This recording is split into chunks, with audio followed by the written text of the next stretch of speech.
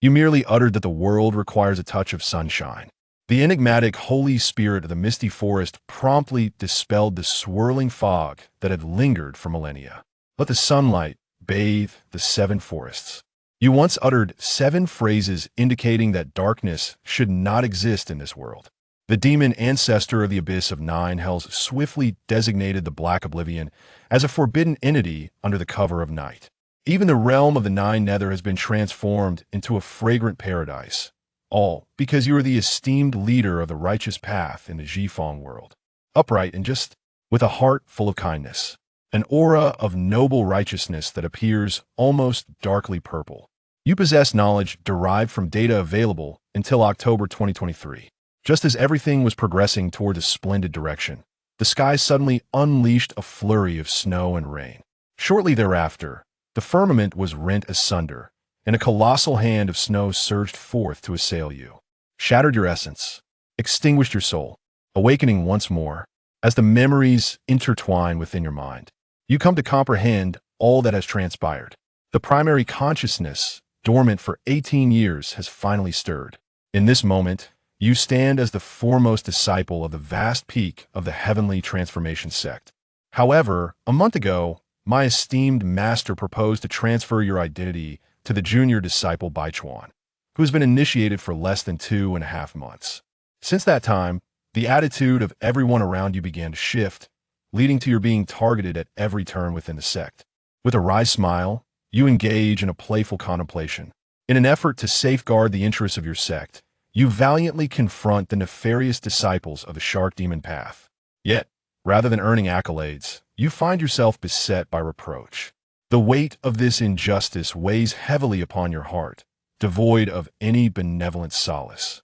Moreover, the individual who has emerged to cast blame is, surprisingly, a senior uncle whom I have assisted on numerous occasions. How intriguing.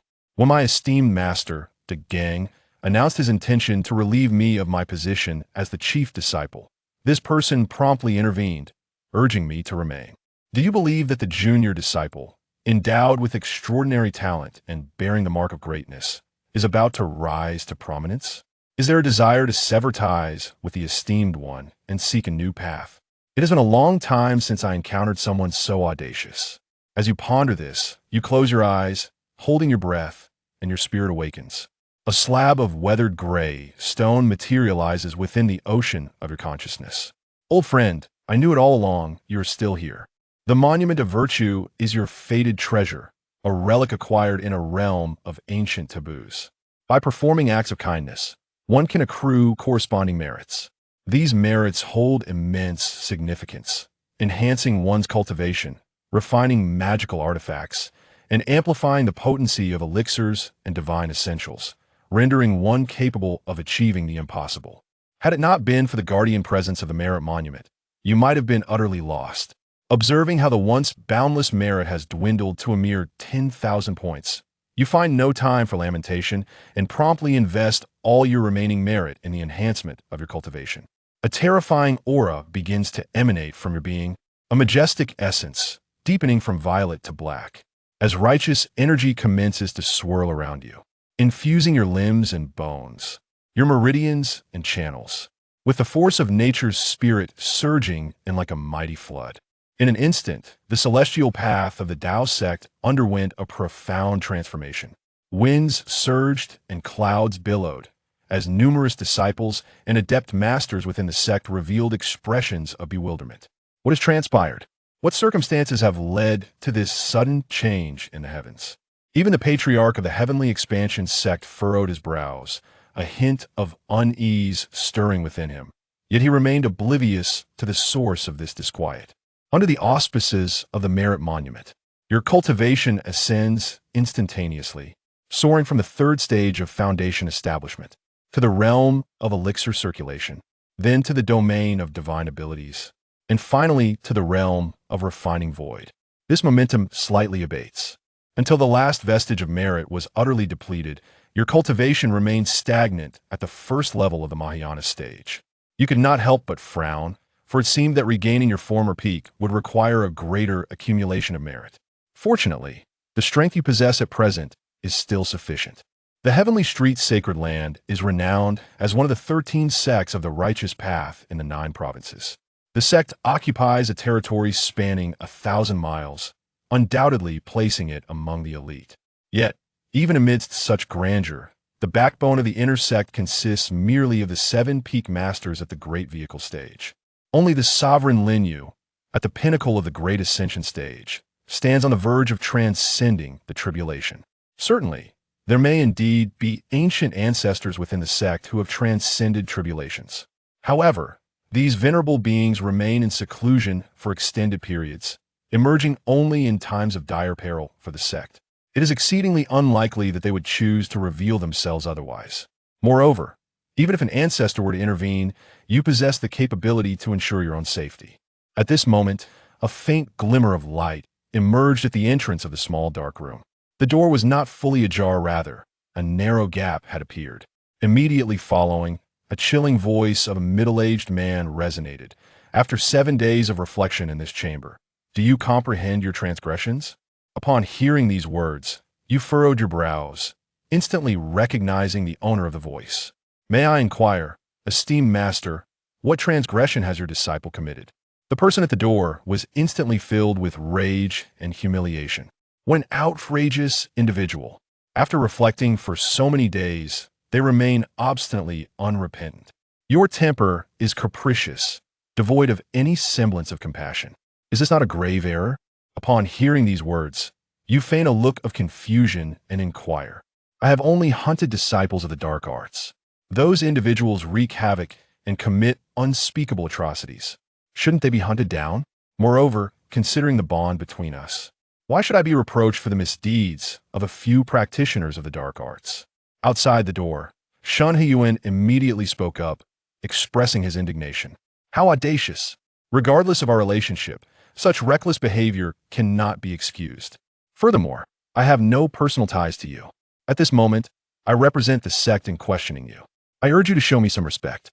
Before you speak, you ought to address me by my title. Upon hearing these words, you immediately burst in a hearty laughter. Manager Shun, how imposing you are. It seems you have forgotten who assisted you in reaching your current position.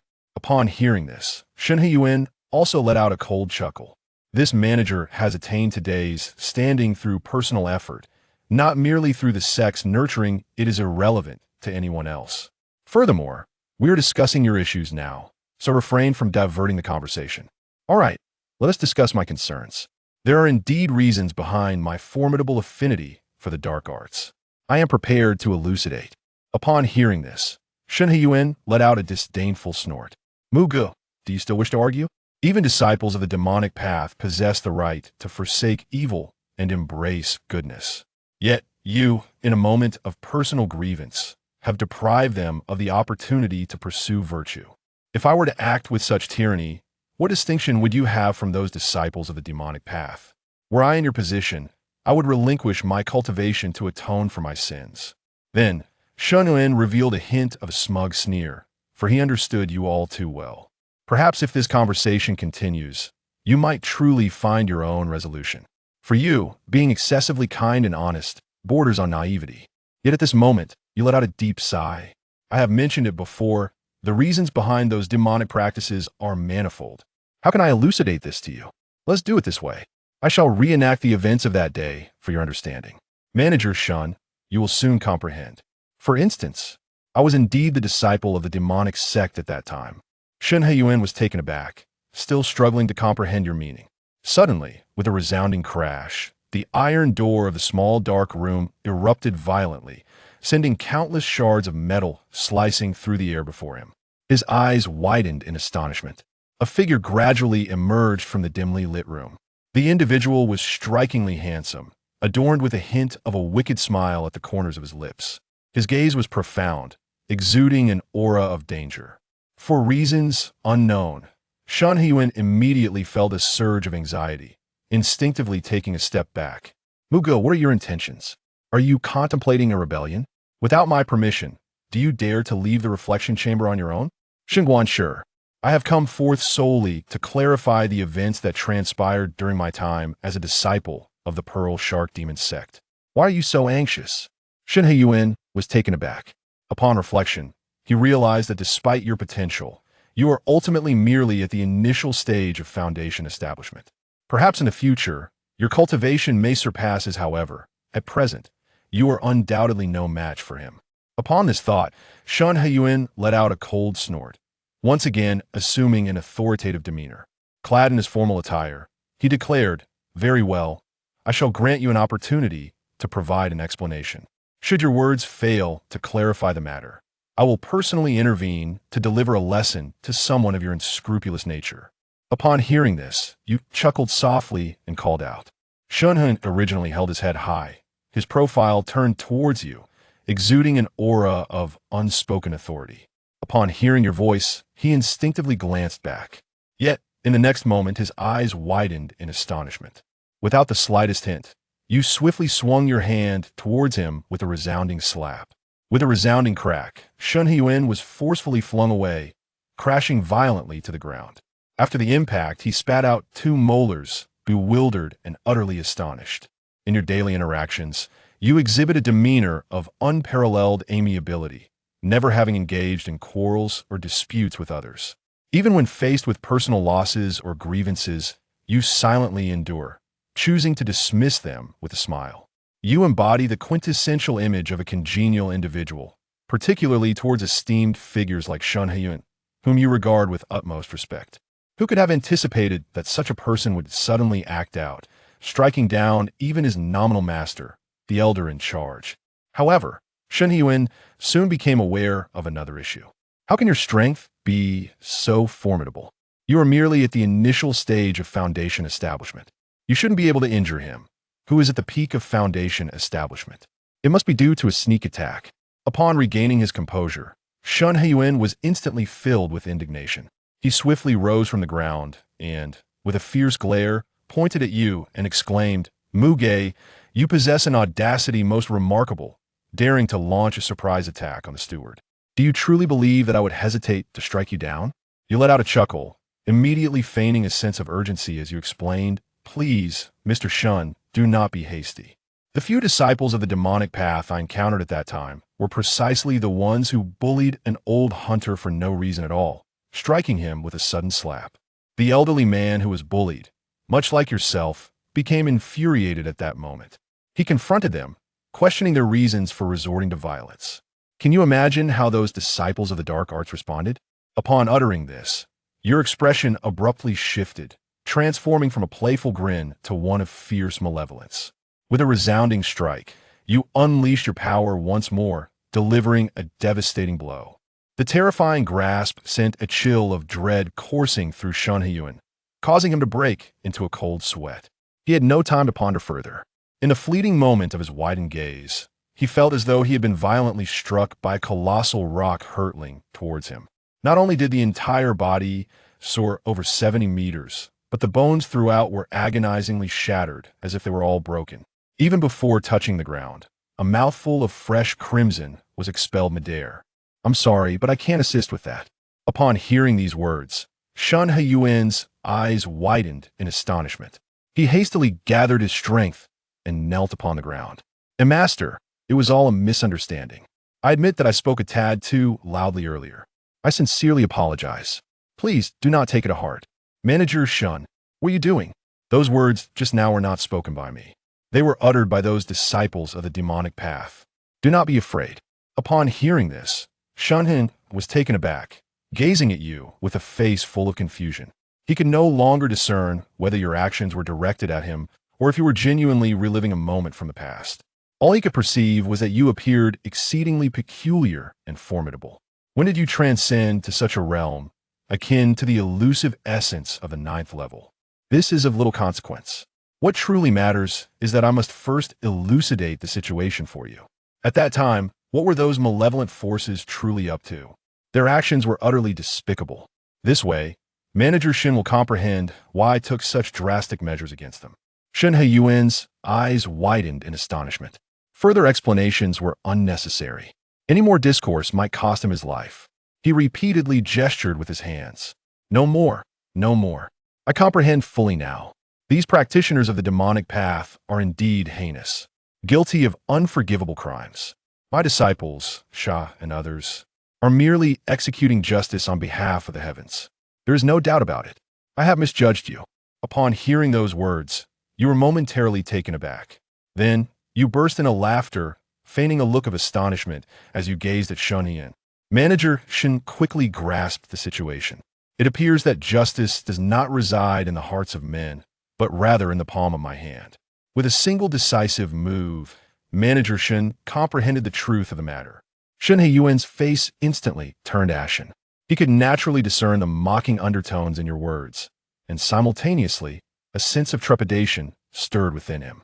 Today, you seemed markedly different from your usual self, and he felt it unwise to provoke you further. He was just about to speak. Unexpectedly, just moments ago, your countenance was one of amiable warmth, yet suddenly your gaze erupted once more with fury. With a swift motion, you raised your hand and struck down upon Shen Heiyuan once again. Shen Heiyuan soared once more, traversing several meters through the air before gliding to a halt upon the ground. Not only were the wolves and foxes left in utter dismay, but a torrent of fresh snow erupted from his mouth like a gushing spring. In that case, I ought to ensure that Manager Shen comprehends the principles of fairness otherwise. What shall we do if you unjustly accuse others again next time? At this moment, Shen Heiyuan was engulfed in sheer terror. Despite having taken every precaution and clutched various advanced spiritual talismans in his grasp, he still found himself utterly defenseless. This pastoral song indeed possesses an otherworldly charm. Although it may not rival the unparalleled essence of Baichuan's extraordinary lineage, its innate talent is undeniably exceptional. Shen, akin to a dog with a severed spine, struggled to rise from the ground. He lay prostrate, gritting his teeth against the agony radiating from his mouth, pleading for mercy. Master, I have erred. I truly recognize my mistakes. I should not have unjustly accused you with baseless charges, nor should I have hastily cast aspersions upon you. I beseech you, strike me if you must, but spare my life. Upon hearing these words, you were immediately taken aback with astonishment. Do you truly believe that my actions towards you are driven by vengeance? How could you harbor such thoughts, Master Shen? It is surprising that you still refer to me as your esteemed nephew, for I, too, regard you as a beloved uncle. This serves as a lesson for you to remember to not repeat your mistakes henceforth. Today you have crossed paths with me had it been someone else. The consequences could have been dire. Upon the utterance of these words, Shen Heiyuan's eyes widened in disbelief, gazing at you with astonishment. Yet he dared not speak further, hastily exclaiming, indeed, your wisdom is undeniable. I shall never transgress again. I vow to amend my ways and strive to be a better person. Upon hearing your words, you nodded solemnly and with great seriousness. It is indeed remarkable that Manager Shen possesses such awareness. In that case, I shall rest easy. Let us proceed. Shen Heiyuan gazed at you in utter bewilderment. What are we to do? He inquired. You were a perplexed expression, having seemingly changed your mind once more. Did you not just declare, with your own lips, your intention to start anew, to avoid reincarnation? How then can you embark on this path of rebirth? Were your earlier vows of transformation merely a facade? As you speak, the chill on your visage deepens, and the predatory glint in your eyes reveals no hint of concealment. Shen Heiyuan was utterly bewildered. It turns out that being reborn could be interpreted in this manner. He immediately became agitated. Disciple, you have misunderstood my intention. I do not wish to be reborn. Then, do you still desire to be a Chusheng? You are so much like Chusheng. Tell me, should you not be Alon? Shen Heiyuan found himself once again in a state of bewilderment, realizing that he was surrounded by nothing but trifles. In a fit of frustration, Shen Heiyuan decided to cast caution to the wind. The rustling of the maple leaves echoed around him, as pastoral melodies played softly in the background. I refuse to believe you would dare to challenge me. No matter how one puts it, I hold the esteemed position of an elder in the sect. Should you dare to infringe upon my law enforcement hall, I shall not let this transgression go unpunished. Neither will your master shield you from the repercussions. Furthermore, by committing such an act against me, you shall inevitably entangle yourself in the web of heavenly retribution and karmic consequences. Do you not fear the backlash of the celestial order, facing obliteration as a result? Upon hearing these words, you were momentarily taken aback. Subsequently, with a grave expression, you remarked, What you say does indeed possess a semblance of truth. It is said that in ancient times there existed a place known as the sacred land of primordial beginnings. Their holy son met his demise at the hands of the celestial path due to the Sharkman Taido. Regrettably, I am a person who does not succumb to superstition. As you suddenly raise your hand, the esteemed techniques of the Heavenly Journey sect unleashed the Grand Desolation Palm, followed swiftly by the Grand Desolation Palm of the Heavenly Transformation sect. In the next moment, a tremendous roar erupted from the cliff of reflection, and a peak was instantly obliterated into fragments. Simultaneously, the entire Heavenly Transformation sect seemed to tremble in resonance. Countless disciples gazed towards the cliff of reflection, pondering what had transpired. A sense of dread pervaded the atmosphere. The masters of the Tianyan Sect furrowed their brows, immediately instructing their subordinates beside them to proceed and investigate. At this moment, you brushed off the dust from your clothing, once again revealing a gentle smile. With a serene gaze directed towards the sky, you ponder the question, what more can you do to me? At this moment, a line of small text suddenly materialized on the monument of merit within the ocean of your consciousness. Reborn as a human, possessing a modicum of virtue. Seeing this, you too must smile with a sense of contentment, old friend. You surely believe that my actions, however audacious, bear merit, do you not? Throughout my several lifetimes, I have treaded carefully, consistently engaging in virtuous deeds and striving to be a good person. Yet, there are still those who seek to portray me as a nefarious figure. In this world, the prevalence of malevolence remains alarmingly high. Fortunately, there exists someone like you who understands me. As you departed from the cliff of regrets, you fortuitously encountered the approaching enforcers, among whom was a familiar face. Enforcement Hall Inspector Lin Xiao, with your closest friend and brother. Pastoral Song, what brings you here? Upon hearing this, you let out a light chuckle. Brother Lin. Lin Xiao instinctively became alert, followed by a cold snort. The steward was currently on patrol. I kindly asked the young pastor to address his position appropriately. Upon witnessing the scene, you could not help but smile. Lin Xiao, for his unwavering commitment to justice, faced violent backlash. It was you who stepped forward to speak out on behalf of righteousness, seeking to restore fairness. However, you too have not been spared from clandestine retribution. While Lin Xiao ventured out to execute a mission for the sect, he fell victim to a treacherous ambush orchestrated by the demonic path. The sect, apathetic to his plight, offered no assistance.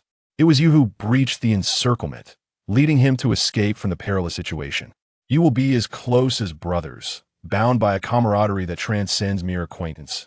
Yet should he request, you may address him by his title. With a hint of mockery evident in your eyes, Lin Xiao let out a cold snort. Do not overthink it. I have always upheld justice with unwavering integrity. I abhor any form of personal misconduct. During my duties, I impose the same standards upon everyone to prevent any misunderstandings that I might act with bias due to personal feelings. So it was like this. Elder Lin, with his unwavering integrity. I must have certainly been mistaken a few days ago. How could it be that while on duty, he not only took the initiative to greet Junior Brother Baichuan, but also referred to him as Brother Baichuan? Upon uttering these words, Lin Xiao seemed to be stripped of his mask of hypocrisy, glaring at you with fierce intensity. That day, I had sought the assistance of Brother Baichuan and engaged in some pleasantries. Do refrain from your sarcastic remarks here. I regarded you as a friend and a brother, and sought to explain myself. Yet, I did not anticipate that you would interpret my intentions with such petty malice. With a disdainful snort, he reflected on his understanding of you having spoken the truth. You would undoubtedly feel immense guilt, perhaps even compelled to offer him a drink as an apology. Yet unexpectedly, you shrugged your shoulders, wearing an expression of indifference. I refrained from uttering a word. And yet, how did you become so vulnerable? It is utterly perplexing. In an instant, Lin Xiao was taken aback. At that moment, he felt an overwhelming sense of injustice, akin to the proverbial 300 taels of silver hidden beneath the ground. His heart was filled with discontent. He desired to voice his thoughts, yet he observed you turning away, completely disregarding him. The unnamed flame within him intensified, yet he could not discern any flaw in you. At that moment, it seemed a thought crossed his mind, and he spoke up. Wait a moment. You turn back to Lin Xiao, offering a serene smile. Is there anything else, Steward Lin? Lin Xiao took a deep breath, forcefully suppressing the displeasure that brewed within. With a cold snort, he remarked, I have heard that Master Lung instructed you to relinquish the position of chief disciple of Hao Miao Peak to the Baichuan brothers, yet you appear rather unwilling to comply. The cold master uncle he speaks of is none other than your own master, the frosty and renowned beauty practitioner of the 9 provinces. The chief of Yifeng has always been determined by strength. The one who is the strongest claims the title of chief. I am unwilling to allow others to speak ill of my junior brother behind his back, suggesting that he is lacking in ability and relies solely on our master's support. He could potentially surpass me to seize the position of chief. I perceive that you're merely seeking hollow fame. My brothers possess extraordinary talents, and although their current cultivation may not match yours, it will not be long before they surpass you.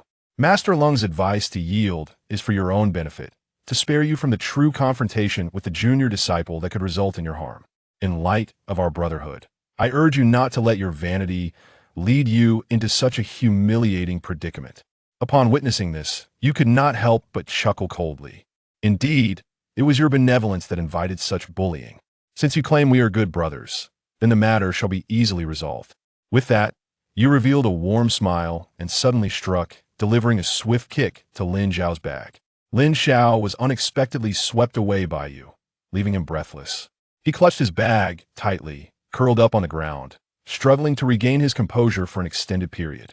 The surrounding disciples of the law enforcement hall finally came to their senses, rushing forward to assist Lin Xiao. You possess great audacity to lay your hands upon a member of the law enforcement. How dare a dignified disciple of the law entangle me in this affair? I was merely striking my dear brother. What connection do you, a steward of the law, have with this? I have consistently referred to him as Steward Lin. It was he who insisted on establishing a relationship with me, claiming to be my good brother. Since it is thus, what is the matter if I have had dealings with my brother? The disciples of the enforcement hall were momentarily taken aback, rendered speechless in that instant. At that moment, Lin Xiao's face flushed crimson, veins protruding prominently. The pent-up anger within him finally subsided. He glared at you with a countenance filled with fury, unable to fathom your unreasonable behavior. I offered my counsel for your own benefit, yet you remain oblivious to my goodwill and even resort to violence against me. Truly, it is as if my sincere intentions have been wasted on one so ungrateful. Having spoken, he turned and departed with those disciples of the law enforcement hall. Were it not for the pressing task at hand, he would undoubtedly take the opportunity to teach a severe lesson to this treacherous and ungrateful wretch. Upon this leaf of merit, a line of small characters appears. Friend, the ghost confounds the heart. You endeavor to rouse him, for there must be merit in your efforts. You nodded slightly. With a sense of relief, you spoke. My old friend, you truly understand me. Before long, you returned to a secluded courtyard on a vast peak. Previously, you resided at the main summit, in a luxurious dwelling exclusive to the chief disciple, which not only boasted an abundance of spiritual energy, but also exuded considerable opulence. Since Baichuan joined the sect, he not only revealed his extraordinary talent with an unparalleled innate ability, but also sparked rumors that he is the kin of a certain venerable ancestor. Your status may plummet in an instant, yet you remain unfazed. As the saying goes, a mountain's height is irrelevant. Its renown stems from the presence of a deity. A river's depth is of little consequence. It becomes enchanted with the presence of a dragon. You are, by nature, a dragon among guests. What need have you for these superfluous embellishments? As you push open the courtyard gate with a casual wave of your hand, the countless merit points inscribed on the monument vanish without a trace. Simultaneously, your surroundings begin to undergo a profound transformation, shimmering with brilliance. The ethereal maple within the yard flourishes, swiftly evolving into a rare and exquisite spiritual essence. Even the sycamore tree before the door gleams with brilliance, radiant in its 5 hues and 10 wonders. Unknown birds alight upon its branches, momentarily awakening the ancient snow veins within. A low murmur resonates, subtly evoking the form of a divine phoenix. In a nearby pond, the resplendent koi fish swim with fervent excitement, gliding to and fro as intricate dragon patterns emerge upon their shimmering scales. You bring in bamboo chairs and stools, basking in the warm sunlight while gathering around the hearth to brew tea, experiencing an exquisite sense of ease and contentment. On the other side of the vast peak, a playful young Qilin abruptly gazes curiously towards the direction of your dwelling. Subsequently, filled with excitement, it swiftly dashes towards that very direction. The official's sudden departure caused the disciples under his care to become anxious. The little Qilin has escaped.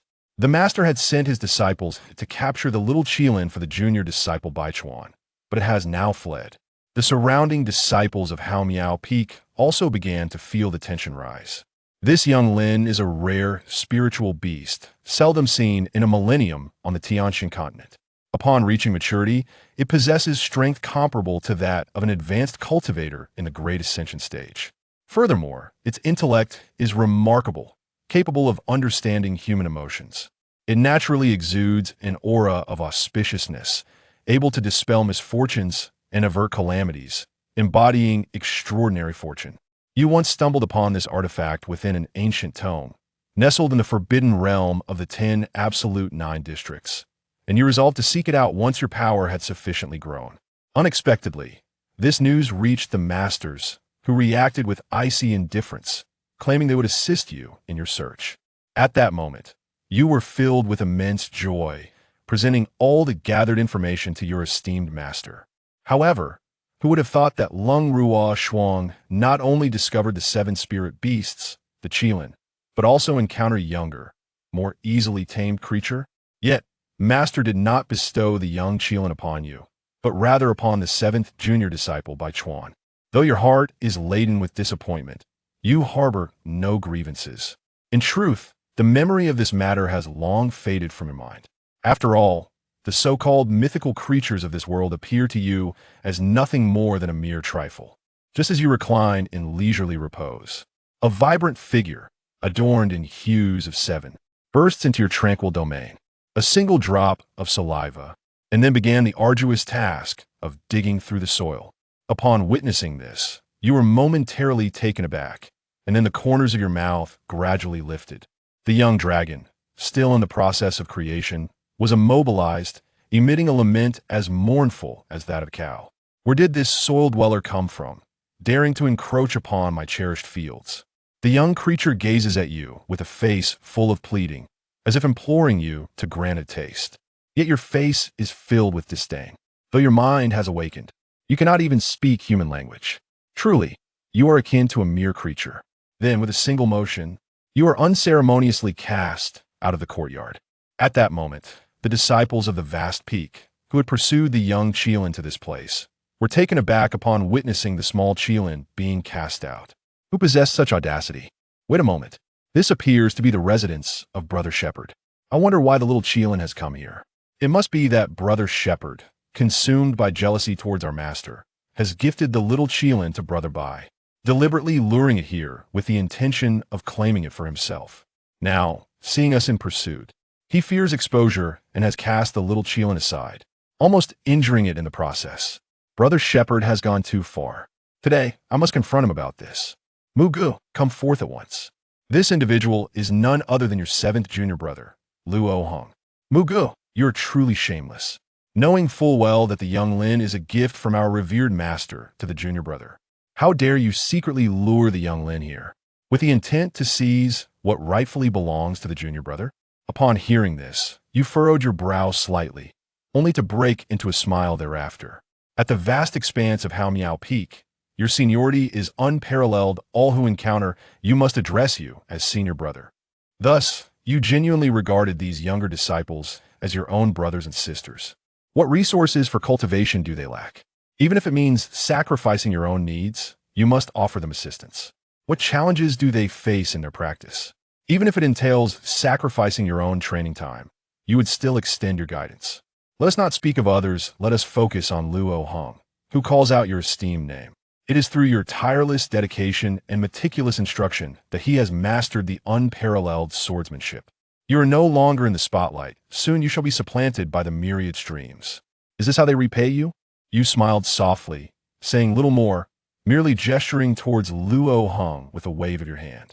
Luo Heng, upon witnessing this, could not help but let out a cold chuckle. What's the matter? Is the truth finally laid bare? Have you nothing left to say? Do you wish to engage me in a game of deceit? Let me make it clear. If you cannot elucidate this matter today, I shall undoubtedly report you to our esteemed master, allowing her to administer a proper lesson.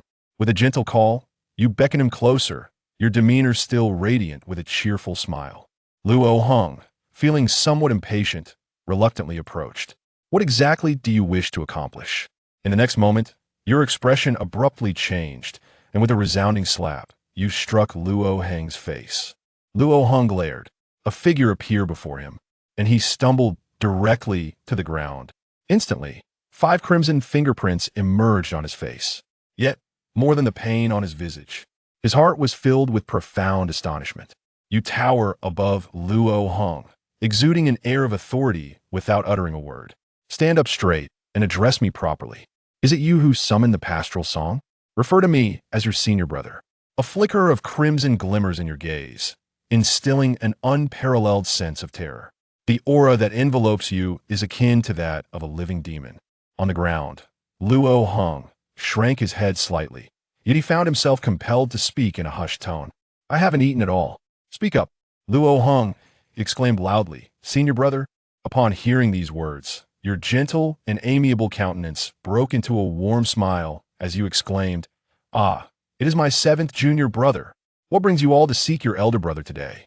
The stark transformation in demeanor, presenting 2 seemingly different individuals, left everyone present momentarily taken aback. However, Luo Heng, who was on the ground, seemed to have been reminded, suddenly gaining confidence. He covered his face and stood up, glaring at you with fierce eyes. Brother priest, we have come today to seek justice for our junior brother. To the junior disciple, I extend the principles of fairness and justice. How did this matter come to be? I certainly did not provoke him. Luo Heng let out a cold snort, immediately pointing to the young Lin, still surrounded by the crowd, struggling to run towards you. The facts are laid bare before us. Brother Mu, do you still wish to argue? You are fully aware that this young Lin is the spirit beast of our junior brother. Why then did you take it upon yourself to lure it here for your own gain? May I inquire, Master Brother, what truly lies in your heart? Upon hearing these words, you comprehend the origin of the matter at hand. It turns out to be that earthworm. You subtly smile, unfazed by the situation. Just as you are about to speak, several figures approach, soaring on their swords. A strikingly handsome young man, around 17 or 18 years of age, exuding an air of youthful vigor and charisma, by Chuan. There is also a stunningly beautiful woman, adorned in a flowing white gown, exuding an ethereal aura. Lu Ruyan. Lu Ruyan cast her gaze upon the little Qilin behind the crowd, then shifted her attention to the figure before her, a frown immediately creasing her brow, revealing a visage of disdain and contempt. Mu Ge, I never anticipated that you would actually steal the young Qilin gifted by our master to our junior disciple. You have truly let me down. However, on the side, Bai Chuan, though slightly furrowing his brow, did not express any intention of blame. Instead, with great magnanimity, he spoke. Esteemed guests, it seems there has been a misunderstanding regarding Brother Mu. He is not a thief. He merely finds the young Lin so delightful that he wishes to engage in playful banter. Rest assured, Brother Mu is certainly not as everyone imagines. Upon hearing these words, the crowd instantly displayed expressions of astonishment and admiration. Some even felt indignation on behalf of Bai Chuan. Junior brother, the evidence is right before your eyes. You still stand in defense of senior brother Muge. The way senior brother Muge bullies you is truly a testament to your remarkable magnanimity. Quietly observing the performances of these individuals, you cannot help but chuckle. Although Bai Chuan is a male disciple, his skills in the art of tea are by no means inferior to those of his female counterparts. As everyone admired the grandeur of Bai Chuan, Lu Ruyan let out a cold snort, casting a fierce glare in your direction. Muge, take a look at her junior brother, then glance back at you. Despite being disciples of the same Haomiao peak, how can the disparity be so vast? You should promptly apologize to our junior brother. At this moment, your corners of the mouth could hardly contain themselves. 2 months prior, you and she were the illustrious couple of Haomiao Peak. For the sake of his fiancée, you devoted everything. Not only did you diligently fulfill the sect's tasks, assisting Lu Ruyin in acquiring essential cultivation resources, but you also aided the Lu family in their advancement. For her and the entirety of the Lu clan, how many times have you narrowly escaped from peril, bearing grave injuries? However, little did one expect that within merely 2 months, she not only gazed at you, her betrothed fiancé, with eyes full of affection, but also developed a romantic relationship with the newly arrived junior disciple. At this moment, you find it impossible to contain your laughter, erupting into a sudden fit of mirth. Within your laughter lies a hint of madness, accompanied by a touch of defiance. Immediately thereafter, your expression shifts to one of gravity, and you earnestly declare, "Everyone has had their say. Is it now my turn to speak?" Your demeanor caused Lu Ruyin to frown slightly, yet she did not dwell on it. With a cold snort, she remarked, "Given the circumstances, what more is there to discuss? What I intended to convey is that you all have misunderstood me. This Chusheng is not the little Qilin of the esteemed disciple, but rather a native creature I have raised, named Wankai." Upon hearing these words, Lu Ruyin immediately fixed her jade-like teeth upon you, casting a disdainful glance. To think that even at this juncture, you still wish to quibble and obscure your transgressions, fabricating lies in the blink of an eye. Whether it be a young dragon or a mere earthworm, do you truly believe we cannot discern the truth? Bai Chuan chuckled softly and said with a calm demeanor, "Senior brother, if you truly cherish this Chu Sheng, I can persuade our master to capture another for you. Why must you resort to such deceitful words to keep me here? Is it not a source of ridicule? You merely called out to the little Qilin, saying, 'Wang, come here.'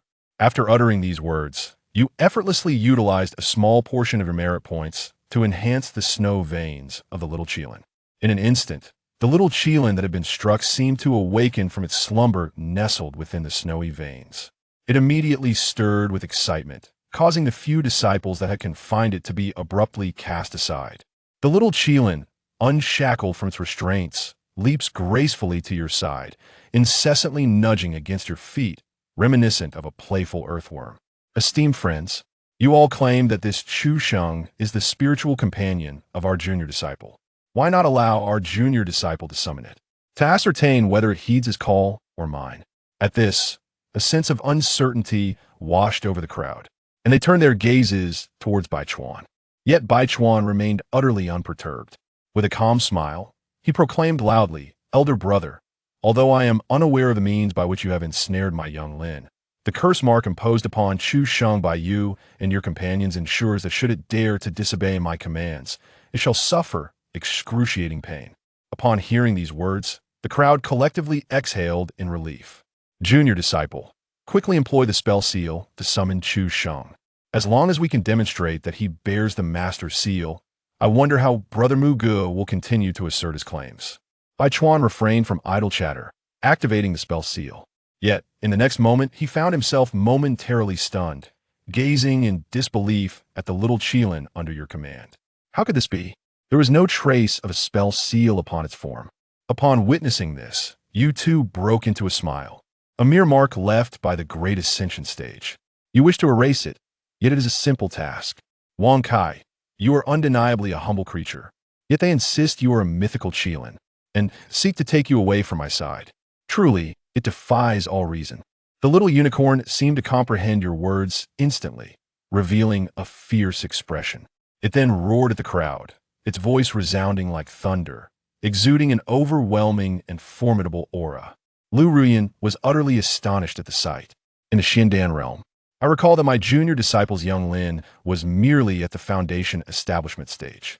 Bai Chuan furrowed his brow, certain that there was something amiss. However, he found himself unable to produce any evidence, leaving him with no choice but to retreat from the confrontation. He immediately clasped his hands in a gesture of respect and said, "I apologize, Brother Mu. We have indeed misunderstood you. This is not my young Lin." Lu Ruyin cast a puzzled glance your way, then shook her head helplessly. Since it was a misunderstanding, it was best to clarify it. Everyone should hasten to search for you, Lin, and not waste time here. You nodded in agreement, and the others followed suit, preparing to turn away. At that moment, you suddenly let out a cold, mocking laugh, a glimmer of madness flickering in your eyes. "Wait a moment. Have your matters been resolved? Is it not my turn now? Chapter 6. This is not a Qilin. Gu Yun's demeanor caused Lu Ruyan to furrow her brow, sensing he was not quite himself. However, she dismissed her concerns with a disdainful snort, questioning what more he could possibly say at this juncture. Gu Yun chuckled heartily before speaking up. What I wish to convey is that, in truth, you have all misunderstood me. This creature is not junior brother Ye's little Qilin, but rather a native dog I have raised, named Wonkai. What? A native dog, Wonkai? The crowd was momentarily stunned, instinctively glancing at the struggling little Qilin, adorned with azure scales, a bovine body, deer antlers, and a dragon's tail. Could this truly be referred to as a native dog? Lu Rian was the first to regain her composure, immediately biting her lip in disgust and directing a scornful gaze at Gu Yun. Gu Yun, I cannot believe that even at this point, you still attempt to wriggle out of your misdeeds, fabricating lies with such brazen audacity. Can we not discern whether it is a young Qilin or a native dog? The other disciples shared her contempt, particularly Luo Hong, who not only rolled his eyes, but also couldn't help but mock. What a stubborn fool. Yi Fan chuckled softly, his demeanor calm as he remarked, Senior brother, if you truly have affection for this creature, I could request Master to procure another one for you. Why resort to such deceitful claims to cling to mine? It is nothing short of a laughingstock. Gu Yun laughed heartily, offering no further clarification, merely calling to the little Qilin, Wonkai, come here. With that, he casually utilized a modicum of merit points to enhance the creature's bloodline. In an instant, the struggling little Qilin paused, as if a flicker of awareness stirred within its dormant lineage.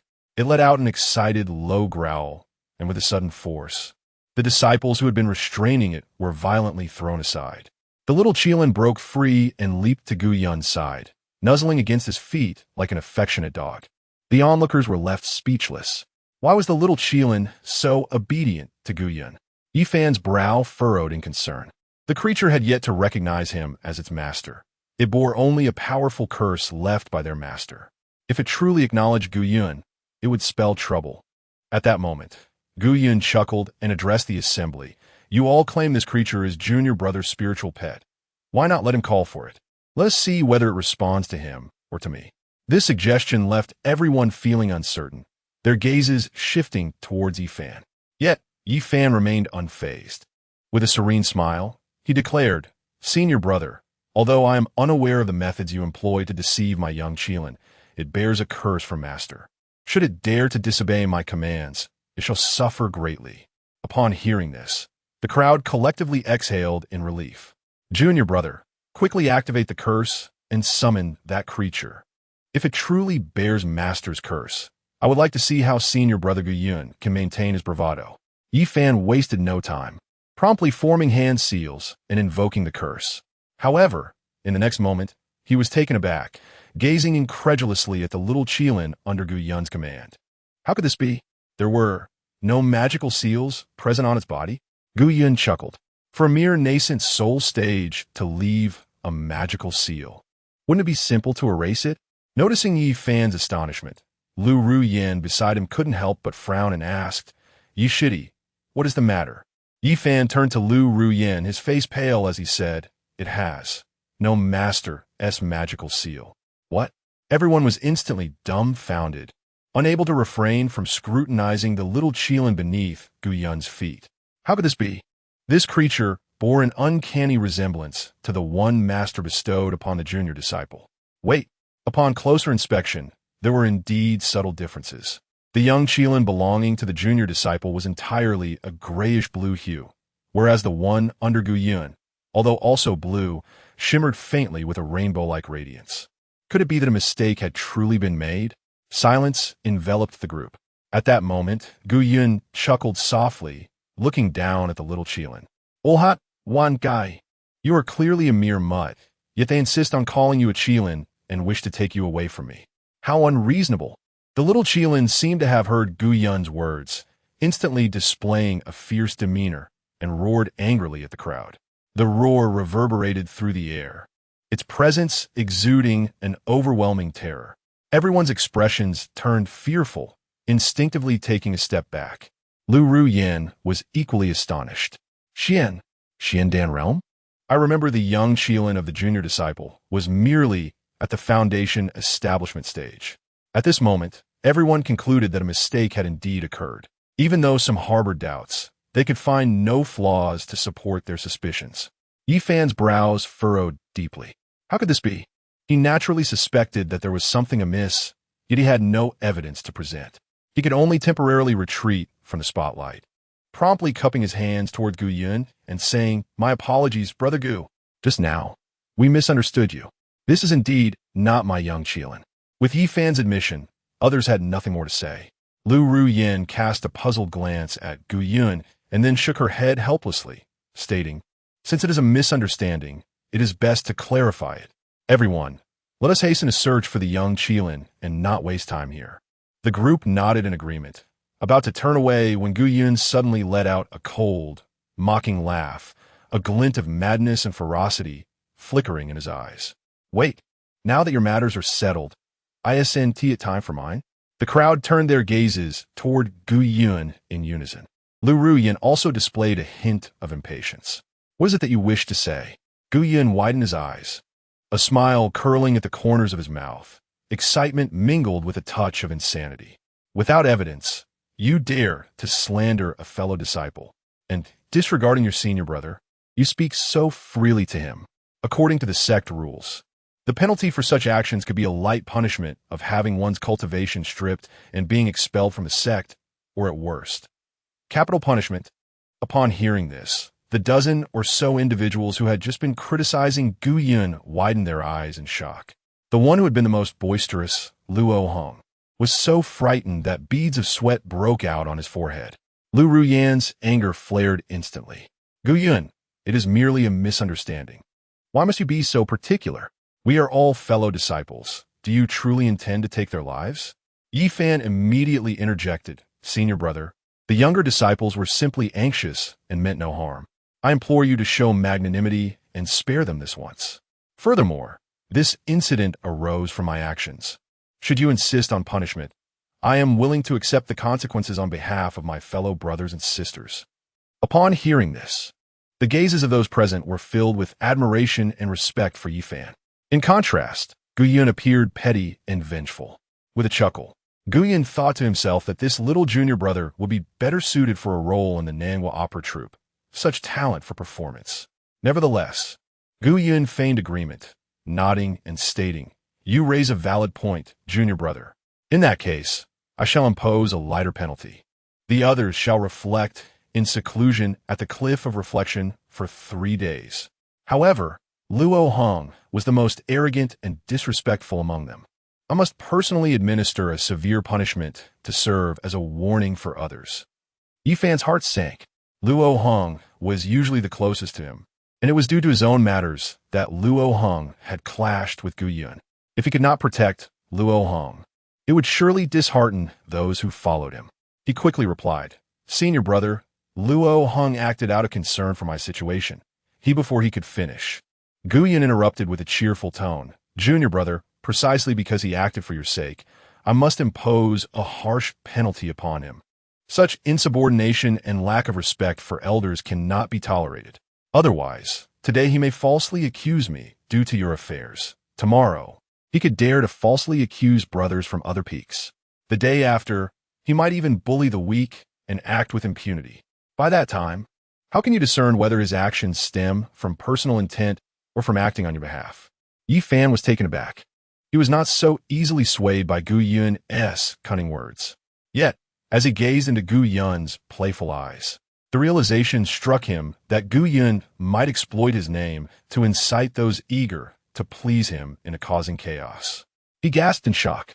"It is said that Gu Yun is honest and simple. I beg to differ."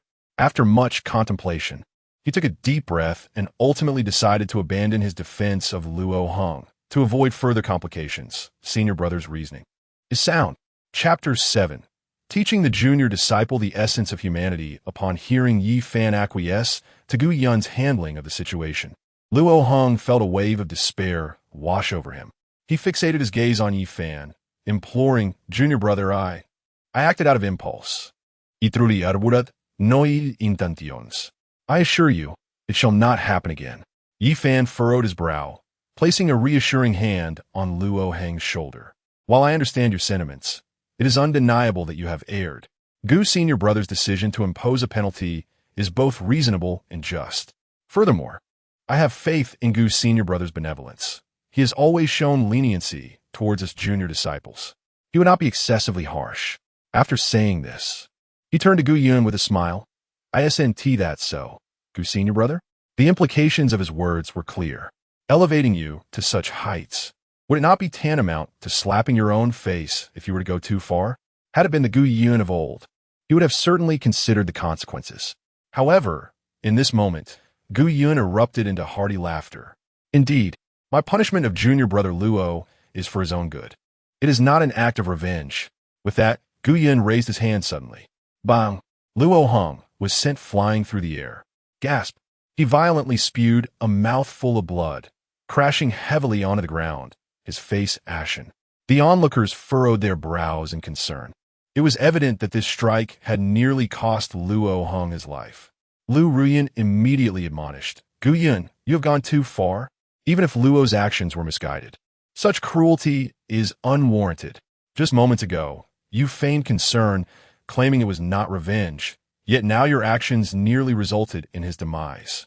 Yi Fan swiftly rushed to aid the severely injured Luo Heng, his demeanor grave and earnest. There is no need to search for Yulin. Attending to senior brother Luo is our priority. With that, he promptly escorted Luo Heng away. The crowd, witnessing Yi Fan's actions, felt deeply moved. For the sake of his brother, he disregarded even the rarest of spirit beasts. This exemplified true camaraderie among disciples.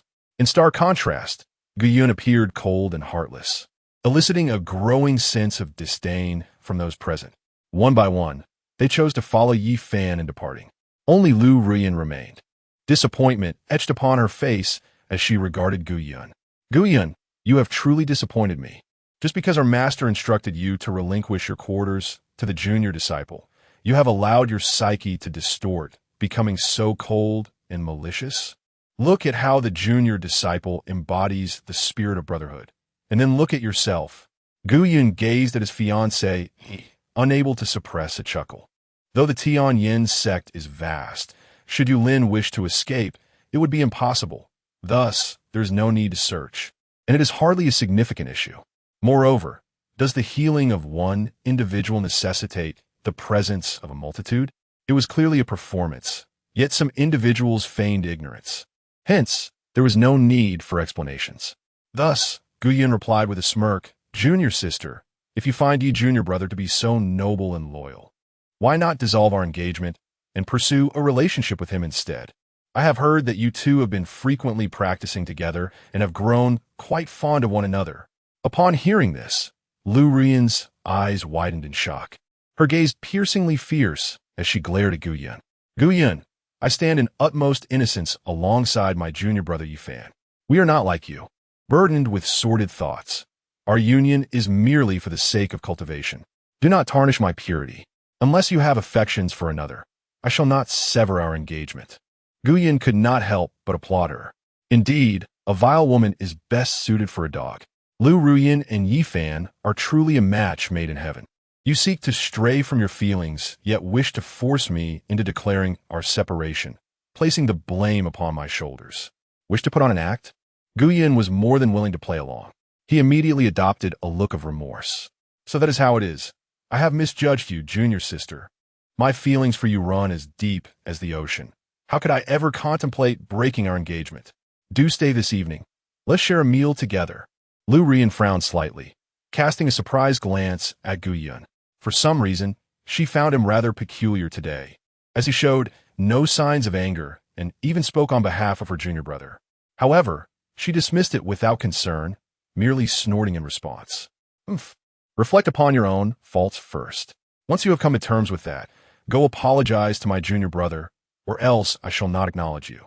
With that, she turned and walked away. Gu Yun chuckled, feeling no ire.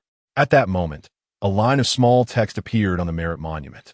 Educating junior brothers and sisters on proper conduct merits virtue. Reward, 100 merits. Gu Yun shook his head in satisfaction. As an elder brother, It is my duty to guide these naive juniors. I shall certainly strive to do better in the future. However, my old friend, have you rewarded too soon? You do not know my nature. I am one to assist others to the very end, to see them home safely. No, to escort the Buddha to the West. How could a mere lesson instill lasting wisdom in my seventh junior brother? With a smirk, he gazed playfully in the direction of the departing crowd. Soon after, the group returned to the main peak, carrying the severely injured Luo Hong. At that moment, Luo Hong was spewing blood, his complexion pale as autumn leaves, on the brink of exhaustion. The others were filled with anxiety. Senior brother Gu was truly excessive. It was merely a misunderstanding, yet he had dealt such a heavy blow to senior brother Luo. What shall we do now, with such severe injuries? It seems we can only seek Sister Su Yao for healing. Yi Fan, observing the chaos, immediately spoke up. Everyone, do not panic. I possess a healing elixir bestowed by our master, a divine medicine of the earth grade. Treating senior brother Luo will certainly not be an issue. I did not have on me earlier, which is why I brought senior brother back to retrieve it. Upon hearing this, everyone was taken aback. What? Earth grade divine medicine? In the Xuantian Continent, elixirs are categorized into 5 ranks: sacred, heavenly, earthly, profound, and yellow. The most ordinary yellow-grade elixirs are already quite precious, with even the cheapest costing hundreds of spirit stones. The profound grade fetches thousands, while the earth grade is exclusively possessed by peak masters and sect leaders, and even then, their numbers are exceedingly scarce.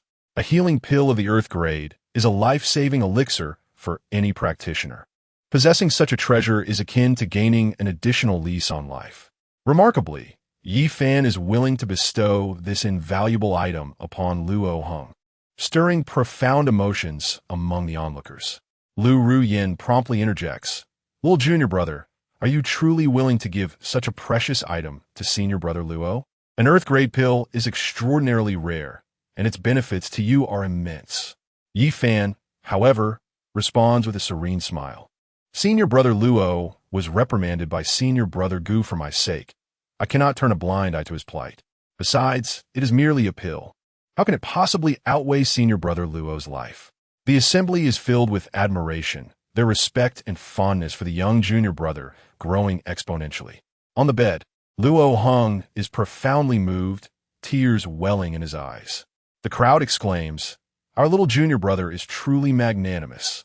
Lu Ru Yin smiles with satisfaction, remarking, "If Gu Yun possessed even half of the heart of our little junior brother, Luo junior brother would not be in such a predicament." Yi Fan, unable to suppress a smile, calmly replies, "Enough of this. Let us attend to senior brother Luo first." He then produces a golden pill, no larger than a peanut, and administers it to Luo Hong. As the pill is unveiled, the room is instantly filled with a fragrant aroma of medicine. Just the scent invigorates the mind and uplifts the spirit. The crowd rejoices, exclaiming, "Senior brother Luo is saved." Chapter 8. In ruins as a golden elixir was administered. A flush of color returned to Luo Hong's face, and vitality flickered in his gaze. A collective sigh of relief swept through the crowd. In critical moments, it was the little junior brother who proved indispensable. Had it not been for his unwavering righteousness, Luo Hong would have surely faced peril. With his extraordinary aptitude, bearing the supreme bone and commendable character, he was undoubtedly deserving of the title of chief at Haomiao Peak. It was unfortunate that senior brother Gu Yun placed such undue importance on hollow accolades, delaying the rightful succession of the position to the little junior brother. A faint smile graced Luo Hong's pallid lips as he parted them, yearning to express his gratitude. Suddenly, his eyes widened, and his complexion shifted dramatically. With a violent cough, he spat forth a mouthful of blood. Almost instantaneously, his eyes rolled back, and he fell into unconsciousness. The sight left everyone in a state of bewilderment. What? What just happened? Why did things take such a turn? Wasn't he the little junior brother administering an earth-tier elixir? Junior brother, what has happened to senior brother Luo? Indeed, why does it appear that senior brother Luo's condition has worsened? Yi Fan furrowed his brow, astonished. This cannot be. The elixir I provided was certainly of earth-tier quality. Though a substandard product with limited efficacy, it should not have harmed him. Lu Ru Yin seethed with anger. This must be the work of Gu Yun. It is all his fault. Others, too, were taken aback, exchanging glances with Yi Fan before echoing in unison. Indeed, it is Gu Yun's fault. Had it not been for him today, Senior Brother Luo would not be in such a state. Even if Senior Brother Luo were to perish today, it would be Gu Yun who bore the blame. Hearing these words, Yi Fan felt a slight sense of relief and was about to speak when a cold scoff rang out from behind the assembly. Should you dare to continue with your baseless accusations, I shall tear your mouths asunder. Everyone froze, turning to see a woman clad in a flowing emerald gown, her appearance ethereal and her demeanor exuding wrath. Su Suyao? She, too, was a disciple of Hao Miao Peak, specializing in the healing arts. Lu Ru Yin could not help but frown. Normally, all disciples upheld impartiality, yet Su Yao consistently showed favoritism towards Gu Yun. Without hesitation, she retorted, "Junior Sister Su, you lack the qualifications to judge without knowing the full circumstances. Do you presume to know my understanding of the situation?" Su Yao shot back, her glare piercing. "If I were unaware, how could I have known that Luo Hong was injured and rushed here to provide aid?" Lu Ru Yin was momentarily taken aback. She came to treat Luo Hong? How did she know he was injured? Before Lu Ru Yin could ponder further, Su Yao had approached her, sternly commanding, "Step aside. Do not hinder my efforts to save him." Lu Ru Yin's jaw tightened, yet she found herself at a loss for words and could only retreat a step. Swiftly, Su Yao arrived at the bedside, examining Luo Hong. Yi Fan regarded Su Yao with curiosity, unable to contain his inquiry. "Sister Su, what is the situation with Brother Luo Hong?" Su Yao furrowed her brow, not responding immediately. Instead, she swiftly retrieved a row of silver needles from her medicine box. Enveloping the needles with her spiritual energy, she began to administer acupuncture to Luo Hong. Before long, his complexion gradually improved, and his injuries seemed to stabilize. Su Yao let out a subtle sigh of relief and calmly spoke.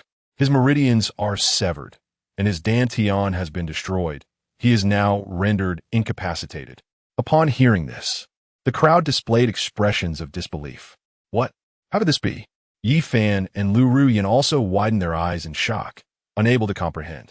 At this moment, Su Yao spoke again. "Luo Hong was struck by a palm from Brother Gu, and although the injury is grave, his life is not in danger. However, for some unknown reason, a surge of powerful spiritual energy erupted within him, causing his injured meridians to collapse completely under the pressure. What transpired on his way back? Or what did he consume?" The crowd suddenly fell silent, turning their gazes towards Yi Fan. His face instantly turned ashen. Could it be because he had given him an earth-grade healing elixir? Su Yao immediately perceived the clue and promptly questioned Yi Fan. What exactly happened? Yi Fan's face flickered between shades of green and purple. Even if he wished to deny it, it was hardly plausible. With so many eyes upon him, he could only brace himself and admit, I saw that Brother Luo's injuries were severe, so I gave him an earth-grade healing elixir. Upon hearing this, Su Yao was filled with indignation. Nonsense. Luo Hong is merely at the body refinement stage, and with his meridians damaged, he cannot withstand the spiritual energy from an earth-grade elixir. How dare you act so recklessly? Yi Fan fell silent. Who could have anticipated such an outcome? He had only intended to help. Lu Ru Yin, noticing Yi Fan's lowered head and expression of guilt, immediately revealed a sympathetic countenance. She then attempted to mediate, saying, "Sister Su, this incident cannot solely be blamed on the junior brother. Moreover, I have never heard of anyone encountering trouble after consuming a high-grade healing elixir. The junior brother certainly did not know. Since he is alive, isn't that sufficient? In my opinion, this matter should be attributed to Gu Yun, had he not inflicted the injury."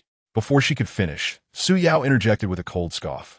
Had it not been for Brother Gu, Luo Hong would already be dead. Luo Hong himself, lacking evidence, sought to blame Brother Gu. It is only natural for Brother Gu to impose punishment. However, after striking, Brother Gu also felt distressed and specifically sought me out to provide treatment. Had I arrived even a moment later, Luo Hong would have been lost to you. At that point, you would have shifted the blame on a Brother Gu, wouldn't you? What? It was Gu Yun who sent Su Yao here. The crowd fell silent. In any case, it was evident that Yi Fan had erred. No matter how they pushed, the blame could not be placed on Gu Yun. Lu Ruyan also did not expect that Su Yao had been sent by Gu Yun. In an instant, she found herself at a loss for reasons to further criticize Gu Yun. Su Yao paid no heed to the crowd, tidied her belongings, and rose to depart. As she approached the entrance, she slightly turned her head to glance at the crowd and coldly remarked, regarding today's events, "I shall report the truth to our master once he emerges. Do not harbor any malicious thoughts or attempt to slander Brother Gu Yun." With that, she turned and walked away. Upon hearing this, Lu Ruyan was instantly incensed. What did she mean by that? It sounded as if they were deliberately framing Gu Yun. The incident today was instigated by him. Although junior brother Yi Fan had unwittingly caused trouble, it was not done with malice. Why was she so biased against him? The others echoed her sentiments. Indeed, Sister Su, that was rather extreme. Yi Fan forced a bitter smile. Sister Ruyan, let it be. I did err today. Moreover, Sister Su has always had a good relationship with Brother Gu Yun. It is only natural for her to harbor prejudice against me. Meanwhile, after Su Yao departed, she made her way to Gu Yun's residence. At that moment, Gu Yun was instructing the little Qilin, or rather, the earth dog Wang Kai, on how to fetch water for the sky. After all, Gu Yun never kept idle dogs under his command. Su Yao pushed the door open and saw Gu Yun's upright silhouette, a faint smile instinctively gracing her lips. Brother, Luo Hong has survived, but his cultivation has been ruined. You should not blame yourself too much. This is not your fault. It is all due to Yi Fan's impulsiveness in administering the wrong medicine. The corners of Gu Yun's mouth twitched, more difficult to suppress than a flying sword. This was indeed a result of the hidden force he had left within Luo Hong. Yet, he feigned sorrow as he replied, "Is that so? What a pity." Sighing, he added, "Alas, it is my inadequacy." Saving a life. A small act of virtue. Reward. 800 merit points. Root bone 10. Su Yao was taken aback. Brother, you laughed out loud. Is that not a bit too obvious? However, she had long harbored disdain for the ungrateful Luo Hong. If he was ruined, so be it. Who cared? She slightly bit her lip and produced a vial of elixir. Brother, last time, I borrowed some gathering spirit pills from you, and I have come to return them. However, I only have one vial. I will repay the rest slowly. Gu Yun was momentarily startled, regarding Su Yao with curiosity. Junior sister, I do not recall lending you any elixirs. Su Yao's face flushed, her gaze evasive as she nervously replied, Brother helps so many. It is only natural to forget. You, just take it. I know, Master has been favoring junior brother recently, cutting off many of your cultivation resources. You could certainly make use of this. Gu Yun chuckled softly, then stepped closer to Su Yao, slightly bowing as he leaned in. The two were suddenly mere inches apart, and Su Yao could even feel Gu Yun's warmth. Her face reddened further, her hands instinctively tightening around the vial. Gu Yun narrowed his eyes, smiling faintly. Junior sister, everyone on Hao Miao Peak avoids me like the plague, yet you still think to offer me elixirs. How kind of you. You, would he happen to have feelings for me? Would you? Su Yao was taken aback. Brother, are you being so direct? Chapter 9. The performance. Su Yao gazed into Gu Yun's tender eyes. A fleeting shadow of disappointment crossed her gaze, and she lowered her head slightly, speaking with calmness. Senior brother, please do not misunderstand. I am well aware that I am unworthy of you. Furthermore, you are betrothed to senior sister Lu Ruyan, and your bond is profound. I would not dare to overstep my bounds. She had witnessed Gu Yun's unwavering devotion to Lu Ruyan and naturally refrained from harboring any further thoughts. Gu Yun smiled gently, offering no rebuttal, but instead inquired, If I were to ask you to assist me, would you oblige? Su Yao was taken aback, lifting her gaze to meet his, and resolutely replied, I would gladly accept any task. Gu Yun smiled slightly. Then, please teach that mutt how to fetch water, tend to the garden, and while you're at it, prepare dinner. I find myself a bit hungry. Su Yao was bewildered. Huh? She looked at Gu Yun, perplexed as to his meaning. Gu Yun, equally puzzled, asked, Are you unwilling? Regaining her composure, Su Yao did not hesitate. And no, she thought to herself that surely senior brother had felt neglected these past few days and sought a reason to keep her by his side. Thus, How could she possibly refuse? And so, in the small courtyard, there lay an elderly man, accompanied by a young woman preparing a meal, and a mutt fetching water with its mouth clamped around a ladle. Meanwhile, at the law enforcement hall of the Tianyan Sect, a disciple reported to the elder, "Elder, I have just returned from investigating the Cliff of Reflection. We discovered a destroyed mountain peak, but nothing else of note." The two elders, sipping their tea, responded promptly. "Were there any casualties?" Lin Xiao immediately replied, "As of now, none have been reported. However, I have left a few disciples nearby to continue searching, and should any news arise, I will inform you both without delay." Additionally, while on my way to the Cliff of Reflection, I noticed that Gu Yun from the Haomiao Peak seemed to be coming from the site of the incident. The two elders chuckled. "Gu Yun? He is the chief of Haomiao Peak, isn't he? With such a commotion, it is unlikely he could be involved. Wait a moment, I have heard that he has an ongoing feud with Yi Fan of Haomiao Peak." Lin Xiao nodded vigorously. "Indeed, he is a man who covets fame and has persistently refused to relinquish the position of chief to junior brother Yi." The elders exchanged glances before turning their attention back to Lin Xiao. One of them spoke. "Lin Xiao, I have heard that you are well acquainted with Yi Fan. Are you aware of the recent rumors that he is a descendant of the venerable Yi ancestor? Is there any truth to this?" Lin Xiao chuckled lightly. "Junior brother Yi has always been low-key and never boasts about such matters, so few are privy to the truth. However, he has indeed mentioned to me that he is related to the Yi ancestor. Were Gu Yun to hear this, he would surely find it amusing. The entire sect was already aware of his lineage as a descendant of the Yi ancestor. To call him low-key?" The two elders of the law enforcement hall nodded solemnly and declared, "This Gu Yun is of questionable character, daring even to target Ye's nephew. He must certainly be connected to the incident at the Cliff of Reflection. We cannot allow any villain to escape justice. Bring that scoundrel to me.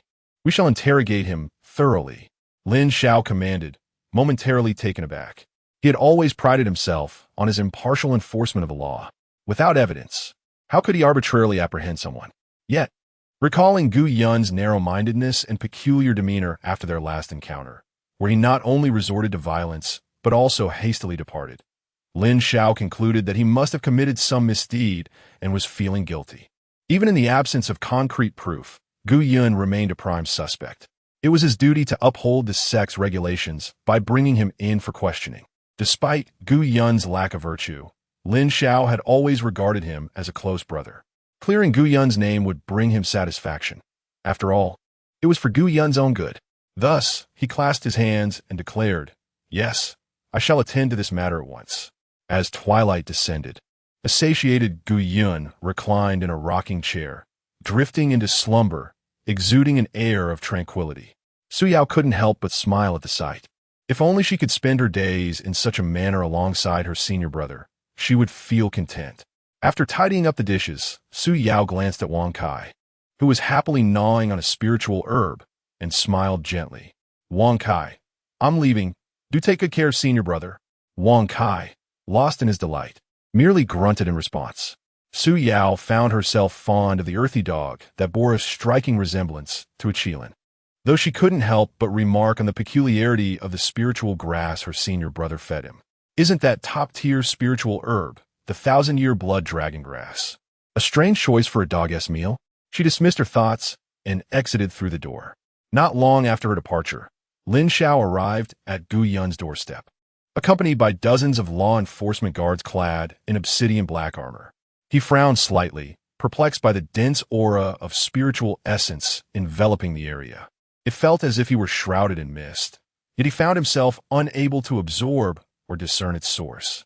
He shook off the thought and turned his attention to Gu Yun's courtyard, calling out coldly, "Where is Gu Yun?" From his reclining chair, Gu Yun opened his eyes languidly.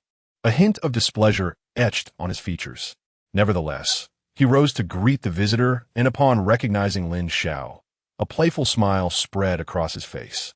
"What brings you to my humble abode, Elder Lin? Do you have some guidance for me?" Lin Xiao huffed disdainfully. "Gu Yun, upon your return from the Cliff of Reflection, there were signs of a scuffle. Are you involved in this affair?" Gu Yun chuckled, replying with a question of his own. "Elder Lin, one must not speak carelessly. Do you possess evidence?" Lin Xiao's expression remained impassive, his gaze fixed on Gu Yun with palpable intensity. "Gu Yun, I'm attempting to assist you. If you confess to your misdeeds, I can intercede on your behalf to mitigate your punishment. Do not be foolish. Speak quickly. Gu Yun's laughter grew louder.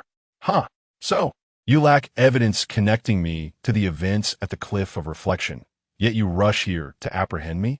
Oh, how you truly are a good brother. Looking out for me. Lin Zhao's face flushed with anger and humiliation. He stepped forward, seizing Gu Yun by the collar. Do not push your luck, Gu Yun. Are you forcing my hand? With that, he unleashed the full force of his peak foundation establishment cultivation, following him to apprehend Gu Yun. The guards immediately drew their long knives, poised for action. Gu Yun smiled with amusement, realizing that his brother was truly bewitched, unable to be awakened even after a beating. For the sake of his dear brother, he felt compelled to accompany him to the law enforcement hall. Thus, with a light chuckle, he calmly stated, "Good brother, no need to be agitated. You merely wish for me to accompany you to the law enforcement hall, correct? Very well, I shall go with you. Let's clarify our words." Lin Zhao scoffed disdainfully, well aware that Gu Yun's foundational strength was no match for him, yet he remained obstinate. If only he had acted sooner. Gu Yun was indeed one who feared authority but disregarded virtue. Lin Zhao then produced a set of chains, casting them at Gu Yun's feet. "Put these on and come with me." Gu Yun glanced at the chains, then at Lin Zhao, and replied with a smile, "Good brother, I have yet to be convicted. According to the rules, there is no need for such measures. Should I be proven innocent, you could be held guilty of dereliction of duty." Lin Zhao snorted coldly. "At this juncture, you still consider yourself innocent? Once we arrive at the law enforcement hall, you will undoubtedly confess everything." Chapter 10. I bear virtue. The Heavenly Transformation Sect, after all, is one of the 13 righteous sects across the 9 provinces, boasting a lineage that spans millennia. Its rules are meticulously crafted and rather stringent. The enforcement hall employs particularly ruthless methods, possessing a myriad of ways to compel suspected disciples to confess their crimes. However, the truth of how many are genuinely guilty and how many are coerced remains shrouded in uncertainty. Gu Yun, bound by iron chains, was brought to the enforcement hall. Without any inquiry, he was taken directly to the torture chamber. He was forced onto a wooden stool, surrounded by a basin of burning charcoal, within which a red-hot iron was nestled. To his left lay an array of torture instruments, iron hooks, long needles, and small curved blades, each exuding a potent scent of blood. Coupled with the chamber's oppressive atmosphere, anyone would be overwhelmed with trepidation. Yet, Gu Yun maintained an air of calm, even sporting a hint of a mocking smile. Lin Zhao, witnessing Gu Yun's demeanor, was instantly incensed. "Gu Yun, I offer you one final opportunity. Will you confess? Are you involved with the matters of the thought reflection cliff, or not?" Gu Yun chuckled lightly, responding with indifference, "I am not." Lin Zhao gritted his teeth in frustration. "Are you still being obstinate? We were once brothers. Do not compel me to resort to torture." Unable to contain his laughter, Gu Yun retorted, "You truly possess a talent for jest, Lin. I say I have no connection, yet you disbelieve me. You wish to extract a confession through harsh means, yet claim I am the one coercing you? You are indeed a good brother." Lin Zhao snorted coldly, stubborn to the core. "I have exhausted all pleasantries. Since you refuse to recognize the gravity of your situation, do not blame me for forsaking our brotherhood." With that, he signaled to the guards on either side, coldly declaring, "Commence with 30 strikes of the ice and fire rods. I shall see just how long he can maintain his defiance." The guards were momentarily taken aback. "Begin with the ice and fire rods? This is the most severe punishment in the chamber.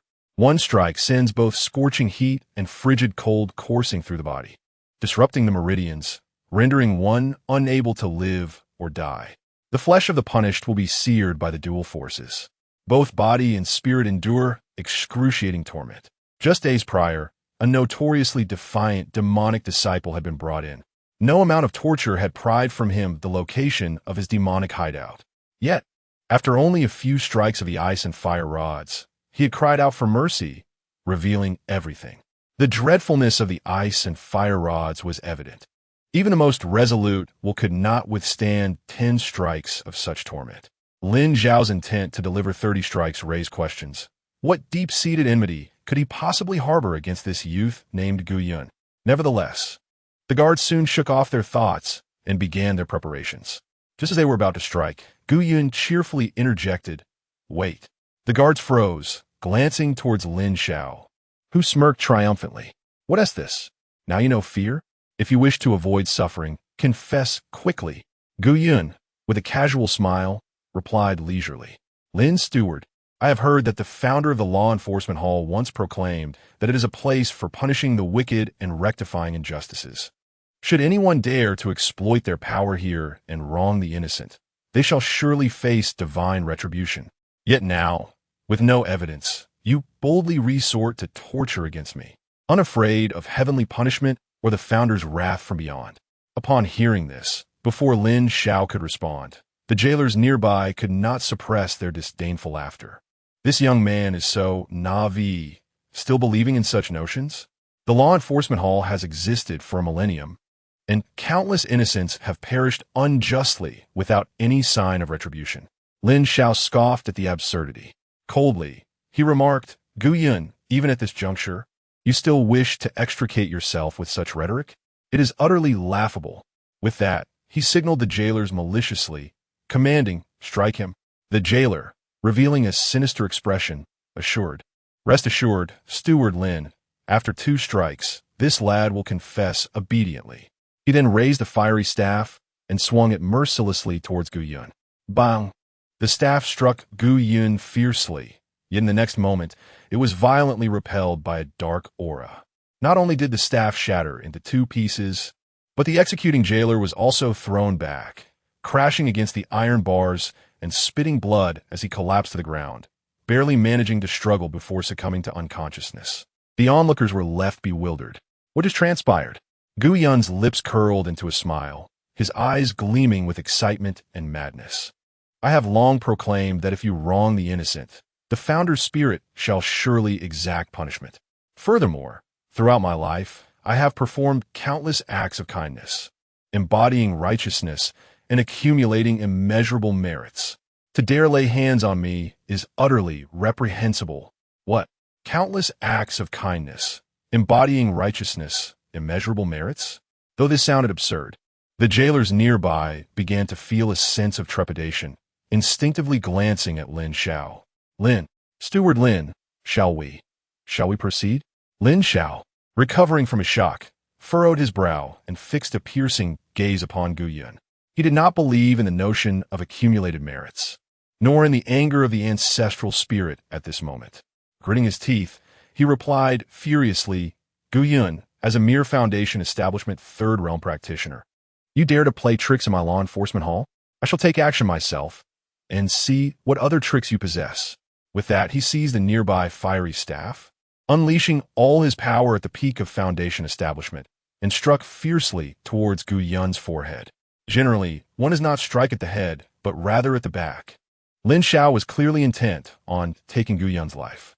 However, in the next second, bang, clang, ding, Lin Xiao was also sent flying, crashing heavily to the ground, blood spilling from his mouth. In excruciating pain, cold sweat trickled down his forehead as he incredulously gazed at Gu Yun. How could this be possible? Gu Yun sat confidently in the interrogation room, laughing maniacally. "I have long proclaimed my innocence. The ancestors in heaven are watching and shall not permit you to harm me." Although Lin Xiao did not subscribe to Gu Yun's assertions, he felt a twinge of unease at that moment. The stone tablet outside the law enforcement hall indeed bore inscriptions warning that anyone caught deceiving within its confines, wronging the innocent, would incur the wrath of the ancestors in heaven. Yet, were these not mere platitudes? How could they possibly be genuine? After all, in his years at the law enforcement hall, he had never witnessed such words come to fruition. Why then did they seem to manifest in Gu Yun's case? The surrounding jailers were palpably anxious. Lin Xiao, a peak Foundation Establishment cultivator, found himself at a loss against Gu Yun. How could others possibly fare any better? "Lin, Steward Lin," one of the jailers stammered, "I sense something amiss about this fellow. Perhaps we should report to the 2 esteemed elders of the hall." The 2 elders, being of the Xiandan realm, would certainly bring their authority to bear. Furthermore, within the law enforcement hall, cultivator levels were suppressed, Even if Guiyun were at the refining void stage, he would be subdued by the two elders with ease. Lin Shao clambered awkwardly to his feet, wiping the blood from the corner of his mouth. With a fierce glare directed at Guiyun, he declared, "Guiyun, for the sake of our brotherhood, I could have spared your life. Alas, your obstinacy compels me to summon the two elders. Today, even if you were to be killed, it would bear no consequence to me." With that, he clutched his chest and promptly turned to leave. Chapter 11. Are you truly certain it is I? After Lin Shao departed, Guiyun Shao, still bound by chains, found himself in a state of heightened elation.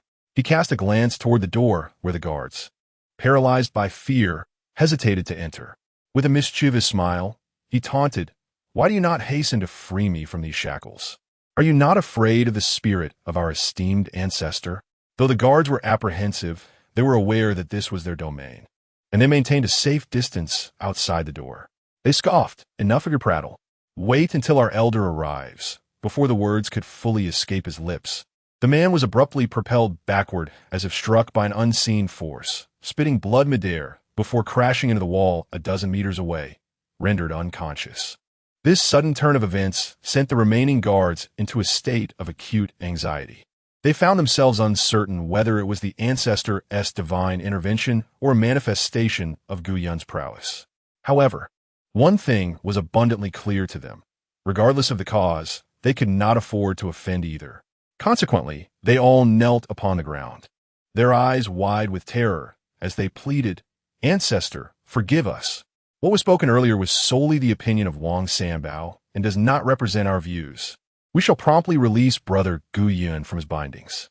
Having uttered this, they bowed repeatedly before summoning their courage to approach the cell and unshackle Guiyun. Pleased, Guiyun nodded in approval. "Indeed, you are administering justice with integrity. The ancestor's spirit shall not hold you accountable." The guards, thoroughly terrified, could only nod in agreement, too fearful to speak. Educating the masses, upholding the law, one must earn merit. Reward, 100 merits. Subsequently, the guards brought tea and pastries, attending to him with utmost care. Yet, it was not long before two middle-aged men clad in black robes strode in with urgency. Upon witnessing Guiyun leisurely enjoying his tea and snacks in the interrogation room, their anger ignited. "Wretched fool, do you take our law enforcement hall for a tea house?"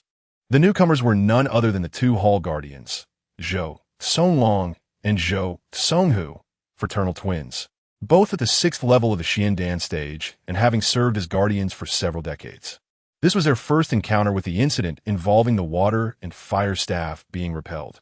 Elder Zhou Songlong, trembling with rage, raised his hand as if to strike, but then suddenly reconsidered. With a disdainful snort, he retracted his hand and instructed his brother, "Second brother, you take the lead. I am keen to observe just how formidable this boy truly is." Zhou Songhu's eyes widened in disbelief as he regarded his elder brother, inwardly lamenting. "You are indeed my dear elder brother, leading me into a trap, aren't you?" Lin Shao had made it abundantly clear. This young man claimed to be wronged, asserting that the ancestor's spirit was protecting him, rendering him invulnerable to harm. While it may sound absurd, as a cultivator in the Xiandan realm, he could not dismiss the notion lightly. As the saying goes, better safe than sorry. If the ancestor truly manifested, would attacking him not be tantamount to courting death? Thus, he cleared his throat and turned to his attendant beside him. "You go. I too wish to see if this lad possesses such extraordinary capabilities." The attendant, taken aback, cast a hesitant glance at Zhou Songhu. However, the latter's face revealed a hint of displeasure, causing him to avert his gaze in fear. Alas, when the leader speaks, who dares to disobey? Thus, he grasped the water and fire stick and growled ominously, charging recklessly at Guiyun. Yet, predictably, the outcome was disastrous. Bang!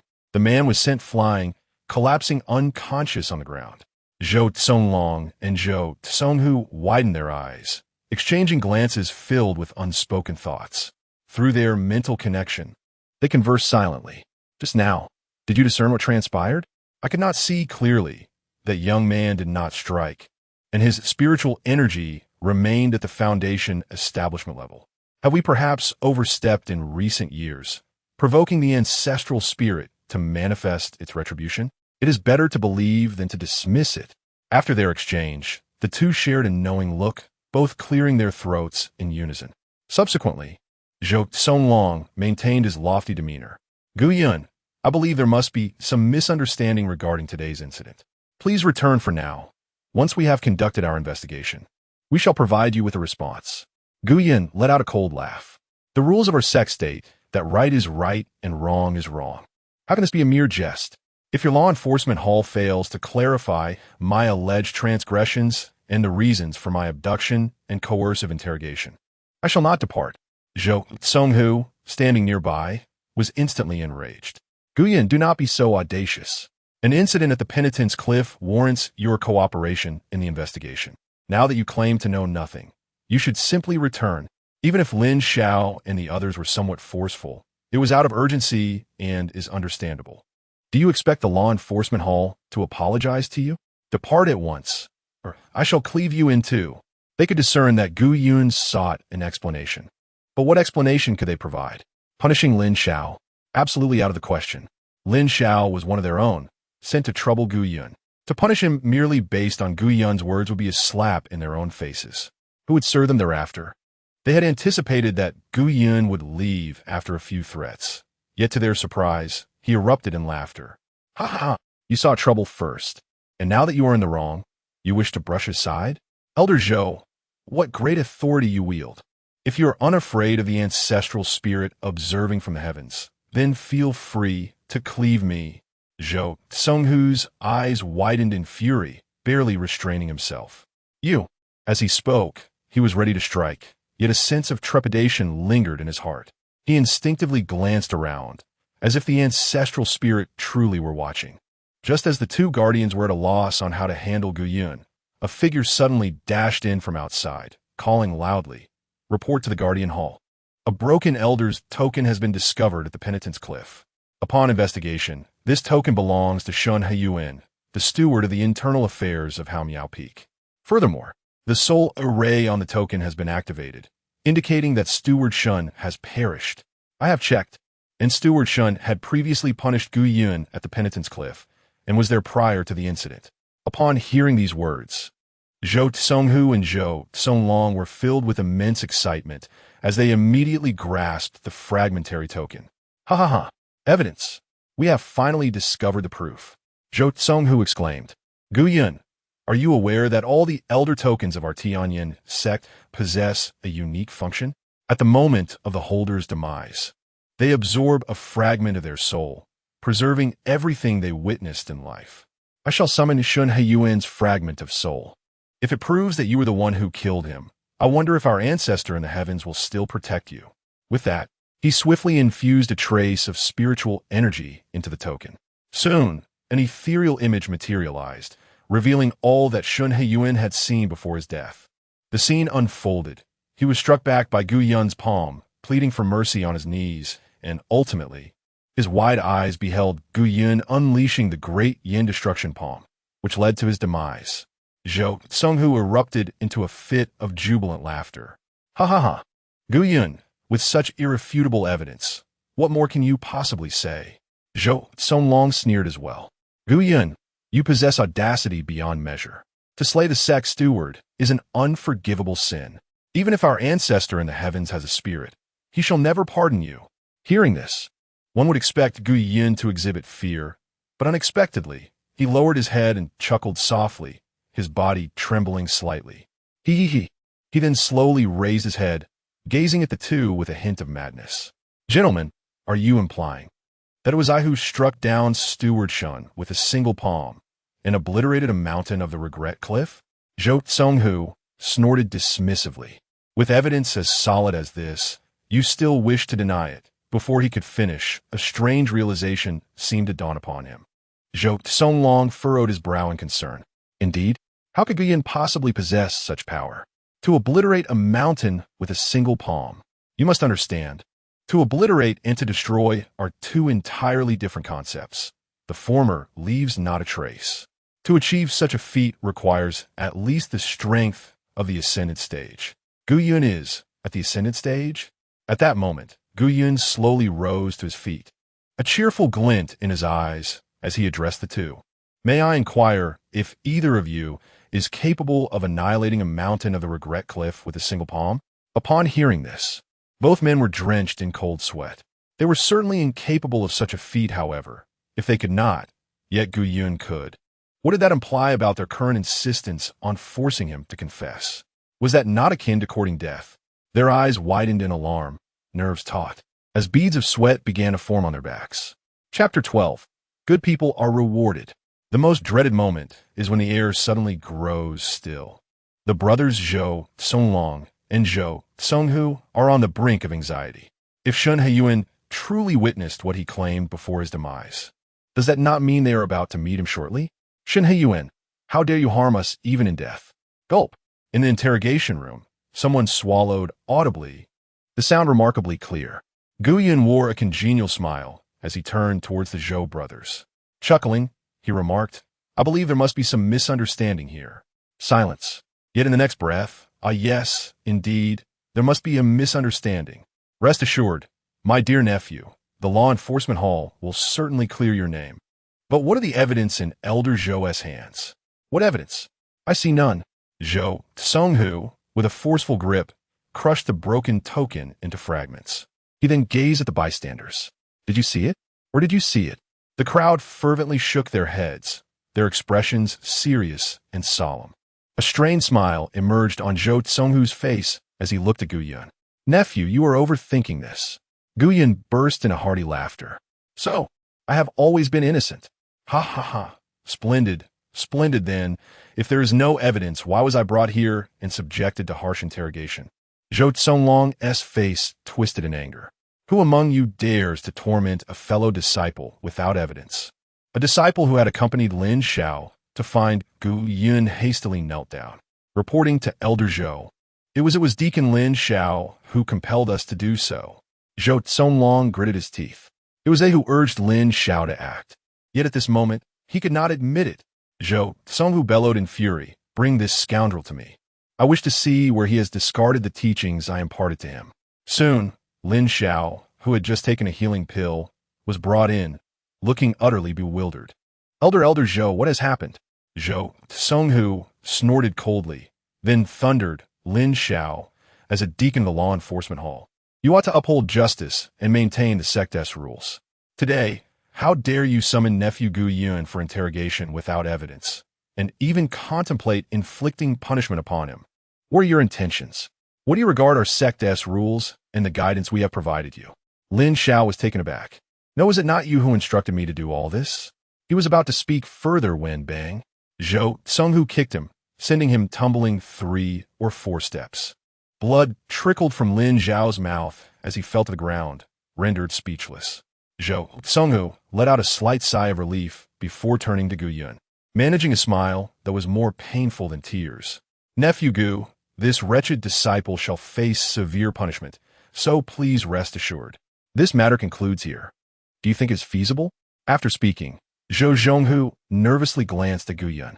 Throughout, he only sensed the fluctuations of foundational cultivation emanating from Gu Yun. It was inconceivable that Gu Yun possessed the prowess of a great ascension stage. His youth rendered such a notion implausible.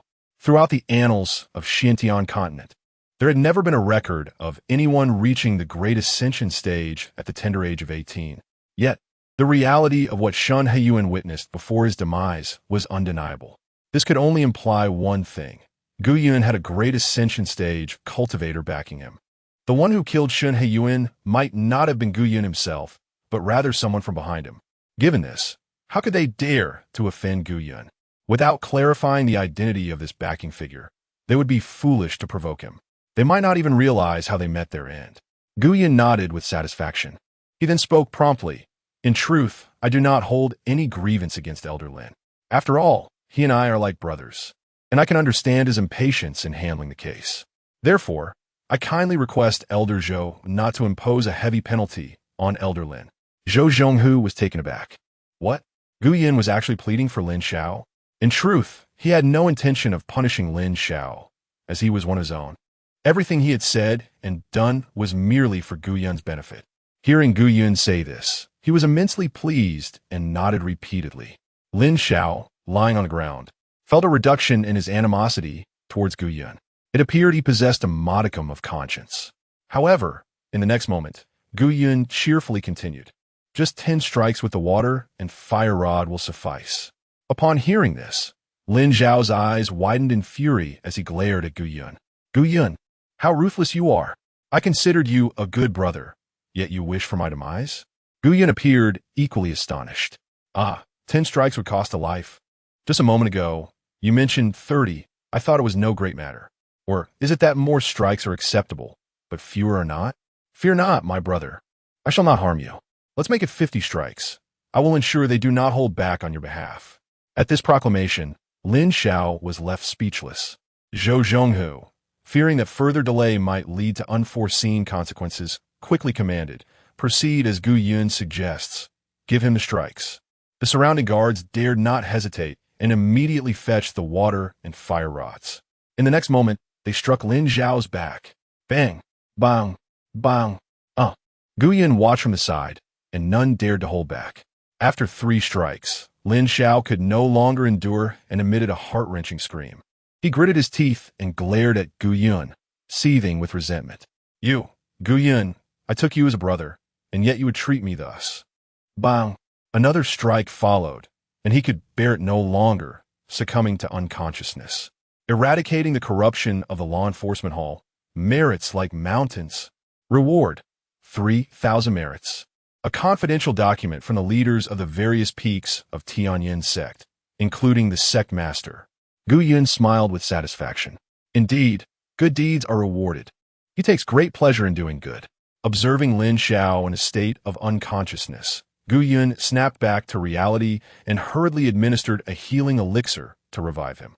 With a face full of concern, Gu Yun said, "Brother, endure a few more strikes.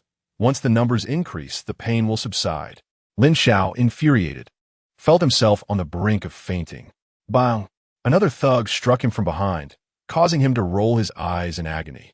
Yet, the healing elixir Gu Yun had given him prevented him from losing consciousness, forcing him to endure the torment. Nearby, Zhou Chenglong and his companion furrowed their brows in disapproval. This young man would be an excellent fit for my law enforcement hall. He would surely excel at interrogating prisoners. After enduring 50 strikes, Lin Xiao appeared utterly disheveled. Only then did Gu Yun rise, satisfied, and take his leave. Once he departed, Zhou Zhonghu whispered urgently, "Brother, who do you think is behind this young man? Could it be that after Master Long gave up on him, another master is attempting to recruit him?" Zhou Zonglong shook his head. "I cannot ascertain. This matter will have to wait until Master Lung emerges from her retreat. I shall report to her personally and gauge her stance. Master Lung should be emerging in these few days, I presume." Chapter 13. The saint of the Tianyan Sect. 3 days had swiftly passed. In a secluded courtyard on the vast Haomiao Peak, the outside was teeming with onlookers, murmuring and debating. Inside, Yi Fan wore a serious and earnest expression, respectfully clasping his hands together. He implored Sister Su to assist in the recovery of Brother Luo Hong, expressing his willingness to do anything if she could save him. Upon hearing this, Su Yao, who was organizing medicinal herbs, furrowed her brow, her eyes betraying a deep contempt.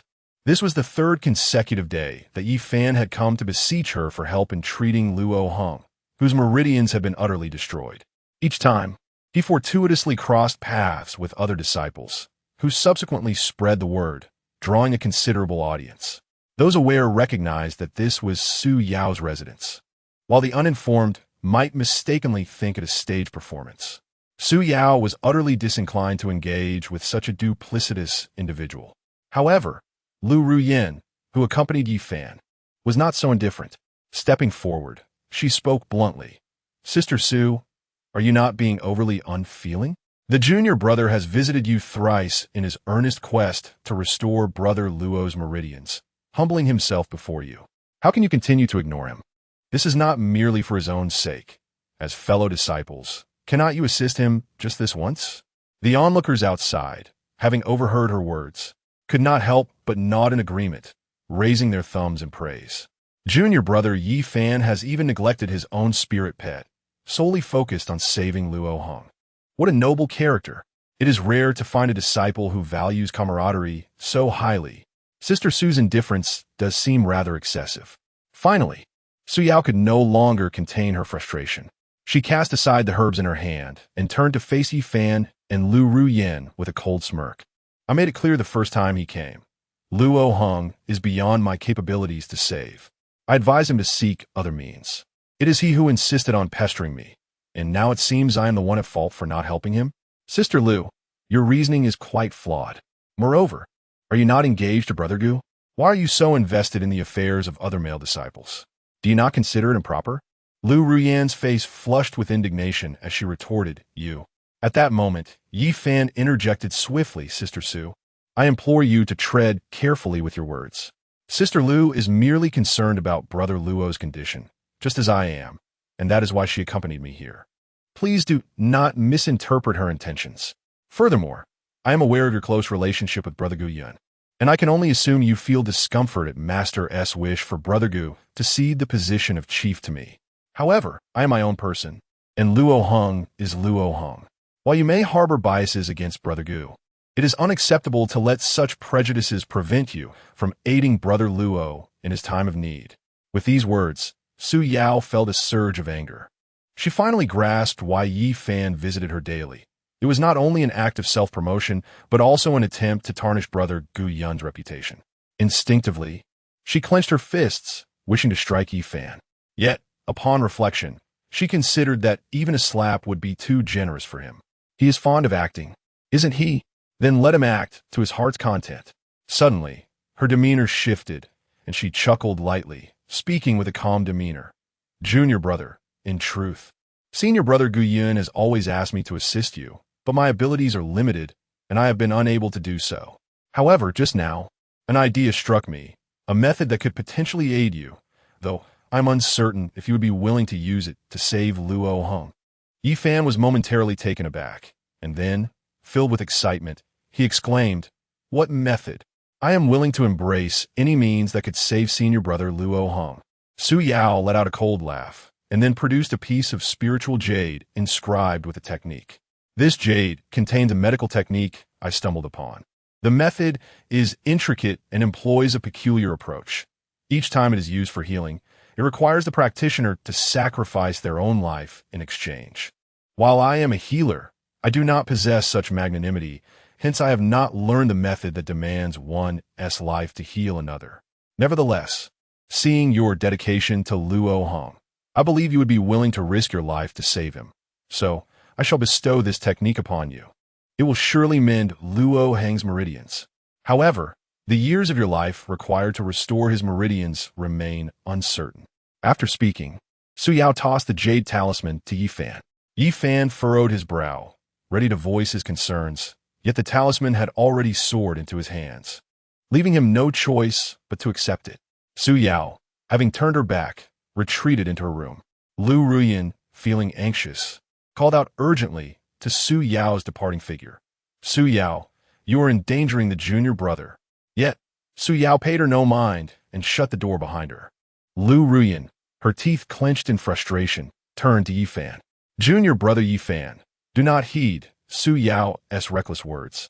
Such a method of sacrificing one's life to heal another is inadvisable. While saving Luo Heng is undoubtedly important, your life holds even greater value. You must not take such risks. Yi Fan gritted his teeth. He had not anticipated that matters would spiral beyond his control. Outside the courtyard, numerous eyes were upon him. If he were to reject this method, his hard-earned reputation would crumble in an instant. There was even a chance of backlash. Yet, if he were to truly employ Su Yao's method, sacrificing his life to restore Luo Heng's meridians, would he not become a fool in the process? After much contemplation, Yi Fan's eyes brightened. He clenched the talisman tightly and turned to speak with conviction. Sister Ruyan, you need not counsel me further. Senior brother Luo Heng was injured because of my affairs. If there is a way to save him, even at the cost of my life, I fear nothing. With that declaration, he resolutely departed. Lu Ruyan stood in stunned silence. For the sake of saving Luo Heng, the junior brother was truly willing to make such a sacrifice. His loyalty and righteousness were remarkable. Tears welled in her eyes as she watched Yi Fan, who seemed to radiate with an ethereal glow. She quickly followed after him, hoping to assist him in any way possible. The others were equally moved by Yi Fan's actions. Junior brother Yi Fan, how can you embody such profound righteousness? I have never encountered someone in the cultivation world so devoted and loyal. If someone could treat me in such a manner, I would find contentment even in death. As the crowd prepared to follow Yi Fan to witness his selflessness, he turned to them and said, "Esteemed friends, it is not appropriate for senior brother Luo Hong to engage with too many people at this moment. I kindly ask that you refrain from accompanying me. Once senior brother Luo is well, you may visit him." With tears welling in their eyes, the crowd nodded in agreement, acknowledging the thoughtfulness of the younger brother. Thus, they halted their steps, bidding farewell to Yi Fan and Lu Ru Yin as they departed. However, Lu Ru Yin soon realized that Yi Fan was not heading towards Luo Heng's residence, but rather in the direction of Gu Yun's abode. Unable to suppress her curiosity, she inquired, "Junior brother, where are you going?" Yi Fan smiled gently, a hint of confidence gracing his lips. "In our daily lives, senior brother Gu has always shown profound concern for us, even willing to sacrifice his own interests for our sake. Surely, he must be equally invested in senior brother Luo Heng's situation. Therefore, it would be prudent to invite him to assist in the treatment of senior brother Luo." Chapter 14. Alas, I am no match for my junior disciple. Lu Rian was taken aback for a moment, but soon she snorted coldly. To be fair, this predicament stemmed from Gu Yun's actions. Hence, it is only fitting that he should risk his life to remedy it. I shall persuade Gu Yun when I see him. Yi Fan chuckled inwardly but maintained his stance. Alas, I too bear some culpability in this matter, and naturally, I must accept a portion of the responsibility. Furthermore, if senior brother Gu Yun is truly unwilling to provide aid, what can we do? Lu Rian scoffed. I have a way to ensure he complies, whether he wishes to or not. Upon hearing this, Yi Fan seemed to grasp something and could not help but reveal a faint, enigmatic smile. Before long, the two arrived at Gu Yun's humble abode. Upon their return, both were momentarily stunned. How rich the spiritual aura is, yet why can it not be absorbed? A few days prior, due to the incident with the little Qilin, they had overlooked this detail. However, they did not dwell on it, for their master had designated this as a wasteland for Gu Yun. Before they could knock, Gu Yun emerged, humming a tune. Surprised to see them, he exclaimed, "Junior sister Ruyan, junior brother Yi Fan, what brings you here so early?" Lu Ruyan snorted once more and immediately retorted, "Luo Hong is gravely injured because of you, and you still have the leisure to saunter about?" Gu Yun feigned confusion. Was it not junior brother who recklessly administered medication that led to his plight? What concern is that of mine? Lu Rian's anger flared. You regardless of the circumstances. This situation arose from your actions. Do you not feel even a twinge of guilt? Yi Fan interjected promptly. Indeed, senior brother. Luo Hong's unfortunate condition stems from my misguided good intentions. Yet, over these past few days, I have tirelessly sought remedies for him. In contrast, you have never even visited Luo Hong. It is only natural for our fellow disciples to feel disappointed, even if you're not responsible for his injuries. Cannot you at least check on him? Gu Yun nodded solemnly. You make valid points. I have indeed been negligent. I shall go at once. Upon hearing Gu Yun's response, Lu Ruyan and Yi Fan exchanged glances. The former wore a cold smile, while the latter's expression was laden with meaning. They followed Gu Yun, and Yi Fan discreetly released a small jade sword for communication. In no time, the three arrived at Luo Hong's residence. In just 3 short days, Luo Hong had undergone a significant transformation. Although severely injured, he disregarded his condition and spent his days drinking. He appeared considerably haggard. His despondency was understandable. After all, with his meridians shattered, the prospect of future cultivation was bleak. In a realm where strength reigns supreme, a cultivator rendered powerless is deemed inferior to even a dog. Observing Luo Hong in such a state of drunken stupor and utter despair, Lu Rian's heart ached. Gu Yun, look at what has become of Luo Hong because of you. Had you not insisted on striking him that day, my junior disciple would not have unwittingly harmed his meridians. Thus, It is entirely your fault, and you must take responsibility. Gu Yin displayed a visage of profound sorrow. Sister Ru Yin, you speak the truth, but how? Can I assist him? Are you suggesting that I? As he spoke, Gu Yin gradually raised his hand. With his disciple in such despair, what is the purpose of living? He must yearn for liberation at this moment. Suddenly, ye fan intergestet. Senior brother, I happen to possess a medical technique which I acquired from Sister Su Yao. She mentioned that this technique can use one's life as a catalyst to help Brother Luo Hong restore his meridians.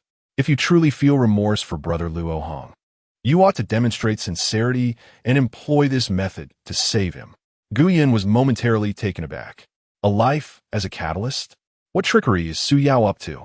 But soon, he comprehended that this was likely an attempt by Su Yao to place Yi Fan in an awkward position. He had not anticipated that Yi Fan would bring this to him. Before he could voice a response, Yi Fan continued cheerfully, I am confident that senior brother will not refuse.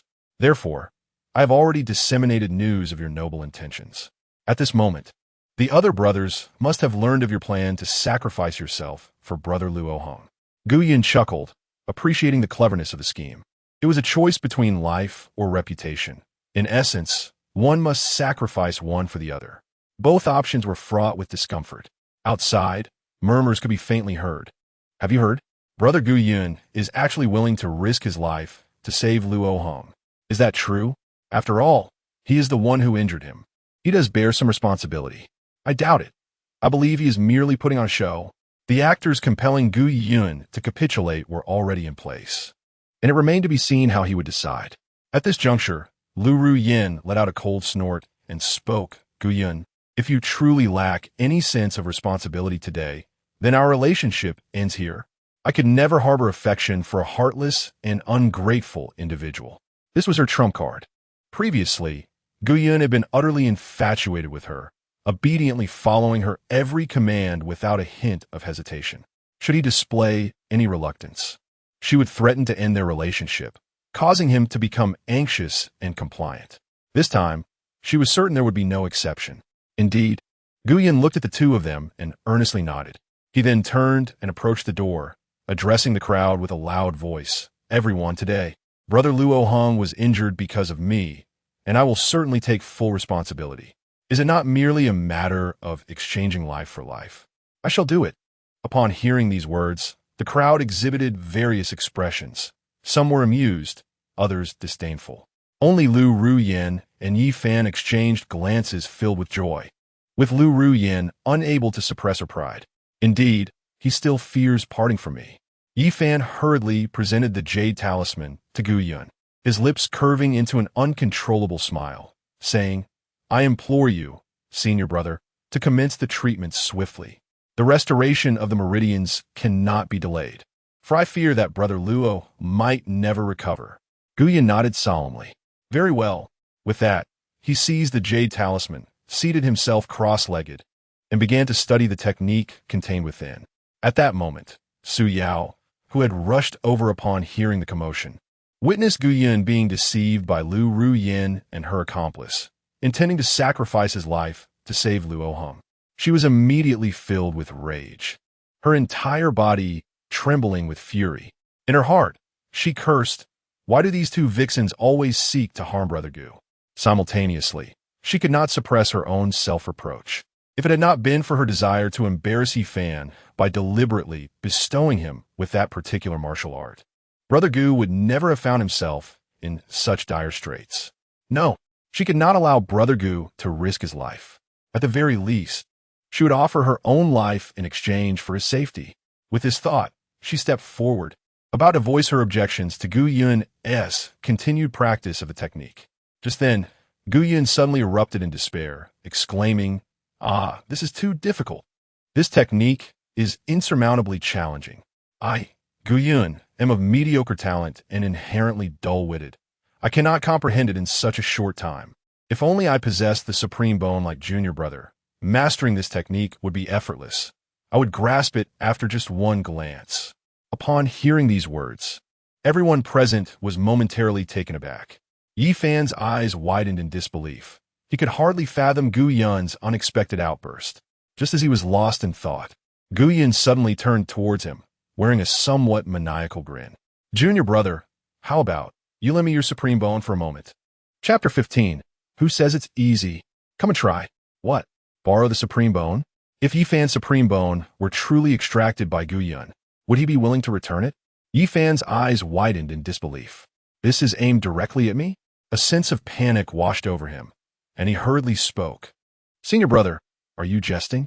How can the supreme bone be lent out? Gu Yun's laughter grew increasingly maniacal. Indeed, I possess a method to extract the supreme bone from within you and merge it with my own. Once utilized, it can be returned in its entirety. This is also a means to save Luo Hong, a desperate measure, yet it allows you to participate as well, does it not? Fear not, my younger brother. I harbor no covetous thoughts toward your supreme bone. It will surely be returned after use. Yifan inhaled sharply, contemplating the significance of the supreme bone, a rare and unparalleled root bone in the Xuantian Continent. It was not merely Gu Yun. Even if the sect master of Tianyan possessed a way to extract it and ensure perfect integration, he would act without hesitation. At that moment, reputation, ethics, and virtue would be rendered meaningless. After all, whoever possesses the supreme bone holds the potential to become a saint, or even surpass the very concept of sainthood. Testing the resolve of my senior brother with the supreme bone? Which brother could withstand such a trial? He doubted Gu Yun's claim of having no ulterior motives regarding the supreme bone. He could not dare to gamble on whether Gu Yun could truly transplant it. His face turned ashen, and he instinctively took a step back. Seeing this, Gu Yun's smile widened with delight. What is this, younger brother? Do you doubt my sincerity? Is it my method you question, or my character? He approached Yifan, seemingly intent on forcibly extracting the supreme bone. The atmosphere grew palpably tense. Lu Ruyin was equally bewildered. How could the situation have escalated so dramatically? Suddenly, she seemed to recall something and immediately admonished. Gu Yun, do not be absurd. Though your talent may not match that of our junior brother, I refuse to believe you cannot master this technique. Upon hearing her words, the crowd began to react. Indeed, before Yifan's arrival, Gu Yun's talent was unparalleled on Haomiao Peak. How could there be a technique he cannot learn? Clearly, this was merely an excuse. Those who usually supported Yifan quickly stepped forward. Gu Yun, what is your true intention? Are you deliberately fabricating excuses to avoid treating Luo Hong? Or have you developed covetous thoughts toward our junior brother Supreme Bone? Exactly. Your claims of being unable to learn are nothing but a fade, a mere pretext. In the face of their accusations, Gu Yun remained unfazed, regarding his critics with a serene demeanor. With a grin, he replied, Ladies and gentlemen, what I have stated is not a fabrication. If anyone believes I'm deliberately deceiving you, feel free to come and learn this medical inheritance for yourselves and see just how difficult it truly is. With that, Gu Yun cast a playful glance at those who had challenged him. Many were incredulous, and soon one stepped forward, taking the jade talisman of the technique. He had just settled into a cross-legged position, ready to absorb the teachings. Yet, in the next moment, he was drenched in cold sweat. Wait a moment.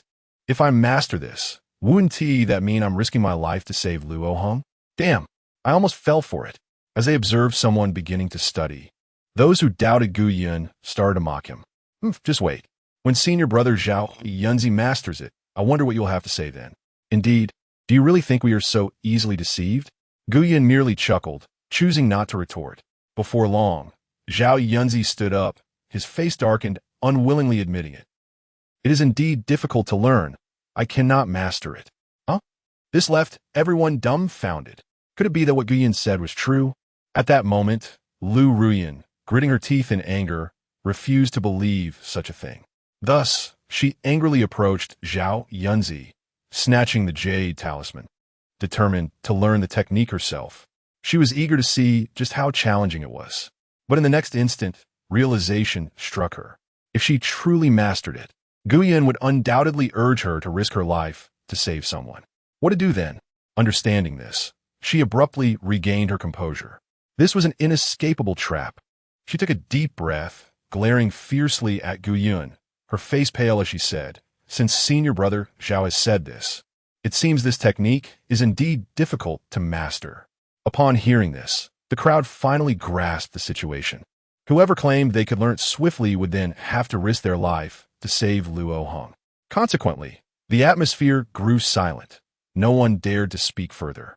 The only one left standing there, just having realized the gravity of the matter, was Su Yao. With a sudden laugh, she could no longer contain herself. Guyan turned his gaze to Yi Fan, then displayed a warm smile. Junior brother, do not fear. Extracting the supreme bone does not hurt at all. Calme, relax. Take a deep breath, and come here to your senior brother. Yi Fan clenched his teeth. He had come to a profound understanding. He had underestimated Guyan far too much. This person was nothing like the naive and honest individual he once appeared to be. Rather, it seemed he had been playing a role all along. As Guyan approached step by step, Yi Fan noticed a dagger had inexplicably appeared in his hand, causing him to feel a surge of anxiety. He immediately raised his hand to admonish, wait. Guyan looked puzzled. What is the matter, junior brother? Do you not wish to save Luo Hong? Yi Fan gritted his teeth but maintained his composure, saying, Senior brother, if I can learn it, why trouble you to come personally? I will learn it and go to save senior brother Luo Hong. Guyan smiled. How can that be? If it endangers your life, Master will hold me accountable. I cannot bear that burden. I shall take care of it myself. It is merely borrowing your supreme bone for a moment. There is nothing to worry about. Yi Fan was infuriated, his teeth grinding. He quickly replied, Senior brother, rest assured. I will explain to Master that this is all my voluntary choice, and no one else is to blame. Guyan chuckled, pondering for a moment before responding. Well, since you insist so firmly, I shall heed your counsel, he proclaimed, casting the jade talisman to Yi Fan. Taking a deep breath, Yi Fan resigned himself to his fate. Even if it meant sacrificing a fragment of his lifespan, it was of little consequence. After all, his master had bestowed upon him ample resources for cultivation, many of which could prolong his life. Furthermore, as long as he continued to advance, his existence would be perpetually extended. With this thought, Yi Fan felt a modicum of solace. He settled into a cross-legged position, immersing himself in the esoteric techniques contained within. However, upon delving into the teachings, he was taken aback by their complexity. Was this truly considered difficult? The Tianyan Sect could teach a mere dog to grasp this. He merely cast a fleeting glance and had comprehended it entirely. Rising, he glared fiercely at Guyan and declared, I have mastered this technique completely. I shall now proceed to heal senior brother Luo Hong. Guyan could not restrain his applause. Indeed, junior brother, you are remarkable. While we struggled, you learned it in a single glance. Yi Fan, uninterested in further banter, swiftly retrieved the inebriated Luo Hong and commenced the treatment. Yet, as he initiated the process, a resounding bang echoed. Luo Hong had exploded. Yi Fan's eyes widened in shock. What the hell? The others present were equally bewildered. What manner of novel healing technique was this? Guyan, however, was immediately filled with despair. Oh dear, junior brother Yi, how could you be so reckless? I suggested employing the supreme bone for treatment, yet you insisted on showcasing your prowess. Now, alas, senior brother Luo Hong can only start anew. Chapter 16. The master emerges. Guyan was the first to speak, casting a defining gaze upon Yi Fan. Instinctively, everyone turned their attention towards him. Yi Fan, momentarily taken aback, found himself instinctively defending his actions. I did not intend for this to happen. I do not understand why it turned out this way. Regret washed over him as soon as the words escaped his lips. By uttering such a statement, did he not inadvertently acknowledge his connection to Luo Hong's demise? Had he chosen silence, perhaps he could have deflected the blame. Now, however, how could he possibly extricate himself from his predicament? As frustration gnawed at him, he shot a fierce glare at Guyan. Was it he who had orchestrated this misfortune? Yet, how could he have sensed any interference? Others remained oblivious to any anomalies, believing Yi Fan had simply made an error. One by one, they approached to console him. Junior brother Yi, it is entirely normal for mishaps to occur on your first attempt at healing. Do not take it to heart. Indeed, you have done your utmost. Luo Hong's spirit will not hold you accountable. Initially, their intentions were kind-hearted, but Yi Fan felt increasingly suffocated by their words. This burden was one he could not simply cast aside. Without concrete evidence, the more he explained, the more he would appear to shirk responsibility. Yet, to admit it outright felt unjust, for he was innocent. Thus, he resolved to remain silent, allowing himself a moment to regain his composure and clarify his thoughts before seeking a solution. Seeing Yi Fan lost in thought, Lu Rian's heart ached for him. He had merely wished to save a life. Why did fate conspire against him? Without hesitation, she turned to the crowd and shouted, "Everyone, please leave and allow junior brother to gather his thoughts. Today's events were merely a medical mishap, and he bears no blame. Should anyone dare spread rumors, I shall silence them." With that, she cast a pointed glare at Gu Yun, as though her words were intended specifically for him. The crowd immediately nodded in agreement, pledging to remain discreet. They dispersed promptly, leaving the scene. Gu Yun chuckled softly before turning to depart. Help the junior brother escape from his torment. Such acts are worthy of merit. Reward, 100 merits. Originally, Lu Rian had intended to stay by Yi Fan's side, but seeing his turmoil, she realized he was too distraught to engage. She urged her departure, allowing him to remain alone in Luo Heng's quarters to attend to matters. Though it was termed as attending to affairs, it was more about seeking clues. He extended his consciousness, meticulously probing the surroundings, gritting his teeth in frustration. What exactly went awry? Unfortunately, he failed to uncover any answers. Meanwhile, Su Yao trailed behind Gu Yun, unable to suppress a smile at his recent demeanor. It seemed her senior brother had grown wiser, no longer easily manipulated by Lu Ruyan and Yi Fan. However, she recalled that their master had always favored Yi Fan. If he emerged from seclusion and discovered that Gu Yun had not yielded to Yi Fan, he would certainly be displeased. Unable to contain her concern, she cautioned, "Senior brother, the master may emerge from seclusion soon. It would be wise to avoid provoking Yi Fan, lest you incur his wrath." Gu Yun chuckled lightly, turning his head to speak cheerfully. "There is no need for you to worry about such matters, junior sister. However, there is another issue that requires your attention." Su Yao Lukpa said, "What is it?" Gu Yun's expression turned serious. "What shall we have for dinner tonight?" Su Yao was taken aback, a faint blush rising to her cheeks. With a hint of pride, she gazed at Gu Yun with eager anticipation. "It seems my cooking has pleased you, senior brother." Gu Yun smiled warmly. "Indeed, it brings me great joy." The delight on Su Yao's face was palpable. She hummed softly, saying then, "I shall prepare another meal for you." As the sun dipped below the horizon, wisps of smoke rose from the kitchen. Yi Fan, however, had yet to uncover any evidence implicating Gu Yun. Frustration gnawed at him. It was undoubtedly Gu Yun who had wronged him. Once master emerges from seclusion, I will demand justice, not only for Luo Heng, but also for my precious Yulin. 3 days swiftly passed. In the cold frost palace atop Haomiao Peak, the peak master, Lung Rushuang, slowly opened her eyes. An invisible aura radiated from her, indicative of her significant advancement in her cultivation. This period of seclusion had yielded satisfactory results. Yet, her stunning visage bore no trace of a smile. She had always maintained an air of aloofness. Upon emerging from her secluded chamber, a maid approached to report, "Peak Master, during your seclusion, several matters have arisen that require your personal attention." Lung Rushuang nodded slightly, her expression remaining impassive as she uttered 2 succinct words, "Present them." The maid, not daring to delay, promptly handed over a jade tablet summarizing the events of the past few days. Lung Rushuang extended her consciousness to examine it, and after a moment, her brow furrowed. Shen Heiyuan had been murdered, and the law enforcement hall suspected that Gu Yun was backed by a powerful figure in the Great Ascension stage. Yi Fan's Yulin had gone missing, yet Gu Yun had acquired a new spirit pet, even more exceptional than the lost one. Additionally, the circumstances surrounding Luo Heng's death were all interlinked with Gu Yun.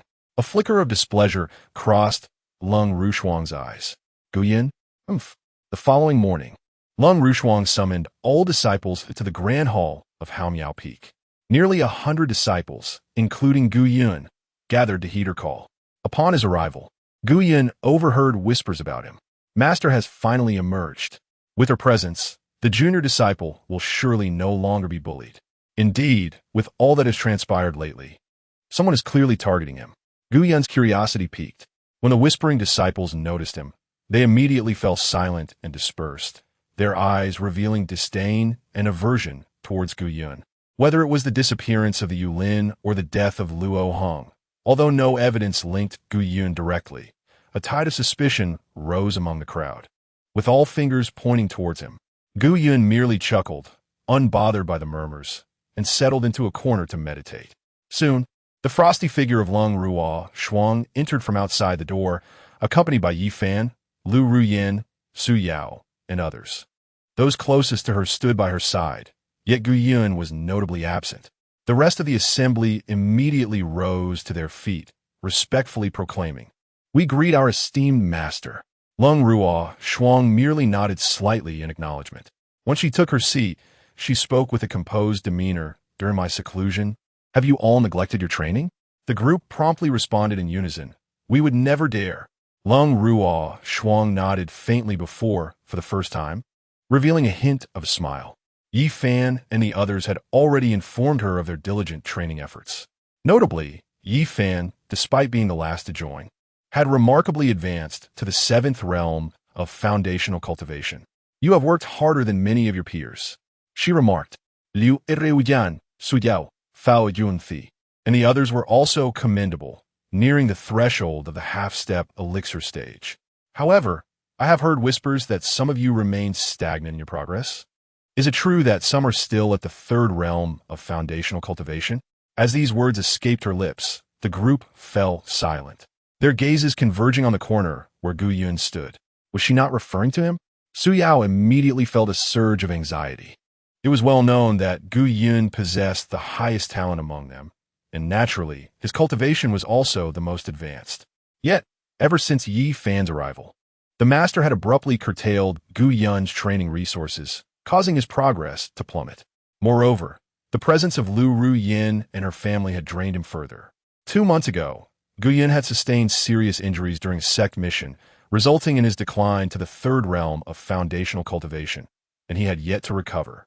Instinctively, Su Yao began to speak, "Master Gu Yun's." However, before she could finish, Lung Ruo Shuang shot her a cold glance and reprimanded. "Does my question require your interjection?" Su Yao froze, her hands clenched tightly, casting a worried glance at Gu Yun. Chapter 17. What has your senior brother done to make way for the junior disciple? Gu Yun rose slowly, displaying an air of tranquility as he spoke. Reporting to the master, "I have successfully broken through to the 7th level of foundation establishment and have not remained stagnant." The crowd was taken aback. 7th level of foundation establishment? How could that be possible? All of Gu Yun's cultivation resources, including elixirs, spirit stones, secret realms, and array platforms, had been halted. Even his living conditions were in a desolate area with scant spiritual energy. Under such circumstances, how could he possibly ascend from the 3rd level to the 7th level of foundation establishment within 2 months? Even if he diligently completed sect tasks, a significant portion of the rewards would have been claimed by the Lu family. How could he have advanced so rapidly? Only Su Yao felt a slight sense of relief, though she too was puzzled as to when Gu Yun had returned to the 7th level of foundation establishment. Lung Rushuang furrowed her brows in disbelief. Having overlooked it earlier, she now extended her spiritual sense and confirmed that Gu Yun indeed emitted the aura of the 7th level of foundation establishment. Had this young man stumbled upon some fortuitous opportunity? She intended to use his lack of progress as a pretext to suppress him.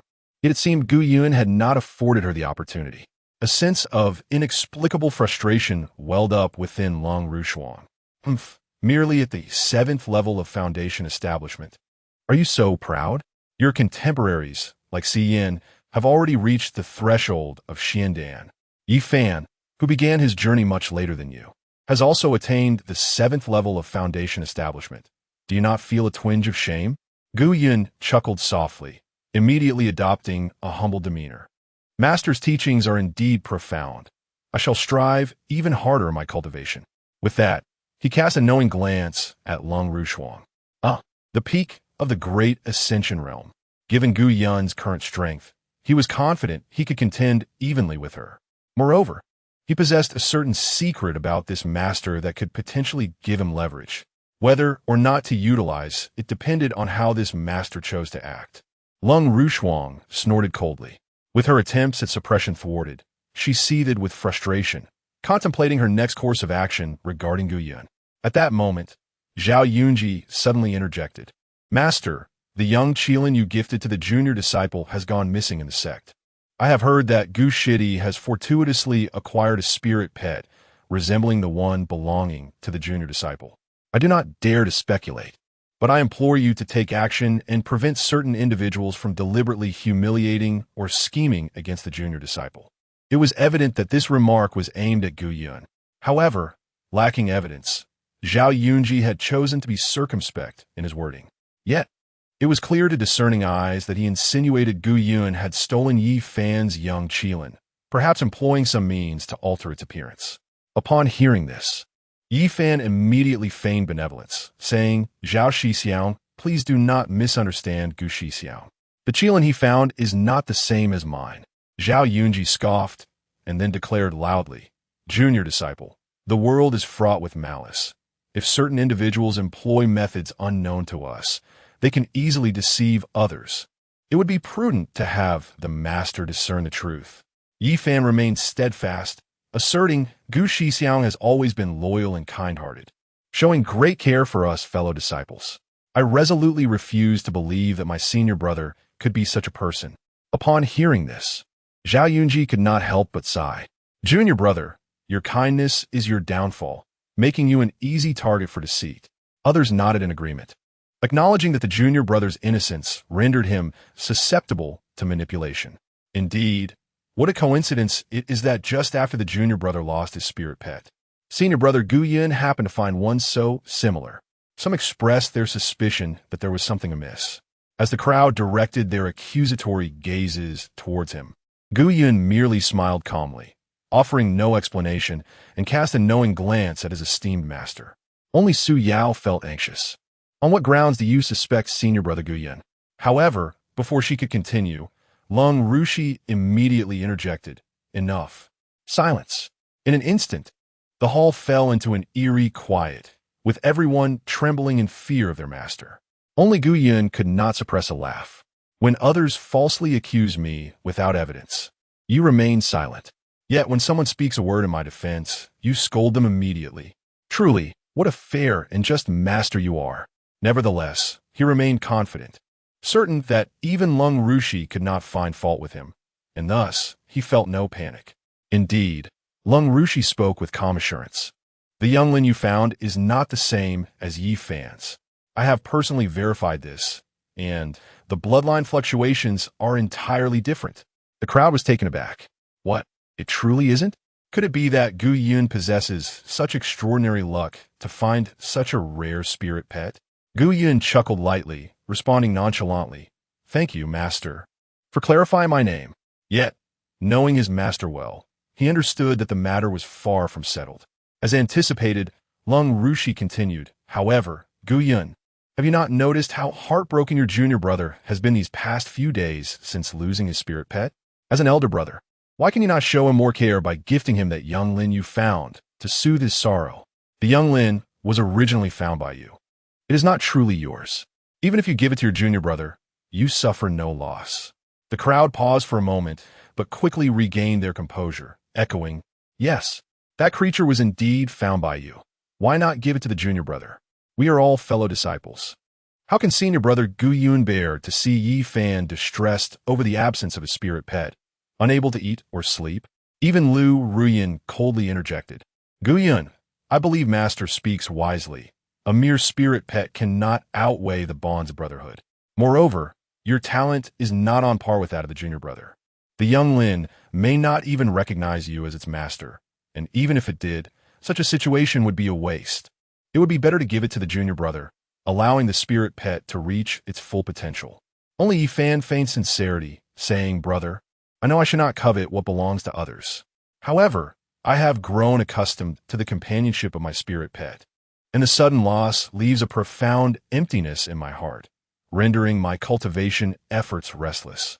Should you be willing to part with it, I assure you, I shall compensate you with a similar spirit pet in the future.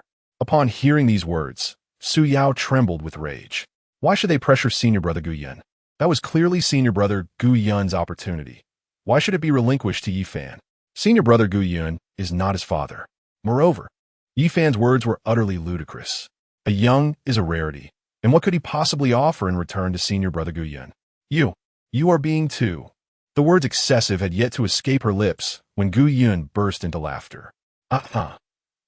This laughter was tinged with madness, a hint of malice, and a touch of mockery.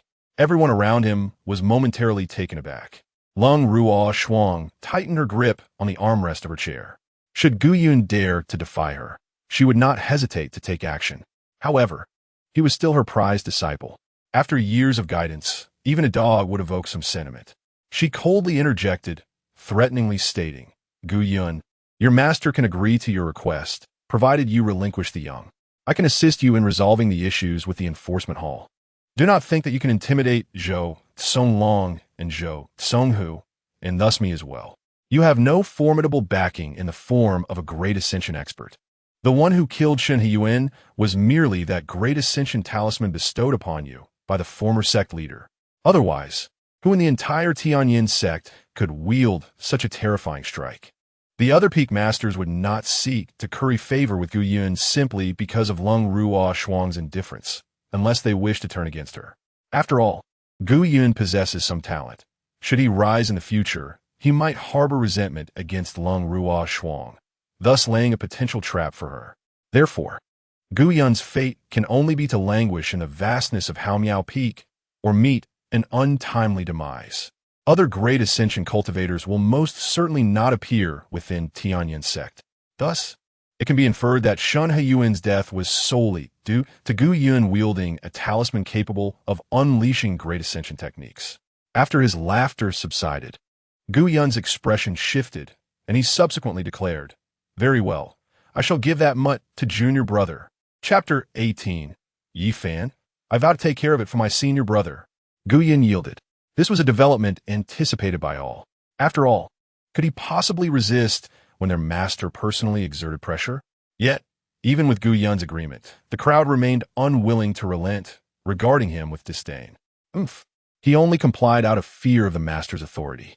If he truly cared for the junior disciple, he should have proactively gifted it to him long ago.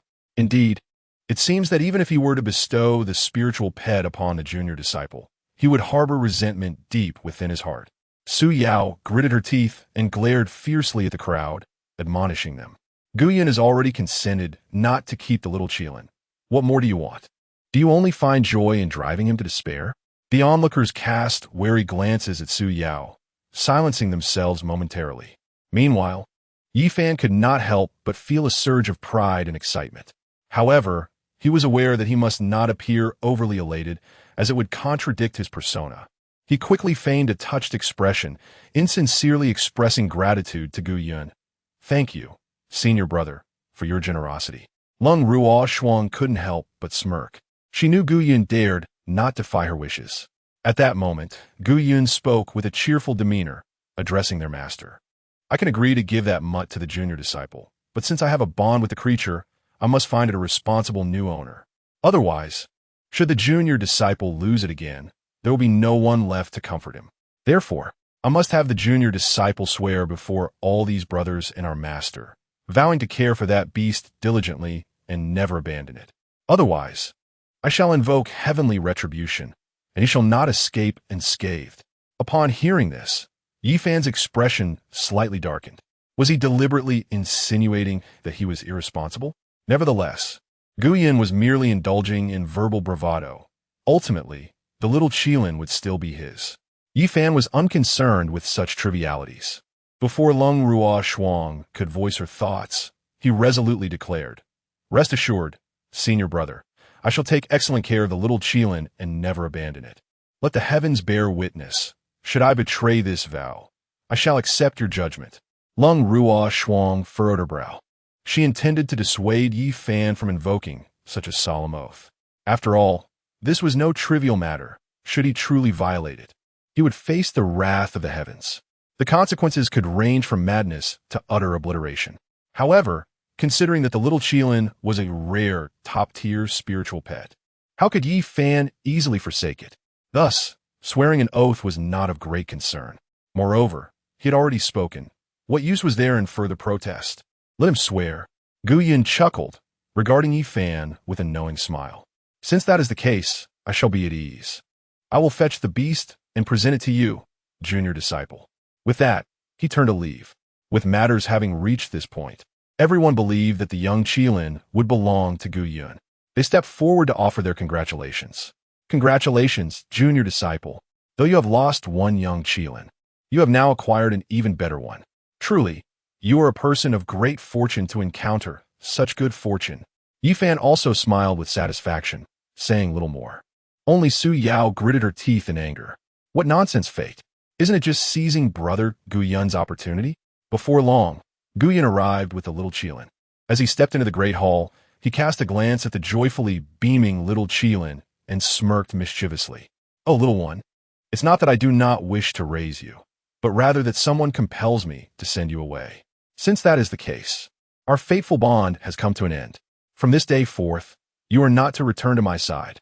Upon hearing these words, the previously elated little Qilin was instantly taken aback. Gu Yun was a mysterious and formidable being. Though it could not discern Gu Yun's cultivation level, its instincts as a spirit beast warned it that Gu Yun was far more terrifying than the master of Haomiao Peak. Moreover, the place where he resided was nothing short of a paradise. Even a random spiritual herb, there was a top-tier millennium herb, although it desired to partake in such treasures. It knew it would need to toil for Gu Yun to earn a chance. If it could no longer stay by Gu Yun's side, how would it ever enjoy those delights again? With a pitiful roar, the little Qilin sought to elicit Gu Yun's sympathy in hopes of remaining with him. However, Gu Yun merely chuckled, unconcerned. If you wish to stay by my side, you must find your own way. I am not your father. I cannot assist you in every matter. Nonetheless, since we have crossed paths, I shall bestow upon you a final blessing before we part. With that, Gu Yun casually waved his hand. The merit tablet consumed a significant amount of merit points, all of which were used to enhance the little Qilin's bloodline. The little Qilin was overwhelmed with excitement, feeling the ancient power dormant within it about to awaken. Yet, in the next moment, the awakening abruptly ceased. It looked at Gu Yun in confusion. Gu Yun chuckled. This is all I can give. I cannot offer more. Besides, you will soon become someone else's dog. So why should I give you so much? Upon hearing this, the little Qilin roared in fury, with a surge of its terrifying aura. It was immediately sensed by Lung Rushuang and the others. Boom! Lung Rushuang swiftly unleashed her formidable aura, firmly suppressing the little Qilin, and then commanded in a low tone. Yi Fan, there is no time to waste. I shall help you make this beast recognize you as its master. Yi Fan was also filled with excitement. Yes, he exclaimed, rushing forward to bite his finger, letting a drop of blood fall as he began to cast the master recognition mark. However, this action instantly enraged the little Qilin. If it were to truly recognize a master, it would have to obey Yi Fan's commands from then on, never to return to Gu Yun's side, and forever deprived of those delectable treasures. The more it thought, the greater its resentment grew, filling it with hatred towards Yi Fan. It roared and struggled incessantly, attempting to break free from its constraints. Yet, Lung Rushuang held it down firmly, providing no opportunity for escape. Seeing the little Qilin's resistance and unwillingness to cooperate, Yi Fan felt a surge of anger. A flicker of ferocity crossed his eyes as he struck a palm against the little Qilin. Roar! The young Qilin let out a mournful cry, collapsing to the ground in pain, nearly losing consciousness. Yi Fan forcefully bound it to his will. Buzz! The master recognition incantation was completed, and he successfully subdued the young Qilin. The onlookers rejoiced for Yi Fan. Wonderful, junior brother. This beast has been tamed, they exclaimed. It still wishes to resist, unaware that following our junior brother is a blessing earned from its past life. Truly an ungrateful creature. Yi Fan, with a proud smile, instinctively glanced at Gu Yun, who, without uttering a word, simply beamed at Lung Rushuang. Master, I have gifted this mutt to our junior brother. Unless there are further matters, I shall take my leave. Yet, Lung Rushuang did not spare him a glance. She approached Yi Fan and said with a hint of satisfaction, this creature is a rare spirit pet, of superior quality than the one I bestowed upon you. Treat it well. Yifan nodded enthusiastically. Noticing the indifference from the others, Gu Yun chuckled lightly and turned to leave. Observing Gu Yun's solitary and desolate figure, Su Yao could no longer contain herself. Ignoring the curious glances of her fellow disciples, she hurriedly chased after Gu Yun. Chapter 19. Inconsistency. As Su Yao departed from the grand hall of Haomiao Peak, she swiftly caught up with Gu Yun, observing the desolate and solitary silhouette of Gu Yun, whose shoulders trembled slightly. Her heart ached profoundly. "Senior brother, are you crying?" It was evident that he was in great distress. She bit her lip and approached him, saying, "Senior brother, do not be saddened. No matter what happens, I will." Before she could finish her sentence, Gu Yun turned around, his face adorned with an exuberant and wild smile. "Sad? Why should I be sad, junior sister?" Su Yao was taken aback, bewildered. Why does senior brother seem like a lunatic? Yet, she couldn't help but find him quite handsome in his current state. With a puzzled tone, she inquired, "Isn't senior brother supposed to be upset since junior brother took away your top-tier spirit pet?" Taking a deep breath, Gu Yun gradually composed his expression and replied with a playful smile, "It's just a mutt. If he desires it, let him have it. However, from now on, no one will water my medicinal fields, so I shall have to trouble you, junior sister." Su Yao was even more perplexed. "Huh? Does senior brother intend to make me his servant?" Gu Yun laughed heartily. Junior sister, are you unwilling?" Su Yao pouted, feeling a twinge of displeasure within. Nevertheless, she contemplated that Gu Yun must indeed be feeling sorrowful, merely putting on a facade of calmness. He was already so troubled. So, she acquiesced, albeit reluctantly, muttering, "Fine, I'll water them." Thus, they returned to Gu Yun's courtyard, one after the other. Meanwhile, on the other side, Yifan had just acquired a top-tier spirit pet, and he was naturally elated. Although the little Qilin bared its teeth at him, displaying its resistance, the bond of recognition had already been established. If it dared to disobey his commands, it would undoubtedly find itself in dire straits. "I understand you harbor resentment towards me for forcing you to submit," he said soothingly. "But rest assured, I shall not mistreat you. From this moment forth, whatever treasures of heaven and earth you desire to enhance your cultivation, I can provide." The little Qilin remained hostile, yet it was not foolish. With the recognition seal upon it, even if its cultivation surpassed Yifan's, it could not harm him. Yifan did not dwell on this matter further. He confined the little Qilin within his courtyard before departing. 3 days later, when he encountered the little Qilin again, he noticed it had ceased its resistance, and thus he allowed it to leave the courtyard, albeit only to roam Haomiao Peak and strictly forbidding it from seeking out Gu Yun. Unbeknownst to him, this marked the beginning of his nightmares. The following day, while Yifan was meditating in his room, a sudden and urgent knocking echoed from the door. "Is junior brother Yifan in?" Yifan opened his eyes, recognizing the voice as that of Zhao Yunji, his senior brother, who seemed to be in a hurry. He promptly rose and opened the door, revealing Zhao Yunji, whose brow was furrowed and face ashen. "Junior brother, you ought to take better care of your spirit pet. It has devoured the 300-year-old blood spirit mushroom that I painstakingly sought after." A 300-year-old blood spirit mushroom? It is indeed a treasure of the profound tier. A remarkable item. Such a precious thing should have been securely hidden. How could it have been pilfered by that little Qilin? However, Yifan soon regained his composure and managed an awkward smile. "I truly had no knowledge of such an occurrence. Nevertheless, brother, rest assured, I shall discipline that creature thoroughly, and I will compensate you for your loss at full value." Zhao Yunji clicked his tongue. If it were only my spirit item that was consumed, it would be one thing, but nearly half of our brothers on Haomiao Peak have been plundered by that beast. No matter how well a treasure is concealed, it could be unearthed by it. Moreover, a junior brother reported seeing that creature loitering near the Master's medicinal fields several times. Upon hearing this, Yifan's eyes widened in alarm.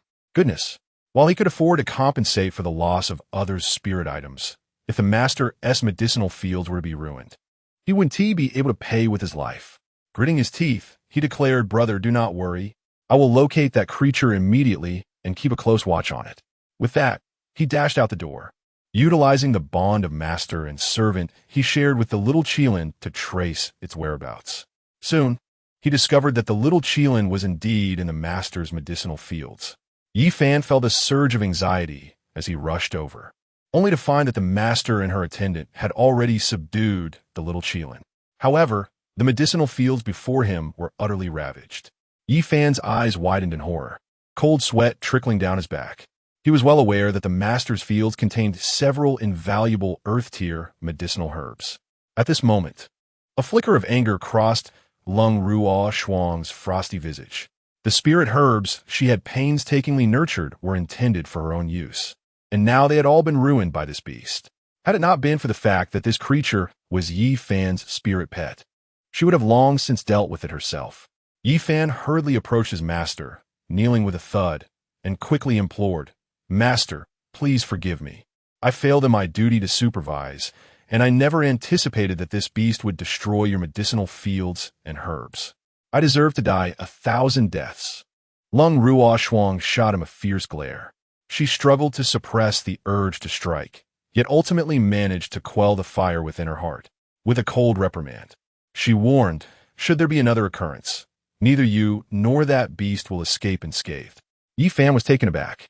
In all the time he had spent at Hao Miao Peak, this was the first time his master had ever expressed such wrath towards him, and with such severity.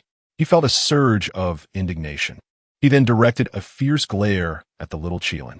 Were it not for this creature's mischief, how could his master have treated him so? Anger welled up within him, and he retorted defiantly. He then swiftly rose and approached the little Qilin, fury evident in his voice as he proclaimed, "It is because of you, you wretched beast, that you have caused my master to be angry. Today, I shall make you pay dearly." As he spoke, his eyes narrowed with malice, and he prepared to strike the little Qilin. Yet, at that moment, the little Qilin suddenly let out a furious roar. The disciples under his control were instantly sent flying. Unprepared, Yi Fan was struck by a terrifying force. Bang! He was propelled over 10 meters, spitting blood, and crashed heavily to the ground. Everyone was stunned. How could this be? It had clearly acknowledged him as its master. How could it still turn against Yi Fan? Lung Ruo Shuang was equally taken aback, glancing at the little Qilin, only to be even more astonished the next moment. This beast had actually awakened its bloodline and transformed into a celestial spirit beast. Could it be due to consuming those few spiritual herbs from the original? There is an essential difference between a spirit beast and a celestial spirit beast. The latter is protected by the Heavenly Dao, possessing greater strength and a more formidable destiny. Upon reaching maturity, its cultivation would at least be at the tribulation stage, with the potential to ascend to the semi-saint realm. Severely injured, Yi Fan was initially filled with fury.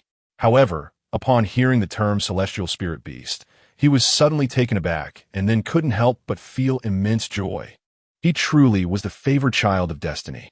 The spirit beast he had just tamed had awakened its bloodline so swiftly. But in the next moment, he suddenly felt a tightness in his chest, and an overwhelming sense of weakness surged through him. He instantly knelt on the ground, feeling as if the spiritual energy within him was rapidly depleting. Panic gripped him. What was happening? If this continued, he would surely perish from energy depletion. Yi Fan hurriedly looked towards Lung Ruo Shuang. "Master, save me." Lung Ruo Shuang regained her composure and turned to Yi Fan, her expression turning ashen. This was dire. The celestial spirit beast, under the protection of the Heavenly Dao, would exhibit hostile behavior if it did not genuinely submit or harbored resentment towards its master. Yi Fan, quickly, sever your master-servant bond with the beast. Otherwise, you will be devoured by it. Yi Fan was also horrified. How could this be happening? Yet, there was no time for further contemplation. He hastily formed a seal and recited an incantation to dissolve the bond with his spirit companion. However, the dissolution spell was only halfway through when suddenly, the heavens changed color and the winds began to howl. In the sky, dark clouds gathered, and a black dragon rolled ominously. Above Yi Fan's head, 6 strands of black flames suddenly appeared. Lung Ruo Shuang's eyes widened in shock.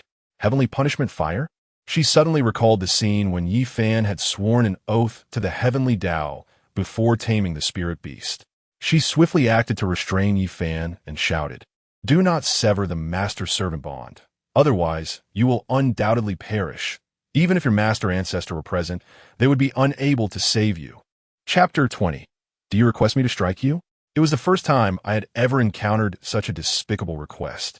Upon hearing Lung Rushuang's words, Yifan was instantly filled with panic. If he did not dissolve the master-servant relationship, he would face a lethal backlash. Conversely, if he severed the bond, he would meet the same fate. Was it truly a dead end either way? Why was it so? He gazed at Lung Rushuang with desperation. Master, Master, save me, I do not wish to die. Possessing the supreme bone and the potential of a prodigious cultivator, he had yet to make his mark in the world. Who would willingly accept such a cowardly demise? Lung Rushuang furrowed her brow. Even with her formidable cultivation at the great ascension stage, she found herself powerless against the Heavenly Dao. Suddenly, a scene from that fateful day flashed in her mind. Yifan had sworn an oath. If you send that mutt to my junior disciple, I can agree. However, since that creature and I share a bond, I must find it a responsible new owner. Otherwise, if my junior disciple loses it again, there will be no one left to comfort him.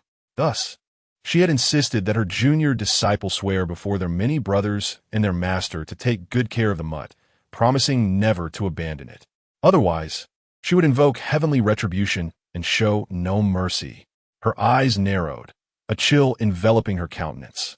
She pondered. Could this all be a scheme orchestrated by Guyan? How else could he dare to speak of heavenly punishment? Yet, she swiftly dismissed this notion. After all, Guyan's transformation of the little Qilin into a divine beast of the Heavenly Dao, along with its resentment towards Yifan, were unpredictable variables. Even she could not foresee or control them. How could an insignificant Guyan possibly orchestrate such events? It must simply be a series of coincidences. And Yifan's misfortune was indeed profound.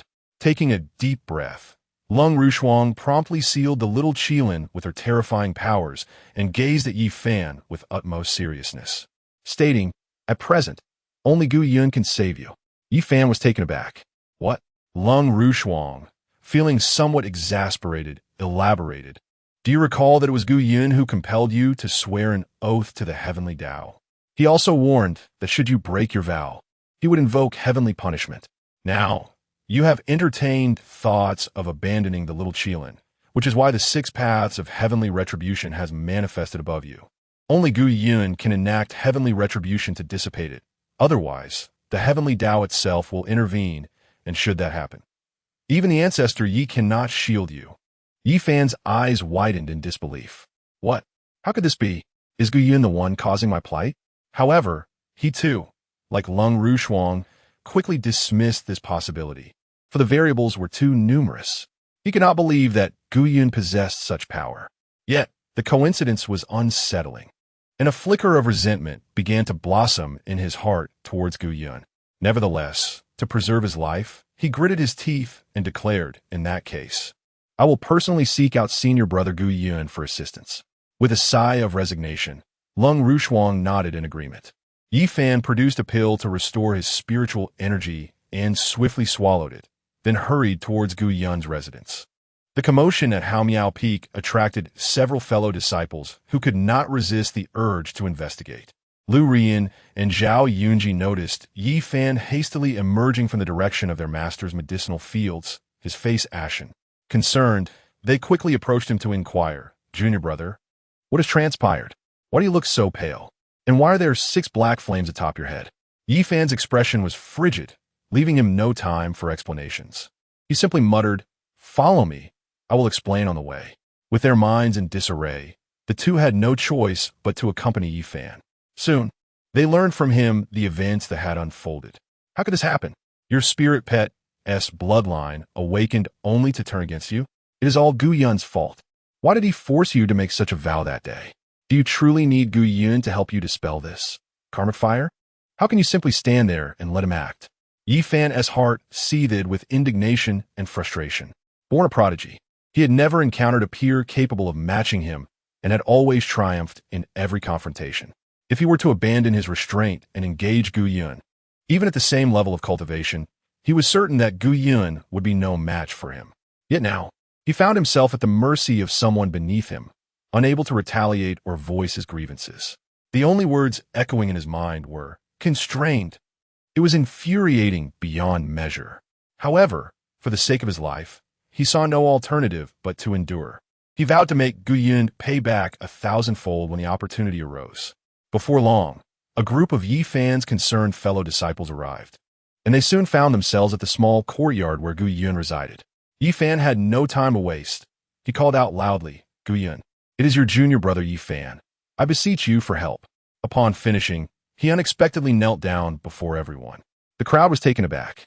Though they admired Yi Fan, they were astonished that, despite being humiliated by Guiyun, he could still show such respect. Such a broad-mindedness was indeed rare. However, Lu Ruyin could not bear to witness it any longer. She stepped forward, indignantly scolding, "Guiyun, come out here." At that moment, the wooden door of the courtyard creaked open, revealing Su Yao instead. Lu Ruyin was momentarily stunned, only to feel her anger intensify. Guiyun was her fiancé. How could he be so close to another junior sister? Moreover, she had long suspected that Su Yao harbored feelings for Guiyun.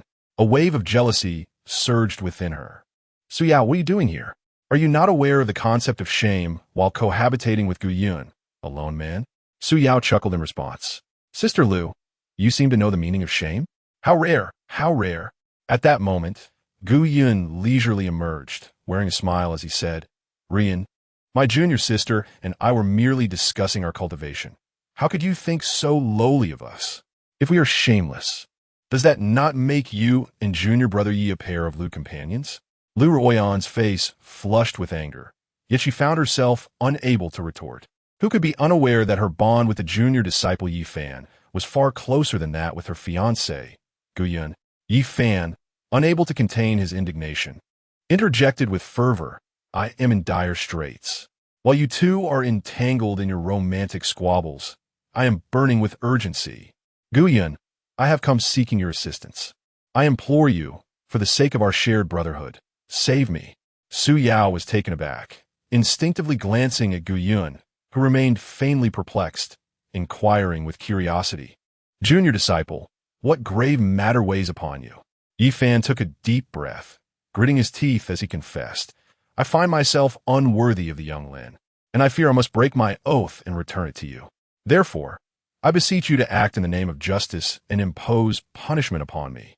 Upon uttering these words, he felt an overwhelming sense of frustration. He thought to himself that Guiyun must be reveling in this opportunity, eagerly anticipating the chance to act against him, relishing in his misfortune. However, to Yi Fan's astonishment, Guiyun burst into laughter, proclaiming loudly, "Oh, my dear junior brother, how could I ever bring myself to harm you, when we share such a fraternal bond? It was merely a jest, and I cannot fathom why you took it to heart. Rise, for even if you were to bow and plead, I would never lay a hand on you." Upon hearing this, Yi Fan was nearly apoplectic with rage. "Damn it, you take advantage and yet play coy, toying with my emotions? If you do not take action, I am doomed." Chapter 21. For the sake of the junior disciple, are you incapable of making such a sacrifice? Upon hearing Guiyun's words, Lu Ruyin was the first to express her indignation. "Guiyun, it is entirely your fault that the junior disciple has been driven to this predicament. Rather than seeking to assist him, you stand here making sarcastic remarks?" Zhao Yunji also coldly snorted, "Guiyun, cease your idle chatter and swiftly disperse the heavenly punishment fire for the junior disciple. If anything were to happen to him today, I shall not let you off lightly." The others echoed in agreement. Indeed, what is Guiyun dilly-dallying for? It appears he wishes to witness the demise without intervening. Su Diao laughed mockingly, casting a disdainful glance at the crowd. "You are truly laughable. Is this outcome not of Yi Fan's own making? Did Guiyun force him to accept the little Qilin as his master? Furthermore, you have often accused our senior brother of bullying Yi Fan. And now that he hesitates to strike against Yi Fan, you are still discontented. You insufferable ingrates are truly hard to please." The crowd turned crimson with embarrassment, eager to retort, yet feeling a pang of guilt within. Lu Ruyin and Zhao Yunji still wished to speak. Guiyun chuckled lightly, interjecting first, "There are indeed many ways for you to help the junior disciple. For instance, you could take the punishment on his behalf. As long as you endure what he is meant to, the heavenly punishment fire would likewise dissipate. Upon hearing this, the crowd was momentarily taken aback. What? This can be substituted? Their expressions darkened as they furrowed their brows. They were more than willing to engage in verbal support for the junior disciple. But to bear the punishment on his behalf? Surely that was unnecessary. Yi Fan was overjoyed, immediately turning to Gu Yun. Is it truly possible? Gu Yun smiled nonchalantly, nodding seriously. Indeed, it is absolutely true. The junior disciple could allow someone to attempt it. Even if it proves ineffective, he would suffer no loss. Yi Fan's spirits soared further. That logic is sound. He then turned to the surrounding disciples, who were now wide-eyed. How casually you speak. What if it does not work? Would the one taking the punishment not become the scapegoat, suffering in vain? Just moments ago, those who had been fervently concerned for Yi Fan now wore awkward smiles. Junior disciple, it is not that I do not wish to help you, but my cultivation is too low. I fear I cannot withstand a blow from Senior Brother Gu. Yes, I am on the verge of a breakthrough and truly cannot afford to take damage. Yi Fan's anger surged within him. Normally, they would refer to him as junior disciple in a familiar manner, yet at this critical juncture, none were of any use. However, he forcibly suppressed his fury, forcing a calm smile as he said, "It's all right. Helping me is a matter of goodwill, and not helping is simply a matter of principle. How could I possibly blame everyone?" The crowd immediately raised their thumbs in admiration. The junior disciple is so reasonable. At that moment, Gu Yun chuckled jovially and spoke up.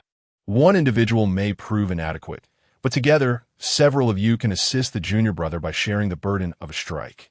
If there is a will to help, there will always be a way. Yi Fan was momentarily taken aback. Is it truly possible to do it this way? Gu Yun chuckled once more. Why not give it a try? How else would we know? Yet, the disciples who had previously boasted found themselves in a state of panic. Damn it, are we really expected to bear this? However, having reached this point in the conversation, they found it difficult to refuse, for doing so would certainly offend the junior brother. If he were to be offended, how would they ever navigate their lives on the vast peak thereafter? Thus, several familiar faces exchanged glances and inhaled deeply. We three are willing to jointly accept punishment for the junior brother. Yi Fan was profoundly moved, promptly rising to clasp his hands in gratitude towards the trio. Thank you, esteemed senior brothers, for your generous support. Rest assured, I shall never forget your immense kindness. If we can withstand this trial, I will surely repay you handsomely. Upon hearing this, the trio felt a measure of comfort. They then steeled their nerves and turned their attention to Gu Yun. Senior Brother Gu, please proceed. Gu Yun instantly revealed a radiant smile, exclaiming with excitement, finally, I have ensnared you. He chuckled wickedly, then widened his eyes. So, shall I begin, dear junior brothers? Witnessing this scene, everyone present gasped in astonishment. What terrifying state is Gu Yun in? The three who had stepped forward were equally apprehensive. Yet, being cultivators at the initial stage of foundation establishment, did they not possess the strength to protect themselves? Even if Gu Yun were formidable, could he truly defeat them with a single strike? Thus, the trio unleashed their full power without reservation. Together, they declared, let us go. Gu Yun's excitement intensified. Suddenly, he raised his hand with a forceful gesture. Boom! The great desolate heavens palm, an overwhelming and terrifying aura, immediately spread forth. Invisible waves of spiritual energy rippled across the skies of the vast peak. With a sickening thud, the three who had taken the punishment for Yi Fan instantly spat blood, flying several dozen meters away. Not only did blood pour from their 7 orifices, but they also fell unconscious, their spiritual energy dissipating rapidly. Everyone present was left dumbfounded.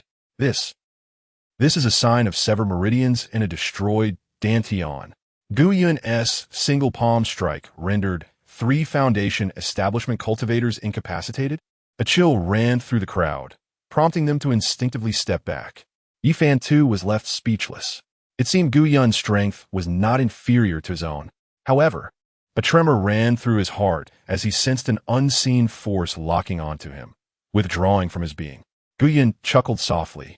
Junior brother, the heavenly punishment of the fire of retribution above your head has dimmed slightly.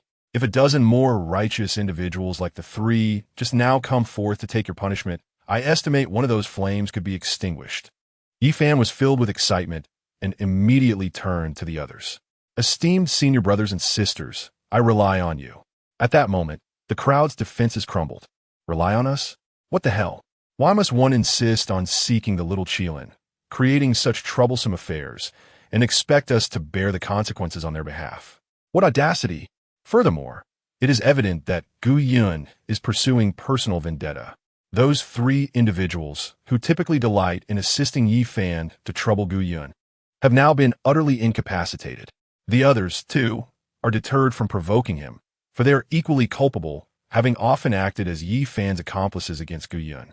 Should Gu Yun truly take action, it will be tantamount to courting death. The crowd gritted their teeth, cold sweat beading on their foreheads. Yet, Gu Yun's impatience grew. What is this? Just moments ago, each of you clamored to aid the junior disciple, and now that the opportunity has arisen, you choose an action? Come now, who is next? The dozen or so individuals under Gu Yun's unwavering gaze turned paler still. Ultimately, in the face of survival versus appeasing Yifan, they resolutely chose the former. Someone spoke up without hesitation. Brother, I believe that debts should be repaid to their rightful owners. Since it is the junior disciple who has erred, he ought to face the punishment himself. Why should we bear the brunt? Indeed, we owe them nothing. I have matters to attend to. I must take my leave. With that, they promptly turned to depart. Witnessing this scene, Yifan clenched his fists in frustration. A group of ungrateful wretches. Meanwhile, Gu Yun erupted into a maniacal and delighted laughter.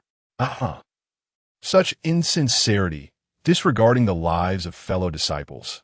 All are deserving of punishment.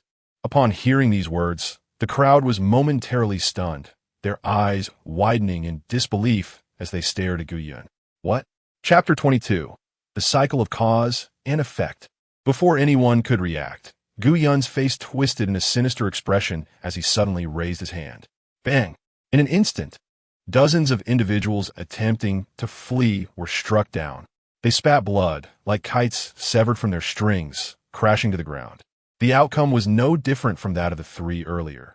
Their meridians shattered, they were rendered utterly incapacitated. Those who did not faint were left in a state of sheer bewilderment. Was it inevitable that they would suffer for the sake of their junior brother? Gu Yun had indeed intended this. It was a true case of losing both the lady and the soldiers. Had he known he could not evade this palm strike, he would have clenched his teeth and claimed it was for the sake of his junior brother. Now, not only had he offended the junior brother, but he had also suffered in vain. Yifan was equally enraged. A group of useless individuals. They held no value even in their ruined state. They might as well take the punishment on my behalf. Only Su Yao, standing a distance away, wore a faint smile. The more she observed this ambiguous senior brother, the more she found herself enamored, her eyes gleaming with admiration. On Yifan's side, only Lu Ruyin and Zhao Yunji remained.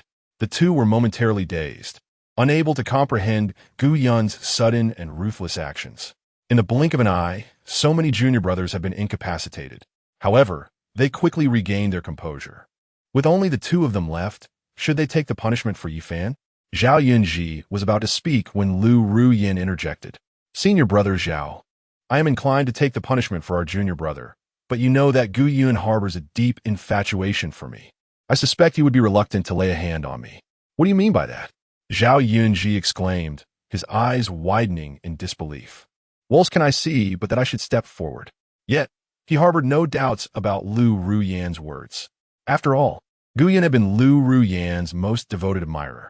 He took a deep breath and feigned nonchalance as he declared, for the sake of our junior brother, I, Zhao, shall not hesitate. With a cold snort, he proudly turned his gaze toward Gu Yun. Gu Yun, I shall take the remaining punishment for our junior brother. His expression was one of disdain, as if he regarded Gu Yun with utter contempt. After all, Gu Yun was merely at the 7th stage of foundation building, whereas he had already reached the pinnacle, equipped with numerous techniques and treasures. Even if Gu Yun were to strike at random, he could certainly withstand it. Yifan was profoundly grateful, immediately expressing, Thank you, senior brother Zhao, for your chivalrous assistance. I, as your junior brother, will forever remember this kindness. Zhao Yunji smiled proudly, fully aware that aiding the junior brother through this trial would surely earn him the master's favor. The junior brother would also remember his support. Most importantly, he might even establish a connection with the senior ancestor behind the junior brother. Moreover, even if Gu Yun unleashed his full force, it might not harm him. Thus, everything seemed worthwhile. With that, Zhao Yunji snorted dismissively, glancing at Gu Yun. Gu Yun, you may proceed. Let me see how well your cultivation has recovered. Gu Yun laughed boisterously. Very well, as you wish, senior brother. Bang! Gu Yun suddenly raised his hand. An invisible gust of force surged towards Zhao Yunji, causing him to slide backwards for dozens of meters. His foot stumbled back with a fierce force, cracking the ground beneath him. Finally stabilizing himself, his face turned a deep shade of blue as he clutched his chest. The soft armor of high-grade yellow tier that he had exchanged over 10,000 sec contribution points for shattered instantly. Despite this, blood still trickled from the corners of his mouth. Cough! Are you truly at the 7th level of foundation establishment? Zhao Yunji croaked, gazing incredulously at Gu Yun. He himself was at the peak of foundation establishment, a half-step into the mysterious Dan realm. He was protected by high-tier yellow armor. How could he have been so severely injured by Gu Yun? Gu Yun couldn't help but clap his hands in delight. Indeed, Brother Zhao is formidable. Those junior brothers are simply too weak. Even when they joined forces, they couldn't withstand a single blow from me. Yet you, surprisingly, only sustained minor injuries.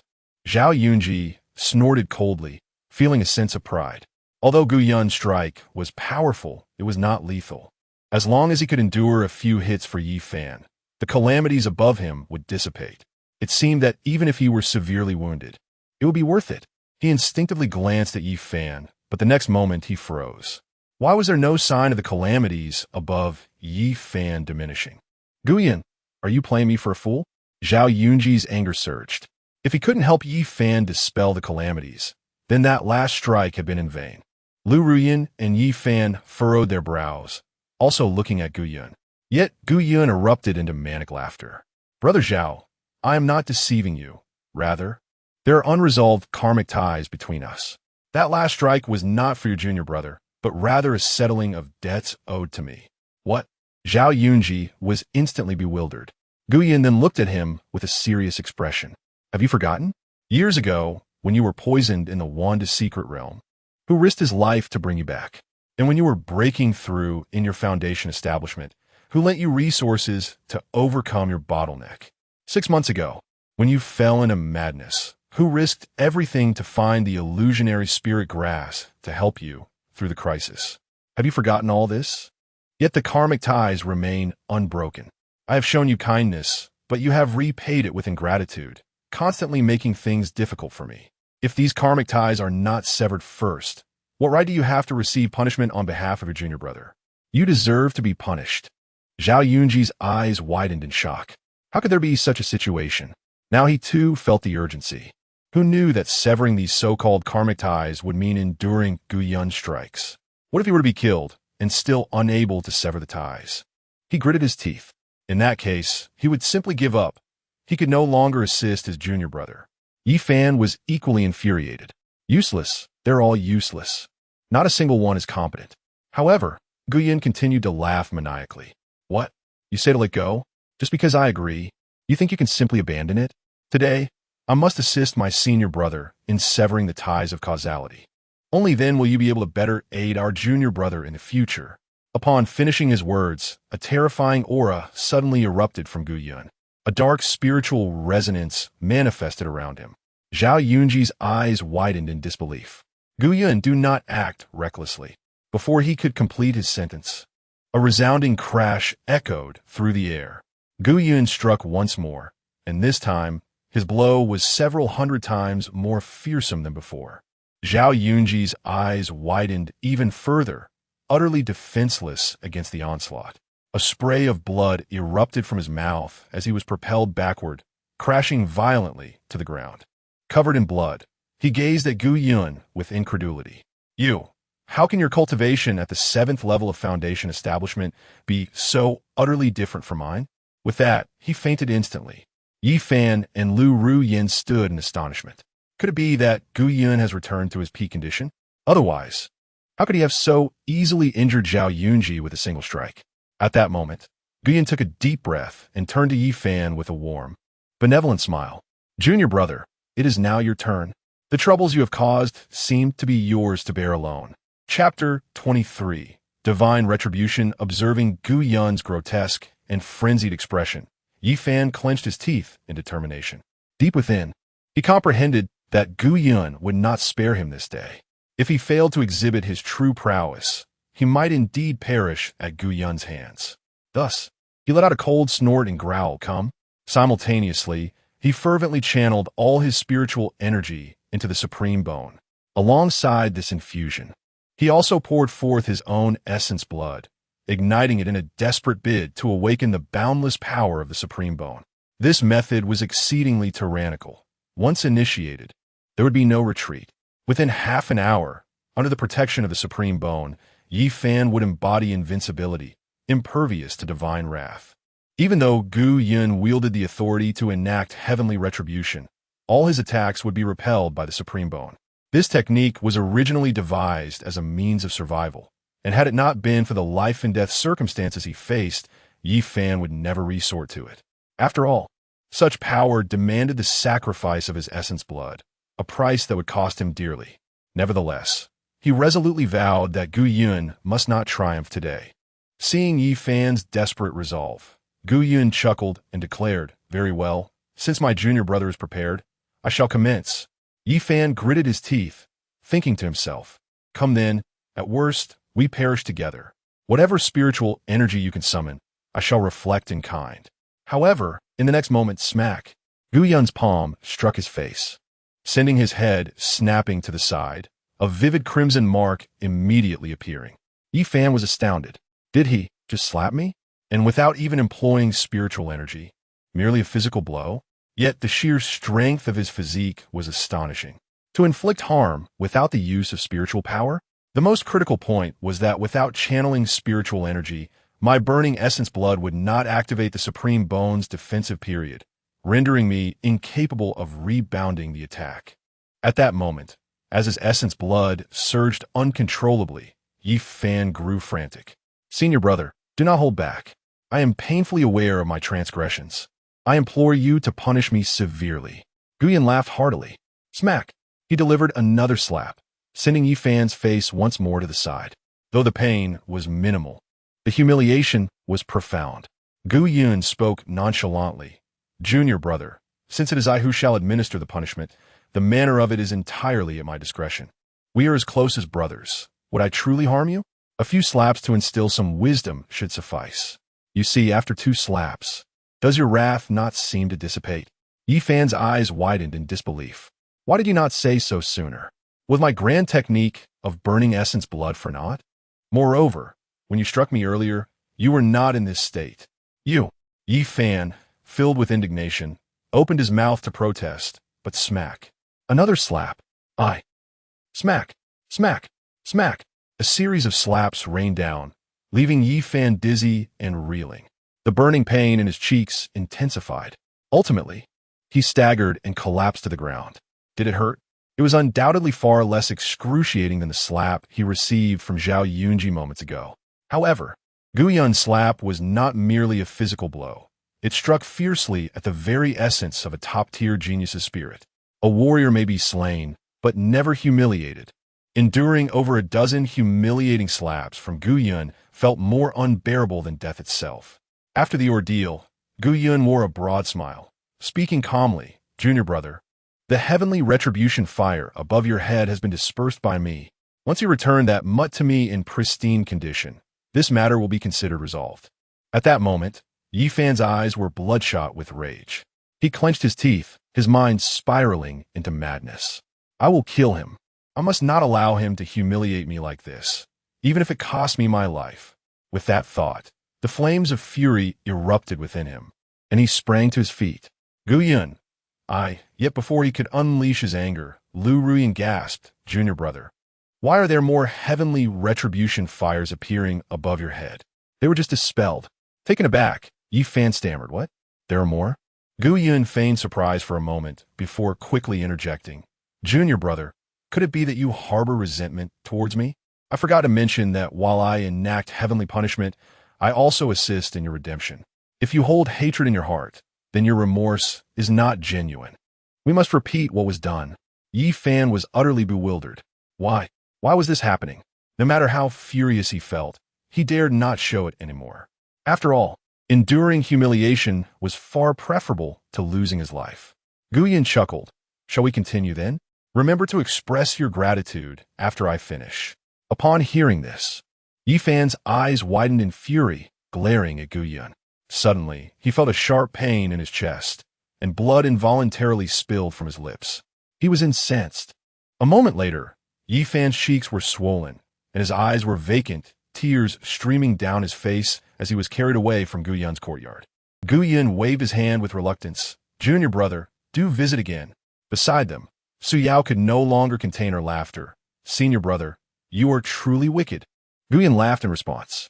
Heavenly punishment enacted. Virtues like the sea. Reward. 30,000 merits. 3,000 heavenly retribution thunders. Bane of evil. Guyan felt quite satisfied. With these merits, he could significantly enhance his cultivation. Meanwhile, Yi Fan was brought before Lung Rushuang. Upon seeing his desolate expression, she furrowed her brow and immediately inquired, Did Guyan injure you? Oddly, you seem unscathed. Upon hearing Guyan's name, a glint of murderous intent flickered in Yi Fan's eyes. Though he bore no physical wounds, he had suffered a tremendous humiliation. 37 slaps, precisely 37. He swore that he would not rest until he avenged this grievance. With great effort, he suppressed his sorrow and rose to clasp his hands, addressing his senior brother. Though I have not been harmed, I have received a total of 37 slaps. Moreover, I am compelled to return the little Qilin to its rightful owner before this matter can be considered resolved. Cold as frost furrowed her brow slightly. How audacious of Guyan to still covet that young Qilin. Yi Fan's eyes widened in astonishment. Is that the crux of the issue? The real issue lies in the fact that he struck me so many times. Cold as frost waved her hand dismissively. Very well, should you fail to yield it, the flames of divine retribution shall reignite. Yi Fan, today you have witnessed Guyan's prowess. If you were to engage him in a contest for the position of chief disciple, do you believe you would emerge victorious? Yi Fan hesitated momentarily. Guyan's methods were indeed formidable, having even bested Zhao Yunji with a single strike. In a fair contest, the odds would be at best 50-50. He clenched his teeth slightly. I must report to my master that I possess only a 50% chance. Cold as frost regarded him with a hint of disappointment. You have one final month. Should you fail to attain the position of chief, you shall forfeit your eligibility to enter the Sword Tomb. This is something I need not remind you of, correct? The Sword Tomb, a forbidden sanctuary of the Tianyan Sect. It opens once every 3 years, and only the chief disciple from each peak is granted access. Within the Sword Tomb lie various spiritual swords left by the great masters of the Tianyan Sect, as well as countless legacies and opportunities. It is one of the rarest chances for the young disciples of the Tianyan Sect. Entering the Sword Tomb for training before reaching the virtual refinement realm would greatly aid future cultivation. This was also the reason Guyan had become target. Cold as frost wished to reserve this unparalleled opportunity for Yi Fan. Understanding the significance, Yi Fan immediately spoke with grave seriousness. I comprehend, and within a month, I shall break through to the Xiandan realm and seize the position of chief. Cold as frost snorted softly and tossed him a token. This is a token for entry to the spirit pool, a resource typically reserved for the chief disciple. I shall allow you to use it first. Do not let me down. Yi Fan felt a surge of excitement. The spirit pool boasts spiritual energy over tenfold that of the outside world. Without immense contributions to the sect, only the chief disciple would have the privilege to cultivate therein. With such conditions, coupled with his extraordinary supreme bone, he was confident he could break through to Xiandan and trample Guyan underfoot within a month. He promptly declared, Rest assured, Master, I shall not disappoint you again. Chapter 24. The Calculations of the Liu Family. End. I will continue to update. Cold as frost, she refrained from saying more and reluctantly released the little Qilin she had subdued. Were it not for Yi Fan, Even if she could not make this creature acknowledge her as its master, she would still be loath to return such a once-in-a-millennium top-tier spirit pet to Gu Yun. Freed from the constraints of the master-servant contract, the little Qilin was free to roam as it pleased. Upon departing, it made a beeline for Gu Yun's residence. Roaring with excitement upon seeing Gu Yun, the little Qilin dashed to his side, its eyes brimming with affection. Gu Yun chuckled, acknowledging the creature's bond with him and deciding to keep it by his side henceforth. However, he made it clear that he did not harbor idle pets. Whether it could remain with him depended on its performance. The little Qilin immediately displayed a confident glint in its eyes, letting out a couple of low growls, as if to assure him that it would not be a burden. Gu Yun chuckled again, allowing this rustic creature to stay as a guardian. He then retreated into his room, sitting cross-legged. Having accumulated tens of thousands of merits, it was time to elevate his cultivation.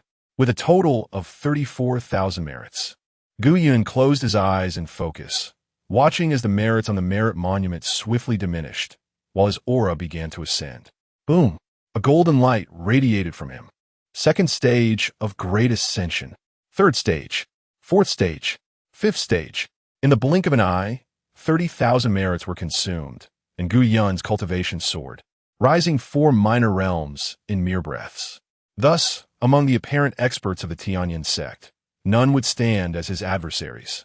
The corners of Gu Yun's mouth curled upward. However, the foundation of this body remained inadequate. After the Great Ascension stage, the rate of cultivation advancement markedly slowed. Consequently, he decided to use the remaining 4,000 merits to enhance his root. Originally a superior quality spiritual root, it transformed into an exceptional one. Of course, compared to Yi Fan's sacred spiritual root, the supreme bone, there remained a considerable gap. Nevertheless, the path of virtue and merit is indeed invincible. There is no need to borrow from another's foundation. Thus, he resolved to continue performing good deeds and accumulating merits. 100 miles away from the Tianyan Sect, in Yuntian City, the Liu family gathered. The head of the Liu family, Liu Changfeng, furrowed his brow and spoke with grave seriousness. The ancestor has failed in his closed-door cultivation, unable to break through to the Great Ascension realm, and has sustained significant injuries. Now that the ancestor has emerged from seclusion, he has suspended plans to challenge the Great Ascension realm. The members of the Liu family wore heavy expressions, fully aware that the ancestor's ability to advance to the Great Ascension realm was crucial for the family. In Yuntian City, numerous cultivation families thrived. The Liu family had previously been considered a third-rate family. However, with Gu Yun's assistance over the years, the Liu family had received considerable support from the Tianyan Sect, greatly enhancing their strength. Yet, they still could not ascend to a first-rate family, primarily due to the absence of a Great Ascension realm master to safeguard them. Elder brother, the family treasury still contains many spiritual plants, spiritual stones, and various spiritual treasures that Gu Yun sent previously. I believe they are sufficient for the ancestor's use. Why does the ancestor not make another attempt? Liu Changfeng glanced at the one who spoke. He is his full-blooded younger brother, Liu Changshan, the seventh in the Liu family hierarchy. The elder is concerned that should we face failure once more, the Liu family would truly be left with nothing. After all, with Gu Yun currently losing influence in the Tianyan Sect, he can no longer provide our Liu family with the abundant resources for cultivation. The assembly could not help but feel irate. This Gu Yun is utterly useless. How could we have once held such high hopes for him? Indeed, a mere waste. Had we known, we would have opposed his union with Ru Yin from the outset. Liu Changhe also scoffed. In the past, Gu Yun was young and promising, with a boundless future. Naturally, I had no objections to his betrothal to Ru Yin. However, now that he has proven himself ineffectual, this engagement must be dissolved. I intend to send word to Ru Yin soon, advising her to break off the engagement with Gu Yun. But let us set this matter aside for now. We should first deliberate on the Elder-S breakthrough issue. Should we wager the entirety of the Liu family's assets to allow the Elder one final attempt? This question bears significant implications for all present. No one dares to take it lightly. Should we risk everything and the Elder achieves success in the Great Ascension? It would be a joyous occasion for the entire Liu family. Yet if we gamble all and the elder fails, it would mean a prolonged period without resources for advancement, an unbearable loss for both the family and the individuals involved. Thus, this matter demands careful consideration, just as the assembly found themselves at a loss. Uncertain of the path forward, Lu Changshan suddenly spoke. Elder brother, I have a suggestion. Before Ru Yin and Gu Yun dissolve their engagement, why not make use of Gu Yin one last time? Let us have him procure the resources for the Elder S breakthrough. In this way, regardless of the Elder S success, the Lu family will secure a profit. The assembly was taken aback, casting puzzled looks at Lu Changshan. Immediately, someone raised a question. Gu Yun has already fallen from grace in the Tianyan Sect, and even Lung Rushuang has turned her back on him. How can he possibly assist the Elder in gathering resources for the breakthrough? Indeed, there is concern that he might exhaust himself on sect tasks. By the time he accumulates the resources, the Elder may have already passed away. However, Lu Changshan merely chuckled, exuding confidence as he replied, "You are mistaken. Gu Yun has been nurtured by the Tianyan Sect for an extended period. Even in decline, he must possess a considerable reserve of resources. This is evident from the gifts he has brought to our Lu family in recent months." Upon hearing this, the assembly's eyes brightened. Indeed, although Gu Yun has fallen, he has still managed to present substantial gifts to the Lu family during these past few months. Whether it be pills or spiritual herbs, they are all of superior quality. There are even top-tier earthly treasures among them. This indicates that he still possesses a fair amount of resources. Even if he had some valuable items previously, they cannot withstand such prolonged consumption. I have heard that Ru Yin mentioned Gu Yun's resources have been halted for quite some time. After such a lengthy period, he undoubtedly requires its use. Lu Changshan chuckled lightly and spoke with an air of indifference. Even if he truly possessed nothing, it would be of no consequence. I have heard that the Tianyan Sect allows for the signing of life and death contracts, permitting one to temporarily borrow cultivation resources from the sect or exchange one's essence for resources. I firmly believe that as long as Gu Yun is determined, he will surely find a way to gather the necessary resources for the ancestral breakthrough. Upon hearing this, the crowd's eyes sparkled with excitement, revealing their delight. It seems this young man still holds some value. I find this approach quite favorable. Given Gu Yun's past willingness to assist the Lu family in their endeavors, I am confident that he will exhaust every possible means to comply with our requests. Lu Changfeng, the head of the Lu family, also chuckled before stating, "Very well, I shall send a message to Ru Yin at once. Let her summon Gu Yun to our residence tomorrow." Chapter 25. Sowing discord before long, Lu Ruyin, residing in the Tianyan Sect, received a message conveyed by a flying sword from her family. Upon grasping their intentions, she let out a cold snort. Her father was correct. I am betrothed to Gu Yun, which naturally binds us as one family. Now that the ancestor requires assistance as a member of the Lu clan, he has no justification to refrain from lending a hand. Moreover, with my junior brother in seclusion, I find myself with some free time. I shall have Gu Yun accompany me back home. She promptly instructed her maid, Xiao Chui, please relay a message to Gu Yun, inviting him to join me at the Lu family tomorrow. The maid nodded and swiftly departed to convey the message. Upon receiving the news, Gu Yun could not help but smirk with amusement. Each time the Lu family summoned him, it was either for a birthday celebration, requiring him to prepare gifts, or for some favor they sought. Furthermore, they approached him with an air of condescension. How could my dear Ruyin, growing up in such a household, possibly find happiness? Nevertheless, for the sake of Ruyin, he resolved to make some changes to the Lu family's ethos. Thus, he did not decline the invitation. The next day, two figures appeared above the Lu residence, soaring on their swords. Lu Ruyin navigated her way home with ease, hardly acknowledging Gu Yun, who trailed behind her. In truth, their journey was marked by silence. In Lu Ruyin's eyes, Gu Yun resembled more of a subordinate than a companion. "Miss, you have returned. The master and others are awaiting you in the hall," greeted the steward of the Lu household as they entered, his face adorned with respect towards Lu Ruyin, yet completely disregarding Gu Yun behind her. The Lu family had long grown accustomed to ignoring Gu Yun, viewing him merely as a source to exploit resources. Lu Ruyin nodded and made her way directly to the hall, where her parents and her uncle, Lu Changshan, along with his son, were gathered. Upon entering, Lu Ruyin respectfully bowed. Father, mother, uncle. The others responded with faint smiles and nods. Lu Changfeng, embodying the demeanor of a benevolent elder, spoke, Ruyin and Gu Yun have arrived. It has been quite a while since you two returned. Your mother and I have been concerned for you. A gentle smile graced Lu Ruyin's face as she acknowledged, It is my oversight as a daughter. I shall make it a point to visit you more often. Gu Yun also smiled, noting that Lu Ruyin's parents were consistently amiable and faultless during his visits. However, with their roles established, there was bound to be a contrasting voice. As anticipated, before he could utter a word, a sarcastic remark echoed through the hall. Gu Yun, you truly possess an immense sense of self-importance. If the Lu family does not summon you, you would not even think to come and pay your respects?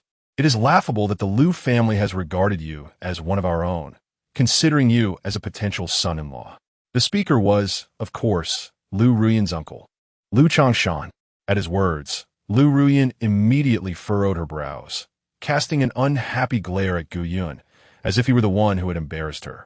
Gu Yun chuckled softly, clasping his hands before Lu Changshan as he spoke. Uncle, you are quite right.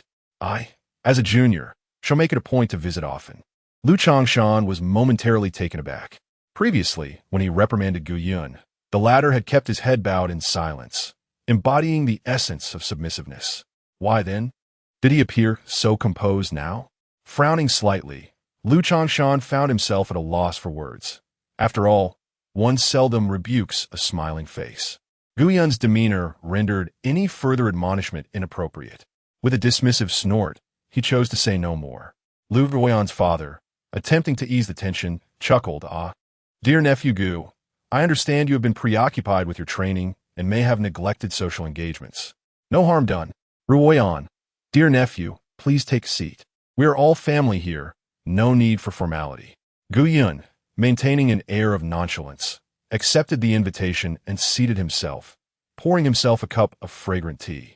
Observing this scene, Lu Ruoyan's cousin, Lu Fengping, couldn't help but sneer. Gu Yun, you are rather unrefined. When asked to sit, you comply without hesitation. Have you no sense of decorum? Upon visiting my uncle, did you not prepare any token of goodwill? Lu Ruoyan, too, felt a pang of confusion. Indeed, whenever Gu Yun visited their home, he would bring lavish gifts, ensuring that each family member, from parents to siblings, received something. Why then had he not done so this time?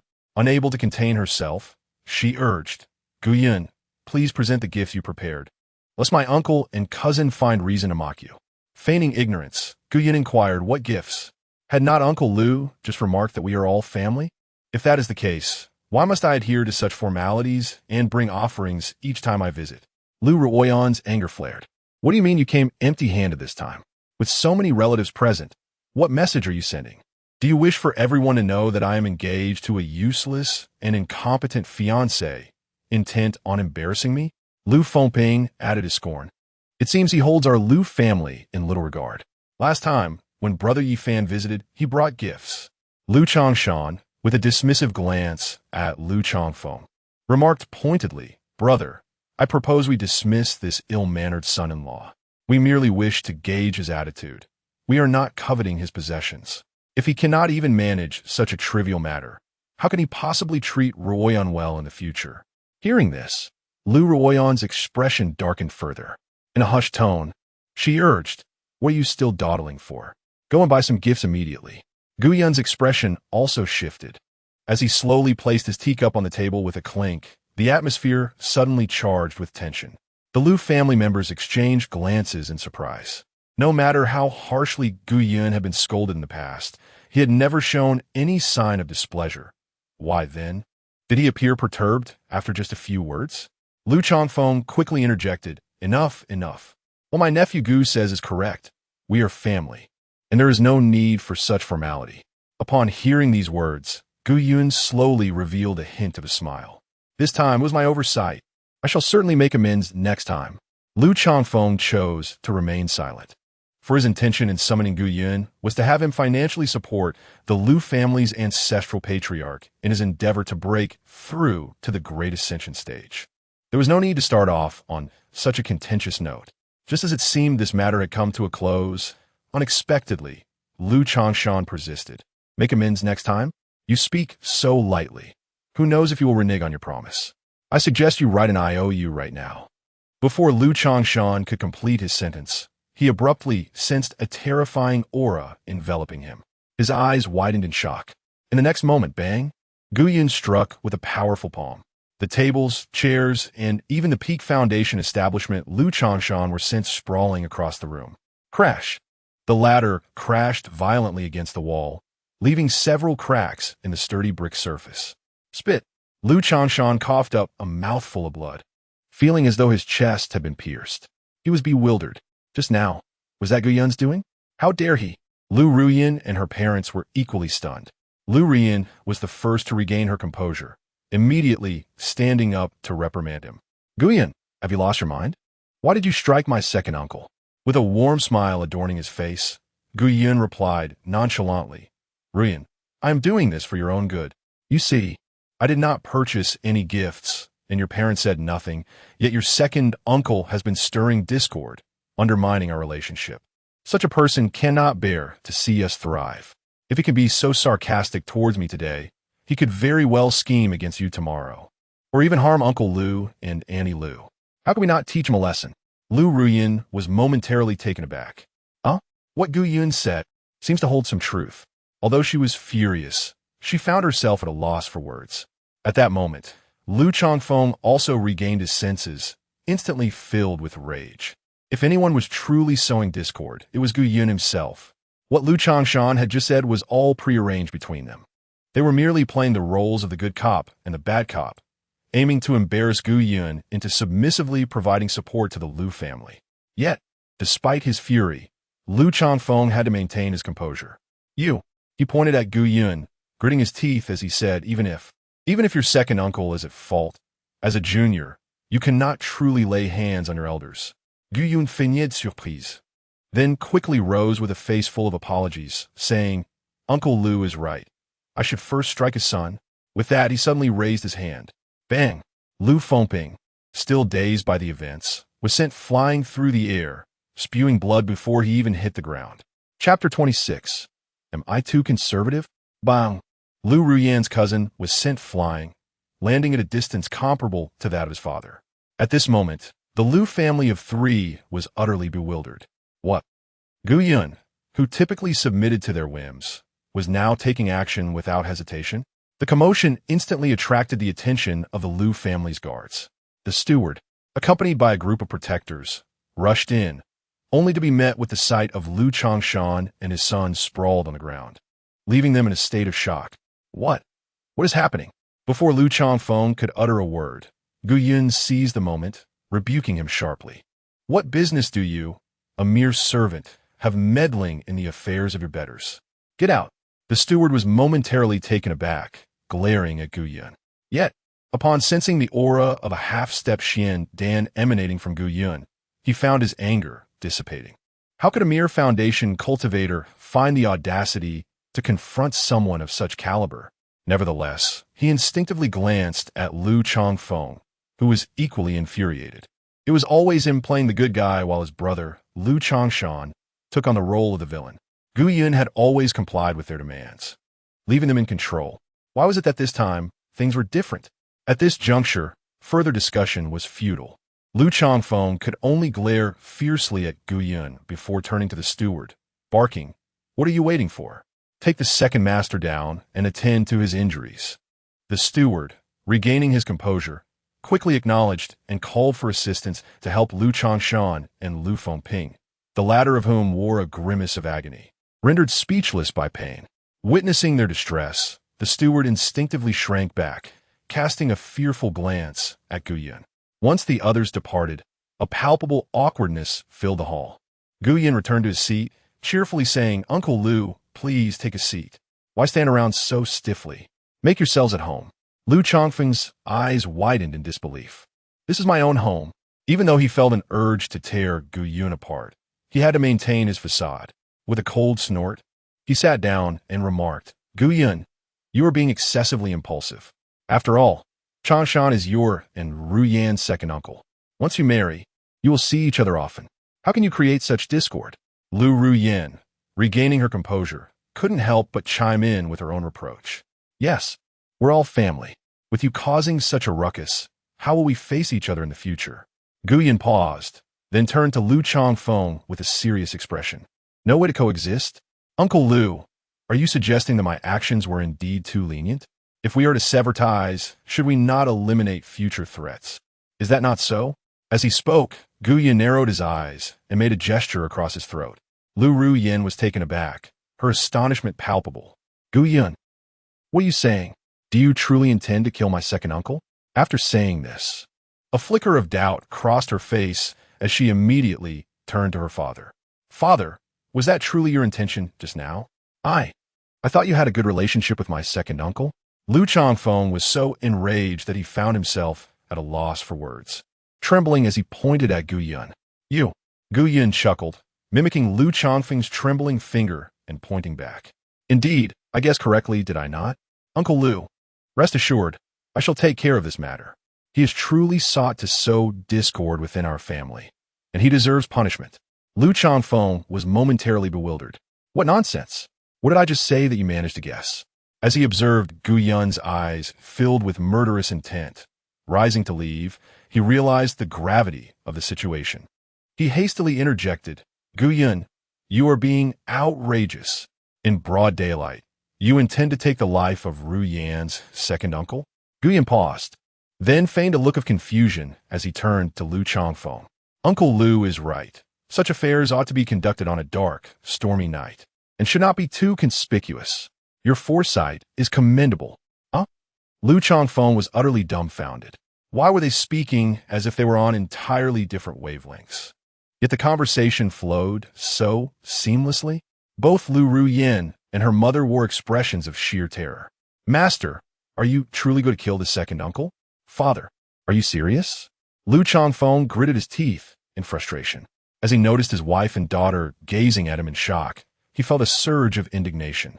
He quickly turned to Guyan, seething, when did I ever say I would kill the second uncle? Guyan, do not misconstrue my words. Guyan nodded earnestly, displaying an understanding demeanor. Uncle Lu, rest assured, if anyone inquires about this matter, I shall assert that it was entirely my own idea, and I will not implicate you in any way. After all, the notion of fratricide is indeed unsavory. Guyan's words only further convinced Lu Ruyin and her mother that Lu Changfeng was indeed plotting murder. Lu Changfeng felt a tightening in his chest, unable to articulate his frustration. After a long moment, he finally managed to glare at Guyan, saying, You truly are my esteemed son-in-law? Guyan, elated as if he had received praise, quickly clasped his hands together, replying, Thank you for your kind words, uncle. At last, Lu Changfeng's eyes widened in exasperation. Nearly driven to the brink of madness by Guyan, he remained uncertain whether Guyan was feigning ignorance or genuinely misinterpreting his intentions. For the sake of his younger brother's life, he had to suppress his fury, inhaling deeply before stepping forward to firmly grasp Guyan's shoulder. Gritting his teeth, he declared, Guyan, I shall not kill your second uncle. We shall grant him a chance for redemption. Upon hearing this, Guyan immediately displayed admiration in his gaze. Uncle Lu, your compassion is commendable. I shall heed your counsel. Lu Changfeng let out a sigh of relief, finally managing to restrain Guyan. Otherwise, not only would the second uncle face dire consequences, but the blame would inevitably fall upon him. Meanwhile, Lu Ruyin and her mother continued to regard Lu Changfeng with expressions of incredulity. Particularly, Lu Ruyin exclaimed in disbelief, Father, I never imagined you truly harbored murderous intent just moments ago. I always thought our family maintained a cordial relationship with Uncle Heir, yet it appears that your bond was merely superficial. Nevertheless, rest assured, whatever decision you make, I shall support you. Lu Changfeng, too, was at a loss, his heart heavy with sorrow. Is this truly what I wish to admit? If I had not resorted to such measures to clarify matters with the dense Guyan, what if he had indeed taken action against your uncle? He waved his hand dismissively, unwilling to linger on the topic. Silence. This matter ends here. Ruyin, the purpose of your and Guyan's return is to address the issues concerning our ancestor. Have you conveyed everything to Guyan? Lu Ruyin nodded in affirmation. I have explained everything. Gu Yun is already aware of our ancestor's failure in the trial. He expressed a desire to see the ancestor first. Lu Changfeng nodded as well, a cold snort escaping his lips involuntarily. Gu Yun, known for his foolish filial piety, would surely be moved upon witnessing the ancestor's suffering and tragic state. Meanwhile, the members of the Lu family would stand by, appealing to his emotions and reasoning, successfully persuading him to procure resources for the ancestor's trial. Very well, let us proceed together to meet the ancestor. Chapter 27. The Unfilial Descendants. Soon, Gu Yun followed the Lu family to the backyard. In an opulent room, he encountered the patriarch of the Lu clan. At that moment, several senior elders and stewards of the Lu family were also present. The venerable Lu Chuanji reclined against the edge of the bed, appearing frail and worn. Upon seeing the patriarch's condition, Lu Ruyin's eyes immediately brimmed with tears. "Patriarch, how are you?" She hurriedly approached the bedside, her face a portrait of concern and sorrow. The patriarch, Lu Chuanji, was indeed the great-great-grandfather of Lu Ruyin. In her childhood, Lu Ruyin remembered how tenderly he treated the younger generation. Lu Chuanji, with a benevolent smile, replied, "Ruyin, you have returned. Do not worry, the patriarch is fine." As he spoke, he cast a meaningful glance at Gu Yun. It was well known throughout the Lu family that the young man was to bear the burden of all resources for the critical challenge. Naturally, this included the patriarch's awareness. He deemed this strategy quite astute. Once Gu Yun was rendered devoid of any value, Ruyin could be freed from their engagement. This, he believed, would maximize the utilization of resources. As Gu Yun approached the bedside, Lu Chuanji feigned a state of exhaustion, weakly stating, "Ah, child, you have come. Come closer so the old man can see you. I fear I may not live to witness your wedding and the children you will have with Ruyin." Hearing this, those present feigned sorrow, joining in the patriarch's performance. Gu Yun felt an urge to laugh, but restrained himself at the sight of their fervent act. However, before he could speak, Lu Changfeng interjected, "The patriarch's lifespan is drawing to a close." Yet he entered seclusion to strive for the breakthrough to the great ascension in hopes of witnessing your wedding with Ruyin. Alas, due to insufficient resources, he is met with failure. Gu Yun, seeing the patriarch in such a state, can you bear to watch him suffer? Gu Yun was taken aback, glancing at Lu Changfeng. Ah, so the patriarch's endeavor to elevate his cultivation was not for the status or interests of the Lu family, but entirely for my sake? I am genuinely moved. Lu Changfeng was momentarily stunned. This lad was usually easy to deceive, believing whatever he was told. Why was he now speaking with such a sarcastic tone? Was he truly touched, or was it a deliberate mockery? One could only say that Gu Yun's acting skills were commendable. Lu Changfeng, suspecting he was overthinking, quickly added, "Look, the patriarch has sacrificed so much for you. Surely, you cannot bear to see him depart from us so soon. If you could gather enough resources for the patriarch's breakthrough, allowing him one more attempt, I believe he would surely succeed, gaining several more centuries of life. Imagine, our family united, harmonious, and joyful." After saying this, he meaningfully patted Gu Yun on the shoulder, resembling a kindly elder. Observing Gu Yun's furrowed brow, Lu Ruyin could no longer restrain herself. "Gu Yun, from this day forth, we shall be one family. My ancestor is your ancestor. How could you turn your back on him? One must not lack filial piety." The other members of the Lu family chimed in. "Indeed, Gu Yun, do not let our ancestor feel disheartened, lest he believe he has misjudged you. The fact that you are asked to assist is a testament that we, the Lu family, do not regard you as an outsider. It is also an opportunity for you to demonstrate your worth to Lu Ruyin. You must seize this chance, for how can we entrust Lu Ruyin to you otherwise?" In that moment, the entire room turned their focus upon Gu Yun, employing both emotional appeals and rational arguments. Some subtly threatened him regarding his engagement to Lu Ruyin. Observing the fervent expressions of this large family, Gu Yun seemed to have made a resolute decision. He immediately proclaimed, "Rest assured, everyone, since you have welcomed me as part of the Lu family, I shall certainly take charge of our ancestors' matters. I will seek out the resources necessary for him to break through. I must ensure his success. With that, he turned and departed. Upon witnessing this scene, the Liu family members swelled with pride. Guyan truly is a good lad. We have not erred in our judgment. Indeed, we can rest easy in trusting Rian to him. Once Guyan had walked away, the atmosphere in the room shifted dramatically, erupting into raucous laughter. Ha ha ha, what a fool. I told you, this lad is easily deceived. Now we have a lead on the resources for our ancestor's breakthrough. Liu Rian felt a twinge of guilt, as if she had somehow tricked Guyan. Yet, upon reflection, she realized she had not coerced him. He had chosen to act of his own accord. What reason did she have to feel remorse? Moreover, he was her fiancé. What harm was there in assisting her family? With this thought, her heart felt considerably lighter. The Liu family's ancestor let out a cold laugh, slowly rising to his feet, feeling neither pain nor weakness. His earlier state of near death had been an act. Though injured, he was not gravely harmed. He coldly declared, "Enough. Let us all exercise restraint. It is only prudent to rejoice once the resources are secured. We must not become complacent and risk Guyan discerning our true intentions, which would jeopardize our plans." The Liu family members thus subdued their mocking laughter and began to speak in agreement. Yes. However, just as they turned to leave, a sudden loud crash echoed through the room. A bloodied figure hurtled in, crashing heavily to the ground. The assembly was momentarily stunned. When they recognized the figure, their astonishment deepened. It was Liu Changshan. Lying on the ground, barely clinging to life, was none other than Liu Rian's second uncle, Liu Changshan.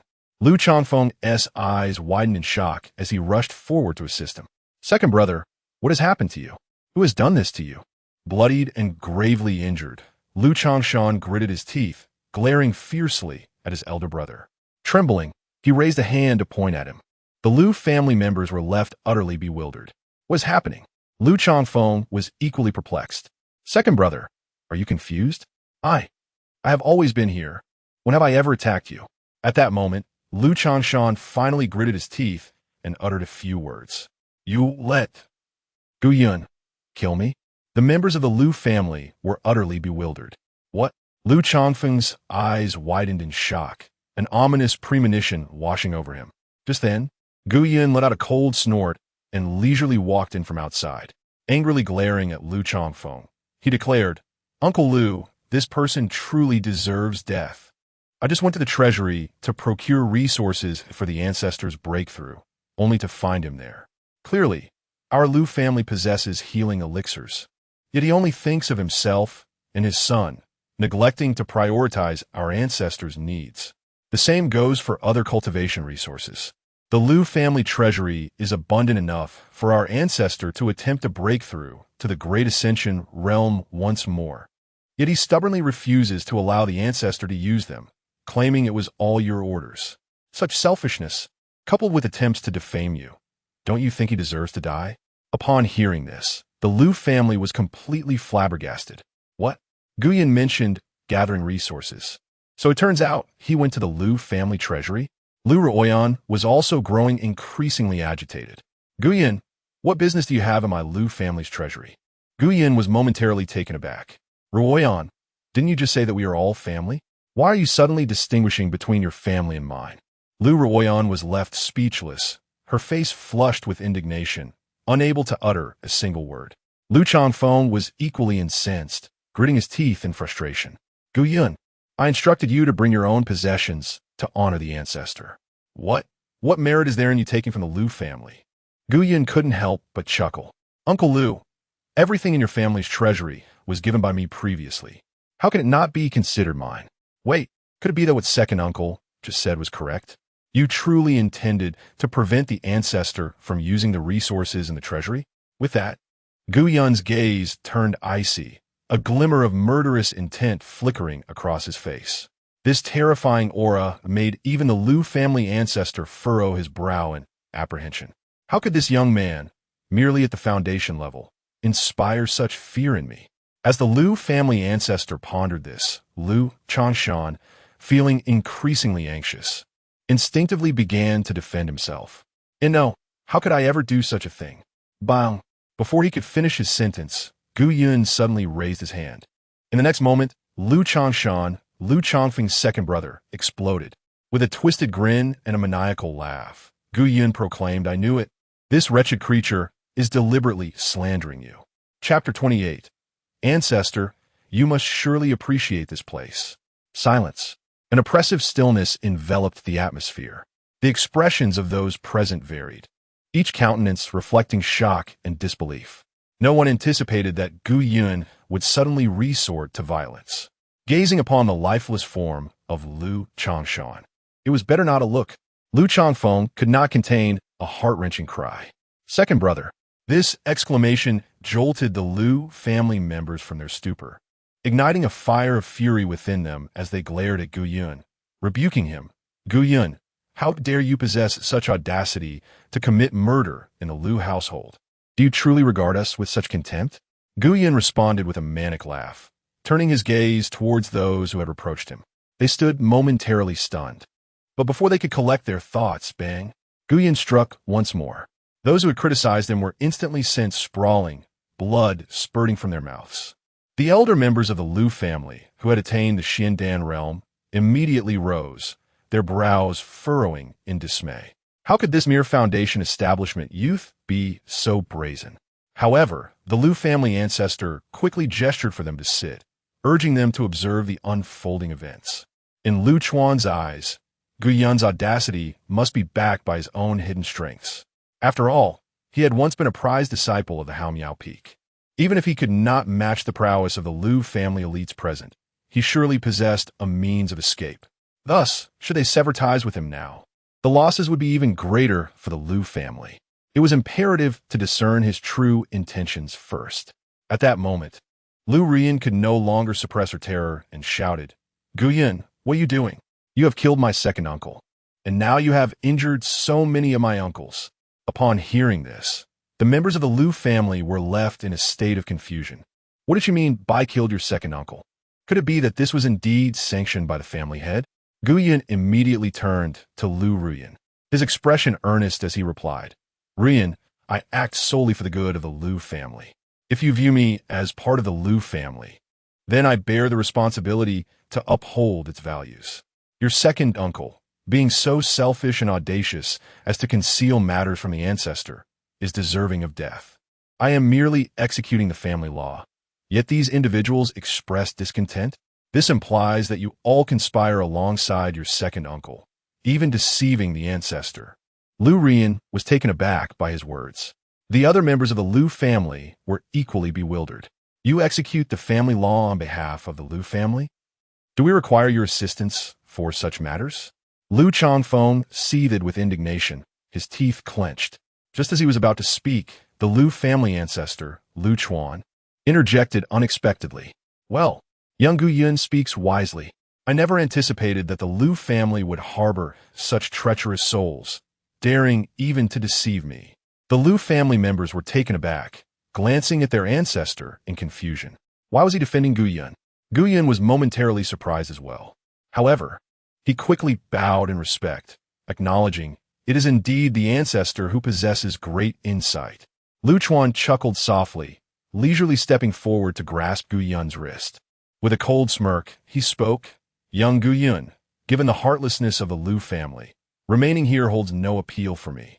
I might as well accompany you back and enjoy my twilight years. Would you be willing to take in this old man?" Though he uttered these words, Lu Chuan's true intentions were twofold. First, he covertly sealed Gu Yun's meridians, rendering any potential countermeasures useless. Second, he aimed to extricate Gu Yun from the Lu family. Even if he intended to kill him, it could not occur within the confines of the Lu household. After all, Gu Yun still held the title of a disciple of the Tianyan Sect, and a blatant murder would invite the wrath of the sect, jeopardizing the Lu family's reputation. Furthermore, Lu Chuan had been observing Gu Yun and sensed that he did not genuinely wish to sever ties with the Lu family. He merely appeared somewhat dazed. Thus, he could still exploit him as a pawn. Given Gu Yun's foolishly filial disposition, how could he truly disregard his own fate?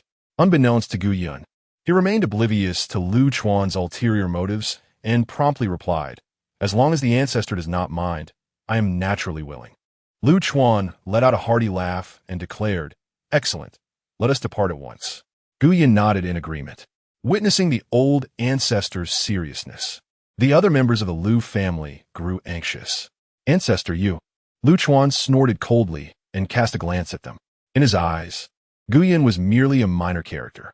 He had not anticipated that he would need to personally intervene to resolve matters. The abilities of these descendants had truly disappointed him. Therefore, he scoffed, "There is no need for further words. Reflect upon yourselves thoroughly, and come to me once you have gained clarity." With that, he followed Gu Yin out, leaving the Lu family members in a state of bewilderment. On the return journey, Lu Chuan's gaze turned icy as he contemplated Gu Yun's various behaviors within the Lu family. Was he genuinely dazed, or was it a deliberate act? He needed to confirm this. If it were the latter, there was an opportunity to eliminate him. Thus, he smiled amiably and asked, "Gu Yin, why are you so kind to the old ancestor?" Gu Yin chuckled in response. "Ancestor, I am infatuated with Ruyan. Naturally, I extend that affection to you. Since Ruyan is so filial to you, how could I treat you poorly?" Upon hearing this, Lu Chuan's cold smile returned. It seemed he had overthought the matter. The youth had indeed killed out of confusion. Before long, they arrived at the entrance of the small courtyard where Gu Yun resided. Gu Yun looked expectantly at Lu Chuan and asked, "Ancestor, how do you find this place? Do you like it?" Sensing the rich spiritual aura surrounding them, Lu Chuan was momentarily taken aback. What a blessed land. It resembles a paradise on earth. With such an environment for cultivation, how could I not succeed in breaking through? He felt a surge of excitement and instinctively exclaimed, very good, very good. The old man is quite fond of it." Gu Yun smiled in return. "I am glad you like it. Please tell me your favorite spot, and I shall build you a house there." Lu Chuan was momentarily stunned. Build a house. This young man is truly filial. Concerned that I might find his humble abode unsuitable, he intends to construct a dwelling specifically for me. At this moment, Lu Chuan was solely focused on breaking through. He continued to rely on Gu Yun for various resources. Thus, he immediately commenced his performance. "Ahem, good child. You are indeed loyal and filial, possessing both sentiment and righteousness, unlike those scoundrel from the Lu family. Ahem, good child, rest assured I, your old man, will not trouble you. I understand that your situation at Tianyan Peak is challenging and you lack sufficient cultivation resources to assist me in my breakthrough. How could I bear to press you further for resources? Alas, let me die in peace. Even if I were to suffer immensely, you need not concern yourself." Upon hearing this, Gu Yun was taken aback, gazing incredulously at Lu Chuan. "Ancestor, please do not speak like that. How could I allow you to endure such pain?" Lu Chuan smiled with satisfaction. Indeed, he was still the naive and kind-hearted Gu Yun he knew. With just a touch of pretense, he had fallen into his trap. Lu Chuan feigned helplessness, sighed, and said, "What can be done? You certainly cannot sell your essence or sign a life and death contract with the Tianyan Sect to exchange resources for me." Gu Yun erupted into laughter. "Ancestor, choose a favored location and leave the rest to me." Chapter 29. The unthinkable Lu Ru Yin. Seeing Gu Yun's utmost respect, Lu Chuan felt an overwhelming sense of pride. He glanced around and pointed toward a spot, cheerfully suggesting, "I think that place over there is quite suitable. Let's go with that." Gu Yun joined in the laughter, responding, "Excellent." Suddenly, he raised his hand. Bang! A tremendous force struck Lu Chuan directly in the chest. Poof! Blood spewed from his mouth as he was propelled several meters away, crashing heavily to the ground in utter disarray. His eyes widened in disbelief. The seemingly gentle and honest Gu Yun had unexpectedly turned against him. Moreover, had he not sealed Gu Yun's meridians? How could he still wield spiritual power? Wasn't he merely at the foundation establishment stage? How could he, a half step into the great ascension realm, be so severely injured? Countless questions swirled in his mind. Struggling to rise, he found that even the slightest movement caused more blood to uncontrollably surge from his mouth. Ultimately, he collapsed onto the ground. At that moment, Gu Yun approached, wearing a radiant smile reminiscent of a sunny young man. "Relax, take a deep breath. Do not worry, ancestor. Just a little while longer, and you will feel no pain. Please rest for now. I will construct a new home for you." With that, Gu Yun summoned the earth dog Wankai, who began to dig a pit at the location Lu Chuan had indicated. Witnessing this scene, the dying Lu Chuan finally felt fear. He had thought Gu Yun easy to bully, only to discover that he was, in fact, a ruthless individual. With a single disagreement, he was prepared to bury him. Enduring the agony, he managed to speak. Gu Yun, I realize my mistakes. Spare me. I am the ancestor of the Lu family. Ru Yan's ancestor. You cannot kill me. If you do, Ru Yan will never forgive you. Gu Yun was momentarily taken aback. Deeply moved. Ancestor, you are on the brink of death, yet still concerned for my feelings and worried that helping you find release might affect my relationship with Ru Yan. Rest assured, I will ensure Ru Yan remains unaware, so you need not worry. Lu Chuan's eyes widened in shock, but before he could finish his thought, blood surged forth again, and he collapsed, his eyes rolling back as he succumbed. Whether he died from his injuries or from rage remains a mystery. Before long, Wang Kai finished digging the pit. With a look of disdain, it approached Lu Chuan's side and kicked him into the hole before beginning to cover it up. Reforming the Lu family's ethos, aiding the ancestor in finding release from suffering, a modest merit achieved. Reward: 1,000 merits, Lu family token. Upon seeing the family token appear in his hand, Gu Yun looked somberly at the makeshift grave that Wang Kai had created. He solemnly declared, Ancestor, rest assured, I will take good care of Ru Yan and the entire Lu family. With a wave of his hand, a stone tablet manifested at the grave's head. He personally inscribed the words Grave of the Ancestor in bold characters. Meanwhile, the Lu family remained perplexed, unable to comprehend Lu Chuan's intentions. Why did the ancestor choose to accompany Gu Yun? Indeed, that lad has been mercilessly taking lives within my Lu family, and this matter is simply overlooked. At that moment, Ru Yan seemed to have a realization. She suddenly spoke up. By the way, when I visited the place where Gu Yun resides, I sensed an abundance of spiritual essence there, perhaps even rivaling that of Master S estate. Could it be that the ancestor is aware that Gu Yun's dwelling is a place of fortune and a hidden paradise, which is why he chose to follow him? Upon her words, everyone began to awaken to the truth. It made sense. It must be so. Ha ha. The ancestor is indeed remarkable. As it stands, Gu Yun is not only responsible for the resources needed for the ancestor's breakthroughs, but must also oversee the ancestor's daily necessities. Indeed, the ancestor is clever. Lu Changfeng exhaled softly in relief. He gazed at his daughter, his voice tinged with fatigue. Well then, since the ancestor has his own plans, we need not worry. I believe Gu Yun would not dare to mistreat the ancestor. Ru Yan, after you return, make sure to visit the ancestor daily. Ru Yan frowned slightly.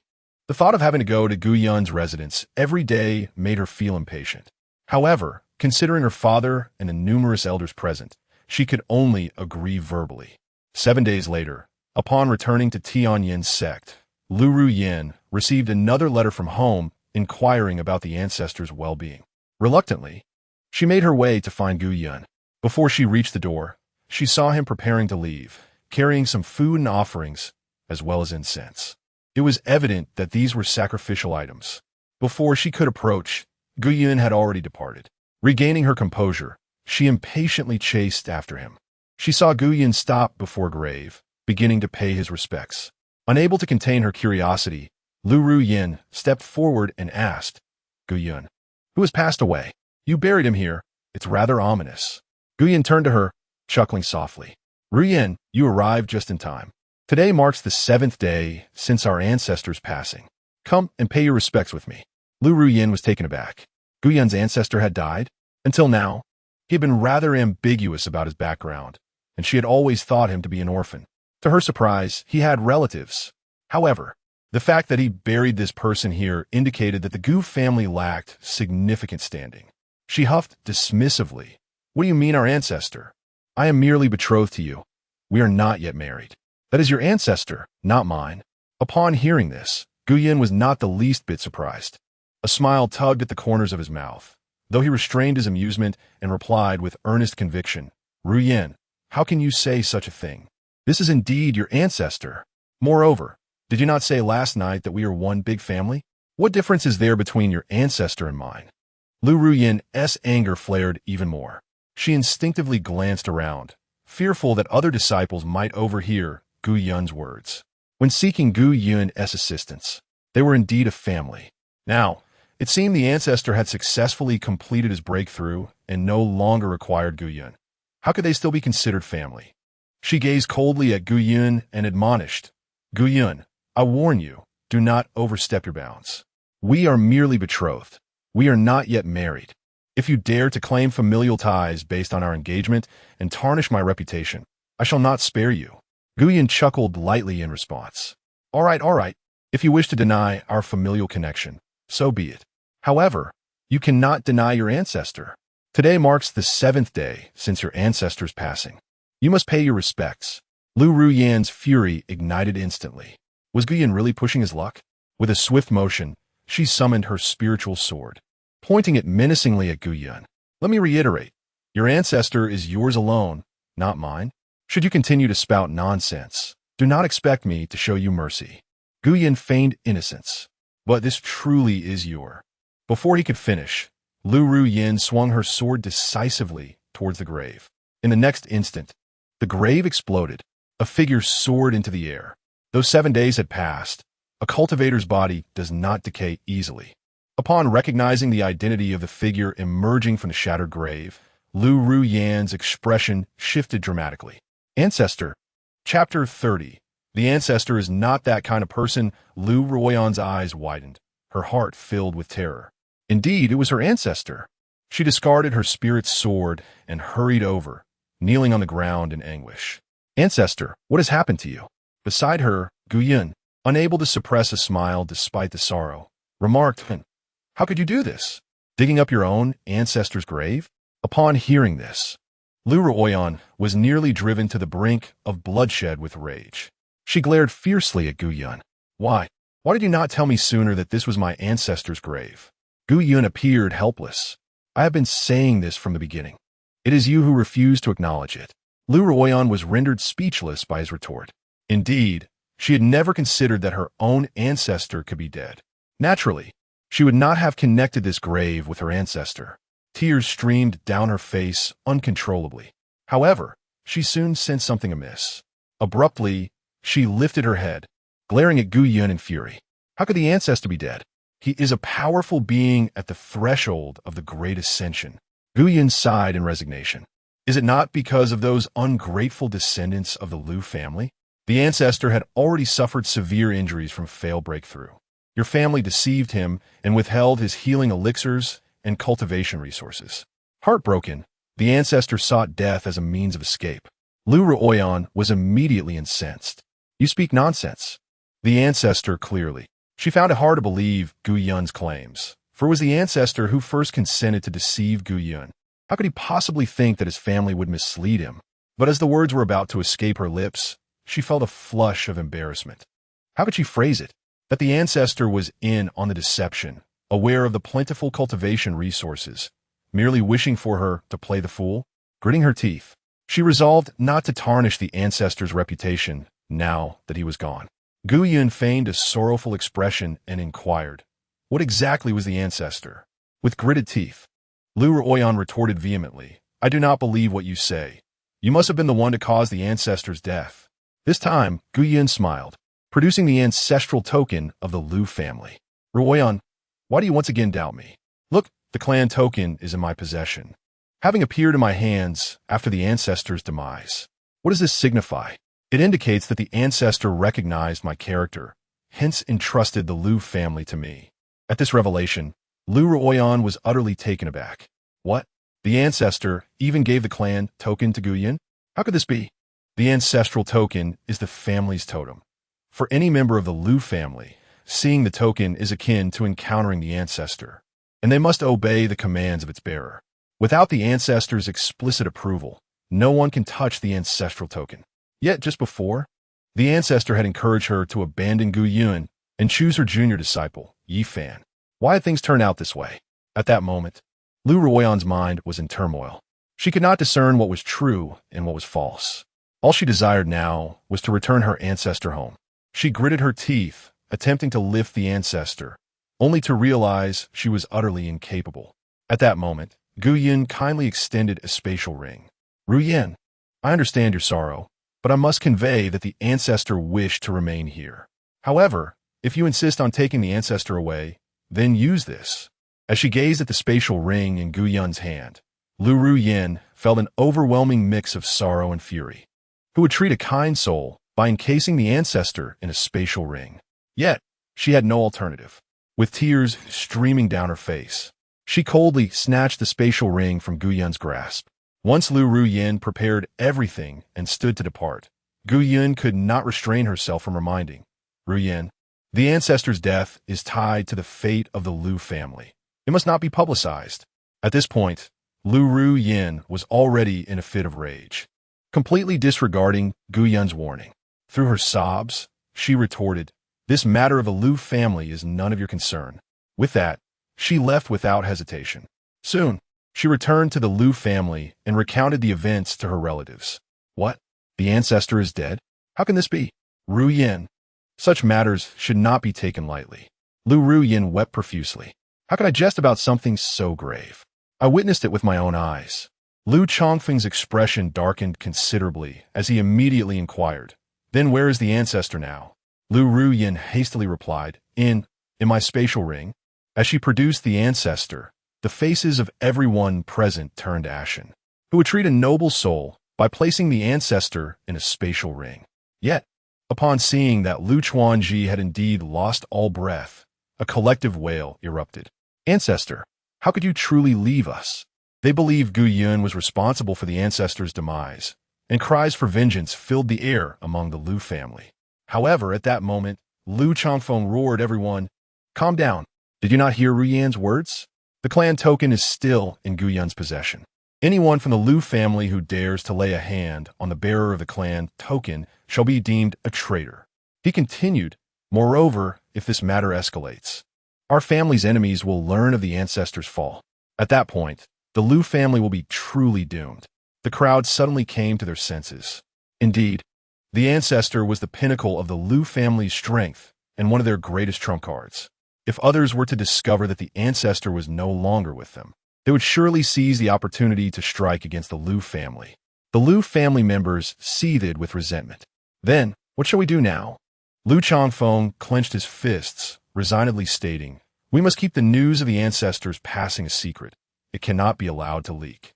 The members of the Lu family, faces filled with reluctance, heavily sank back into their seats. This meant they could not seek vengeance against Gu Yun. Would this matter simply be left unresolved? Lu Chongfeng snorted in response. "Leave it unresolved? Absolutely not. I will ensure that Gu Yun pays for the blood he has spilled. He possesses the clan token, making it unwise for us to strike against him, but others outside the Lu family can certainly act." Everyone's eyes brightened, instantly rejuvenated, as they turned their gaze towards Lu Chongfeng. "Patriarch, are you implying?" Lu Chongfeng let out a cold chuckle. "Next month marks my 50th birthday, and Chenner has expressed his intention to return. Moreover, he mentioned that he would bring his master along to celebrate with me. Chenner's master is a formidable expert at the ascension stage. At that point, he could request assistance from him, aside from Gu Yun." The crowd immediately erupted with joy. Lu Chun, the younger brother of Lu Ruoyan, is currently cultivating under the Divine Sword Sect, which is one of the 13 righteous sects in the Eastern Continent. It would pose no challenge for an ascension stage expert from the Divine Sword Sect to eliminate a disregarded junior from the Tianyan Sect. Chapter 31. The Affectionate Suitor and the Enamored Maiden in the Serene Abode of Gu Yun at Haomiao Peak. It has been over 20 days since the liberation of the venerable ancestor of the Lu family. Gu Yun pondered the passage of time. Surely, the ancestor has been reincarnated by now. Alas, the imperial banner crafted in the previous life is no longer in his possession. Otherwise, it would have ensured that the ancestor could eternally accompany his beloved Ruyin. No, it would have allowed the entire Ruyin family to remain united and steadfast by her side. Reclining in his rocking chair under the warm sun, Gu Yun contemplated the prospect of remanufacturing the imperial banner. At that moment, a figure adorned in resplendent colors descended from the distant sky into the courtyard. With a joyful yelp, the little Qilin, Wang Kai, dropped the object it had been holding in its mouth and eagerly sought Gu Yun's praise. A cursory glance revealed it to be a colorful xianfeng. Although it was a phoenix, its size resembled that of a young calf. Judging by the fluctuations of its spiritual energy, It appeared to possess the cultivation of a peak Xiandan. Gu Yun chuckled heartily, showering lavish compliments upon Wang Kai. Splendid. Just as I was yearning for a taste of game, you have brought me a wild mountain chicken. Go and summon Sister Su Yao. It is time to prepare a feast. Ever since Gu Yun had made a promise to Wang Kai, the creature had been exceedingly diligent. It toiled tirelessly, obediently fulfilling any task assigned to it. Even in the absence of orders, it instinctively ventured beyond the sect to seek treasures worthy of offering to Gu Yun, celestial materials. Earthly treasures, divine herbs, and, on days like this, exquisite wild delicacies. Su Yao could not help but exclaim in admiration, "What a splendid spirit beast!" Yet, it seems Gu Yun has turned it into a devoted sycophant. Brother, how would you like to prepare this colorful xianfeng? Stir-fried, steamed, or perhaps roasted over charcoal? I shall gladly cater to your preference. Su Yao hummed a cheerful tune as she arrived at Gu Yun's courtyard, bringing along wine and pastries. Whenever Gu Yun summoned her, regardless of the request, she always endeavored to fulfill it. Gu Yun felt a deep sense of gratitude. Observing her busily preparing the meal, he spoke with warmth. Sister, it has been nearly a month since you have dutifully obliged every request of mine without a hint of complaint. Do you truly seek no recompense? Su Yao, unfussed, merely smiled serenely. I have only assisted my brother with minor tasks. There is no need for recompense. Gu Yun felt a swell of appreciation and continued. It is delightful to see you possess such a noble spirit, akin to my own. Thus you have passed my test. Su Yao was taken aback, her face flushing with warmth as she looked at Gu Yun in disbelief. My brother has been testing me all along? Could it be that he harbors feelings for me? Is he about to confess? What should I do? How should I respond? Noticing the expectant expression on Su Yao's face, Gu Yun chuckled and produced a piece of spiritual jade inscribed with a profound technique. Herein lies a superior medical inheritance, capable of healing as well as inflicting harm. Since you have successfully passed my test, I present this gift to you today. On Su Yao's face, the palpable excitement visibly dissipated. Gu Yun furrowed his brows. You seem rather disappointed? Junior sister, do not aim too high. This is a celestial level medical technique. It is unique within the Tianyan Sect and even across the entire 9 continents. Su Yao's lips twitched, displaying a hint of embarrassment. Nevertheless, she quickly replied, No, I'm not disappointed. Thank you, senior brother. But wait, did you say this is a celestial level technique? Su Yao's eyes widened in astonishment. Celestial level techniques are already considered the pinnacle of the Xuantian Continent's martial arts.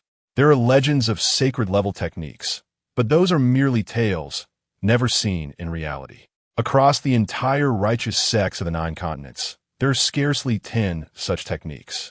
The fact that Gu Yun would bestow such a significant treasure upon her made Su Yao's heart swell with sweet elation. Senior brother must care about me, otherwise, why would he give me something so precious? Lowering her head, a blend of joy and shyness graced her demeanor as she nervously fidgeted with the hem of her garment. It's too valuable, senior brother. I cannot accept it. Only then did Gu Yun reveal a satisfied expression. This was the outcome he had desired. He casually tossed the spirit jade aside while reclining back onto the chair, saying, Take it. It's yours. The spirit jade landed before Su Yao, compelling her to catch it. Observing Gu Yun's nonchalance, her mind drifted to a storybook she had read a few days prior. Titled, The Overbearing Sword Sovereign Fell for Me. Gu Yun was akin to the overbearing sword sovereign in reality. Oh, but wait, he doesn't wield a sword. Regardless, Su Yao felt an overwhelming joy. Biting her lip, she raised the corners of her mouth, obediently responding with a soft, "Oh," before heading off to prepare a meal. Transcendent Empress reincarnated, virtue as vast as mountains. Reward, 5,000 virtue points. Just as Gu Yun lay languidly with his eyes squinted, he abruptly raised his brows. He had intended to casually toss a technique to tease the girl, yet unexpectedly, it turned out to be a tremendous profit. No wonder he was enveloped in the true chi of the dragon path. It turned out the Empress had been reincarnated. Gu Yun found himself both amused and exasperated. In the Tianyan Sect's cultivation secret realm, At the spirit pool, Yi Fan sat cross-legged on the lotus platform, slowly exhaling a breath of turbid air. As he opened his eyes, a formidable aura surged forth. A smirk curled at the corners of his lips, and a hint of arrogance graced his face. At merely 17 years of age, he had attained the Xiandan realm. There were hardly a few in the entire Tianyan Sect, or even among the 13 sects of the 9 continents. Rising gradually, a cold glint flickered in his gaze. Gu Yun, it is time to settle our accounts. With that, his figure flickered and vanished from the spot. Soon, news of Yi Fan's emergence and breakthrough into the Xiandan realm spread like wildfire throughout the Tianyan Sect. The Haomiao Peak became the talk of the town. Truly, he was the little junior brother, possessing a monstrous talent far surpassing that of Gu Yun in his time. What is Gu Yun, after all? Before the younger disciple, he appears as a mere firefly, attempting to compete with the brilliance of the moon. With his limited abilities, he stubbornly clings to the position of chief, utterly oblivious to the impending consequences. Previously, the master had instructed him to relinquish the chief title to the younger disciple. Yet he refused to comply. Now, the younger disciple has successfully ascended to the Xiandan realm, surpassing him by an entire level, rendering him powerless to retain his position. Ultimately, it will be he who faces humiliation. Presently, the entirety of Haomiao Peak is eagerly awaiting the spectacle of Gu Yun's downfall. Upon learning of Yi Fan's successful breakthrough, Lung Ruo Shuang felt a sense of satisfaction, affirming the value of her investment in Yi Fan. Consequently, she promptly instructed her attendants to convey a message to the law enforcement hall, requesting elders Zhou Songlong and Zhou Songhu to attend as impartial adjudicators for the upcoming competition for the chief title at Haomiao Peak. Chapter 32, Junior Brother. Do you also possess supreme bones? The chief disciple is the most powerful disciple of each peak. This title not only reflects strength, but also serves as a testament to the acquisition of additional resources from the sect, including access to numerous secret realms and cultivation opportunities. Such privileges are reserved exclusively for the chief disciple.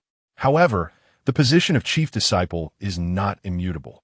Any disciple may challenge the chief disciple at any time, and if victorious, they shall assume the title themselves. To ensure fairness and impartiality in these challenges, the elders of the law enforcement hall must be invited to preside over the proceedings. When Lung Ruo Shuang sent someone to summon the elders to oversee Yi Fan's challenge for Gu Yun's position, the news swiftly spread throughout the vast expanse of Haomiao Peak. The junior brother was finally set to challenge Gu Yun for the chief position. What splendid news! This title rightfully belonged to the junior brother long ago. Indeed, the chief position should be held by the capable, yet Gu Yun, despite being inferior to the junior brother, clung to it for personal glory. Once he is defeated and humbled by the junior brother, he will surely come to regret not relinquishing the title sooner. Gu Yun learned of this development through Su Yao, yet he remained unfazed. The following morning, he rose early, dressed meticulously, and took great care in his preparations. Before long, a knock echoed from outside his door. "Where is Gu Yun?" The voice was somewhat juvenile, yet exuded arrogance. Gu Yun chuckled softly, entirely unperturbed. Recognizing the voice, he knew it belonged to his 13th junior brother, Qin Zifan. He leisurely approached the door and opened it, revealing not only Qin Zifan, but also 7 or 8 other junior brothers of a similar age. Most of them were familiar faces, many of whom had benefited from Gu Yun's generosity. Take, for instance, the audacious Qin Zifan, who seemed to hold his nose high in the air. Known for instigating trouble and engaging in fierce rivalries, he had often been reprimanded by seniors from other peaks. Were it not for Gu Yun's protection, he would have long since faced severe consequences. In the past, Gu Yun had indeed treated him like a younger brother, defending him fiercely. Before Yi Fan's arrival, Qin Zifan had been Gu Yun's shadow, enjoying a close relationship, even addressing him as big brother. However, ever since Yi Fan's arrival, he had grown increasingly close to Yi Fan and began to distance himself from Gu Yun. Now, he looked down upon Gu Yun with an air of arrogance, daring to address him by name. Gu Yun smiled nonchalantly and spoke calmly. "Junior brother Qin, what brings you here?" Upon hearing this, Qin Zifan's expression twisted into one of disdain. "Spare me the familiarity. Gu Yun, Are we really that close? I'm here on the orders of our master. He commands you to proceed to the main peak immediately and accept the challenge from the junior brother. As he spoke, Chun Zifan brandished the token bestowed by their master, brimming with self-importance. Gu Yun, however, displayed not a hint of agitation, merely responding with a placid smile. Very well. Since it is the command of our esteemed master, I shall proceed now, Chun Zifan said, a mocking smile gracing his lips. Let's go together, lest you succumb to fear midway and flee. His words provoked a chorus of laughter from those surrounding them. It seemed in their eyes Gu Yun was merely a foolish jester at that moment. Gu Yun, too, smiled wryly and cast a glance at Chun Zifan, choosing not to respond further. Yet, his silence was interpreted by Chun Zifan as cowardice, inciting even bolder mockery from him. Gu Yun, tell me, do you possess a certain foolishness? When our master instructed you to yield the position of chief to our junior brother, you obstinately refused. Now, the junior brother has claimed that position through his own merit, and you find yourself in the same position, merely suffering for it. His words elicited another wave of laughter. Is it really worth such humiliation for a mere title? Had you foreseen this day of public defeat, it would have been wiser to concede willingly and spare yourself a disgrace. What do they call it? A failure to recognize one's place, a lack of self-awareness. Ha ha! The crowd reveled in their derision. At that moment, Gu Yun abruptly halted, causing a momentary pause among the crowd. Chun Zifan scoffed disdainfully. Are you upset by a few words? What is there to be displeased about? Are we not merely stating the truth? Our junior brother possesses the supreme bone. What right do you have to compare yourself to him? Laughter erupted anew. Yet, Gu Yun began to cackle with a chilling mirth before turning his gaze upon Chun Zifan with a knowing expression. Junior brother Chun, I find myself puzzled and wish to seek your insight.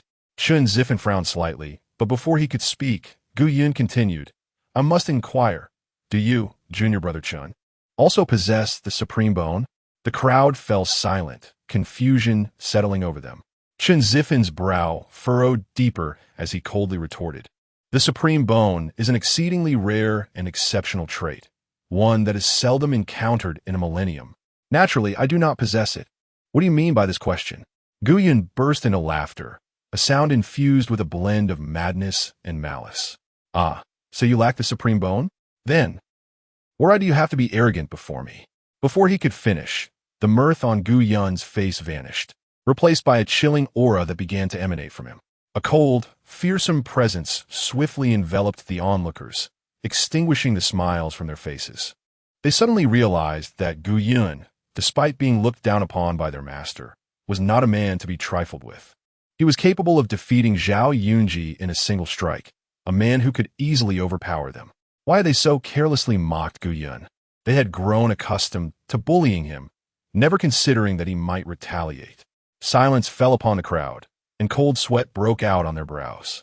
Chun Zifan's complexion instantly turned a ghastly shade. He mocked Gu Yun, believing that Gu Yun remained as docile and easily intimidated as before. Taking the opportunity to demonstrate his loyalty before his junior, Yi Fan, thereby asserting a clear boundary between himself and Gu Yun. However, he never anticipated that Gu Yun would truly retaliate. Although Gu Yun's strength might not surpass that of Yi Fan, it was certainly above his own. A gust of wind swept by, causing the beads of sweat to chill slightly, prompting an involuntary shiver. The sight of their anxious expressions only amplified Gu Yun's delight. Hee. Why so serious, my dear juniors? Do you not find joy in laughter? Gu Yun's wicked and deranged demeanor sent shivers down the spines of all present. A flicker of fear ignited within Chun Zifan's heart. Yet, armed with his master's token and supported by Yi Fan, why should he fear Gu Yun? Gritting his teeth, he scoffed coldly. Gu Yun, do not overstep your bounds. I bang. Before he could finish his sentence, a tremendous force struck his chest directly. Crack! The sound of his ribs shattering echoed clearly. Chun Zifan coughed up blood, hurtling backward and crashing heavily to the ground. It felt as though his chest had been pierced, the pain nearly rendering him unconscious. At this moment, he was utterly terrified. His eyes widened as he struggled to rise and flee, desperately shouting, Gu Yun, if you dare to kill me, My master and fellow disciples will not let you go." Upon hearing this, Guyun burst into a fit of ecstatic laughter. "But who will inform your master and fellow disciples that it was I who ended your life?" Chen Zifan was taken aback. With so many witnesses present, could Guyun truly be oblivious? Instinctively, he glanced towards a junior disciple with whom he shared a closer bond. To his astonishment, Guyun's excitement surged. "Is it him?" With that, he abruptly raised his hand. Bang!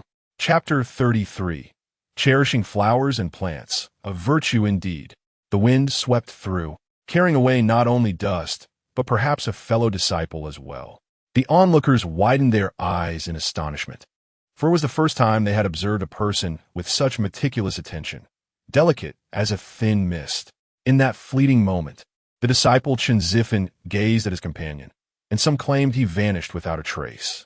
He stared in disbelief, unable to comprehend how the once honest and simple elder brother had now transformed into a dazzling spectacle, akin to fireworks illuminating the night sky. A wave of nausea surged within Chen Zifan, his fear so profound it made him want to retch. He hastily rose, kneeling upon the ground like a stray dog bereft of its spine. He pleaded, "Brother, I was wrong, Brother Guyun." The others were equally paralyzed by terror, their legs trembling uncontrollably, lacking even the strength to flee. Such ruthless tactics were reminiscent of the last time they faced the demonic sect on a battlefield. No, the disciples of the demonic path they encountered then were certainly not as fearsome as Guyun appeared now. Thud! A multitude collapsed to their knees. "Senior, brother, please, spare us. We were merely foolish with our words and should not have spoken ill of you." Some trembled incessantly, while others struck their own faces in despair. Meanwhile, Guyun could not suppress a sinister chuckle. The world fears power, but disregards virtue. Thus, he resolved to admonish the world toward goodness in his own way. Approaching Chen Zifan, he smiled amiably and remarked, "Now, you are willing to call me brother?" Chen Zifan, overwhelmed with fear, wept profusely. He raised his head in desperation, pleading, "Brother Guyun, I have always regarded you as an elder brother. It was merely a moment of folly that led to my disrespect. I implore you, grant me a chance to amend my ways." Guyun sighed in resignation, muttering to himself, "Since you call me brother, I have the duty to guide you. If I have failed in this regard, I too bear some blame." Upon hearing this, Chen Zifan's spirits lifted. Indeed, this was the Guyun he knew, one who readily accepted responsibility. As long as Guyun thought this way, he might survive, and as long as he lived to see their master, he would ensure that this scoundrel met his demise. With that thought, Chen Zifan hastily interjected, "Yes, indeed, brother. You too are at fault. Had you reprimanded me sooner, I would not have committed such a grave error." Guyun nodded seriously, responding, "Indeed, my previous discipline was too lenient, and thus this time, I shall show no mercy. If I do not eliminate you, you will not learn your lesson." As he spoke, a sinister smile crept across Guyun's face, his eyes brimming with malice. Chen Zifan was bewildered, his eyes wide with fear as he gazed at Guyun. "Why must you still kill me? Moreover, if you were to kill me, would there even be a next time?" He quickly continued, "Brother, did you not just say that you too are at fault? If you were to punish me, should you not also punish yourself?" Guyun erupted into a chilling laugh. "Naturally, after I have dispatched you, I shall certainly punish myself with 3 cups." Having spoken, Guyun abruptly raised his hand. Bang! In an instant, Chen Zifan's eyes widened.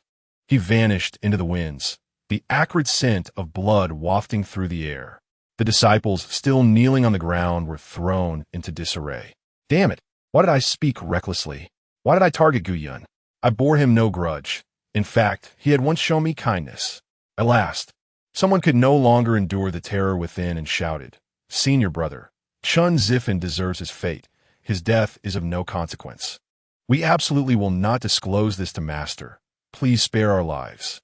Guyun chuckled coldly. "With a comrade perishing, you feign ignorance? Such heartlessness is utterly condemnable." Bang! With a single strike, the mist dissipated and chaos ensued among the crowd. "Shall we inform Master then?" Guyun laughed again. "Wishing to harm me? You are doomed." Bang! Another one fell. The crowd was driven to madness. What is permissible? What must we do to survive? As they frantically contemplated how to respond to Gu Yun, he spoke once more. You dare to disregard me? You are even more deserving of death. Bang, bang, bang. Gu Yun withdrew his hand, and a gentle rain began to fall. Teaching disciples the virtues of existence is indeed meritorious. Nurturing the sect's flora and fauna is indeed meritorious. Gu Yun adjusted his attire, donning a radiant smile as he made his way to the main peak. At this moment, many had gathered atop the lofty peak. The Frosty Peak Master, the two powerful enforcers of the law enforcement hall, and several elders were present, along with numerous disciples from the law enforcement hall and Haomiao Peak. The injured Lin Xiao and Zhao Yunji were also among them. Junior brother, you must help us seek vengeance today. Indeed, Gu Yun, relying on his status as the chief disciple, had become utterly unruly. As Zhao Yunji spoke, he coughed twice. The last time Gu Yun struck him in the chest, it had injured his meridians, and nearly a month had passed without full recovery. His hatred for Gu Yun ran deep. Such a person with a twisted mind is unworthy of being the chief disciple, Lin Xiao exclaimed indignantly. Last time, due to Gu Yun, he had endured 100 strikes from the water and fire rod. Had it not been for the timely intervention of two elders who administered a healing elixir, he might have perished. Thus, he had come today to witness Gu Yun being trampled underfoot by Yi Fan.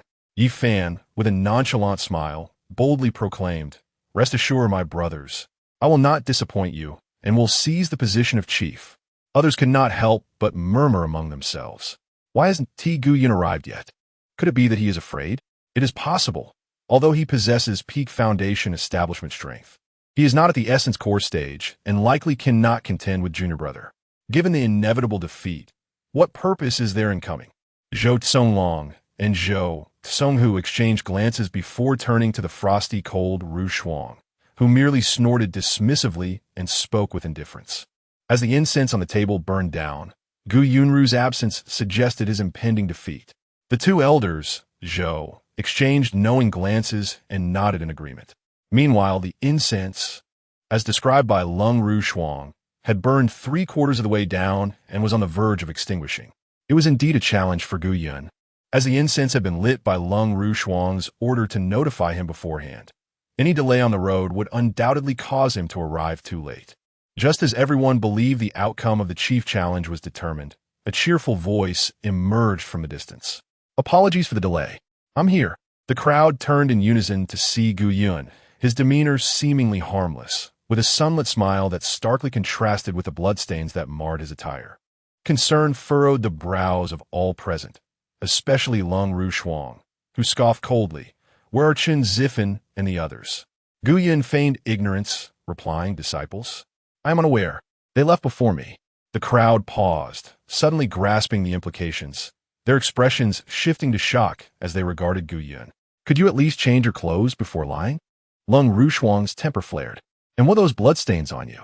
Gu Yun instinctively glanced at his attire before chuckling, "I encountered a few wild wolves on the way and ended up killing them. I didn't realize I'd gotten my clothes dirty." Upon hearing this, Lin Xiao erupted in fury. "Nonsense. Or would there be wolves in our Tianyan Sect?" Gu Yun laughed heartily, turning to Lin Xiao. "Brother Lin, you are mistaken. The Tianyan Sect is rife with treacherous wolves. How can you speak such falsehoods?" Lin Xiao, enraged, gritted his teeth and immediately addressed Lung Ru Shuang. "Aunt Lung, I believe Gu Yun has become a murderer. He must have slain Chen Zifen and the others. I implore you to command his arrest and deal with him according to our sect's laws." Lung Ru Shuang frowned slightly. To apprehend Gu Yun now would delay Yi Fan's chief challenge. If Yi Fan failed to secure the chief position, he might miss the upcoming Sword Tomb trial in 7 days. With a cold huff, she replied indifferently, "Let the chief challenge proceed." Chapter 34. As your elder brother, I allow you to strike first. Lung Ru Shuang spoke. Lin Xiao could only grit his teeth and refrain from further comment. Yi Fan let out a cold laugh and stepped onto the arena, clasping his hands in respect towards Gu Yun. "Senior brother, please." Gu Yun responded with a calm smile and soon found himself facing Yi Fan. The atmosphere grew increasingly tense and whispers filled the air. Was there really a need for a contest? The junior brother was at the Xiandan stage, while Gu Yun had only just begun to solidify his foundation. It seemed inevitable that the junior brother would emerge victorious. Who could argue otherwise? If I were Gu Yun, I would have conceded already to avoid disgrace. Lung Rushuang and the others were equally confident in Yi Fan. The so-called duel was merely a formality, intended to allow Yi Fan to gain recognition. On the platform, Yi Fan stood tall, exuding an extraordinary confidence. At that moment, he regarded Gu Yun with utter disdain. With a casual chuckle, he relaxed, placing one hand behind his back, and proudly declared, "As the elder brother, it is only fitting that I, as the junior brother, show deference. In this contest, I allow my senior brother to strike first." Upon uttering these words, a smile crept across Yi Fan's face. This was not arrogance, but rather a necessity of his persona. Moreover, having Gu Yun strike first before he ultimately defeated him would serve to further humiliate him, a true blow to his pride. Others began to jeer, eagerly anticipating Gu Yun's folly, particularly Zhao Yunji and Lin Xiao, who were impatient to see Gu Yun reduced to a pitiful state. On stage, Gu Yun let out a sinister laugh, his gaze fixed on Yi Fan with intrigue. "Since my junior brother insists, I shall graciously comply. Junior brother, prepare yourself, for I am about to strike." With that, his eyes widened, and he swiftly raised his hand, a manic excitement flickering across his face. Yet Yi Fan dismissed Gu Yun entirely, just a mere foundation establishment. However, in the next instant, Yi Fan was left dumbfounded. Was this truly a foundation establishment? A terrifying aura erupted from Gu Yun, reminiscent of the full moon and blazing sun, vast as mountains and rivers. The pressure was overwhelming. Panic seized Yi Fan as he realized that Gu Yun's strength was undeniably formidable. He hurriedly sought to defend himself, but it was too late. In a flash, a powerful force struck his chest with tremendous impact. Bang! Yi Fan's complexion turned ashen. The searing pain in his chest sent him hurtling backward like a pebble, the entire sequence unfolding too swiftly for anyone to comprehend. What? The junior brother was sent flying off the stage by a single strike from Gu Yun? How could this be possible? Lung Rushuang instinctively tightened her grip on the armrest of her seat. Zhao Yunji and Lin Xiao stared wide-eyed, dumbfounded as they watched Yi Fan hurtling towards them. They instinctively reached out to catch him.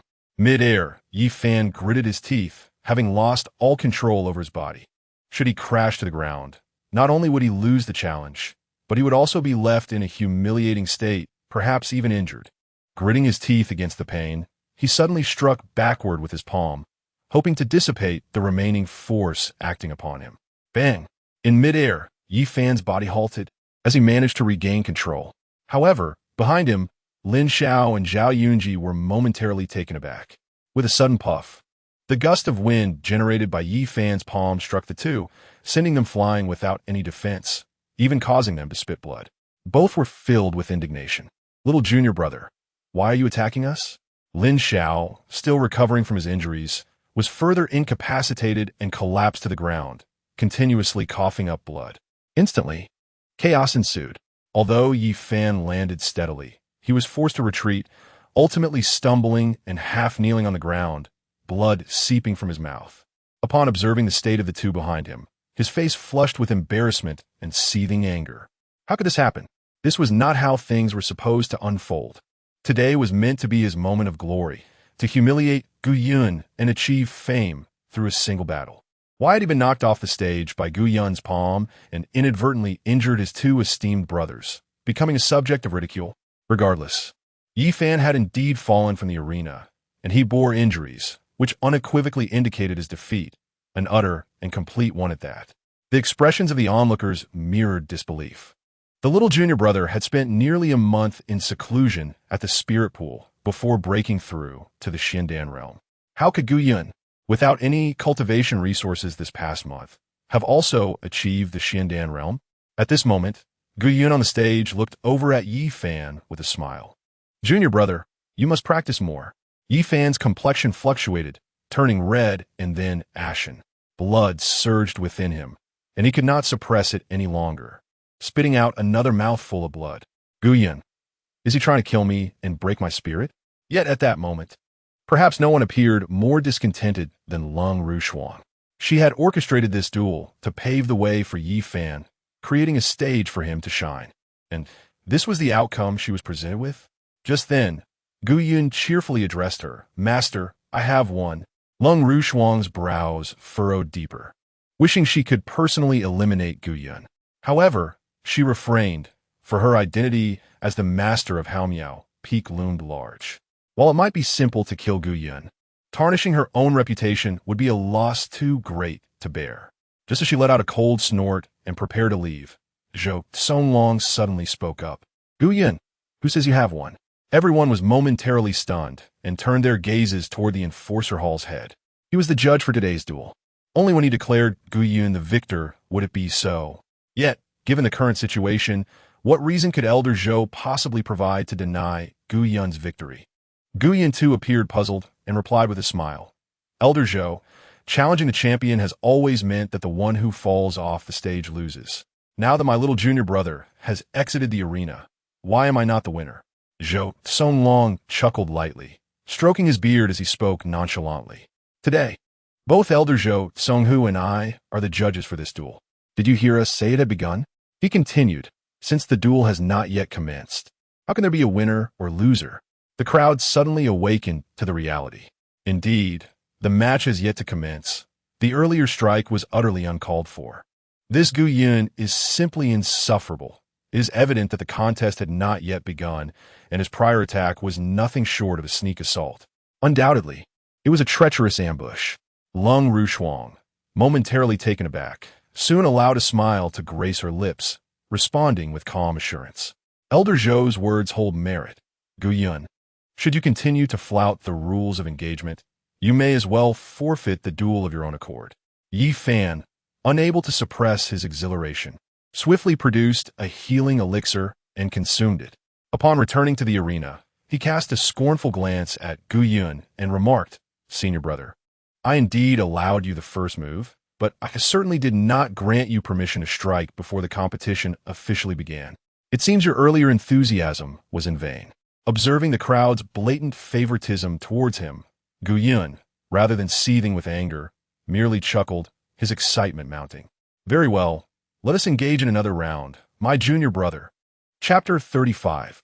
Are you trying to kill my junior disciple? At long last, the situation returned to the expectations of the crowd.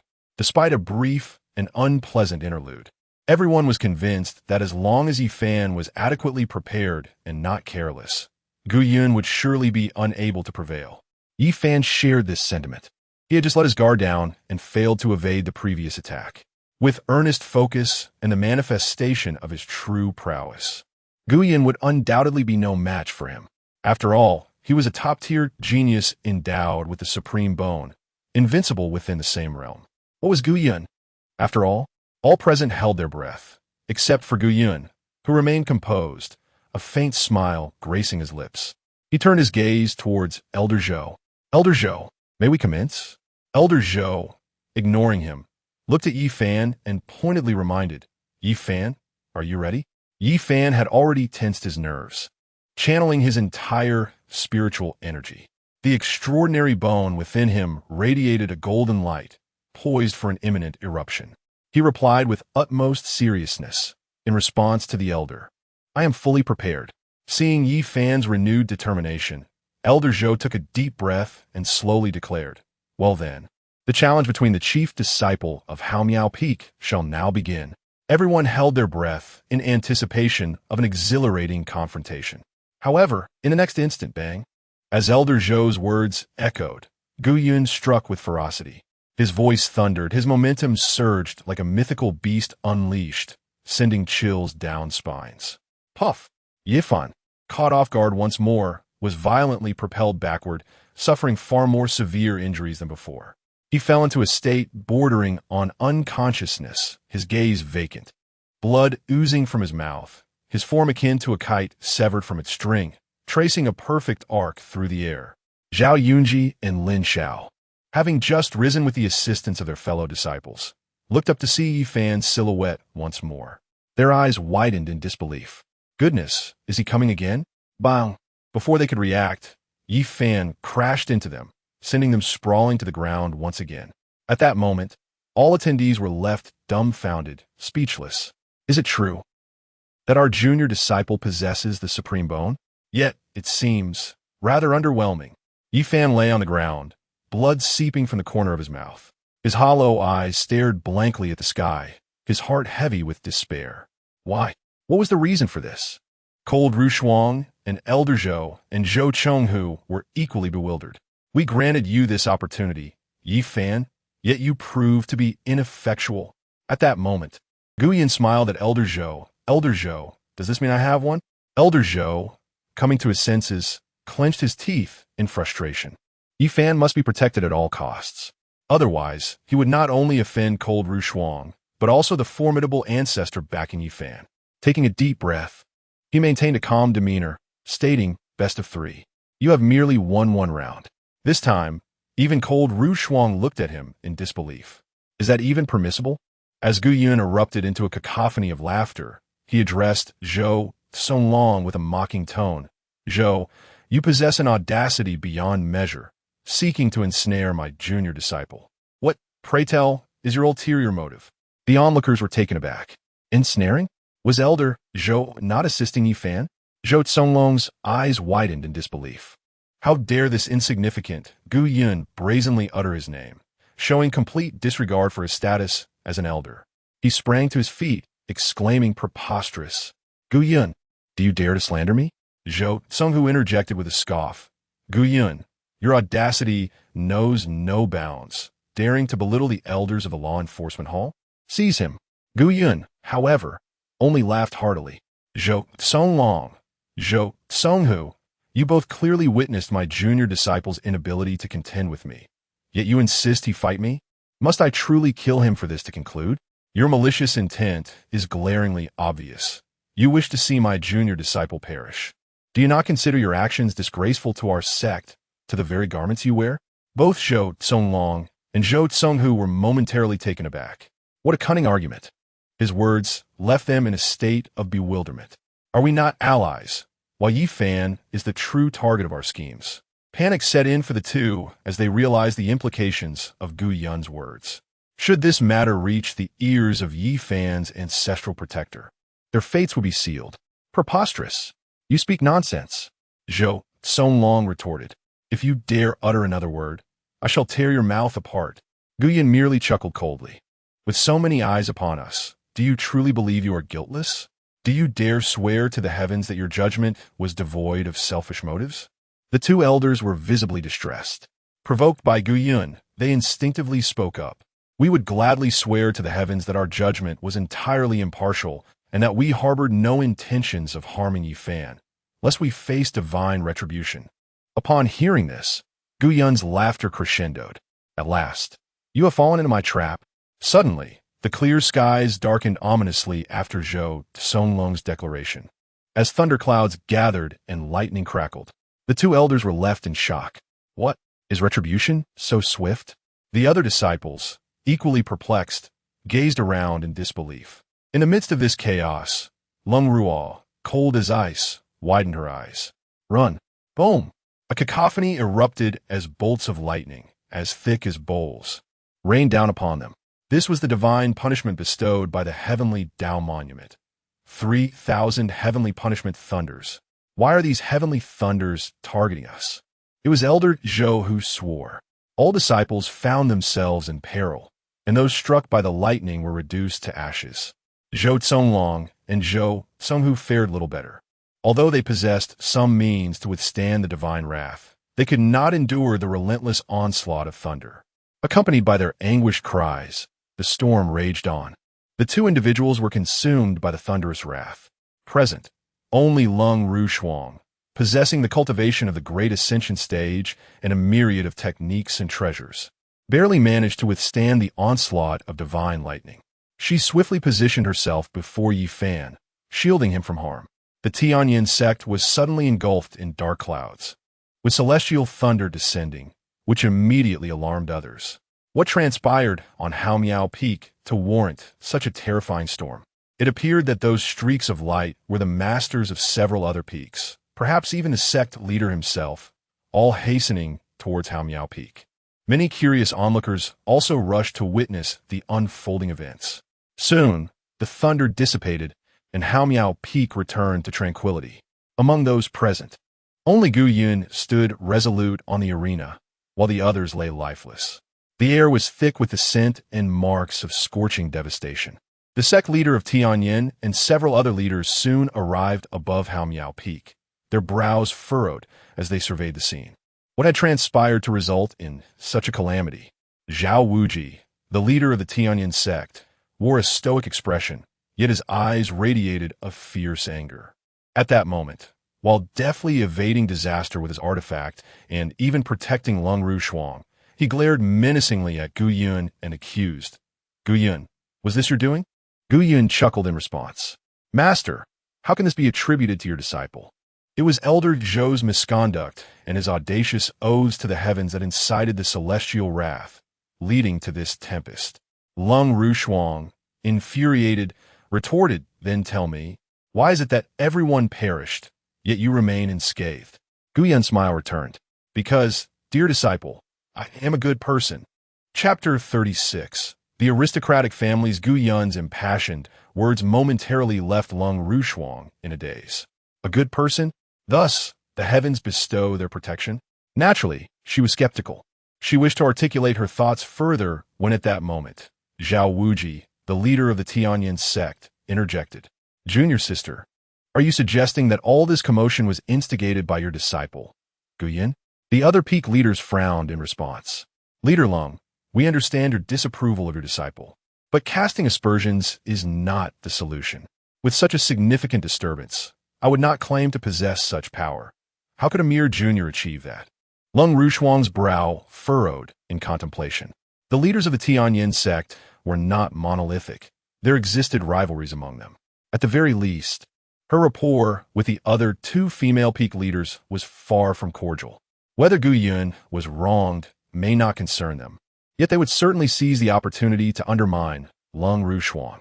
She was well aware of this dynamic. Moreover, she had come to recognize that Gu Yun's capabilities indeed did not align with the recent celestial thunder. Perhaps it was merely a stroke of good fortune. With a huff, she glanced at Zhao Wuji. "Sect leader, the events of today are indeed peculiar, and I cannot ascertain their nature at present." Zhao Wuji frowned deeply. "No need to rush. Speak slowly. The other peak leaders are present as well. We shall proceed to Tianyan Peak together and analyze the situation." Lung Rushuang nodded in agreement and promptly summoned a maid to escort Yi Fan, who had taken healing elixirs, to rest. Before departing, she cast a deliberate glance at Gu Yun in the distance, letting out a cold snort, and then followed the others. The rest discreetly scrutinized Gu Yun, but found nothing amiss. Moments later, in the grand hall of Tianyan Peak, Lung Rushuang recounted the events in detail. Upon hearing her account, everyone's expressions grew grave. In the cultivation world, oaths must not be taken lightly. Yet, it was rare for someone like Zhou Songlong, who had just sworn an oath, to suffer divine retribution so swiftly. After a prolonged silence, someone spoke up. Perhaps is indeed a display of heavenly might. Cultivators are particularly wary of cause and effect. One must refrain from uttering words that could invoke fate. The others nodded in agreement, seemingly finding this interpretation most reasonable. However, Lung Rushuang was reluctant to embrace this notion. Deep down, she harbored suspicions that everything was somehow connected to Gu Yun. Yet, such a thought felt too far-fetched, and thus she refrained from dwelling on it. Seeing that no fruitful conclusions were being reached, Zhao Wuji spoke with resignation. "Well, it is merely the demise of two inconsequential elders in the Xiandan realm and some insignificant disciples. It is not a grave matter.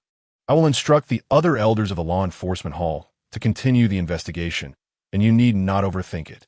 The reason I summoned you all here is to confirm another important matter. In 7 days, the Sword Tomb shall be opened. Have the candidates from each peak for the Sword Tomb been finalized?" The other peak masters immediately burst into laughter.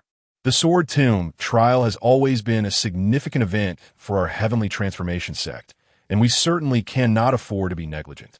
The candidate from my Yunxiao Peak has already been determined.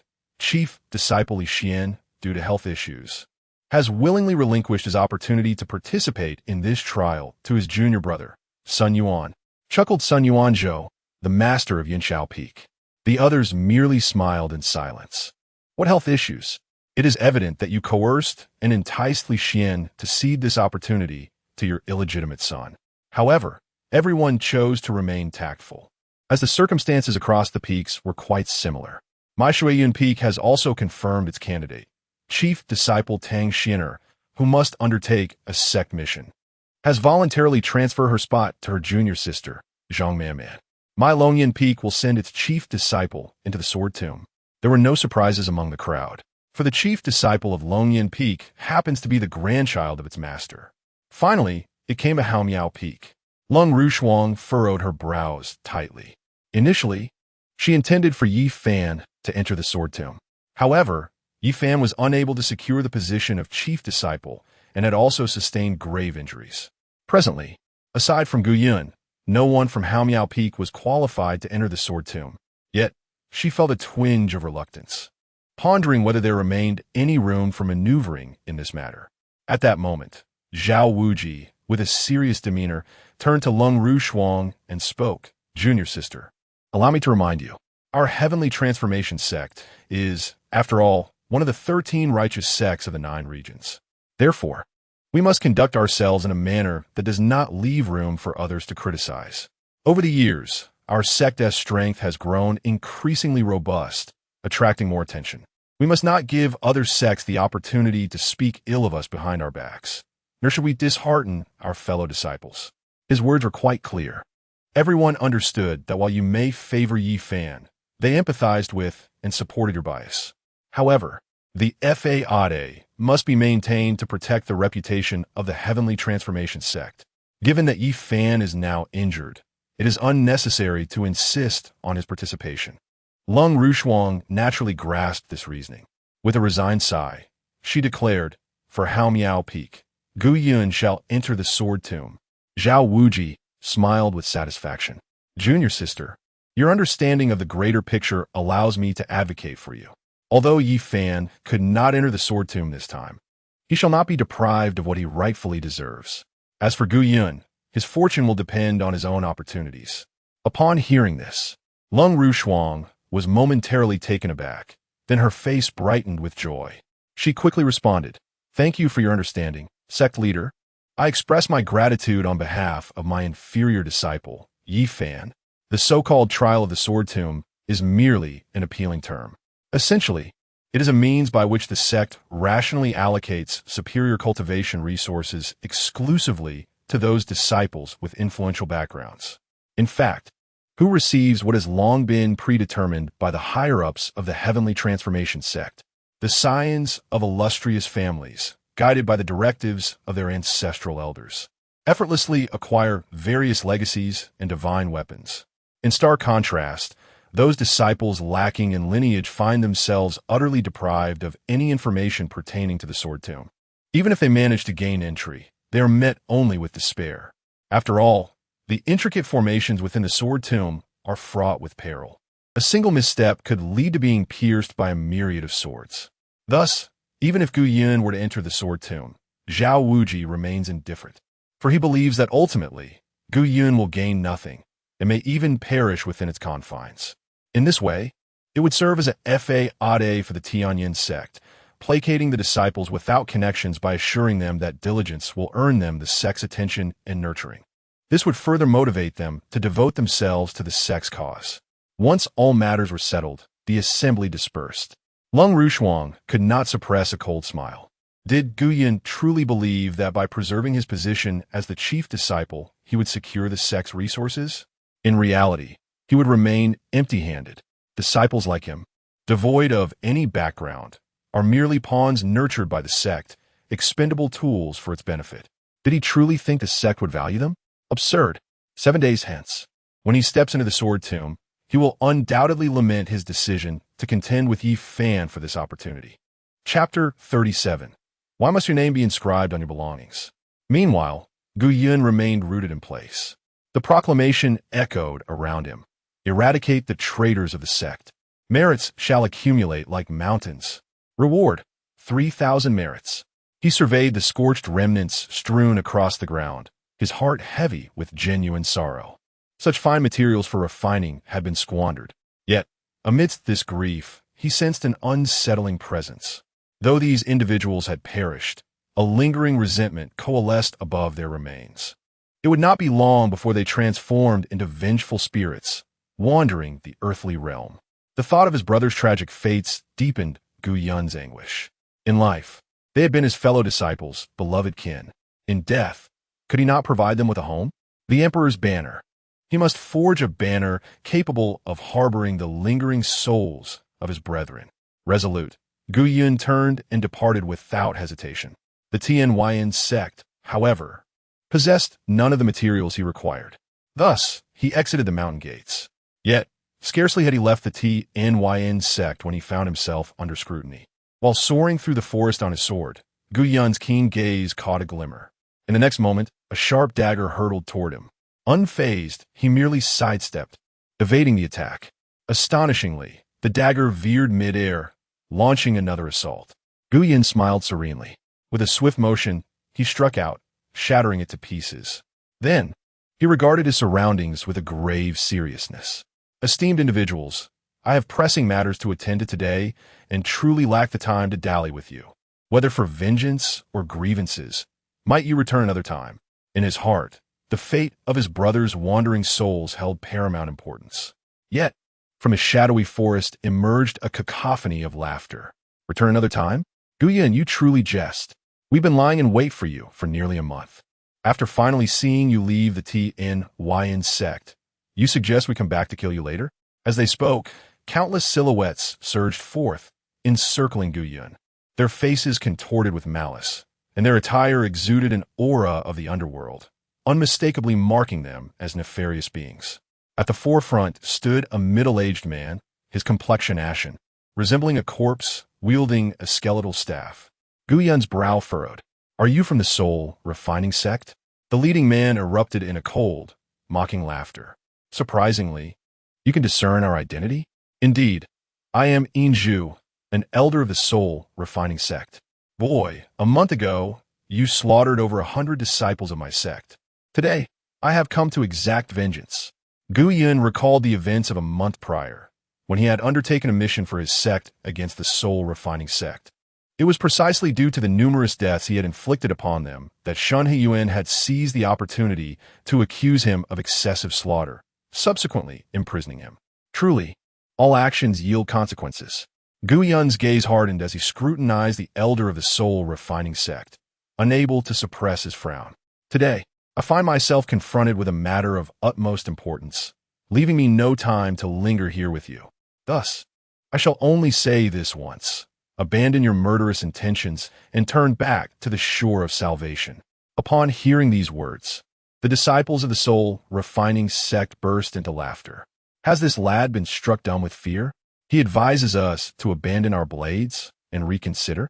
Does he not realize that death is already at his doorstep? Humph. He likely remains oblivious, for Elder Een is a formidable being of the void refinement stage. Slaying him would be as effortless as crushing a mere insect. What audacity does a mere foundation establishment cultivator possess to utter such words? Elder Een sneered as well. My boy, I acknowledge your status as the chief of the vast peak of the Heavenly Transformation Sect, and your prowess is indeed remarkable. Thus, rather than ending your life swiftly, I shall preserve your consciousness and allow you to enter my 10,000 souls banner, becoming one of my specially cultivated soul servants. With that, he raised his hand, and a small flag, black as night and emanating a sinister aura, materialized in his grasp. Gu Yun was taken aback, and then a smile crept upon his lips. You possess the 10,000 souls banner? Elder Een erupted in laughter. What, are you frightened now? Have you never encountered a 10,000 souls banner exuding such a terrifying presence? Though it is challenging to forge, I am a once-in-a-millennium genius of the soul refining sect. The quality of the 10,000 souls banner in my possession is unmatched throughout the entire demon path of the 9 provinces. As he spoke, he could not suppress his pride. Yet at that moment, Gu Yun felt an even greater exhilaration. He chuckled, his shoulders trembling slightly, his laughter tinged with a hint of madness. Black mist swirled around him like an ethereal shroud. This laughter rendered all the disciples of the demon path present momentarily speechless. They furrowed their brows, glancing at Gu Yun with growing suspicion. Have we misjudged? Is this lad truly a disciple of the Heavenly Transformation Sect? Why do I feel he harbors a more sinister aura than I do? Even Elder Ian's brow creased with concern. The demonic energy emanating from this lad. How can it be more refined than mine? Who among us truly belongs to the demon path? At this moment, Gu Yun spoke cheerfully. It is indeed the will of heaven. My intentions are pure, seeking to provide a home for my deceased brothers. Yet, upon stepping outside, I encounter you, sparing me considerable trouble. Good deeds surely bring good rewards. The members of the soul-refining sect grew increasingly perplexed at his words. What nonsense is this lad spouting? Elderine also felt inexplicably agitated, letting out a cold snort. Enough with the chatter. Kill him. The dozens of disciples surrounding Gu Yun unleashed a terrifying demonic aura, charging toward him with all their might. You shall perish. Yet in the next instant, boom! A surge of terrifying black mist erupted from Gu Yun, enveloping everyone in its wake. The disciples of the soul-refining sect widened their eyes in shock. Could this possibly be a righteous disciple? Even Elder Ian felt an overwhelming fear. The Great Ascension stage? Moreover, the intensity of this aura is likely even more fearsome than that of our sect's ancestor. He was suddenly flustered, instinctively shouting, "Senior, it's a misunderstanding. We are all on the same side. I genuinely had no idea you were also of the demonic path." Originally laughing maniacally, Gu Yun's expression immediately turned serious and filled with murderous intent upon hearing this. Impertinent! How dare you accuse me of being part of the demonic path? You wretched fool! With that, he raised his hand abruptly. A powerful gust of palm wind surged toward Injua. The latter's eyes widened in shock as he summoned all his cultivation to resist. Even so, he was like a blade of grass swaying in a tempest, utterly incapable of withstanding the force. Bang!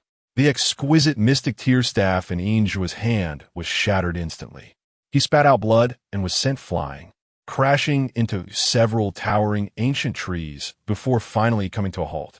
He never anticipated that despite exerting all his strength, he could only seize a fleeting moment of respite under Gu Yun's overwhelming power.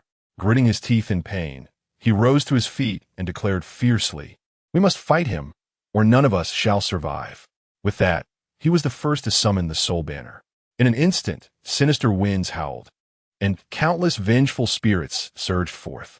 The other disciples of the soul-refining sect came to their senses, their jaws set tight as they glared at Gu Yun. Kill!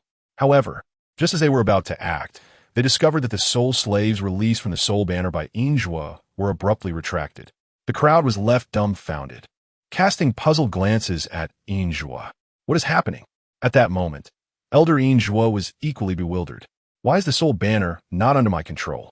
Just as he attempted to channel more spiritual energy to exert command, the soul banner unexpectedly flew straight into Gu Yun's hands. Injua was stunned, instinctively shouting, "My soul banner!" Gu Yun chuckled in response. "Your soul banner? This is clearly my imperial flag. You dared to steal from me and now attempt to turn the tables?" Injua was once again left in a daze, his fury erupting as he shouted, "You're talking nonsense. My name is inscribed on that soul banner." Gu Yun laughed derisively. "You dare to inscribe your name on my possession? That is utterly unforgivable." With that, he raised his hand and effortlessly erased the characters of Injua's name. Chapter 38. Were you coerced or voluntary? The elder of the soul-refining sect was instantly infuriated, his eyes widening in disbelief. How dare they play such games? After years of traversing the demonic path, he had never imagined that one could employ such reasoning while seizing another's possessions. Could it be that I'm the righteous one? Seeing that even Elder Injua showed no signs of resistance, despair washed over the others. They fell to their knees, pleading, "Senior, spare our lives. We have aged mothers and 3-year-old children. We truly cannot die. If you grant us a chance to live, we shall abandon our wicked ways and reform." Regret was etched on their faces, as though they had genuinely recognized their errors. Gu Yun nodded solemnly. "Did you join the soul-refining sect out of coercion or of your own volition?" The crowd was momentarily taken aback, their hearts secretly elated. It appeared he truly was righteous. A mere diversion could soften his heart. They believed that if they claimed to be coerced, Guiyun would let them go. Thus, they hastily responded, "We were forced, all of us. If there were any alternative, how could we possibly join the vile soul-refining sect? Indeed, we have always wished to be good people. We implore you, Senior, grant us this opportunity." Even Elder Injua, standing not far off, could not restrain his emotions. He was about to fabricate a reason for his forced entry into the soul-refining sect. Though it was shameful, survival took precedence over all else. Besides, those of the demonic path were never concerned with face. At that moment, Guiyun spoke again. "So you were all truly coerced?" The crowd nodded vigorously. Yes, yes. We were left with no choice." Guiyun nodded in response. "That is good. Since that is the case, I shall compel you to enter my imperial banner. You should have no objections, given that you are already accustomed to coercion." What? The crowd was bewildered. Having been forced, should he not release them? Why was he also imposing on them? Immediately, someone, unwilling to accept this, angrily asked, "If we claim to have voluntarily joined the soul-refining sect, will you then spare our lives?" Guiyun burst into laughter. "If it were voluntary, then allowing you to enter the imperial banner to continue practicing the methods of the soul-refining sect would indeed fulfill your desires. In other words, you would be willingly entering my imperial banner. The demonic path, indeed, it was utterly devoid of reason." Elder Injua was incensed. "Since both choices lead to death, why must you waste words?"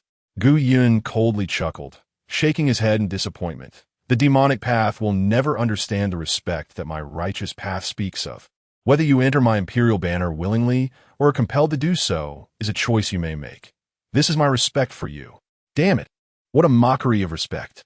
What difference does it make between these two options? The atmosphere grew thick with tension as Injua gritted his teeth in frustration.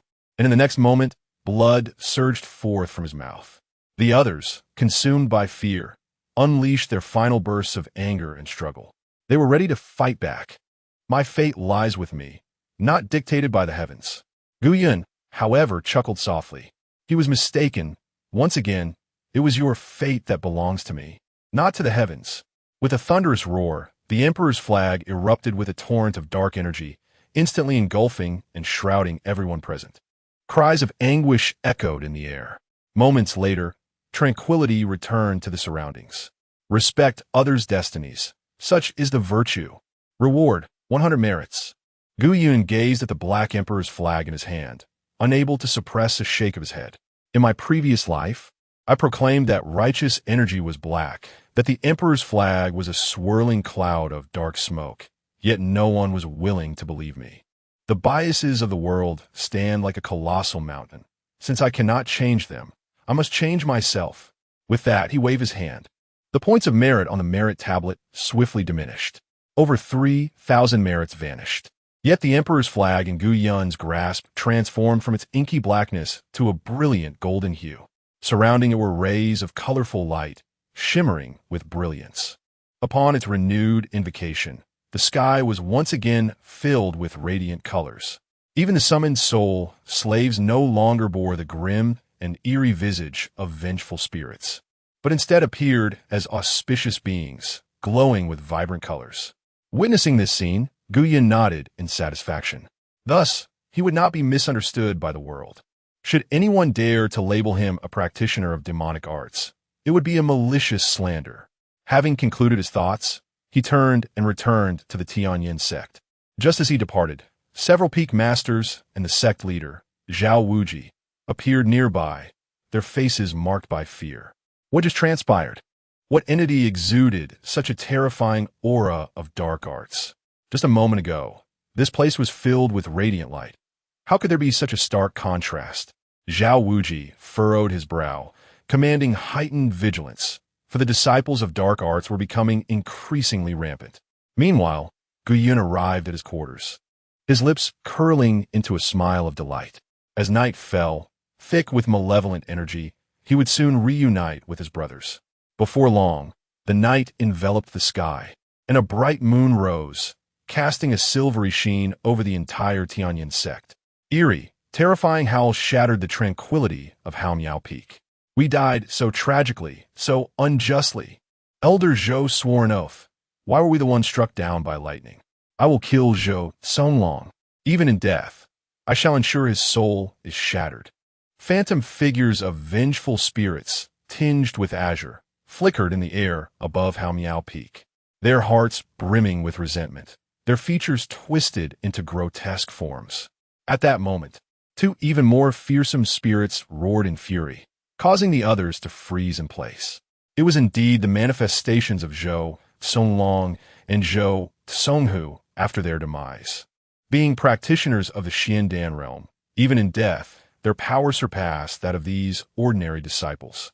The disciple who had just declared vengeance against Zhou Songlong fell silent, realizing that the opportunity for retribution had slipped away, rendering them powerless. At that moment, another ghost spoke up, attributing all the blame not to Elder Zhou, but to Gu Yun, declaring that it was indeed Gu Yun who had brought this calamity upon them. This realization sparked a collective awakening among the other ghosts. Indeed, it was Gu Yun's fault. Had he not compelled Elder Zhou to swear an oath, how could they have been struck by lightning? We must seek vengeance upon Gu Yun. Yes, revenge against Gu Yun. Now that we have become spectral entities, mere mortal means can inflict no harm upon us. Gu Yun is certainly vulnerable to our wrath. Let's proceed. In an instant, dozens of vengeful spirits surged toward the direction of Gu Yun's dwelling. Moments later, they arrived at a small courtyard. The surroundings were eerily quiet, yet a light flickered within the humble thatched house. The spirits seethed with rage. Gu Yun, return my life. Gu Yun, I want you to suffer as we do, to meet a wretched demise. With their furious howls, they charged toward Gu Yun's abode. Bang! The door of the thatched house was flung open, and all the vengeful spirits rushed inside in a tumultuous wave. Chapter 39. The Sword Tomb Yet. At the very moment when the crowd surged into the room, a brilliant rainbow light burst forth. Zhou Songlong instantly recognized the source of the illumination. The soul banner, the golden one? Damn it, run. Upon hearing this, the spirits froze in terror. Wasn't he that a sinister artifact of the demonic path, specifically designed to counteract the souls of the deceased? How could Gu Yun possess such a thing? However, they had no time for contemplation, fearing being drawn into the soul banner and transformed into soul slaves. They needed to flee, run. Boom! The light grew ever more radiant, and the crowd fled with great speed. Unfortunately, not towards the exit, but towards the Emperor's banner. A scream echoed, and all the malevolent spirits were absorbed into the Emperor's banner. In the blink of an eye, the following day dawned. Awakening from his dreams, Gu Yun stretched his limbs and discovered that his long-cherished brothers had already entered the Emperor's banner and begun their cultivation. A sense of satisfaction washed over him. Dear brothers, strive diligently. I wish you all the swift achievement of the Great Way. Meanwhile, the individuals whose souls have been refined, retaining only a flicker of consciousness, seethed with rage, wishing to curse their fate. Alas, they had no opportunity to do so. At present, the grade of the Emperor's banner was exceedingly low, merely at the earth level. Where could he procure powerful soul slaves to enhance? No. The soul slaves belong to the soul banner. Within my Emperor's banner dwells only heroic spirits. Where could he summon some heroic spirits to elevate the grade of my Emperor's banner? After much contemplation, Gu Yun truly conceived of a location, the Tianyan Sect. The Sword Tomb. This place served as the resting ground for the sword cultivators of the Tianyan Sect through the generations. It is referred to as the resting place of the familial sword cultivators rather than that of the sect-esque cultivators for a simple reason. Those not born of noble lineage, even if they perished in battle for the sect, are deemed unworthy of entering the tomb. It can be said that it is a sacred ground for the descendants of noble families. Not only does it house countless divine swords, but within each divine sword lies a fragment of the soul of its former wielder. Only when a fated individual appears will this fragment awaken, imparting its legacy.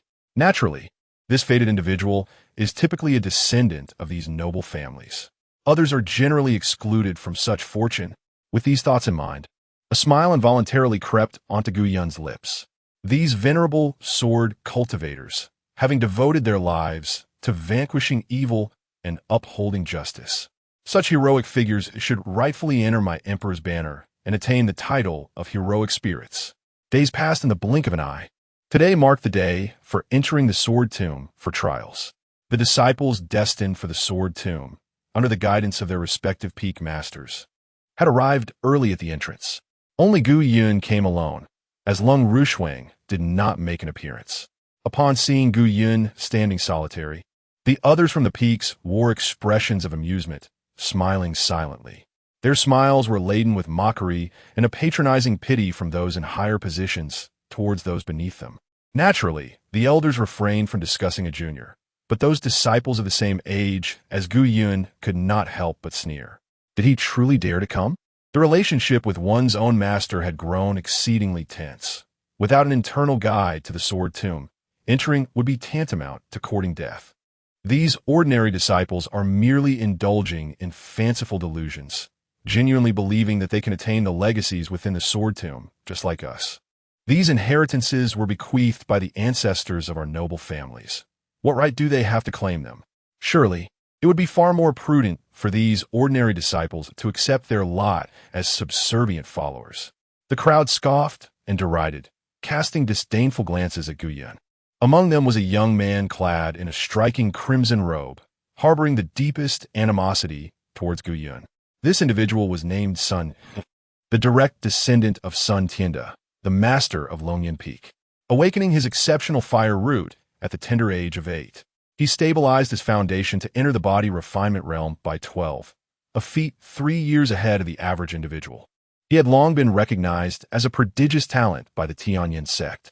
Upon Gu Yun's entry into the Tianyan Sect and his subsequent display of extraordinary talent, the two naturally became subjects of comparison among the crowd. The outcome was frustrating for Sun Yi, as despite his superior cultivation level, Gu Yun consistently managed to outshine him. For instance, in the sect's grand competition 6 months prior, Gu Yun represented the vast peak against him.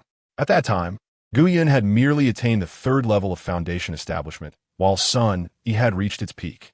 Nevertheless, Gu Yun utilized his solid techniques, composed mindset, and exceptional combat skills to dominate the match, ultimately winning by a narrow margin. This ignited Sun Yi's fury. In a moment of revenge, he severely injured Gu Yun when the latter was unprepared, believing he had vindicated himself. However, he faced relentless criticism from other disciples for his lack of martial ethics and pettiness. Unable to endure such reproach, he placed the blame entirely on Gu Yun, convinced that if Gu Yun had not spoken ill of him behind his back, others would not harbor such malice towards him. Thus, he grew increasingly incensed with each passing thought. Unable to restrain himself, Sun Yi approached Gu Yun, causing those around him to pause momentarily before recalling the animosity between them, leading to amused whispers.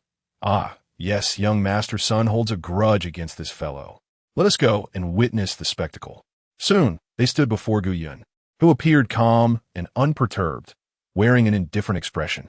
Sun Yi, unable to contain his anger, sneered, "Gu Yun, how dare you show your face here? A discarded hound of your master. Even if you manage to enter the Sword Tomb, it will only lead to your demise, let alone obtaining any opportunities or legacies. You may not realize that the Sword Tomb is riddled with intricate formations and mechanisms. Only those possessing the proper guide may traverse it safely."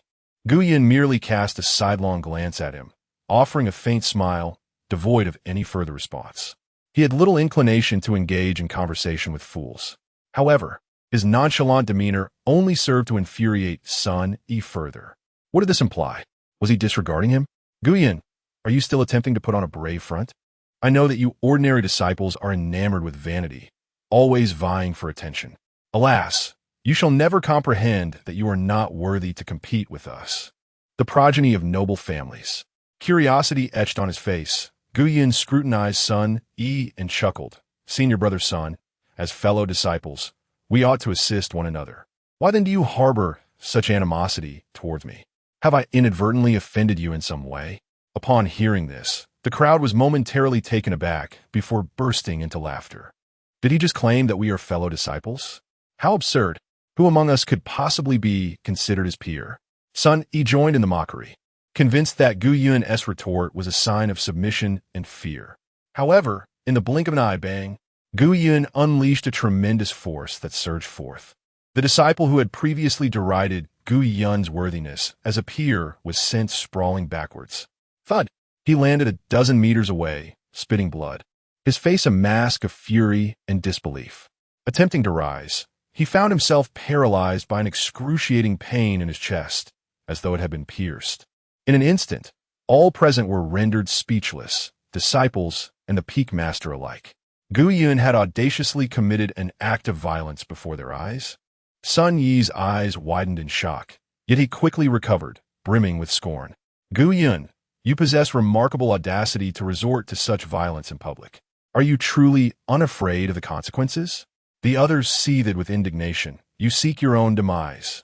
Yet, Gu Yun, with a grave demeanor and a cold smirk, responded. Did you not hear what he just said? He claimed we are not fellow disciples. We all don the robes of Tianyan Sect disciples. And he dares to utter such treachery? I suspect this individual is either a spy from the outer sect or a traitor to our order. The crowd fell silent, stunned. What? A spy from the outer sect? A traitor to the sect? Chapter 40. Can't everyone be brothers? In an instant, all were left speechless, their eyes wide with disbelief, frozen in place. Fortunately, at that moment, Xuantian, the master of Tianyuan Peak, coldly interjected. One eloquent young one. How dare you assert that my dear nephew is an external traitor to the sect? He declared. If he is indeed as you claim, then what does that make me? Upon hearing this, the companions of Gu Yun finally reacted, their gazes turning to him with mockery and intrigue. Gu Yun, in response, immediately clasped his hands in a gesture of respect towards the speaking master, his demeanor seemingly one of utmost reverence. Yet as he spoke, he asked, Master Uncle, could it be that you two are? The crowd was taken aback, especially the younger disciples. Goodness, this fellow is audacious. Although Xuantian ranked lower among the masters, he was nonetheless one of the 7 peak masters, a true cultivator of the great ascension stage. With a mere gesture, he could annihilate cities and topple nations, commanding respect even from the scions of noble families. The audacity of Gu Yun to label him as an external traitor was indeed bold. Xuantian's anger flared. Even a slight release of his great ascension power could instantly alter the atmosphere, chilling the air around them.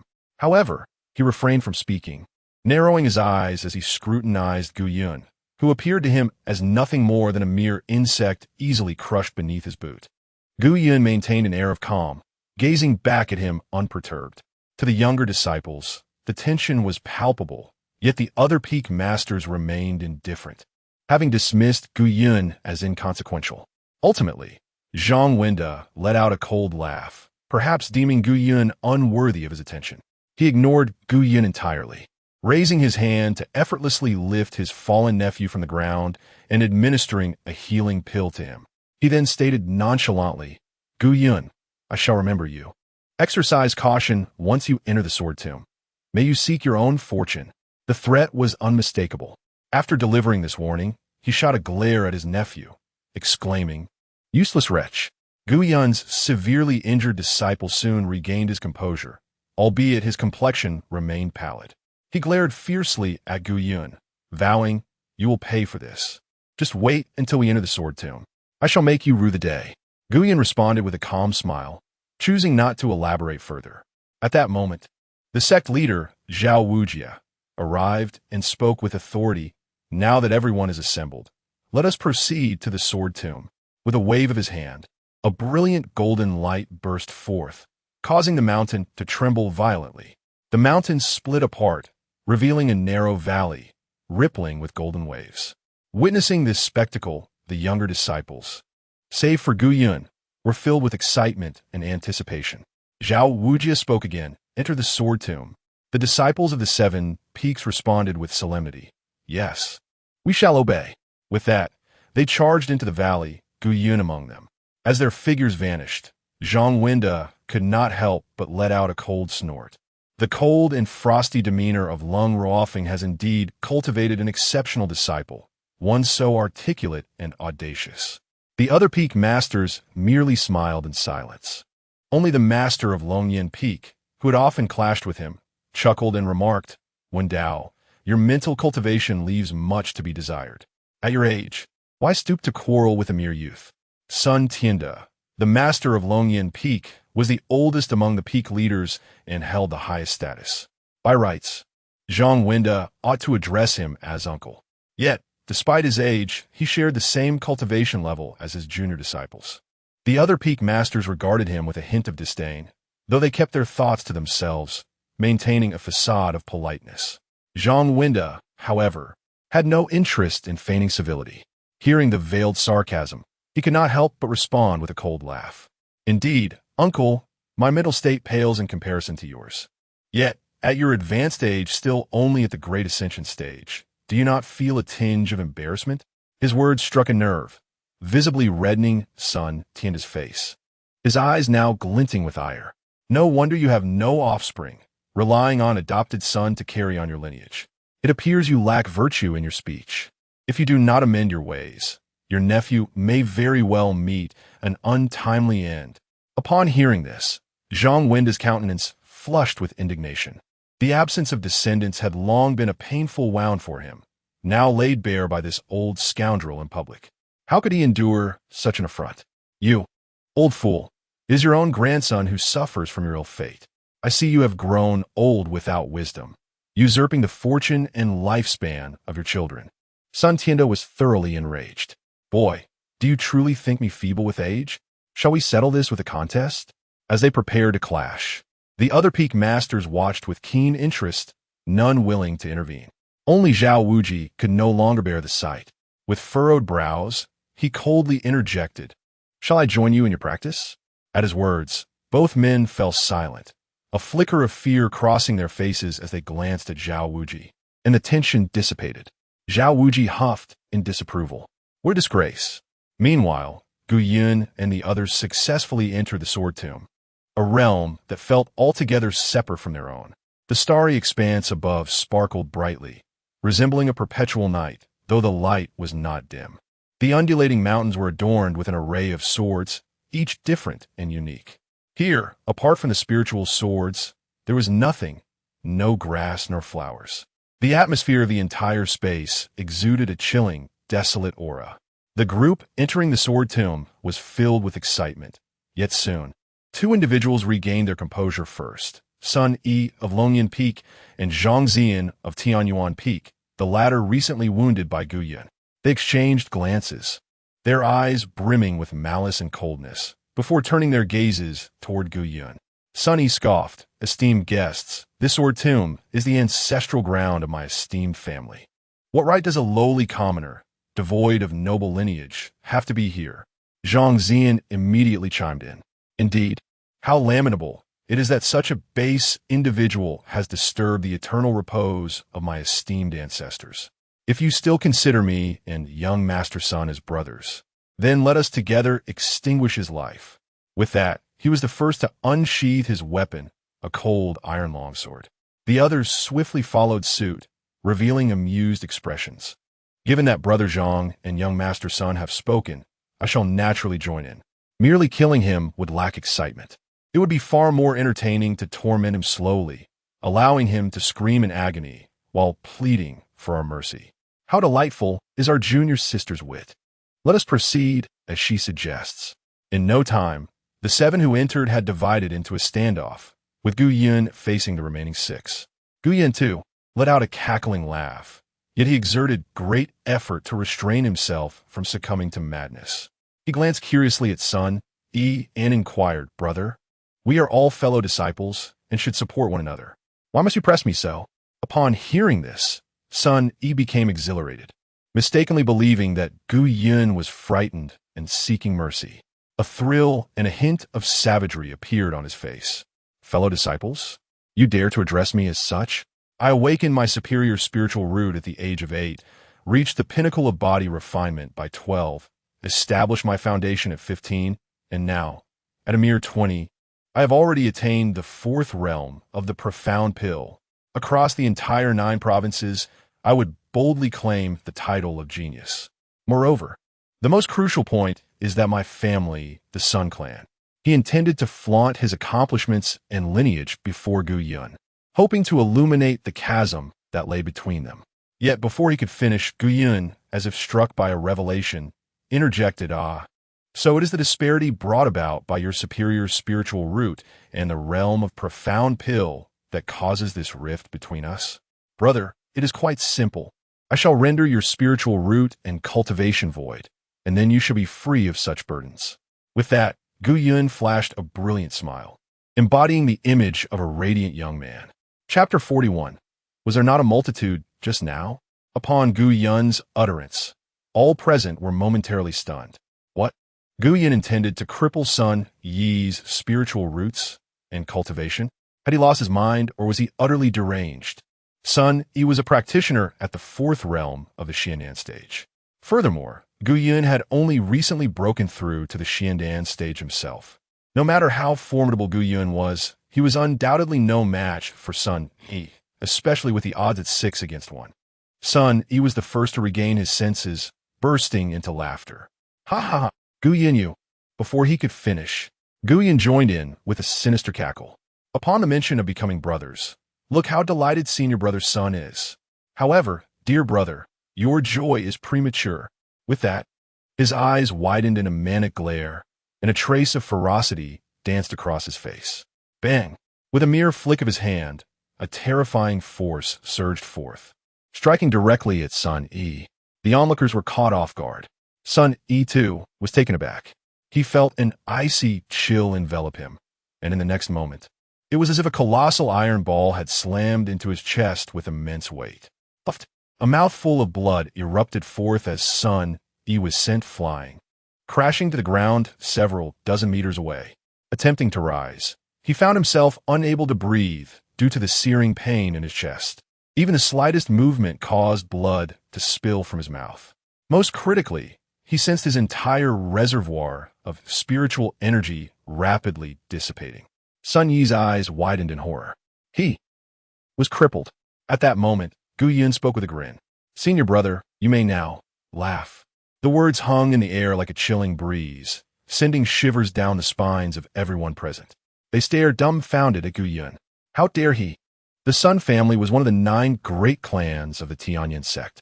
The family's influence permeated every level of the sect. Gu Yun was merely an ordinary disciple without backing. Where did he find such audacity? Fear quickly morphed into boundless rage. Gu Yun, how dare you lay hands on a member of our illustrious family? Others swiftly regained their composure, their anger igniting. Let us all attack and eliminate him. However, in the next instant, they vanished, scattering in all directions without the slightest hesitation. They were not fools. If Gu Yun could incapacitate Sun Yi with a single strike, then confronting him would surely be akin to seeking death. Thus, in that fleeting moment, each of them instinctively drew forth their teleportation talismans and fled at breakneck speed. Even Gu Yun was taken aback by their rapid retreat. Subsequently, he erupted into a maniacal laugh. How intriguing, truly fascinating. He then approached the only remaining Sun Yi, who visibly quaked with fear as beads of cold sweat formed on his brow. Unfortunately, his injuries were too severe for him to move. He could only watch helplessly as Gu Yun came to stand before him, subsequently administering a healing elixir. Sun Yi was engulfed in dread, fully expecting his demise. To his astonishment, however, Gu Yun had bestowed upon him a healing pill. The effects were remarkable. As soon as the medicine was taken, the injuries began to heal rapidly. Gu Yun, with a worried expression, said, Senior brother Sun, are you all right? Sun Yi's eyes widened in disbelief as he gazed at Gu Yun before him. Was he suffering from a mental disorder? First, he incapacitated me, then proceeded to heal my wounds, all the while questioning my well-being. Yet, it soon dawned on Sun Yi that Gu Yun had acted impulsively in the heat of the moment. Indeed, with so many people present, he must have felt humiliated and lost his composure. But now, as the crowd had dispersed, he should have regained his calm and realized the gravity of his actions. After all, I am the cherished grandson of the Peak Master, and my family holds immense power within the Tianyan Sect. A disciple without any backing like him should never harbor animosity towards someone of my stature. With this thought, Sun Yi felt emboldened. Gritting his teeth, he declared, Gu Yun, cease this charade. If you dare kill me, I assure you, this matter is far from over. If you do not end my life today, I will ensure that you will suffer endlessly upon my return. With those words, Sun Yi felt an exhilarating rush as he envisioned Gu Yun's fearful and terrified countenance. Perhaps Gu Yun might even kneel before him, seeking forgiveness, saying that his earlier actions were due to the crowd and that he now wished to apologize. However, just as he was lost in this self-indulgent fantasy, Gu Yun nodded seriously and said, "Oh, Sun Yi was instantly calmed, his eyes widening in disbelief as he looked at Gu Yun. Then, he forced out a smile that was more grotesque than tears. Junior brother Gu, you possess a delightful sense of humor. How could you jest with your senior brother? Yet, before he could finish, Gu Yun beamed with a brilliant smile. Senior brother, you may not know me well. I never make jokes. With that, he suddenly raised his hand. Bang! Sun Yi, half reclining on the ground, was obliterated. Yet, in his final moments, he could not comprehend why Gu Yun would kill him after administering healing medicine. Was it merely to inquire about my well-being? Damn it! But soon, he encountered a more despairing realization. Gu Yun produced the Wandering Soul's banner. Senior brother, although you have chosen to seek death, I cannot allow you to descend into the realm of lost souls. Come, junior brother will take you home. Sun Yi was utterly panicked. Having cultivated to the Xiandan realm, he could still use extraordinary means to resurrect himself even after death. However, if he were to truly enter the Wandering Soul's banner, it would be the end for him. He screamed in terror, "No! Stop! Don't!" Gu Yun, quite pleased, muttered himself. It seems my senior brother is quite satisfied, continuously pleading for me to stop. Haha, as a junior brother, how could I ever abandon my assistance halfway through? Soon, another spirit was added to Gu Yun's imperial banner. Helping others brings merits. Reward, 100 merits. On one side, 5 individuals who had escaped several miles away convened once more. The sword tomb was not vast, and since they all possessed the same route guide, their reunion was inevitable. The 5 were still shaken, particularly Zhang Zian, who had recently made an enemy of Gu Yun. What should we do next? Once we enter the sword tomb, we must remain here for 3 days before we can leave. If Gu Yun finds us, we are doomed. Let's not forget, just moments ago, you all declared your intent to kill him, and Sisterly even suggested torturing him until he wished for death. Upon hearing this, the group furrowed their brows, their expressions grave. This particularly resonated with Zhang Zian concerning Sister Li Weiwei. He scoffed, "It's all your fault. You and that bastard Sun Yi. How can you still show your face?" Zhang Zian was filled with indignation, about to retort, when the most powerful among them spoke up. Enough. Let us cease this bickering. Gu Yun lacks the sword tomb's passage permit. Whether he can exit alive remains uncertain, so we need not worry about him pursuing us. If we can quietly endure these 3 days, we shall deal with him properly once we are outside. Zhang Zian clenched his teeth in agreement. That will have to suffice. How dare that scoundrel Gu Yun lay hands on us, the children of noble families? Who gave him the audacity? The others, too, felt their anger surging. Outside, it was always they who bullied others. When had they ever found themselves in such a wretched state? Just then, Li Weiwei suddenly noticed something, her eyes widening in terror. Zhang Zian, what is behind you? The group paused, quickly following Li Weiwei's gaze. Zhang Zian hastily reached behind him, only to reveal a tracking talisman in his hand. Inscribed upon it was a line of small text. "Don't let me find you." Beneath the text, a tiny smiley face grinned back at them. Chapter 42. What matters in the 6 dynasties? Merely private schemes. The crowd was instantly struck with trepidation, their scalps prickling. Instinctively, they turned around. Behind them lay an expanse of emptiness and silence, yet there lingered an unsettling hint of a low, mocking chuckle. Damn it, is that Gu Yun a ghost? What should we do? He has set his sights on us. Escape seems impossible. We shall confront him. A mix of fear and indignation surged through the group. At that moment, the disciple who had previously reprimanded them spoke again. Why all the panic? Hasn't he failed to pursue us? The others immediately turned their gazes toward him. This individual was named Wang Mu, a disciple of the Spirit Sword Peak, and he was the most skilled among them. Instantly, the group found their anchor. Brother Wang, you possess the highest cultivation. We shall heed your guidance. What shall we do now? Indeed, we shall follow Brother Wang's counsel. Wang Mu let out a cold snort. Were it not for their shared predicament, he would have ignored this band of ineptitude. The Sword Tomb is one of my family's ancestral grounds. How can an outsider bully us here? Let us proceed to the altar of the Sword Tomb. The others quickly grasped the situation. Yes, by activating the altar, they could inherit the legacy left by their ancestors and even communicate with the lingering spirits of their forebears. With their ancestors' protection, how could they be oppressed by a mere Guyun? The thought invigorated them, and they vigorously nodded in agreement. Very well, let us head to the altar. The 5 of them hastened their pace, not daring to waste a single moment. In the time it takes to burn half a stick of incense, they arrived at the heart of the Sword Tomb. Before them stood the altar they sought.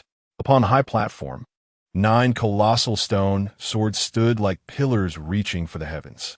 Beneath the great swords lay an enormous array, in the center of which was a stone platform, half a person tall, requiring 3 to embrace it. The 5 were filled with exhilaration. They rushed to the side of the stone platform, gazing at the hexagram array without a hint of hesitation.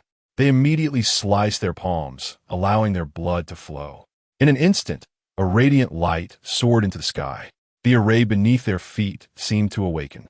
Zhang Zian cried out in excitement. Ancestors of old, please bestow your legacy and protect your disciples. The next moment, a resounding voice filled the air above the altar. Descendant, you share a bond with me. I shall impart the 9 swords of deities and demons to you. The 9 swords of deities and demons is the renowned ultimate skill of the Zhang family ancestors. Once mastered, its power is unparalleled, exerting pressure even on peers. Originally acquired by the Heavenly Transformation Sect, it was learned by the Zhang family ancestor, who declared its immense potency and the gravity of passing it lightly. Should it fall into the hands of those with malicious intent, it would surely bring devastation. Thus, after his transcendence, he brought this sword technique into the Sword Tomb, allowing only those deemed worthy by him to learn it. However, over the past few centuries, it seems that only members of the Zhang family have been deemed worthy. Zhang Zian was overwhelmed with excitement. Thank you, ancestor. At the same time, disciples from other peaks also received legacies bestowed by their own ancestors, with circumstances mirroring that of the Zhang family's 9 swords of deities and demons. The crowd sat cross-legged on the ground, beginning their comprehension and refinement of the teachings. At this moment, Guyun appeared leisurely at the periphery of the altar, observing as others had already acquired their inheritance. A smile graced his lips. Just as he intended to step into the altar's domain, an invisible barrier abruptly obstructed his path. He chuckled, pondering why, as a disciple of the Tianyan Sect, he should be denied entry to claim the legacy and teachings of his esteemed sect. At that moment, a disdainful snort resonated from above the altar. To be unable to enter the altar signifies your lack of connection with us. Young one, fate cannot be forced. Step aside. Meanwhile, those who had received their inheritance regained their composure, rising with excitement. Compared to the ordinary disciples of the Tianyan Sect, they now possessed an additional trump card. After all, these extraordinary techniques could only be acquired here. Witnessing Gu Yun being barred from the altar, Zhang Zian erupted into boisterous laughter. Ha ha ha! Gu Yun, do you hear that? You are unworthy. No matter how formidable you are still rejected by our ancestors. The other scions of noble families joined in with mocking sneers. At that moment, they stood high above, while Gu Yun remained beneath the altar, gazing up at them. The stark contrast spoke volumes without words. The disciples of noble families were undeniably superior to these ordinary ones, an undeniable truth in the realm of cultivation. Yet, beneath the altar, Gu Yun erupted into a maniacal laugh. Fate cannot be forced? I beg to differ. With that, his eyes widened in intensity as an overwhelming surge of dark energy erupted from him, enveloping the entire Sword Tomb. The sudden turn of events left everyone on the altar in astonishment. Has he succumbed to madness? Just recently, Gu Yun had only entered the Xindan realm. How could he unleash such a terrifying aura? Even the lingering souls within the altar were taken aback. This was no disciple of the Tianyan Sect. He resembled a demonic ancestor. At that moment, Gu Yun raised his hand abruptly. Great Diana of the vast heavens, 3,000 manifestations of heavenly law surged forth, crashing towards the altar's barrier. Boom! The entire sword tomb trembled violently. Crack! The altar's barrier shattered instantly. A smirk curled at the corners of Gu Yun's mouth as he took a step forward onto the path leading to the altar. With a cheerful tone, he declared, "Esteemed ancestors, behold, I have indeed stepped into the altar. I, Gu Yun, come seeking the inheritance of the Tianyan Sect, and I humbly request your support." The 5 figures atop the altar were left speechless. What? Gu Yun has forcefully breached the altar's barrier? This barrier had been set by several pinnacle ancestors of the noble families. How could he shatter it with a mere strike? Moments ago, they regarded Gu Yun as formidable, but now he struck them as terrifying. The chasm between them was insurmountable. Zhang Xin, now thoroughly panicked, instinctively shouted, "Ancestors, quickly! Eliminate this evil!" At that moment, several phantoms appeared above the altar. Before them stood the lingering souls of several illustrious ancestors. As Gu Yun ascended the altar step by step, a surge of indignation arose among the onlookers. How audacious of the demonic sect to intrude upon the sword tomb of our Tianyan Sect. Gu Yun lifted his gaze. Addressing the ancestors, "Esteemed forebears, I am but the 36th generation disciple of the inner sect from Haomiao Peak. How can you label me as a practitioner of the dark arts? When did our Tianyan Sect become a den of sorcery?" The spectral figures scoffed in disdain. "Do you still dare to quibble? The malevolent aura that swirls around you, the dark miasma that pierces the heavens. How can you claim to be a disciple of the Tianyan Sect?" To their surprise, Gu Yun erupted into a cackling laughter. So even esteemed ancestors judge by appearances? Is darkness synonymous with wickedness? Very well, I shall not engage in further debate. If I embody such darkness, would you then be satisfied? With a flourish of his hand, the tendrils of black mist enveloping him gradually transformed into radiant beams of golden light, adorned with countless hues of brilliance. In an instant, the ominous shadows dissipated, replaced by a dazzling aura that left all present in a state of bewilderment. From a figure of the demonic lineage, he had seemingly morphed into a paragon of celestial virtue. Yet, the lingering souls trembled with rage. You, even cloaked in golden light and surrounded by celestial radiance, you still exude a potent wave of demonic energy. You are merely deceiving yourself. Gu Yun retorted sharply, "Silence. When I was cloaked in darkness, you labeled me a practitioner of the dark arts. Now that I am enveloped in holy light, you still insist I am of the demonic sect. It is you who has succumbed to madness, intent on maligning my character." Chapter 43. You are all the same. The remnants of souls widen their eyes in disbelief. How dare he claim that I am fiend? I have traversed the 9 provinces for a millennium, revered by millions in life. How could he dare? In that moment of astonishment, Gu Yun let out a cold laugh. "What? Have you fiends nothing to say?" The crowd trembled in fury. "Insolence! Do not think that your ascendant cultivation allows you to act with impunity. This is the sword tomb of the Tianyan Sect, and you shall not be allowed to act recklessly here." With that, the remnants of souls emitted blinding light, causing the entire sword tomb to tremble. The 5 individuals on the altar turned pale, retreating in fright. They understood that the unfolding events were beyond their realm of participation. All the divine swords within the sword tomb quivered subtly. Clang! The sound of swords resonated. Countless rays of golden light burst forth from the divine swords, coalescing into numerous figures. These were the remnants of souls bound to the divine swords. Even in their diminished strength, their sheer numbers were overwhelming, thousands upon thousands, darkening the sky. Instantly, they formed a colossal sword array. Witnessing this scene, Gu Yun was filled with exhilaration. Can they form a sword array? Wonderful! Although the individual remnants had limited power, when united in a sword array, their strength would multiply exponentially. The remnants of several ancestral figures from noble families could not suppress their disdainful laughter. These were the sword cultivators of the Tianyan Sect throughout the ages. After their demise, the descendants of noble families employed special methods to seal their souls, ensuring they would eternally guard the ancestral grounds. With such a vast scale forming the Tianyan sword array, even if Gu Yun were at the pinnacle of his ascendant cultivation, his demise would be inevitable. However, at that moment, Gu Yun bellowed, "The valiant heroes of the Tianyan Sect have arrived just in time. Please assist your disciple in vanquishing these fiendish remnants." The ancestral remnants paused, then erupted into hearty laughter. "Ignorant child, do you truly believe these remnants will aid you? Their consciousness has been erased. They heed our command alone. A mere ordinary disciple without lineage dares to bark before us? Umph. The Tianyan Sect was founded by our noble families. If you do not adhere to our established rules, you shall meet your end."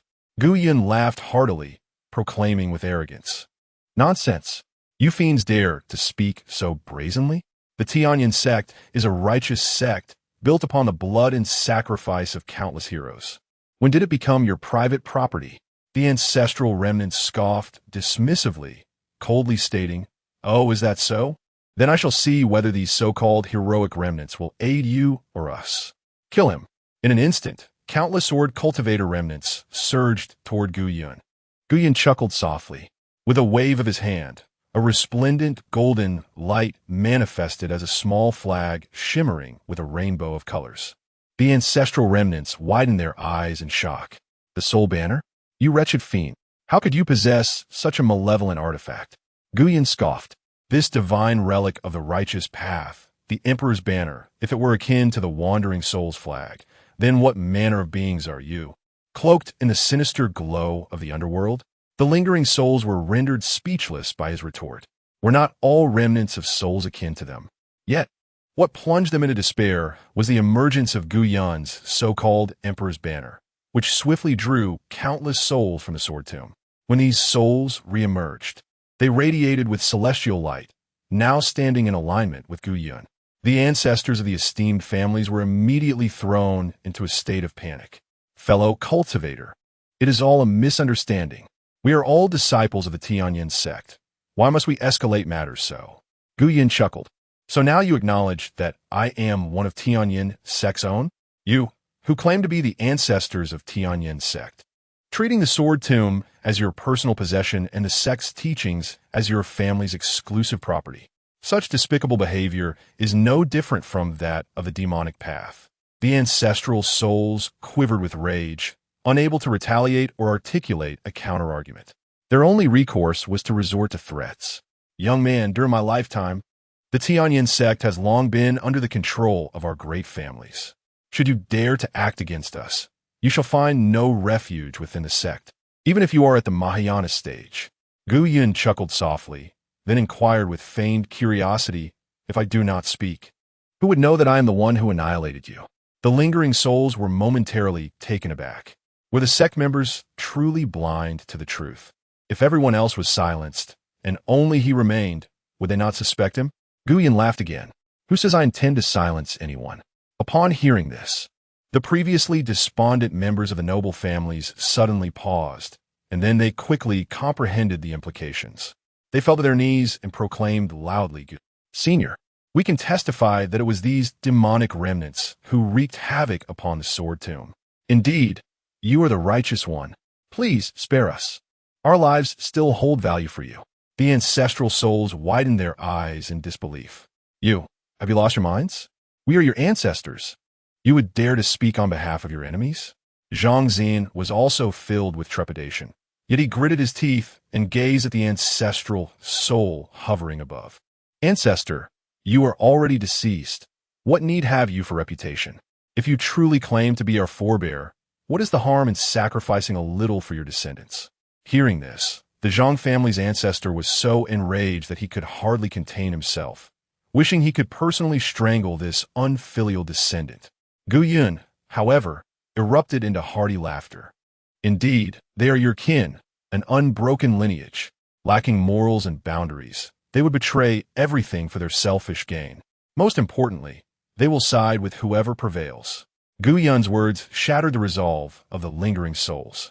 Their ancestors were indeed the founders of the Tianyan Sect. Yet those individuals who established the Tianyan Sect did so for the sake of all beings across the 9 provinces, not for personal gain. Now, Guyun's ruthless actions have provoked their ire to a boiling point. Silence.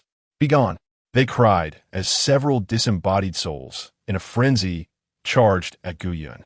Alas, they were but remnants of their former selves, lacking both the strength they once possessed and the ability to contend with the Emperor's banner.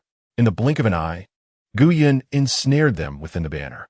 Eradicating the malignant forces for the sect, merit as vast as mountains. Reward: 5,000 merits. Tianyan Sect's divine sword, slaughter of evil. Golden light shimmered upon the merit stone tablet. In the next moment, a resounding crash echoed as the grand altar collapsed. A beam of golden light shooting forth from beneath it, materializing before Guyun. It was none other than the sacred-grade divine sword, handcrafted by the first-generation ancestor of the Tianyan Sect. Slaughter of evil. As the name suggests, this sword does not merely slay, it annihilates all malevolence. Whether it be the vile demons of the 9 provinces or the wicked within the sect, none shall escape its wrath. Guyun raised an eyebrow, scrutinizing the divine sword. Unadorned, yet exuding an aura of reverence. It was indeed a sacred relic of the sect, yet it had been suppressed by a band of miscreants within the sword tomb. How absurd! It appeared they were aware of their own fears. At that moment, the divine sword emitted a clear, melodious chime, seemingly filled with excitement. In the next instant, it forged a connection with Guyun, as if it had willingly acknowledged him as its master. Guyun sighed. Regrettably, I am not fond of wielding swords.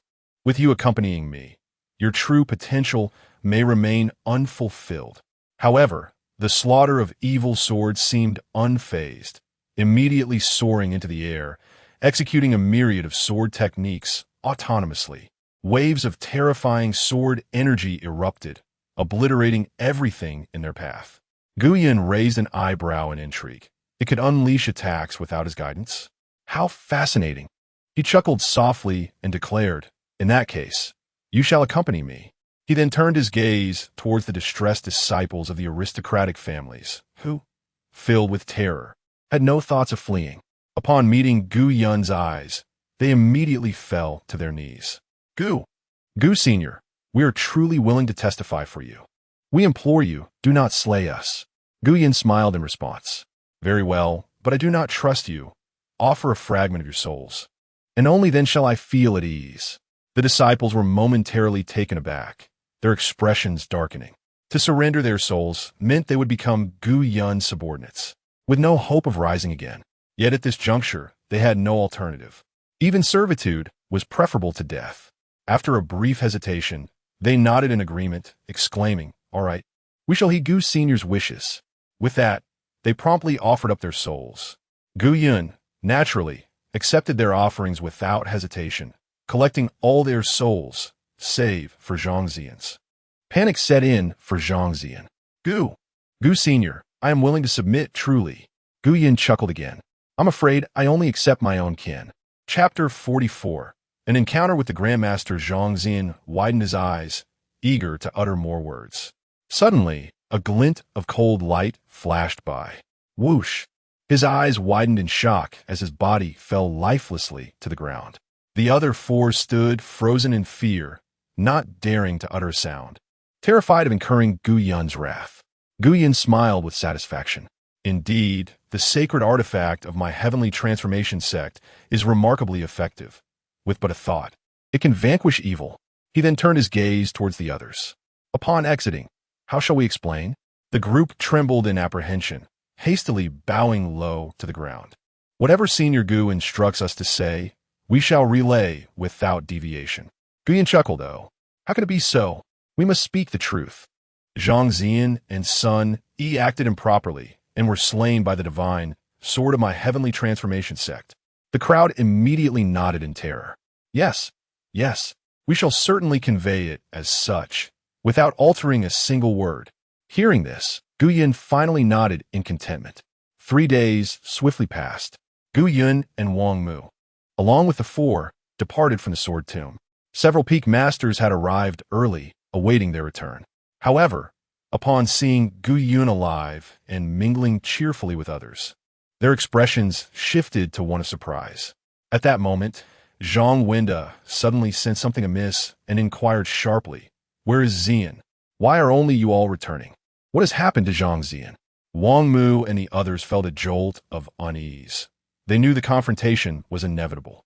Thus, Wang Mu took the lead and reported, "Respected uncle, junior brother Xian acted improperly and was slain by the divine sword of our Heavenly Transformation Sect." At these words, everyone present was taken aback. Dead? How could this be? As members of prominent families, they possessed the sword tomb pass, guaranteeing their safety along the designated path. Zhang Wenda's eyes widened in disbelief. "What? Xian is dead? How can this be? You dare deceive me?" Wang Mu was drenched in cold sweat, yet he gritted his teeth. "Uncle, please grieve. What I say is the truth." The others chimed in. "Uncle, it is indeed the case. We can all attest to it. Please accept our condolences." With everyone echoing this. Even if Zhang Wenda harbored doubts, he could find no flaw in their statements. At this juncture, Sun Tianda burst into laughter. "Wenda, what did I tell you? Your words lack virtue and will surely bring retribution upon your descendants. It seems my prophecy has come to pass." Zhang Wenda's eyes bulged with rage as he glared at Sun Tianda. Even at such a moment, this old fool dared to speak mockingly? He felt an overwhelming urge to strike down the old man. Yet upon witnessing Sun Tianda's smug demeanor, he soon sensed something awry and turned back to look at Gu Yun and the others. A cold smile crept across his face as he viciously remarked to Sun Tianda, "Old fool, what is there to be proud of? Your precious grandson, Sun Yi, has not returned either." Sun Tianda was taken aback and scrutinized closely, realizing the truth of the matter. He immediately asked with unease, "Where is Sun Yi?" Wang Mu felt a prickling sensation on his scalp. "Could you not inquire together? Must you insist on me speaking separately?" He could only brace himself and speak again. Sun Yi and Zhang Xian, like each other, were both miscreants, slain by the divine sword of our Tianyan Sect. Sun Tianda's eyes widened in disbelief. "Nonsense. This is impossible. How could there be danger after you entered the sword tomb?" Suddenly, he seemed to recall something and glared menacingly at Gu Yun. "Gu Yun, did you kill my grandson?" "Indeed, it was you, before entering the sword tomb. Only you had conflicts with Sun Yi and Zhang Xian." Zhang Wenda also regained his composure. "It was you who murdered my nephew, you wretched creature. What gave you the audacity?" Upon uttering these words, both immediately unleashed the might of their advanced cultivation. The atmosphere grew tense in an instant. Wang Mu and the others were terrified. If anything happened to Gu Yun, they would all perish, for their souls were still in his grasp. Thus they all knelt, desperately explaining, "Master, uncle, ancestor, this matter truly has nothing to do with junior brother Gu Yun. Indeed, Sun Yi and Zhang Xian brought this upon themselves. It's unrelated to junior brother Gu Yun." Gu Yun looked at the two and shrugged. "Gentlemen, as you have heard, I truly bear no responsibility." Zhang Wenda and Sun Tianda gritted their teeth. "There is something amiss here. There must be a hidden truth." Even if Gu Yun did not kill the two, the other four had no reason to defend him. At that moment, the leader of the Lingjian Peak spoke. Do you have any unspeakable burdens? Or are you being threatened? Fear not. We, the peak leaders, shall advocate for you, so do not worry. Speak the truth." The other peak leaders echoed in agreement. Indeed, there is no need for concealment. Wang Mu was on the verge of tears. With their souls held by another, how could they advocate for him? He looked seriously at his master. "What this disciple has said is entirely true. I implore my master and esteemed uncles not to wrong the innocent." With matters reaching this point, the other peak leaders ceased further discussion. Gu Yun chuckled. "Esteemed uncles, if there is nothing else, I shall take my leave." With that, he turned to depart. Zhang Wenda and Sun Yi grew anxious. "Who permitted your departure? Even if you did not kill Xian, you are certainly implicated. I shall kill you first, to appease Xian's spirit in the heavens." "Nonsense. This little beast must be dealt with by me personally." Boom! The two advanced cultivators unleashed their full power, descending upon Gu Yun like two towering mountains. In their eyes, Gu Yun was merely an ant, easily crushed. However, at that moment, clang, a beam of golden light surged towards the two, its speed so swift that it left Sun Tianda and Zhang Wenda drenched in cold sweat. The two hastily summoned all their spiritual energy and retreated rapidly, narrowly evading the strike. As they regained their footing and looked up at the golden light, they were instantly rendered speechless. The celestial sword of eradication. Vanquish evil. How? How did this artifact come to be in your possession? The other peak masters also widened their eyes. The sword of eradication was forged by the first-generation ancestor of the Celestial Sect, a divine weapon of the sacred tier. Its might is unparalleled, and it possesses its own intelligence. It can execute myriad sword techniques without the need for human control.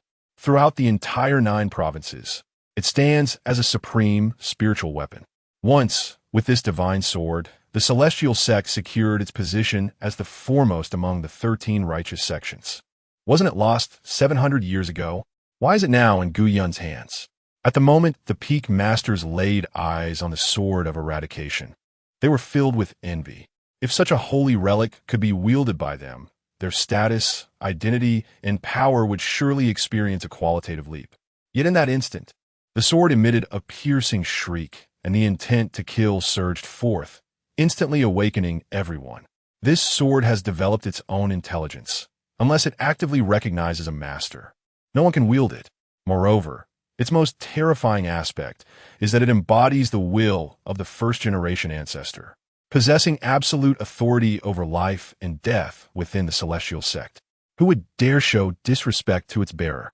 In the Celestial Sect, such an act would surely result in death. Indeed, following the deafening cry of the sword of eradication, the atmosphere of the entire Celestial Sect transformed. Clang! The protective mountain formation suddenly activated. Ding, ding, ding. The celestial bell, emblematic of the Celestial Sect, was struck in alarm. In an instant, the sect entered a state of utmost vigilance. In the direction of the demon suppression hall, 9 mechanisms activated simultaneously.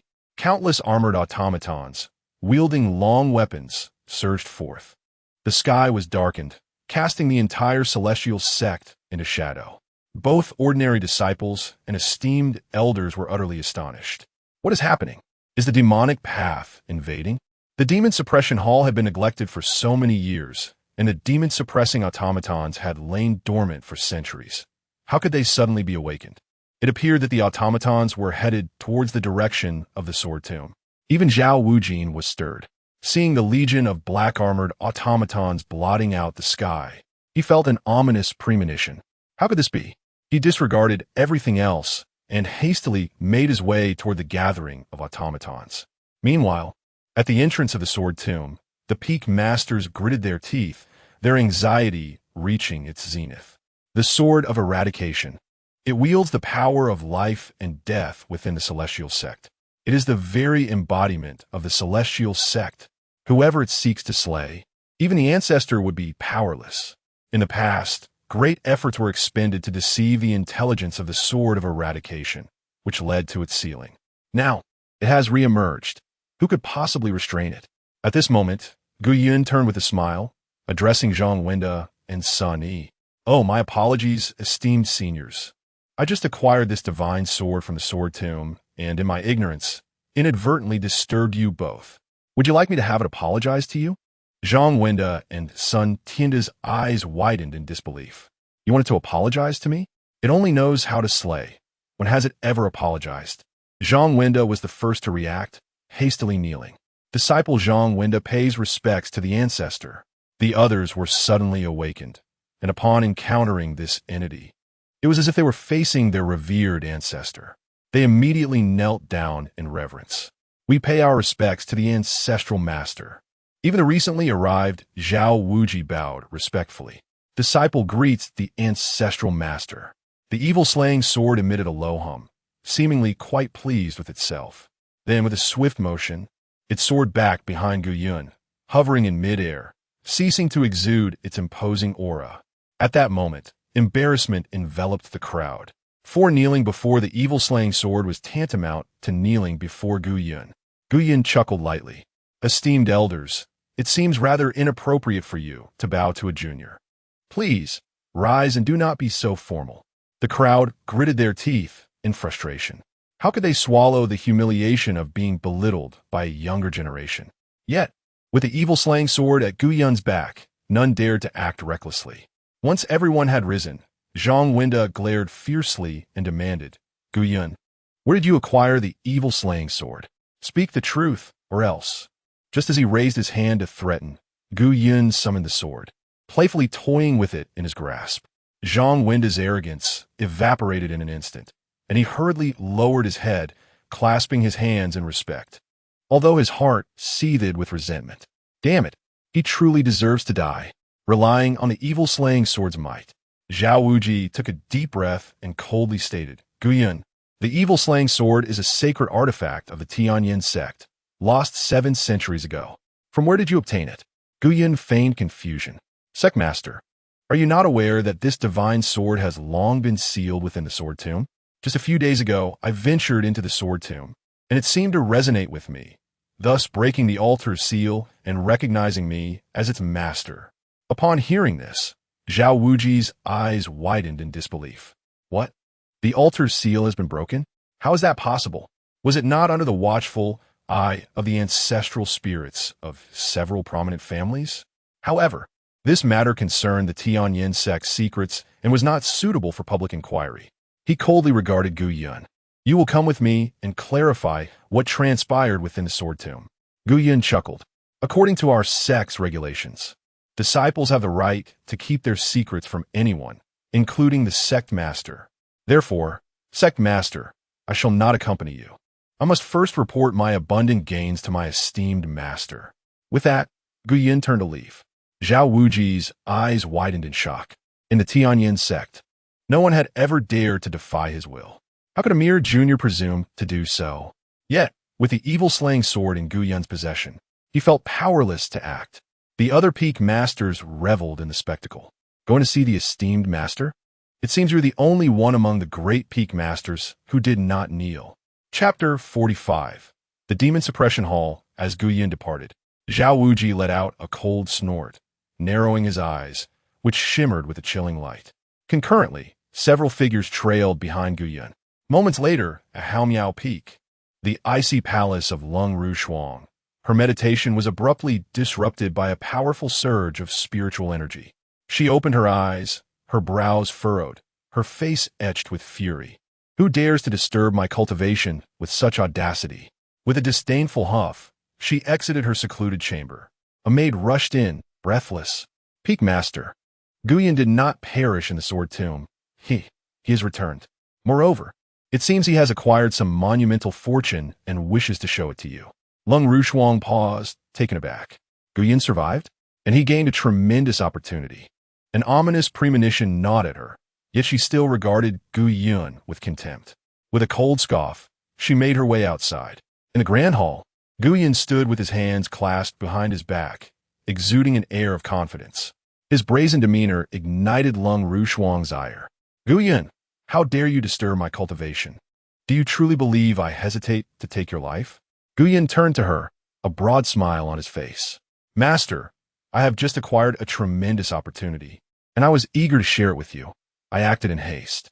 Lung Rushuang responded with a cold laugh. What? Do you wish to flaunt it before me? Very well, show it to me. If it is indeed a monumental fortune, I would not mind personally taking it from you to present it to your junior brother. Yi Fan. Gu Yun chuckled in return. Master, you truly dote on your junior brother. However, I fear that you may not dare to seize what I possess. With that, he focused his thoughts. Whoosh! A beam of golden light shot forth. In an instant, the sound of swords resonated through the air, and sword energy radiated outward. Lung Rushuang's eyes widened in disbelief as she gazed at the long sword suspended behind Gu Yun. The heavenly transformation divine sword, slayer of evil? She murmured in incredulity. Gu Yun smiled. It appears that Master recognizes it. To see this sword is akin to encountering our ancestral master. Since you have met our ancestor, why do you not bow in reverence? Lung Rushuang was momentarily taken aback before bursting into laughter.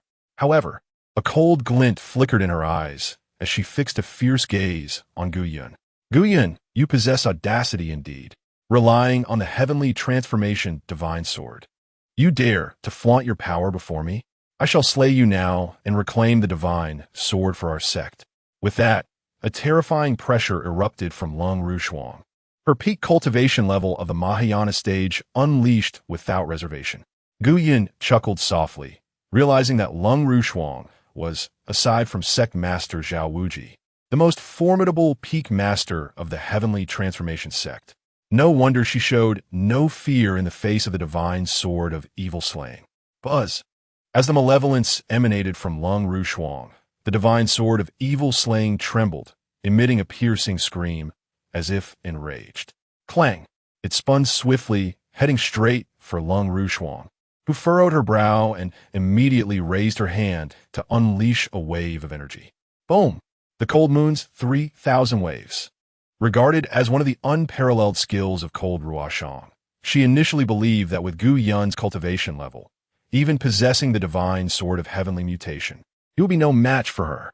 However, in the next moment, the sword of evil severance shimmered. The first sword of the 9 swords of gods and demons unleashed a force that could shake the heavens. Boom! The sword chi was fierce, instantly shattering Cold Ruoshang's defenses. Cold Ruoshang widened her eyes, swiftly retreating to create distance. Boom! Her entire palace was cleaved in two. She burst out of the palace, gazing at her devastated residents. Her teeth clenched in fury. Gu Yun, you ungrateful disciple, do you wish to betray your master and obliterate your ancestors? Today, I shall witness the true potential of the sword of evil severance in your hands. With that, she summoned a divine sword of her own, indicating that things were about to get serious. Gu Yun chuckled coldly. Why is master still angry? I merely wish to share a jest with you. Nevertheless, if she truly sought battle, how could a disciple refuse to engage? Just as he prepared to strike, several shadowy figures materialized before him. Gu Yun raised an eyebrow in curiosity, while Cold Ruoshang was momentarily taken aback. At that moment, the leader of the shadows scoffed. Cold sect leader, what audacity! You dare to raise your hand against the master of the sword of evil severance? Cold Ruoshang gritted her teeth, but took a deep breath, responding politely. Elder Qin, you are mistaken. This child is my disciple. He has disrespected me by relying on the divine sword. I merely intended to teach him a lesson. This is a matter of my Hao Miao Peak and should not concern the Demon Suppression Hall. Elder Qin immediately sneered. Not a matter for my Demon Suppression Hall. Does Cold Sect leader not realize that the master of the sword of evil severance is the very leader of my Demon Suppression Hall? You dare question our authority? Cold Ruoshang inhaled sharply, suddenly recalling this detail. If Gu Yun truly became the leader of the Demon Suppression Hall, it would indeed spell trouble. She quickly interjected, Elder Qin. The sword of evil severance is a sacred artifact of heavenly mutation. It ought to be bestowed upon a more suitable successor. Gu Yun lacks proficiency in swordsmanship and is thus unfit to be its master. I suggest we deliberate further on this matter. My other disciple, Yi Fan, is a genius in swordsmanship. Perhaps it would be better for Gu Yun to relinquish the sword of evil severance to him. Elder Qin burst into laughter. Cold Ruoshang, you have been in my heavenly mutation sect for hundreds of years, yet you still speak so absurdly. Do you believe yourself worthy to wield the sword of evil severance? Cold Ruoshang's expression instantly turned icy. However, she understood that the sword of evil severance possessed sentience. Unless it acknowledged a master willingly, no one could force it. But why had this divine sword chosen Gu Yun? Previously, she could have leveraged her authority as a master to compel Gu Yun to sever ties with the sword and yield it to Yi Fan. Yet now, Gu Yun hardly regarded her as a threat. Noticing her silence, Elder Qin huffed dismissively, losing interest in her. He then turned to Gu Yun with a cheerful demeanor, saying, Fear not, young friend. Since you have garnered the sword's recognition, you shall henceforth be a member of my Demon Suppression Hall. Would you be so kind as to lend me the sword of evil extermination for a moment, so that I may scrutinize it? Although Gu Yun was uncertain of Elder Qin's intentions, he had previously heard of the affairs concerning the Demon Suppression Hall. It was a place dedicated to the confinement and reformation of disciples who followed the path of demonic arts, constantly engaging with the malevolent forces of the demon world. Such an endeavor was fraught with peril, and the treatment within the sect was far from generous. One could hardly endure in such an environment without a heart resolutely committed to the righteous path. As they were fellow practitioners, Guyan felt no inclination to decline such a request. Moreover, they could not forcibly seize the sword of evil extermination from him. Yet at that moment, a thought struck him. With a genial smile, he replied, "That cannot be. My master has yet to kneel. To behold this sword is akin to encountering our esteemed founder, and my master's failure to kneel would be a profound disrespect to our ancestor. I cannot bring harm upon my master." Upon hearing this, several eager old men clad in black were instantly consumed by rage, turning their fierce gazes towards Lung Ruo Xuan. If one sees the founder, why do they not kneel? Lung Ruo Xuan's countenance paled, akin to having just swallowed a fly, one that had just emerged from filth. Gritting her teeth, her shoulders trembled slightly as she suppressed her fury, averted her gaze, and half knelt before Guyan, stating, "Disciple pays respects to the esteemed founder." In that moment, Guyan chuckled. He tilted his head towards the sword of evil extermination, pretending to listen to its whispers. Then, he proclaimed loudly, "What? You say my master's heart is not sincere?" Chapter 46. What Fear and Poverty? Upon hearing those words, Lung Rushuang was instantly incensed, her fury palpable. Yet, with several elders from the Demon Suppression Hall present, she refrained from acting rashly. Notably, Elder Qin, whose strength rivaled that of sect master Zhao Wujia, stood among them. With a cold huff, she fixed her gaze on Guyan, seemingly issuing a threat. Elder Qin promptly unleashed a wave of pressure, coldly stating, "Master Lung, do not compel me to personally escort you to the cliff of reflection." With a mocking smile, Lung Rushuang rose and disdainfully replied, "There is no need for Elder Qin. I shall go on my own." With that, she turned and departed, leaving the question of her actual destination uncertain. The expressions of Elder Qin and his companions grew grim. Despite their abilities, they felt their standing within the Tianyan Sect was tenuous compared to other peak masters. The Demon Suppression Hall had also seen a decline for too long. It was unexpected that even someone like Lung Rushuang, who had merely entered the sect a century ago without any familial backing, would dare to ignore them. A sense of desolation washed over them, but soon their spirits lifted as they awaited the return of the Sword of Slaughter. Turning back, they gazed at Guyan with eager anticipation in their eyes. Guyan responded with a calm smile, a single thought summoning the Sword of Slaughter before them. The frail old men, upon seeing the sword, were as elated as if they had encountered their beloved grandchildren, trembling with excitement and fear of dropping it. Heaven has indeed opened its eyes. After several centuries, it has finally returned. The ancestral master wielded this divine blade to conquer the 9 provinces, unmatched by any foe. Many disciples of the demonic path, fearing its might, had renounced their evil ways. How unlike the present, where demonic forces proliferate like wild grass. The elderly men, their hair white as snow, were as joyful as children, their eyes glistening with tears. They cherished the sword for a long while before reluctantly returning it to Guyan. Then, Elder Qin, with a serious demeanor, said, "Young friend, now that you are the master of the divine sword, you shall henceforth be the head of our Demon Suppression Hall. I will personally discuss this with the sect master, facilitating your takeover of the hall." Guyan, puzzled, inquired, "What responsibilities accompany this position?" Elder Qin smiled lightly, eliminating the demonic path, eradicating all injustices in this world. However, do prepare yourself. Those who fear for their lives should not enter this domain. If you seek wealth and position, look elsewhere. Our Demon Suppression Hall leads a life of hardship. At this point, Elder Qin hesitated, fearing that Guyan might find the hall unworthy and decline the role of hallmaster. Yet, Guyan erupted into laughter. "Excellent. I, Guyan, embody righteous spirit, born to eradicate the demonic path and uphold justice. What fear is there in poverty? In this way, I can accumulate merit and rally virtuous souls. What joy is there not to embrace?" Elder Qin and the others were momentarily taken aback, but soon their faces radiated with relief and delight. "Well said. As the chosen master of the Sword of Slaughter, you have certainly not disappointed us. With that, the matter was settled. I will first seek the sect master and prepare a ceremony for your induction as hall master. Guyan nodded in agreement, and with that, they bid each other farewell. On the other side, at the entrance of the Tianyan Sect's spiritual pool's secret realm, a disciple inquired of the elder, "Might I ask when will be our turn to enter the spiritual pool for cultivation?" The elder in charge of the registration cast a fleeting glance at the questioner and replied with palpable impatience, "Come back in 6 months. The spiritual pool is in high demand. You're not the only one seeking to use it. Why the urgency?" The disciple, taken aback by the reply, felt a surge of anger. Cultivation is akin to rowing upstream. If one does not advance, one inevitably regresses. This period is crucial for intensive practice, and any delay could result in stagnation at a critical juncture. Frustrated, he retorted, "Elder, why are only 2 of the 9 spiritual pools open?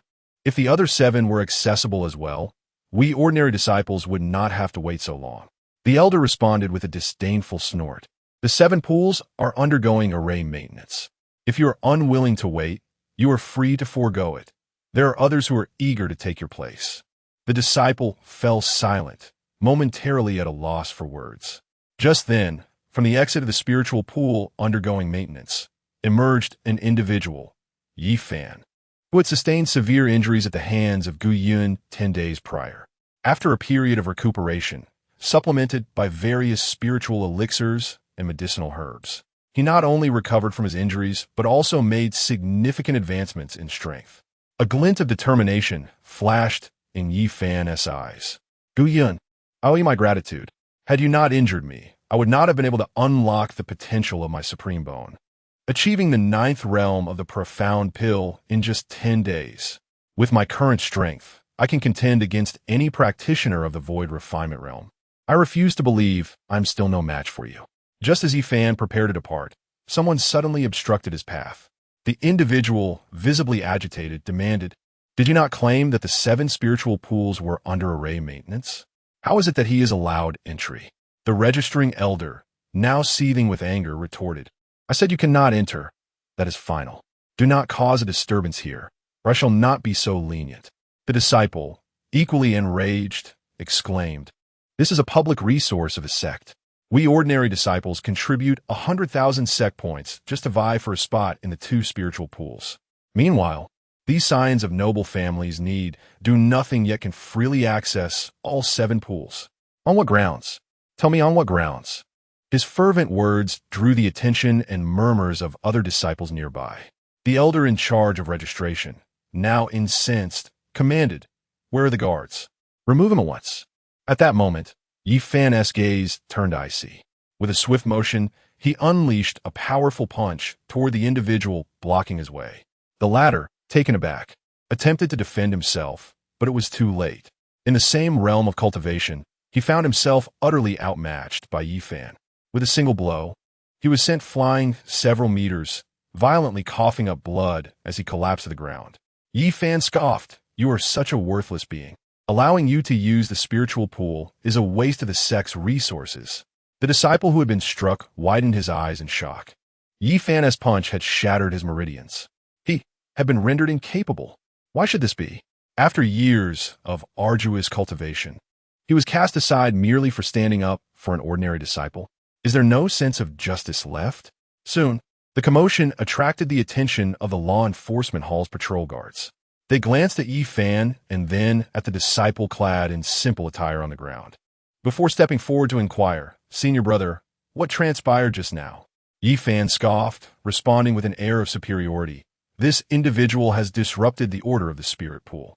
In order to safeguard the interests of my fellow brothers, I had no choice but to subdue him." Upon hearing this, the law enforcement disciples immediately exhibited expressions of admiration. "So that is how it is. Thank you for your righteous intervention, senior brother." With that, he cast a fierce glare at the fallen disciple, admonishing, "Such audacity to cause chaos here. Take him away." The disciple attempted to explain, but no one paid him any heed. At that moment, a graceful figure hastened to Yi Fan's side. "Junior brother, are you unharmed?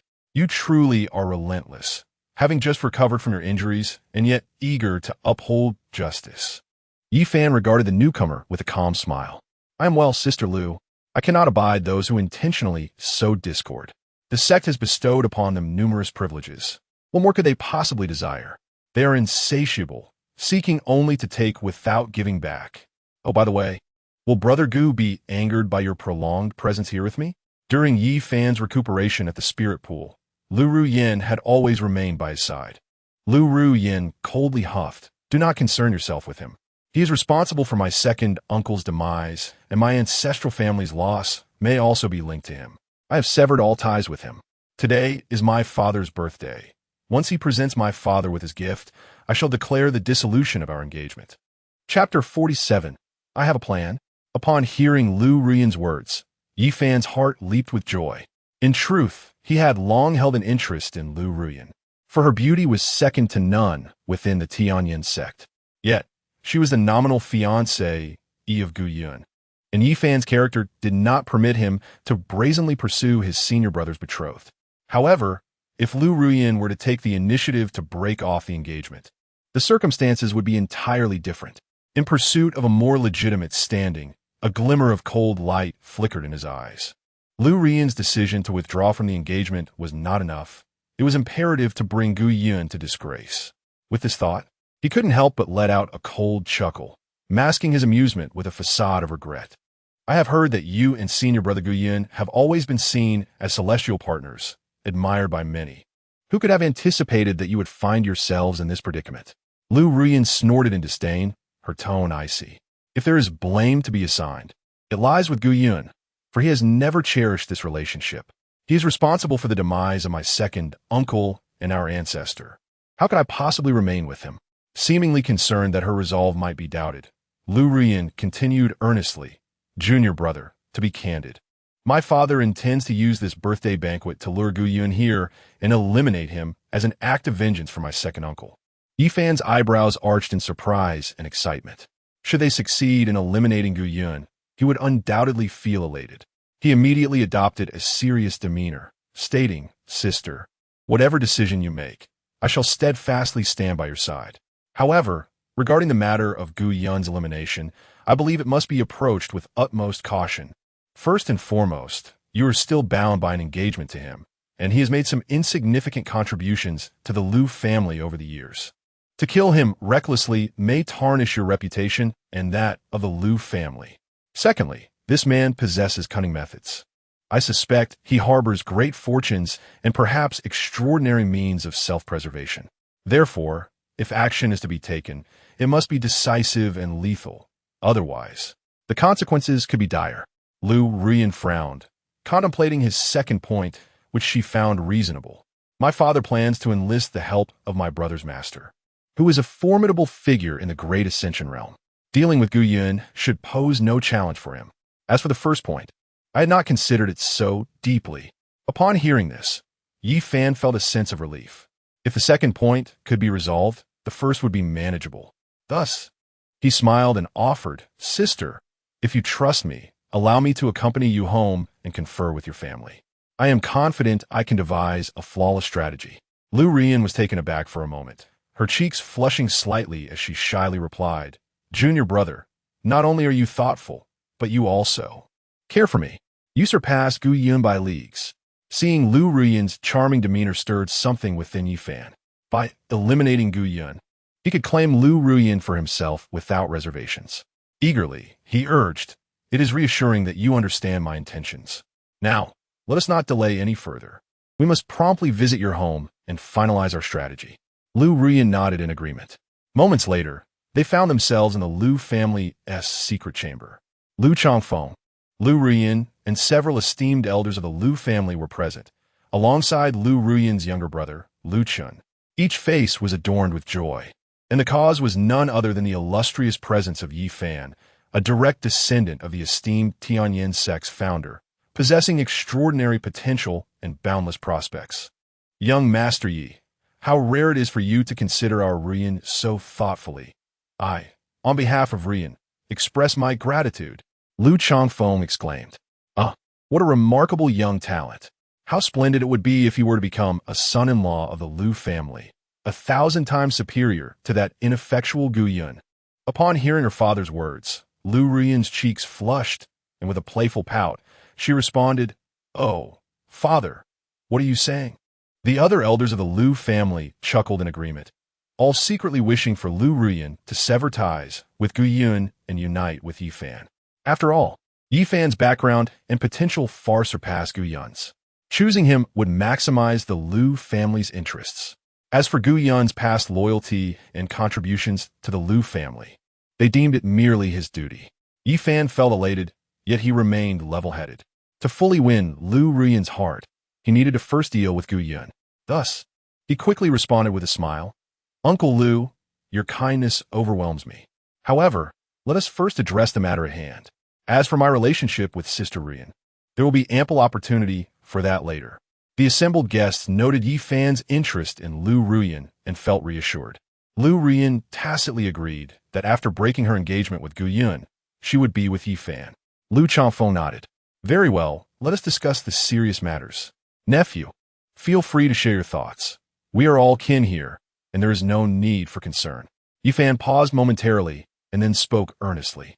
"I believe Gu Yun can be eliminated, but we must ensure that this does not bring any negative repercussions to the Lu family or Sister Ruyan. Therefore, we must find a justifiable reason that convinces everyone that Gu Yun deserves his fate." Lu Changfeng and the others furrowed their brows. They had contemplated this matter as well. However, given the need to keep the death of the Lu family's ancestor a secret, they could not use that against Gu Yun.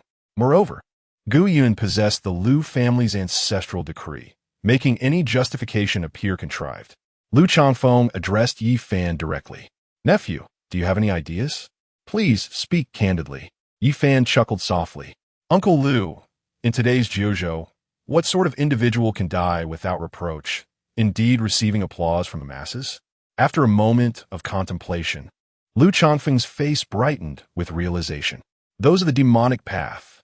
The others in the Lu family also came to the same understanding. Indeed, the righteous path in Jiuzhou seeks the demise of all demonic disciples. If we were to declare that Gu Yun has turned to the demonic path, could we not call upon Chen'er's master to take action against him? That would be entirely reasonable. "Ha! No wonder you are a descendant of great power. Young friend Yi, you truly possess wisdom," Lu Changfeng affirmed. "Then it is settled. We shall publicly state that Gu Yun has succumbed to the demonic path, leaving us no choice but to eliminate him." Yifan let out a cold, mocking laugh, promptly adding, "Gentlemen, you have misunderstood my intention. It is not merely to declare that Gu Yun has succumbed to darkness. Rather, he has already embraced it.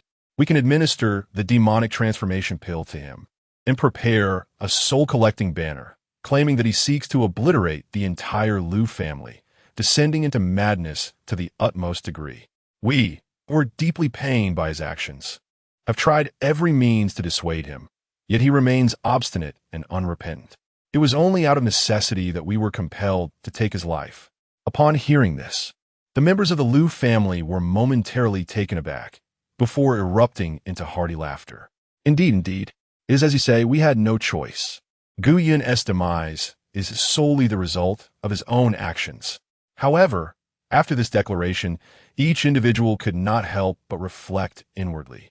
This young man is indeed ruthless. Yet, it is such ruthlessness that allows one to navigate the realm of cultivation. Gu Yun's naive goodness was nothing but a path to self-destruction. Only those with such a fierce disposition are worthy of becoming the future son-in-law of the Lu family. Chapter 48. Celebration of Longevity. The assembly concluded with unanimous approval of Yifan's plan. The only lingering issue remained the acquisition of the demon transformation pill and the wand of souls, both unique artifacts of the demonic realm.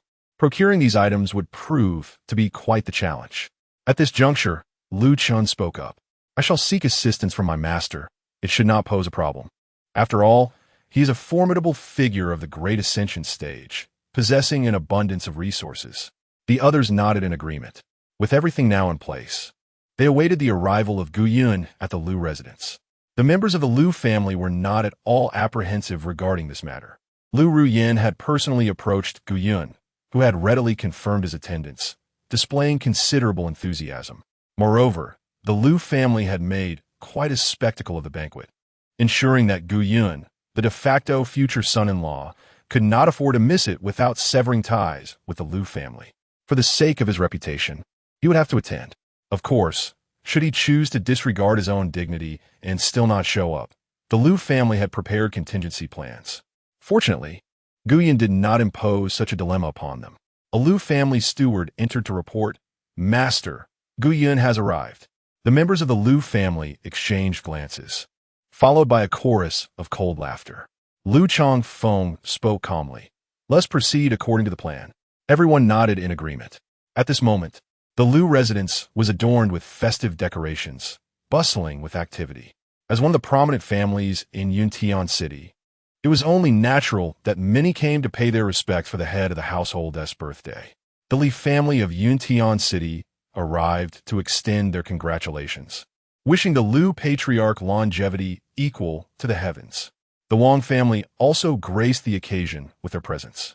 A Peak Xian Dan steward from the Liu family personally welcomed the guests at the entrance, greeting each with a warm smile and utmost courtesy. Thank you. Please, come inside. We apologize for any oversight." At that moment, a dashing young man appeared at the entrance of the Liu residence. With a cheerful demeanor, he announced, "I am Gu Yun of the Tianyan Sect, here to celebrate Uncle Liu's grand birthday." The Liu steward furrowed his brow, casting an irritated glance at Gu Yun, before directly ignoring him and turning to greet others.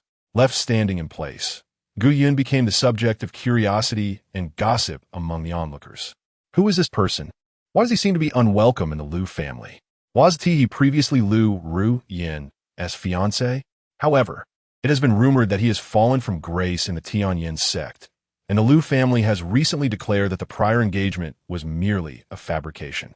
Regardless, Gu Yun remained unfazed. With a serene smile, he strode confidently towards the inner courtyard.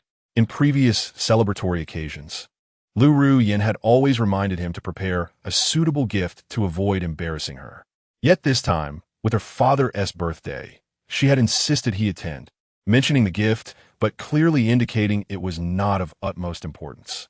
Gu Yun speculated that his fiancée, he must be planning some delightful surprise for him.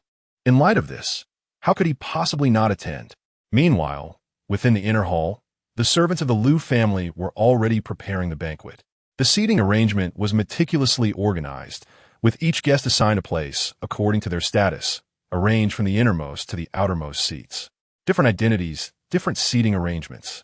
After Gu Yun entered, he casually found a seat and was immediately stopped. Hey, you cannot sit here. This is not your designated spot." Upon looking up, Gu Yun realized it was Xiao Chui, the maid beside Liu Ru Yin. A smile broke upon his face. "Xiao Chui, do you not recognize me? I am your young lady's fiancé, and I have previously bestowed upon you quite a number of elixirs." Xiao Chui's expression was one of disdain. Previously, Gu Yun held a respectable status within the Tianyan Sect, and she had sought to curry favor with him, leveraging her position as Liu Ru Yan's maid to gain some benefits from him. However, now that she knew Gu Yun had fallen from grace and that her mistress no longer held him in esteem, her reverence had dissipated. With impatience, she remarked, "The seating arrangements are predetermined. One cannot simply sit wherever one pleases. Do you not understand the rules?"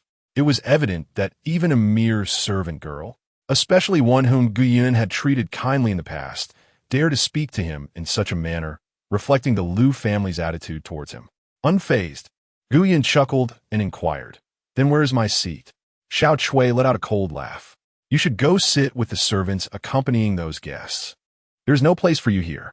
With that, she pushed him away. Gu Yun remained unperturbed, merely smiling as he asked, "Xiao Chui, I recall your talent is rather mediocre. After years of cultivation, you have yet to establish your foundation. Do you wish to break through your bottleneck and acquire superior cultivation qualifications?" Xiao Chui was taken aback. In this world, anything capable of enhancing one's cultivation aptitude was considered a rare treasure. She found it hard to believe that Gu Yun could possess such a thing. Thus, she retorted with a scoff, "Of course I desire it. How could you possibly help me?" Gu Yun nodded earnestly. "Naturally, but I cannot assist you without some form of recompense. You must do something for me." Xiao Chui erupted into laughter, confident that Gu Yun was merely toying with her, and dismissed him with annoyance. "Go on, stop wasting my time with trivialities." Seeing her skepticism, Gu Yun said nothing further and simply smiled before turning and leaving. In a corner close to the outer courtyard, he settled into a seat that was clearly designated for the lowest-ranking servants. Before him lay an empty fruit platter, devoid of any delicacies. At that moment, a loud announcement echoed from outside. "From Tianyan Sect, Yi Fan, young master, Yi has arrived." The crowd instinctively turned their heads to look. "Who is young master Yi of Tianyan Sect? Indeed, I have not heard of him before." "If you haven't heard of him, he is the rising star of Tianyan Sect, possessing extraordinary innate talent, a once-in-a-millennium prodigy." The most crucial detail was his esteemed background. He appeared to be a direct descendant of some ancient ancestor of the Tianyan Sect. Ah, how impressive. Why would he come to the Liu family? It was said that young master Yi shared a remarkable relationship with the Liu family's eldest daughter, Liu Ruyin, and he must be visiting her. The housekeeper at the Liu family's entrance, wearing a broad smile, eagerly led Yi Fan inside. "Young master Yi, it is indeed a great honor for our Liu family to have you here. Please come inside. I sincerely apologize for any shortcomings in our hospitality." Among the many esteemed guests, Yi Fan is the only one whom I have personally guided. Instantly, the assembled company began to speculate about the connection between Yi Fan and the Liu family. In the inner chamber, Xiao Chui, upon hearing the illustrious name of Yi Fan, joyfully dashed out, her face aglow with delight. "Young master Yi, you have arrived. Please come in. I've already reserved a prime seat for you. Truly the best in the house. Our young lady has specifically instructed us to ensure your comfort." It seemed that everyone in the Liu household was elated and animated by Yi Fan's presence. Yi Fan, wearing a composed smile, exuded the demeanor of a distinguished scion of a noble family. Just as he was about to proceed further, he feigned surprise upon noticing Gu Yun seated in a distant corner. Thus, he raised his voice with an air of feigned astonishment. "Brother Gu, why are you sitting there? Isn't that where only those of lower status are meant to sit?" Chapter 49. The transformation into demonic form in an instant. All eyes were drawn to the corner where Gu Yun sat, a solitary figure seemingly forgotten by everyone. Yet, Gu Yun wore a tranquil and casual expression, cheerfully proclaiming, "Junior brother, one's identity is not bestowed by others, but earned through one's own efforts. Wherever I may be seated, that is where the esteemed position lies." Yi Fan burst into laughter, his mirth laced with derision and disdain. He leisurely replied, "Brother, your mindset is truly commendable. You manage to find joy amidst suffering, providing comfort to yourself. I am in awe of you. I shall not impose upon you further." With that, he strode purposefully into the inner hall. The others, having overheard his remarks, began to scrutinize Gu Yun with keen interest. The attitude of the Liu family towards Gu Yun, in contrast to their disposition towards Yi Fan, was abundantly clear.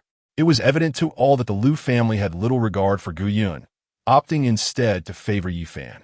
Under such circumstances, Gu Yun's presence at the Liu family was nothing short of self-deprecation. Regardless of how eloquently he spoke, he was merely seen as a jester. Upon entering the inner hall, Yi Fan took his place at the prearranged seat of honor. At that moment, Liu Chen approached, feigning pleasantries before leaning in to whisper to Yi Fan, "Brother Yi, everything is prepared. Shall we proceed?" Yi Fan glanced around to ensure no one was watching, then replied in hushed tones, "Infuse the demonic transformation pill into the wine and have the servants deliver it to Gu Yun. Remember, act naturally. Do not let him suspect anything." Since Gu Yun had been neglected ever since entering the Liu family, he would naturally harbor grievances and anger. This was the perfect opportunity to use the demonic transformation pill, as its effects would manifest swiftly. The moment he succumbs to demonic influence, the ambushed members of the Liu family would strike, ensuring his demise without affording him a chance to escape. Liu Chen nodded, a cold smirk crossing his face as he said, "Understood. No wonder you instructed to deliberately disregard Gu Yun. This was the intent behind it. I shall attend to it immediately, and there will be no mistakes." Yi Fan smiled with arrogance. When it came to cunning, Gu Yun was certainly no match for him. Soon, outside, preparations began for the distribution of wine. urging the servants to partake and create a lively atmosphere. The others were, of course, elated, mingling in groups, drinking and chatting. As for Gu Yun, he remained alone, with no one approaching him. After all, with the Liu family's disdain, who would bother to engage with him? At that moment, a servant delivering wine placed a fine jug before Gu Yun, cheerfully saying, "Young Master Gu, please enjoy this. If it is insufficient, do not hesitate to ask for more." He kindly poured a cup for Gu Yun. Gu Yun smiled slightly, casually lifting the cup and downing it in one gulp. Witnessing this, the servant was filled with joy, quickly turning to report back to Lu Chun. Upon learning that Gu Yun had consumed the wine laced with the demonic transformation pill, both Lu Chun and Yi Fan were filled with exhilaration. The plan had succeeded. Outside, Gu Yun wore a faint smile at the corner of his lips. The demonic transformation pill? Is this the delightful surprise that Ru Yin prepared for me? The mere presence of the transformation demon pill could not affect his mental state. Rather, it served as a supplement, enhancing his power further. After all, the demonic essence is indeed a path, and the path can also be demonic. Gu Yun had likely surmised the plans of the Liu family, as excitement and madness gradually manifested on his face. Excellent wine. Excellent wine. Ha ha. After a brief interval, Lu Chen approached Yi Fan once more. Brother Yi, Gu Yun has finished drinking, yet there are no signs of demonic transformation. What could be the reason? Yi Fan couldn't help but frown. He immediately turned to Lu Chen. Is there an issue with your transformation demon pill? Lu Chen responded promptly. There is absolutely no problem. It was personally given to me by my master. He claimed that it was obtained from a practitioner of the void refinement stage in the demonic path. The transformation demon pill is poison to us of the righteous path. Yet it is a superior tonic for the demonic path. My master also mentioned that, regardless of whether Gu Yun is at the profound pill stage, even if he were at the great ascension stage, he would undoubtedly be influenced by this transformation demon pill. Upon hearing this, Yi Fan was taken aback. The pill is fine? It cannot be that Gu Yun has already surpassed the great ascension stage, can it? Such a notion is utterly absurd and entirely implausible. He certainly wouldn't entertain that possibility. The only explanation that remained, perhaps, was another. Yi Fan furrowed his brow, speaking earnestly. Perhaps the transformation demon pill has yet to take effect. I underestimated Gu Yun. The earlier blow was insufficient to provoke him. Thus the pill did not manifest its effects. Indeed, some individuals who consume the transformation demon pill do not immediately succumb to demonic transformation. It requires the stimulation of their inner darkness. Lu Chen could not suppress his anxiety. What should we do now? Yi Fan pondered for a moment, then gestured for Lu Chen to lean closer, whispering instructions. Lu Chen nodded in understanding before turning to depart. Before long, Lu Rian emerged from the rear hall alongside her father, marking the official commencement of the birthday banquet. Lu Changfeng entered the grand hall, chuckling as he courteously addressed the guests. Esteemed guests, please enjoy the food and drink. I apologize for any shortcomings from the Liu family. The guests readily reciprocated the courtesy, wishing, may the head of the Liu family enjoy blessings as vast as the eastern sea and longevity that rivals the southern mountain. Lu Changfeng laughed heartily, raising his glass. Lu is grateful for your support. Let us drink together, and everyone may partake freely. The banquet commenced in earnest, with the Liu family bustling with excitement. At that moment, several guests began presenting birthday gifts. Lu Chun suddenly exclaimed, Father, look how generous Brother Yi is. He has presented a tiered pill right away. This is treatment befitting the peak master of Tianyan Peak. At this proclamation, the audience was left in utter astonishment. This young Master Yi is indeed extravagant, gifting a tiered pill outright. There are scarcely a few tiered pills in the entire Yuntian city. How can an outsider bestow such a precious gift, leaving Gu Yun, the nominal fiancé of the Liu family, in a difficult position? This is clearly intended to embarrass Gu Yun. Lu Changfeng's aged face also beamed with smiles as he clasped his hands towards Yi Fan, saying, Young Master Yi, you are too generous.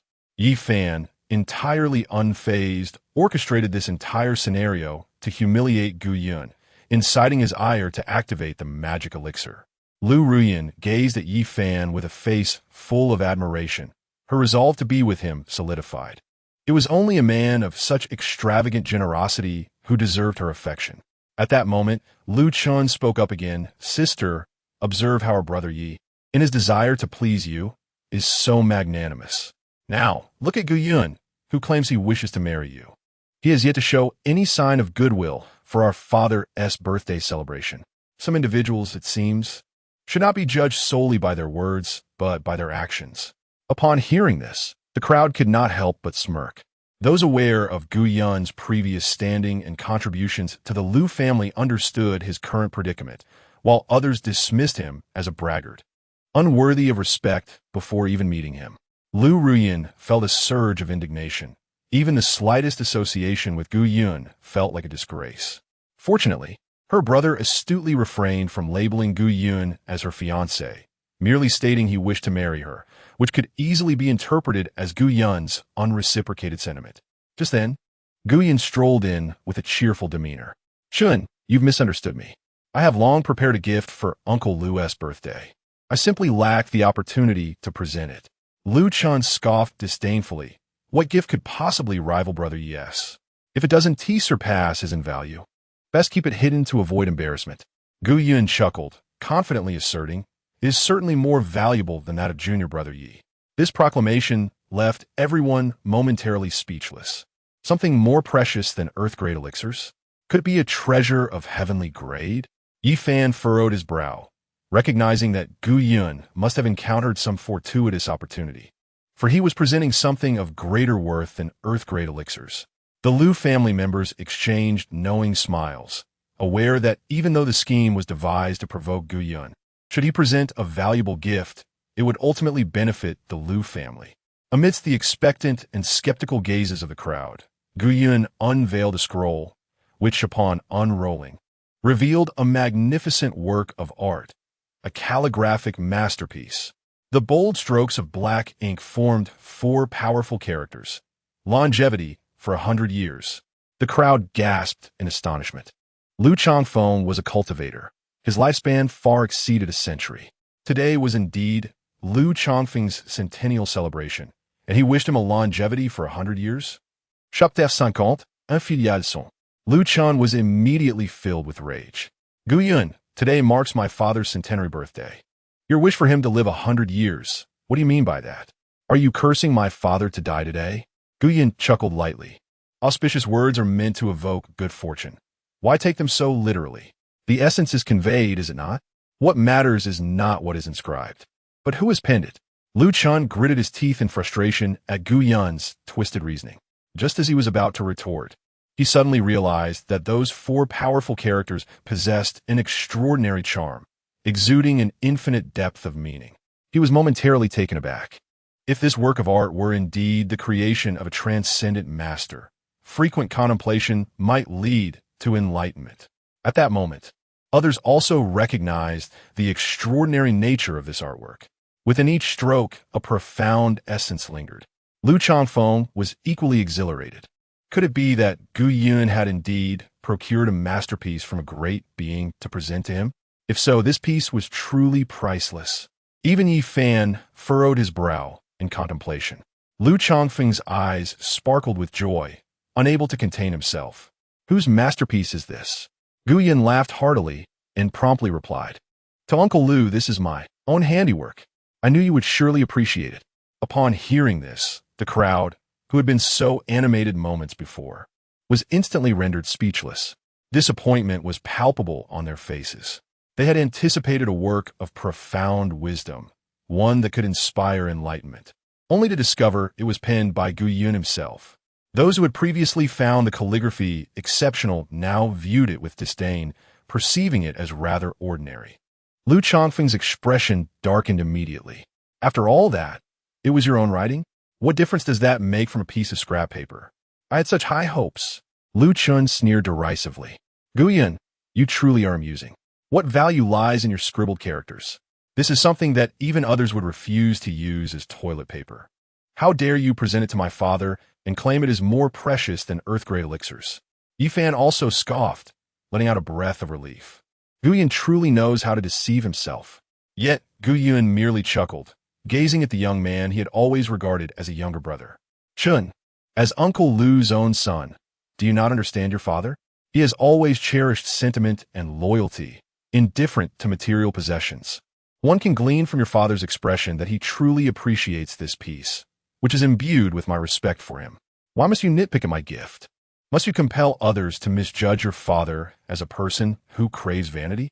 Lu Chun was momentarily stunned. He had not anticipated Gu Yun's sudden flattery towards his father. This left him at a loss for how to respond. Forcing an argument would only cast his own father in a negative light. He instinctively looked helplessly at his father. Lu Chongfeng's eyes widened in disbelief. When have I ever expressed satisfaction with your gift? I was only excited earlier because I thought it was a masterwork. He was acutely aware that Gu Yun was deliberately flattering him, compelling him to profess his fondness for the artwork. Otherwise, he would be deemed vain. However, upon catching the pleading glance from his son, Lu Chongfeng let out a cold snort and resolutely declared, Gu Yun, cease your nonsensical chatter. What gives you the right to expect my approval for such a pitiful piece? How can it possibly compare to young Master Ye's earth-grade elixir? Upon hearing these words, Lu Chun couldn't help but chuckle. After all, it was his father, who, even at the risk of tarnishing his own reputation, would staunchly defend him. He burst into laughter and immediately cast a fierce glare at Gu Yun. Gu Yun, did you hear that? My father has spoken. He holds your work in utter disdain. Just as he was about to continue, a resounding slap echoed as Gu Yun struck him across the face. In the next moment, Lu Chun was sent sprawling to the ground, his mouth filled with blood and two of his molars knocked out. The sudden turn of events left everyone present momentarily stunned. Yi Fan and the Lu family members immediately tensed, fearing Gu Yun had succumbed to madness. Lu Chun, clutching his aching face, was furious and about to unleash his anger when Gu Yun interjected. Brother Chun, how can you be so thoughtless? Uncle Lu, in an effort to protect your honor, has gone so far as to degrade himself and utter untruths. How can you not appreciate his heartfelt intentions?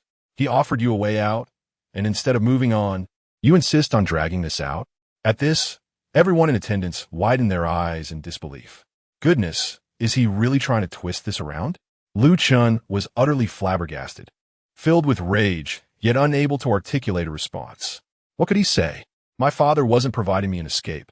He was targeting you. Lu Chongfeng's eyes also widened in astonishment. What on earth? How is Gu Yun managing to argue this way?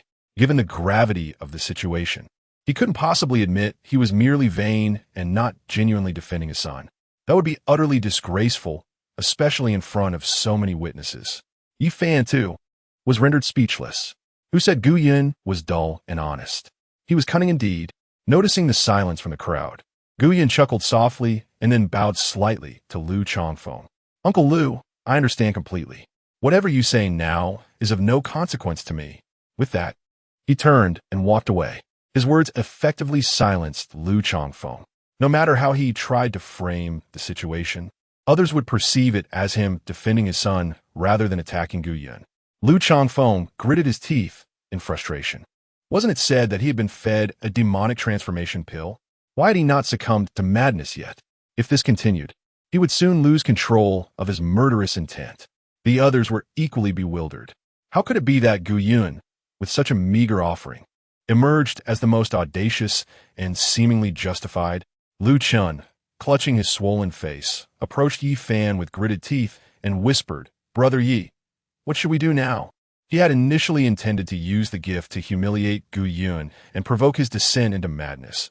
But instead, Gu Yun had showcased his eloquence. This was infuriating. What on earth is going on? Yi Fan, filled with rage, exclaimed fiercely, increase the dosage. Administer more of the demonic transformation elixir. I refuse to believe he can endure for long. Lu Chun nodded, a glimmer of coldness flickering in his eyes. Glancing around, he fortuitously spotted the passing Xiao Chui. He promptly intercepted her and pulled her into the back hall. Xiao Chui, I have a task for you. If you succeed, I shall reward you handsomely. Xiao Kui, Overjade, responded, Young master, you need only say the word, and I shall face any peril. Moments later, Xiao Chui approached Gu Yun with a plate of beef, beaming with delight.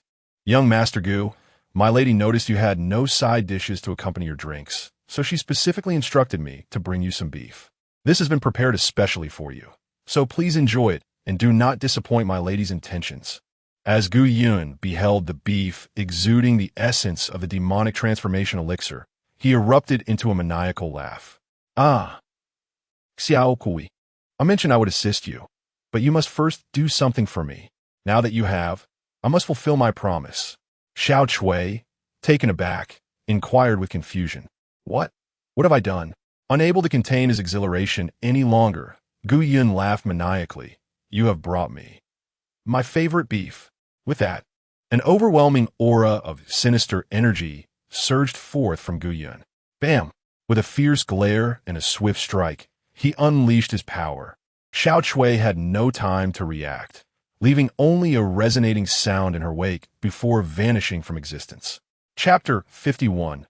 Proving innocence. A sudden upheaval left everyone momentarily stunned. The once lively banquet became eerily silent. The sound of a pin dropping could be heard. It was only when Gu Yun poured himself a drink from the wine jar that the stillness was shattered by the clinking of glass. "Murder! Murder!" The male guests exclaimed in shock, while the female guests screamed in terror. In an instant, chaos erupted. Yet Gu Yun remained remarkably composed, cheerfully clarifying, "This is not murder. This is delivering souls." The members of the Liu family quickly regained their senses, shouting in excitement. Gu Yun has succumbed to madness. He is about to strike. With a whoosh, countless shadows surged forth, encircling Gu Yun. The scene descended further into turmoil as bewildered guests furrowed their brows, hastily departing from the Liu residence with their families. Whatever had transpired, they wished to remain uninvolved. Soon, the Liu estate was besieged by layers upon layers of onlookers. Gu Yun stood alone in the center of it all. At that moment, a small black flag was tossed at Gu Yun's feet. Yi Fan coldly snorted and proclaimed loudly, "Gu Yun, you are utterly deranged, practicing the dark arts, and now killing without a second thought, cultivating the soul-devouring banner. Your sins are unforgivable. Today we shall act on behalf of justice and eliminate this fiend." The onlookers from the Liu family all widened their eyes in fury, wishing they could consume Gu Yun alive. Liu Chanfeng and Liu Chun also snorted disdainfully. "Gu Yun, today marks your doom." The tension in the air reached its zenith. Yet, Gu Yun displayed no fear, instead wearing a maniacal grin. He let out a chilling laugh and turned his gaze towards Liu Ruyan amidst the crowd. "Junior Sister Ruyan, Yi Fan has falsely accused me. I have not succumbed to darkness, nor have I cultivated the soul-devouring banner." Liu Ruyan gritted her teeth and responded coldly, "Gu Yun, the evidence is right before our eyes. Do you dare to argue otherwise?" The others joined in with mocking laughter. "Today, you will be wronged. Today, you will be accused. What can you do about it?" Liu Chun exclaimed, his excitement palpable. "Gu Yun, do you think denying your descent into darkness is enough? How can you prove it?" Gu Yun cackled wildly. Brother Chun, proving my innocence is quite simple." The crowd fell silent, bewildered. Gu Yun was already in a dire situation, yet he spoke of proving his innocence? Then, Gu Yun continued, "If I had truly succumbed to darkness, it should manifest like this." With that, he suddenly widened his eyes. Boom! A terrifying black aura surged skyward. Buzz! In an instant, the entire Liu estate was enveloped in a thick, rolling black smoke. A chilling, sinister energy permeated the air. All members of the Liu family stared wide-eyed in astonishment. What is happening? How could Gu Yun have truly succumbed to darkness?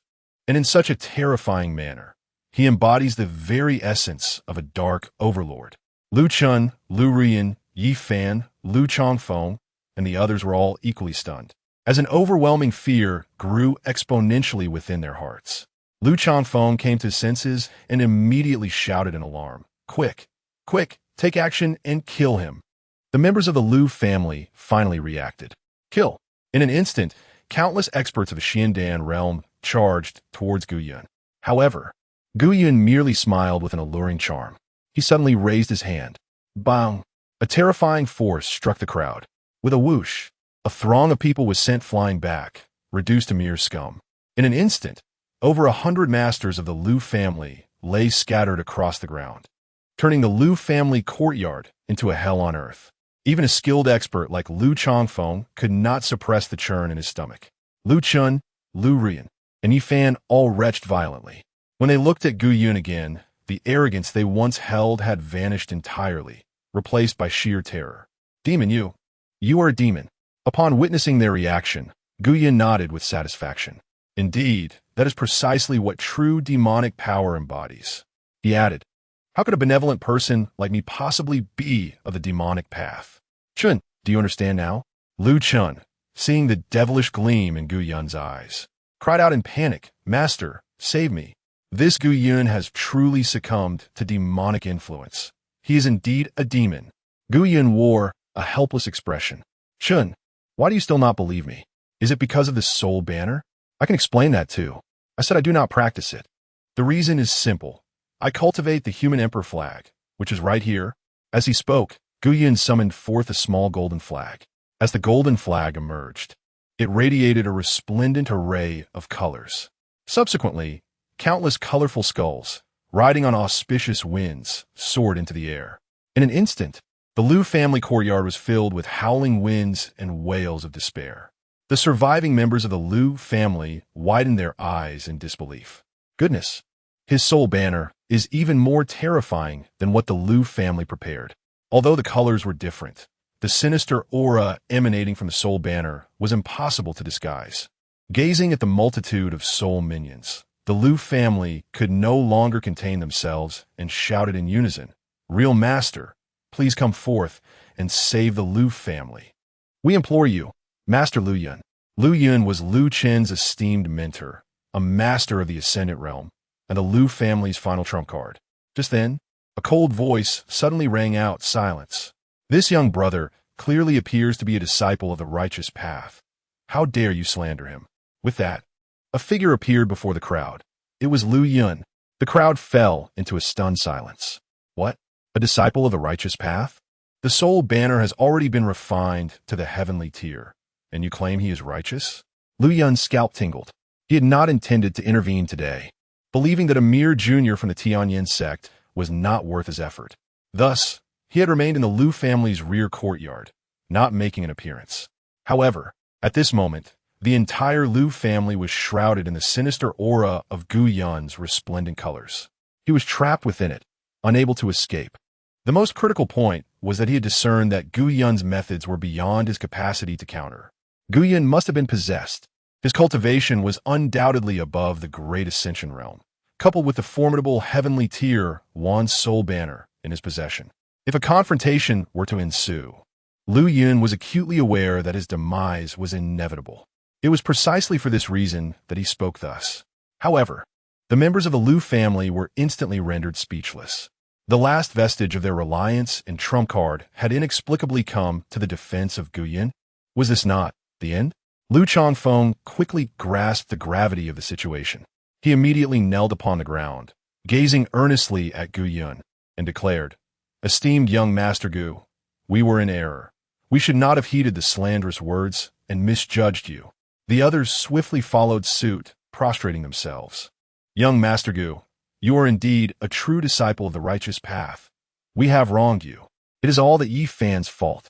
He falsely claimed you had succumbed to darkness. Brother-in-law, Yifan has deceived us. This matter is unrelated to us. Upon hearing this, Yifan was taken aback. How can you say such things? At this moment, the Lu family was unconcerned with anything else to preserve their lives. They were eager to cast all blame upon Yifan. Are we mistaken? Gu Yun is destined to be our Lu family's future son-in-law, closely bound to us. Yet you seek to sow discord and malign him as a disciple of the demonic path. Indeed, it is clear that your infatuation with the ephemeral beauty sought to exploit us, devising schemes to trap Gu Yun. Are we in error? Esteemed young Master Gu, we truly have been mere pawns in this scheme. It is not our doing. Upon hearing these words, Gu Yun let out a chilling laugh, casting a knowing glance at Yifan. Junior brother, it seems you have been the one instigating this turmoil. Witnessing the murderous intent in Gu Yun's eyes, Yifan felt a prickling terror envelop him. Chapter 52. Do not compete. Everyone has a share. Upon encountering Gu Yun's bloodthirsty gaze, Yifan was instantly drenched in a cold sweat. For the first time in his life, he truly grasped the essence of fear. Panic-stricken, he instinctively recoiled, casting a desperate glance towards Lu Ruyan. "Sister Ruyan, save me." He understood that he was no match for Gu Yun, and the only person capable of rescuing him was Lu Ruyan. Perhaps only she could persuade Gu Yun. Lu Ruyan furrowed her brow, acutely aware that Gu Yun had become someone beyond her reach. In dire circumstances, she could not afford to antagonize him further. She turned her gaze to Yi Fan, her mind racing with memories of his promise to provide her with heavenly treasures, though he had stipulated that they must be together for him to fulfill it. She thought that if she saved his life now, he would surely be unable to refuse her request afterward. With her thoughts resolved, Lu Ruyan gritted her teeth and decided to take a gamble. "Wait, Gu Yun, you cannot kill my junior brother. If you wish to take his life, you must first take mine." The first to react was not Gu Yun, but rather the members of the Lu family. Had she gone mad? How could she dare to stand by Yi Fan at such a moment? Did she not fear provoking Gu Yun? Lu Chongfeng opened his mouth to admonish her, but unexpectedly, Gu Yun spoke first. He chuckled, feigning sorrow and confusion as he looked at Lu Ruyan. "Sister Ruyan, even at this moment, you still protect Yi Fan? You know I cannot bear to lay a hand on you." The members of the Lu family were taken aback. Could it be that Gu Yun still harbored feelings for Lu Ruyan? If that were the case, perhaps there was still hope for the Lu family. Lu Ruyan exhaled in relief. Her gamble had paid off. She had wagered on Gu Yun's lingering affection for her. With newfound confidence, her tone grew resolute. "Since you cannot bear to harm me, then spare my junior brother. Otherwise, I shall never forgive you." Gu Yun chuckled coldly, then feigned indignation. "Not only has Yi Fan wronged me, but he has also sought to sow discord between us. Why do you— well, since you have spoken, I shall say no more. If you wish to die for him, then I shall grant you that wish." Lu Ruyan, who had been so self-assured, was left utterly stunned by his words. What? Gu Yun intended to kill her? How could this be? Just previously, he had held her in the highest regard, devoted to her entirely. Panic set in as she realized the severity of the situation. "Gu, Brother Gu, you are jesting, are you not? I cannot believe you would truly be willing to kill me." Gu Yun smiled. "I would not wish for that either, but if you insist on sacrificing yourself, what choice do I have? Sister, if there's a next life, we can only be soulmates then, and rekindle our fates." With a sinister laugh, he raised his hand and unleashed a terrifying aura of killing intent. Lu Ruyan was now completely panicked. She had never anticipated that Gu Yun could be so ruthless. Just moments ago, he had professed that she was the love of his life. "Brother, I do not want a next life. I only wish to be by your side in this one." Gu Yun was momentarily taken aback, but quickly replied, "I originally intended to suggest that you reincarnate and start anew. However, since you have expressed your thoughts so candidly, you may join my banner of a human emperor." Lu Ruyan, in a state of panic, interjected, "No.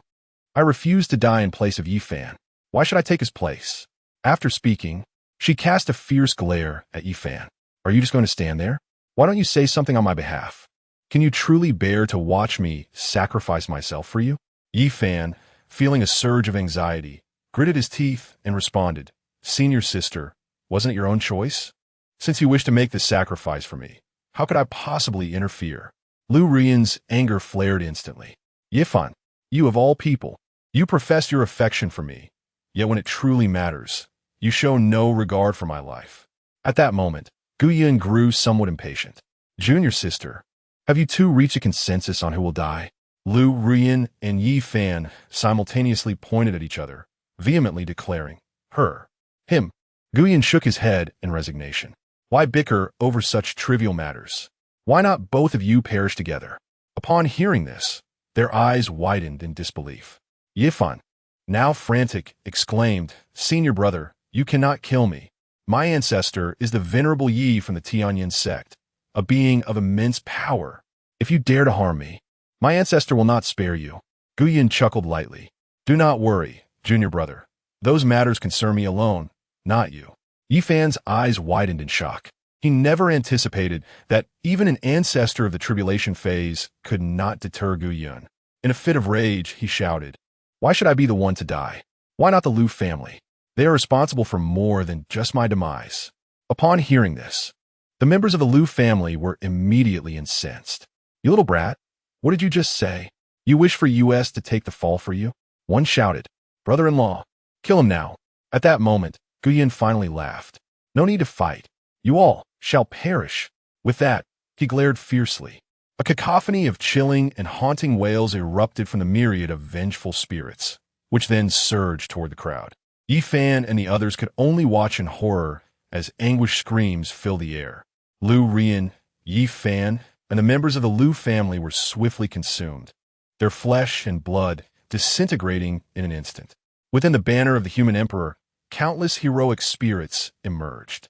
All the while, Liu Yun observed the scene, holding his breath, his gaze fixed intently on Gu Yun, ready to strike at any moment. Meanwhile, he fervently prayed within himself, do not see me, do not see me. Yet, as fate would have it, what one fears tends to manifest. Gu Yun, with a devilish grin, turned his gaze toward Liu Yun and said, Master Liu, it seems I have just slain your beloved disciple. You, wouldn't harbor any resentment, would you? Liu Yun's eyes widened, a chill creeping down his spine. He quickly retorted, I have never taken on a disciple. There has been a misunderstanding with a young friend. Gu Yun nodded knowingly. How will you explain the tragic demise of the Liu family once you depart?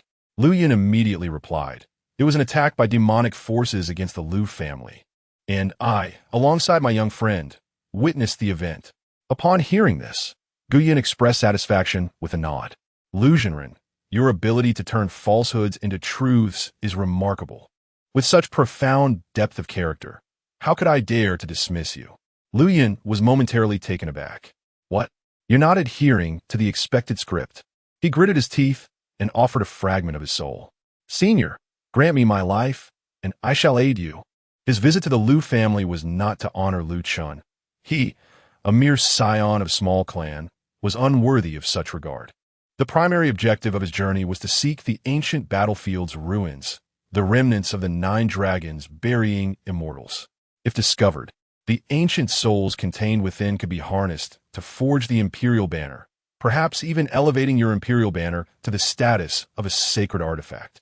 Guyan raised an eyebrow, chuckling, why so tense? We are merely having a casual conversation. What is the purpose of offering your soul? I am not a demonic entity. Do you not understand that I do not require such sacrifices? Liu Yun clenched his jaw, suppressing his frustration as he spoke.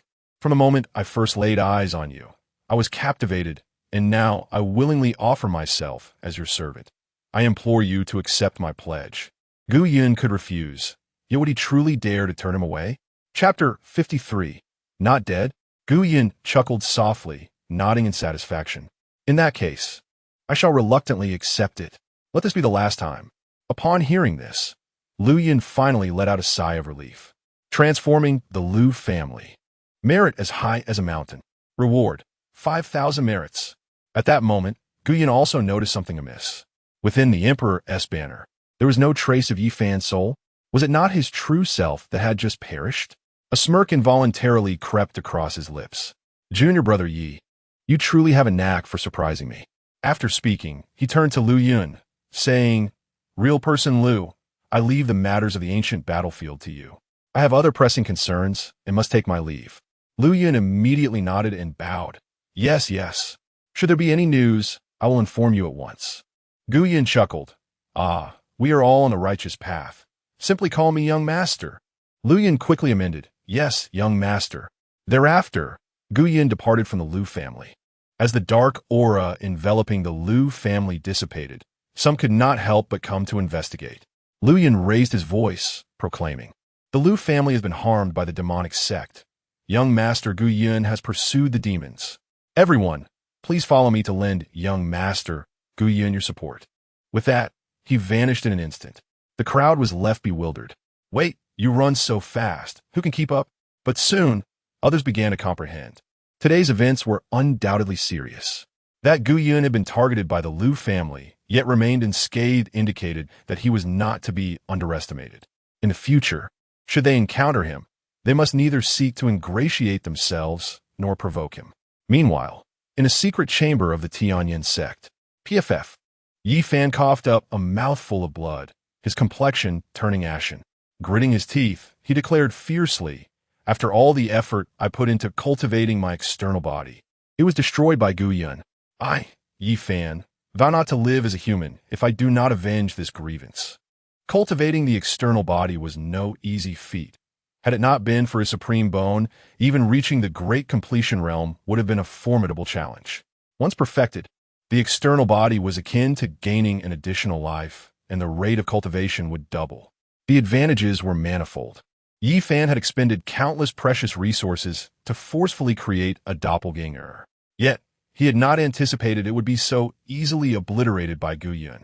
Nevertheless, he recognized that he was no match for Gu Yun at present. Not only was a direct confrontation unfeasible, but even if Gu Yun discovered he was still alive, the danger would be immense. After a moment of contemplation, he swiftly devised a plan to deal with Gu Yun. Indeed, the righteous sects abhor their disciples practicing demonic arts, and the Tianyan Sect is particularly stringent about this. I recall there is a dedicated place for demonic practices within the sect, known as the Demon Suppression Hall. Though Gu Yun's aura was formidable, it was by no means comparable to that of the ancestors, suggesting he was at most at the great completion stage and not yet transcending the tribulation. If he were to expose Gu Yun's practice of demonic arts at the Demon Suppression Hall, the experts there would be more than capable of eliminating him. With this thought, Yi Fan was filled with excitement. Ignoring his injuries, he hurriedly rose to his feet and made his way towards the Demon Suppression Hall, located towards the rear of the Tianyan Sect. The location is remote, and the environment is harsh.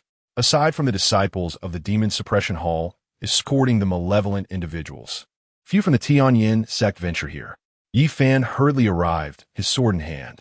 Before he could reach his destination, he was immediately reprimanded. "Halt! This is the sacred ground of the Demon Suppression Hall. Those unrelated must stop." Yi Fan gathered his strength and shouted, "I am Yi Fan, here to report the presence of demonic practitioners within our sect. I implore the elders of the Demon Suppression Hall to take heed." Upon hearing this, the guards of the hall were taken aback. "What did you say? There are demonic practitioners within the Tianyan Sect?" Yi Fan solemnly nodded. "I have witnessed it with my own eyes. That person cultivates the 10,000 souls banner, indiscriminately slaying the innocent, and even killed one of my avatars. I possess the soul shadow as evidence." The guards, upon hearing this, adopted a serious demeanor and promptly replied, "Very well, follow me to meet Elder Qin Feng. If what you say is true, Elder Qin Feng will certainly assist you." At this declaration, Yi Fan was filled with exhilaration. He had heard of Elder Qin Feng, whose prowess rivaled that of sect leader Zhao Wujia. Dealing with Gu Yun would undoubtedly be a trivial matter. He nodded eagerly and followed the guards into the Demon Suppression Hall. At the entrance, it appeared that Qin Feng had been waiting for some time. Seemingly aware of Yi Fan's arrival, he furrowed his brows and spoke first. "Are you here to expose a disciple of our sect practicing demonic arts?" Yi Fan glanced at the guard, who immediately introduced, "This is Elder Qin Feng." Yi Fan was instantly overwhelmed with excitement and hastened to kneel. "I am Yi Fan, here to formally report the vile practitioner of demonic arts. May the elder see the righteousness of my cause. The elder may be unaware, but our Tianyan sect has produced a traitor who brazenly cultivates the 10,000 souls banner.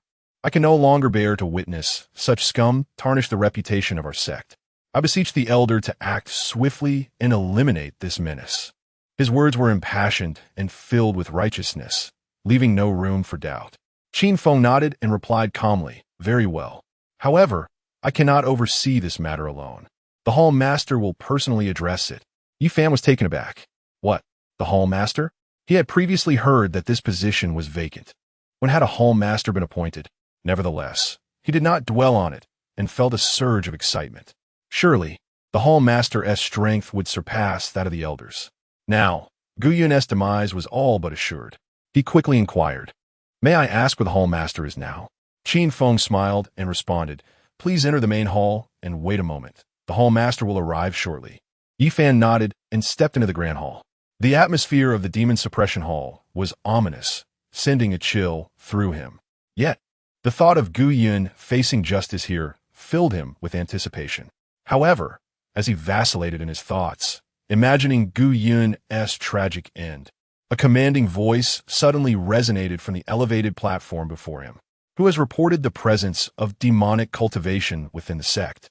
Upon hearing these words, Yi Fan was momentarily taken aback, swiftly regaining his composure as the master of the demon suppression hall arrived. Instinctively, he felt a surge of trepidation. After all, he was in the presence of a hall master, whose status and authority were comparable to those of the leaders of the Seven Peaks. Without hesitation, he fell to his knees, bowing his head in a serious and reverent manner, and declared, "Disciple Yi Fan, here to report that my fellow brother, Gu Yun, is practicing the demonic path.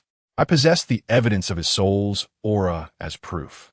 I implore you, esteemed Hall Master, to take heed of my plea and rid our Tianyan Sect of this menace." As he spoke, he raised his hands, cradling the evidence above his head, his gaze directed downward, awaiting the master of the demon suppression hall scrutiny. At that moment, an invisible force grasped the evidence. Yi Fan's heart surged with exhilaration. With such irrefutable proof, he was eager to see how Gu Yun would evade this predicament. However, just then, a voice from the high platform suddenly erupted in laughter. "With such fabricated evidence, you dare to slander me? Yi Fan, you possess quite the audacity." Chapter 54. Peace Talks. Yi Fan trembled all over and immediately raised his gaze ahead. Gu Yun, perched high in the seat of the master of the demon suppression hall, looked at him with a hint of amusement. His eyes widened in disbelief, and a chill ran down his spine. How could this be? How had Gu Yun become the master of the demon suppression hall? Couldn't he accept it, thinking it all a mere illusion, or perhaps he was ensnared in a nightmare? This must be a fabrication. At that moment, Gu Yun spoke with a smile. "Oh, dear junior brother Yi Fan, you may not yet be aware that I obtained the sword of slaying evil in the sword tomb, thus naturally inheriting the position of the master of the demon suppression hall. If I were truly the vile demon you claim, the sword of slaying evil would have already dealt with me before you could lift a finger." With his words barely leaving his lips, a crisp clang echoed as a golden light surged forth, hovering above the grand hall of the demon suppression hall. The sword of slaying evil shimmered with a cold radiance, exuding an aura of murderous intent. Gu Yun's cold laughter pierced the air as he queried, "Junior brother, would you care to repeat before the sword of slaying evil whether I have indeed practiced the demonic path?" Yi Fan felt as if he had plunged into an icy abyss, his heart sinking into utter despair. He immediately bowed his head to the ground, resolutely stating, "I respectfully inform you, senior brother, that upon careful reflection, while the murderer of the Liu family bears a resemblance to you, the fluctuations of their aura are entirely different. Therefore, it must be a demonic impersonator masquerading as you, slandering your name. I acted rashly without discerning the truth and mistakenly misjudged you. I truly deserve punishment. Please, senior brother, mete out your judgment." Having spoken, he clenched his teeth in silence. At present, Gu Yun possessed strength and status far beyond his reach. He had no choice but to endure. Survival was his only hope of confronting him in the future. Gu Yun chuckled, "I see. For your momentary folly, I shall spare you the death penalty." Upon hearing this, Yi Fan felt no elation. Instead, anxiety gripped him tighter. A death sentence may be evaded, but could he escape the punishment? As anticipated, Gu Yun's cold snort followed. "However, your reckless behavior cannot be excused. I shall punish you with 100 strokes of the water and fire rod." Yi Fan's eyes widened in shock. 100 strokes? This was tantamount to a death sentence. Lin Xiao had nearly perished from a similar punishment. Yet, at this moment, he had no say in the matter. Gritting his teeth, he exclaimed, "Thank you, senior brother." Gu Yun smiled nonchalantly, then signaled to the guards of the demon suppression hall. Immediately, someone stepped forward and dragged Yi Fan away. Thud, thud, thud. The extreme forces of ice and fire alternated, striking Yi Fan's body, the tumultuous energies wreaking havoc within him, forcing him to let out agonized cries. After 100 strokes, Yi Fan had long succumbed into unconsciousness. Only then did Gu Yun chuckle, instructing them to carry him back to the Haomiao Peak. At Haomiao Peak, cold as a frost-bitten palace, she gazed at the grievously injured Yi Fan, rendered speechless. Hadn't she just rescued him a few days prior? How had he ended up in such a state again? Taking a deep breath, she suppressed her fury and administered a medicinal pill to him. As Yifan slightly opened his eyes, showing signs of awakening, Lung Ruo Shuang let out a cold huff. What on earth is happening? Yifan, his voice barely a whisper, struggled against the pain coursing through his body. Gu Yun has entered the Great Ascension realm, and he possesses the celestial grade 10,000 souls banner. After uttering these brief, yet shocking words, he succumbed to unconsciousness once more. The weight of his revelation nearly sent Lung Ruo Shuang's mind reeling. What? Gu Yun has attained the Great Ascension, along with the 10,000 souls banner? How is that even possible? Initially, she had thought that Gu Yun's possession of the evil God Slayer sword could potentially make him the master of the Demon Suppression Hall, which was already a considerable predicament. She had not anticipated that Gu Yun's issues were far more complex than she had imagined. Furrowing her brows in contemplation, she promptly instructed the maid beside her, "Take Yifan to the spirit pool for healing." The maid nodded immediately, not daring to delay for even a moment. Meanwhile, Lung Ruo Shuang turned on her heel and exited, determined to seek out Gu Yun. In Gu Yun's quaint courtyard, Wang Kai was diligently watering the spiritual herbs. Once these herbs flourished, they would serve as a sustenance. Gu Yun, having returned to his quarters, reclined leisurely in a chair. At that moment, a graceful figure appeared in his courtyard. Wang Kai, upon seeing the visitor, instantly displayed a look of hostility, clearly unwelcome, for the visitor was none other than Lung Ruo Shuang, who had once subdued him. Gu Yun, of course, recognized the arrival of his esteemed master, but chose to remain indifferent. The neglected Lung Ruo Shuang could not help but frown. The Gu Yun of yore had always shown her utmost respect. How could he now be so cold? Reflecting on his previous deference, she sighed and spoke up. Gu Yun, I have come today to apologize. In recent months, I have shown favoritism towards Yifan, causing you considerable distress. However, I was left with no choice. You know that Yifan is the direct descendant of the elder Yi. Gu Yun chuckled lightly while reclining in his chair, his eyes finally meeting Lung Ruo Shuang's gaze. So, master, what is it you wish to convey? Feeling the disdain in Gu Yun's eyes, Lung Ruo Shuang felt a surge of displeasure, yet she suppressed it and continued. I wish for you to set aside past grievances and restore our former teacher-student bond. Rest assured, I shall wholeheartedly assist you in solidifying your position as the master of the Demon Suppression Hall. Gu Yun laughed heartily. Master, how can you be so fickle? Having chosen your junior disciple, you ought to remain steadfast. How can you waver now? Lung Ruo Shuang furrowed her brows in annoyance, replying impatiently. Both you and Yifan are my disciples. I shall not abandon either of you. Trust me, I will pacify Yifan. As long as you both can coexist peacefully in the future, I assure you he will hold no grudges against you. Moreover, you will gain the support of Elder Ye's influence. Henceforth, even in Tianyan Sect, it will not be impossible for you to stand on equal footing with the sect master. Gu Yun chuckled once more. Since master has spoken thus, I shall not withhold my respect. Thus, if you simply persuade the junior disciple to present the supreme bone to me, I shall acquiesce to your earlier proposition. Upon hearing this, Lung Rushuang's demeanor instantly turned frosty. The supreme bone is a pinnacle cultivation root. It is precisely due to the possession of the supreme bone that ancestor Yi pays such keen attention to Yifan. Should the supreme bone be given to Gu Yun, would that not render Yifan utterly incapacitated? She fixed her gaze fiercely upon Gu Yun. Gu Yun, it would be wise not to jest with me. Gu Yun's expression gradually assumed a more serious tone. Was it not the master who first jested with me? When you perceived me as easy to bully, did you not take full advantage? Now that you find me less amenable, you seek reconciliation? Such fortune is rarely bestowed upon anyone. Master, the karmic ties between us have already been established. If these ties remain unresolved, I fear for the stability of my Dao heart.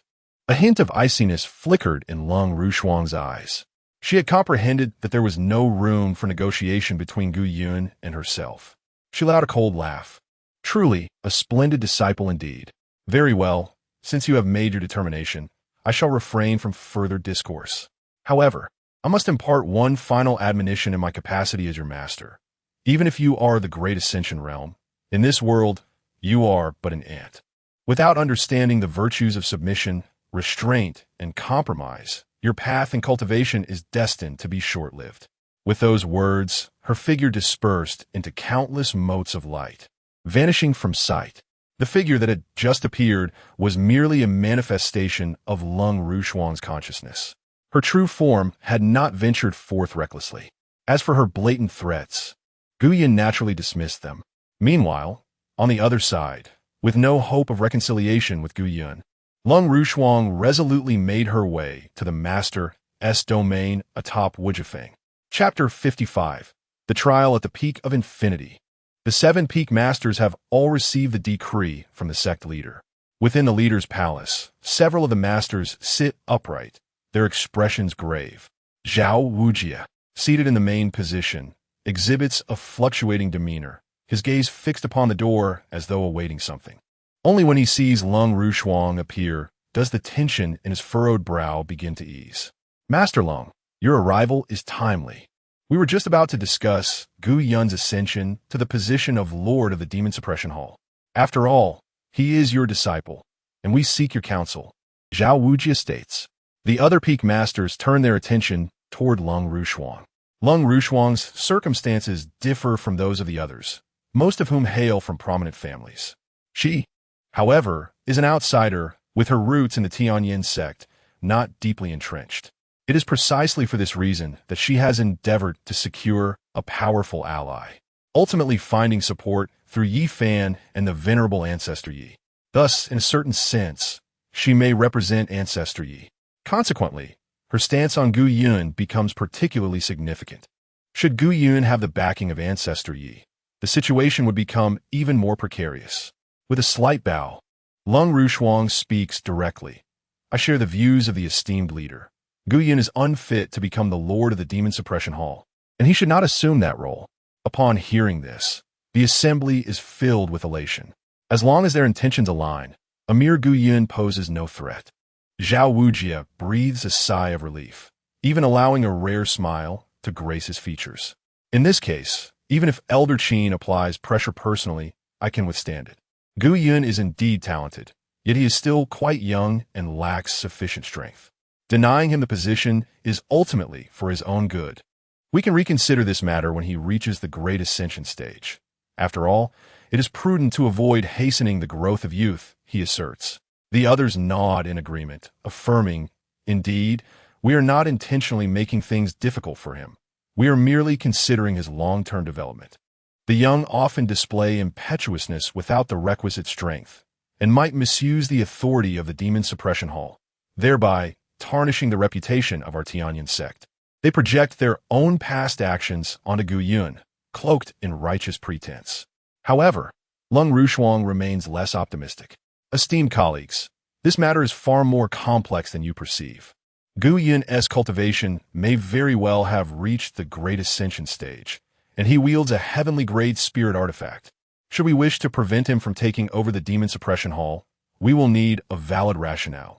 Otherwise, it will be challenging to convince the masses and even more difficult to appease the old guards of the hall.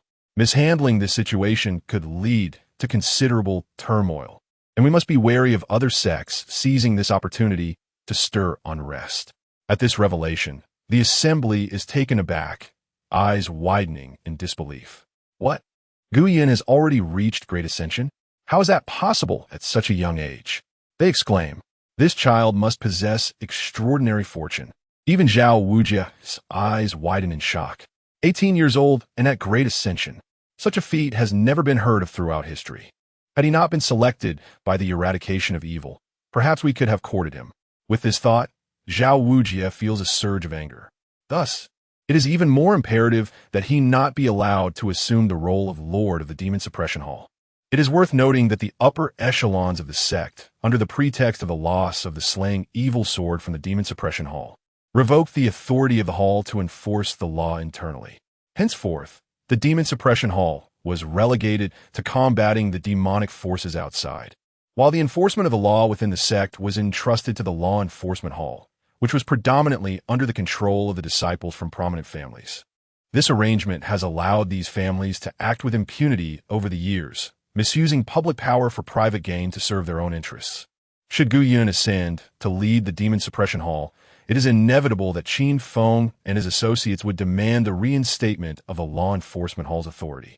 At that juncture, the interests of the prominent families would suffer significant detriment. Zhao Wujin inhaled sharply, taken aback by the escalation of events. However, he had long anticipated this development and had devised another strategy to prevent Gu Yun from taking command of the hall. The assembly turned their gaze toward Zhao Wujin, who let out a cold laugh, a proud smile gracing his features. He would take a step back to advance forward. On the following day, Elder Qin Feng, accompanied by several elderly members of the Demon Suppression Hall, arrived early at the Grand Hall of Tianyan Peak. With a beaming smile, he inquired, "So has the news spread?" The elderly gentleman wore satisfied expressions. "You needn't worry about our capabilities. The news has indeed circulated. The slaying evil divine sword has returned to the Demon Suppression Hall, and the internal enforcement powers that were previously delegated must also be restored. Fortunately, for all these years, our hall has adhered to the teachings of our ancestors, maintaining fairness in our dealings, which has garnered us considerable support within the sect. Upon hearing that we intend to reclaim our enforcement authority, the voices of the ordinary disciples without any influential backgrounds have risen high. Elder Qin, have you not noticed? Today, the number of people arriving at Tianyan Peak is substantial, mostly comprising disciples without familial ties." Qin Feng chuckled softly, his satisfaction evident as he remarked, "In the Tianyan Sect, with 100,000 disciples, resources have been monopolized by fewer than 20,000 from the prominent families. It is time to rectify this perverse trend. Today, I intend to demonstrate to the sect master and those scoundrels from the prominent families the might of the ordinary populace, as spoken by our ancestors." At this moment, some expressed their concerns. But can that lad, Gu Yun, truly shoulder the responsibilities of the hall master? "I fear for him," Qin Feng responded calmly. "He is the chosen disciple of the slaying evil. We must have faith in the choice made by slaying evil, for it embodies the will of our ancestors. Moreover, even if he falters, we old ones will stand resolute in his stead." The assembly nodded in agreement. As individuals who had long since accepted their mortality, they ought to have long since grown indifferent to the injustices and ugliness of this world. The vows they had taken upon joining the Demon Suppression Hall sometimes even brought a wry smile. Were it not for Gu Yun's emergence and the return of the slaying evil, they might have resigned themselves to a life of complacency, at least with a clear conscience. Yet now, they glimpsed a flicker of hope for change. Even if it cost them dearly, they were determined to make an attempt. The fervor that had lain dormant for years surged anew, and they felt as though they had transformed back into those youthful souls who aspired to establish a heart for the world, to give life to the masses, and to usher in peace for all ages. As time passed, Zhao Wujin and his companions finally arrived, taking note of the throngs gathered outside the Grand Hall of Tianyan. The crowd's presence elicited frowns from many. In contrast, Zhao Wujin remained unfazed, as if everything had unfolded according to his expectations. The assembly entered the hall. With a cheerful smile, Qin Feng addressed the assembly. "Master, yesterday you personally pledged to provide us with a response in the Hall of Heavenly Transformation, before the ancestral stele left by our forebears. Now that everyone is gathered, let us dispense with the pleasantries and get straight to the point, shall we?" Zhao Wujing also chuckled. "Elder Qin, there is no need for haste. I have come today specifically to address the matter of the master of the Demon Suppression Hall. After much contemplation and discussion with other peak leaders, we have reached a conclusion. Though Gu Yun is still quite young, it is imperative that we, as the older generation, grant the youth an opportunity. He may take charge of the Demon Suppression Hall." Qin Feng and the others were momentarily taken aback, not expecting Zhao Wujing to acquiesce so readily. However, given Qin Feng's understanding of Zhao Wujing, he recognized that such eagerness was likely laced with ulterior motives. Thus, instead of feeling elated, he grew increasingly cautious. "Are there additional conditions?" Zhao Wujing chuckled again. "Naturally, while we agree to provide Gu Yun with an opportunity, he must also demonstrate his capability to effectively manage the Demon Suppression Hall. Therefore, he shall be given a month. If he can reform the demonic disciples we capture and guide them towards righteousness, he shall undoubtedly become the master of the demon suppression hall. Upon hearing this, Qin Feng and the others were instantly incensed. Zhao Wujing, do not try to deceive me. Those demonic disciples are a bunch of hopeless cases. Expecting Gu Yun to reform them within a month is nothing short of a deliberate challenge. Zhao Wujing laughed heartily. Isn't it the primary duty of the demon suppression hall to encourage the demonic disciples to repent and return to the path of virtue? If he cannot achieve even this, how can he earn the respect of others? At that point, do not merely rely on our agreement. Ask the disciples outside if they would consent to an incompetent leading the demon suppression hall. Qin Feng was taken aback, inwardly cursing his miscalculation. He had intended to gather the ordinary disciples to apply pressure on Zhao Wujing, but instead, he found himself outmaneuvered by this cunning adversary. Should he refuse Zhao Wujing's conditions, it would amount to an admission of Gu Yun's incompetence. Even if Gu Yun were forcibly installed as the master of the demon suppression hall, he would struggle to command respect. In such a scenario, if the aristocratic disciples stirred up trouble, it would become exceedingly difficult for the demon suppression hall to secure its authority within the sect. Yet, reforming the demonic disciples was no simple task. It typically required years of guidance. How could one expect such a transformation in merely a month? Just as frustration surged within him, a light laughter broke the tension. Encouraging others to embrace virtue has always been the forte of disciples. What difficulty lies therein? Chapter 56. The Disciples of the Demonic Path at the Sound of a Voice. Everyone turned their gaze to see Gu Yun, clad in azure garments, his countenance adorned with a warm smile, exuding both grace and unwavering confidence. Qin Feng and the others immediately felt a sense of foreboding. Today, they intended to ascertain the identity of Gu Yun as the master of the demon suppression hall, and naturally, they had informed him of their gathering. However, Qin Feng had already conveyed that upon his arrival, he need only observe, allowing the elder statesman to handle all matters. This caution stemmed from their concern that Gu Yun might not fully grasp the cunning of Zhao Wujing and his ilk. As fate would have it, Gu Yun's arrival was ill-timed, colliding with Zhao Wujing's verbal traps. The moment he spoke, they found themselves ensnared in a position of vulnerability. The elders flanking Qin Feng exchanged anxious glances, desperate to caution Gu Yun against being deceived. Yet, unexpectedly, Zhao Wujing seized the initiative. Excellent. Truly worthy of being chosen by the slayers of evil, you possess remarkable audacity. It is evident that Elder Qin Feng and the others hold you in high regard. Thus, this matter is settled. However, he added a caveat. Let it be known that if you fail to complete this trial within a month, do not blame us elders for our lack of support. Gu Yun chuckled lightly, but before he could respond, the other elders beside Qin Feng were already on edge. With a resounding clap on the armrest, one of them rose defiantly. What do you mean it is settled? We have yet to agree. Your intentions are transparent. You seek to trap our master of the demon suppression hall. At that moment, the nearby peak leaders, who had been quietly observing the spectacle, erupted in derision.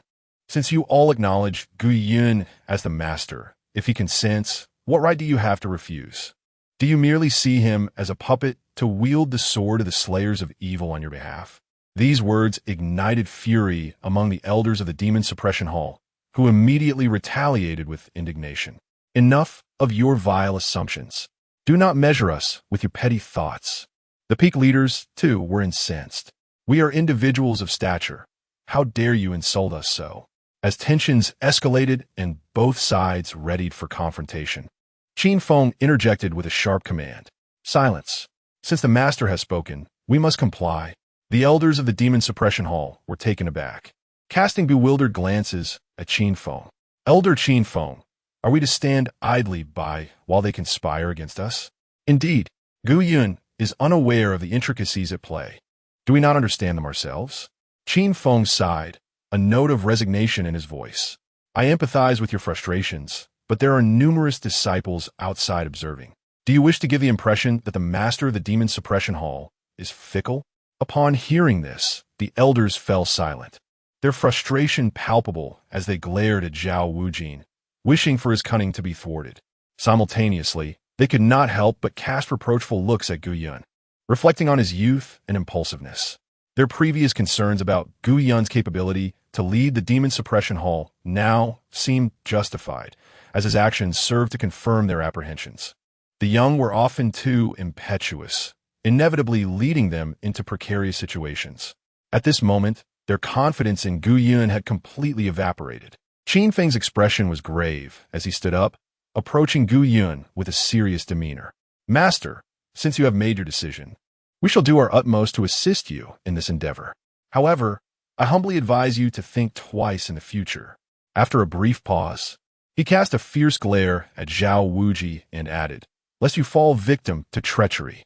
Zhao Wuji was well aware that the old man was speaking in veiled terms, yet he remained unfazed. As long as he could prevent Gu Yun from assuming control of the Demon Suppression Hall and thwart the Hall's acquisition of internal enforcement authority, he would consider himself victorious.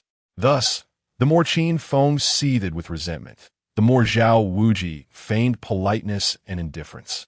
Gu Yun chuckled, "Elder Qin, from your words, it seems those disciples of the demonic path are not easy to reform." Qin Feng sighed in resignation. "This matter I shall elaborate on once we arrive at the Demon Suppression Hall." With that, Qin Feng shot another glare at Zhao Wuji, snorted coldly, and then grasped Gu Yun's wrist, leading him away. The other members of the Demon Suppression Hall huffed in irritation and followed suit. A hint of arrogance gradually crept onto Zhao Wuji's face as he waved his hands dismissively, his eyes filled with disdain for Qin Feng and the others. He announced to the sect, "Within a month, if Gu Yun can reform the disciples of the demonic path held in the Demon Suppression Hall, he shall be the master of the hall. If not, we shall discuss it later." Several peak masters immediately displayed amused smiles. From the moment demonic disciples entered the path of darkness, their return was nearly impossible.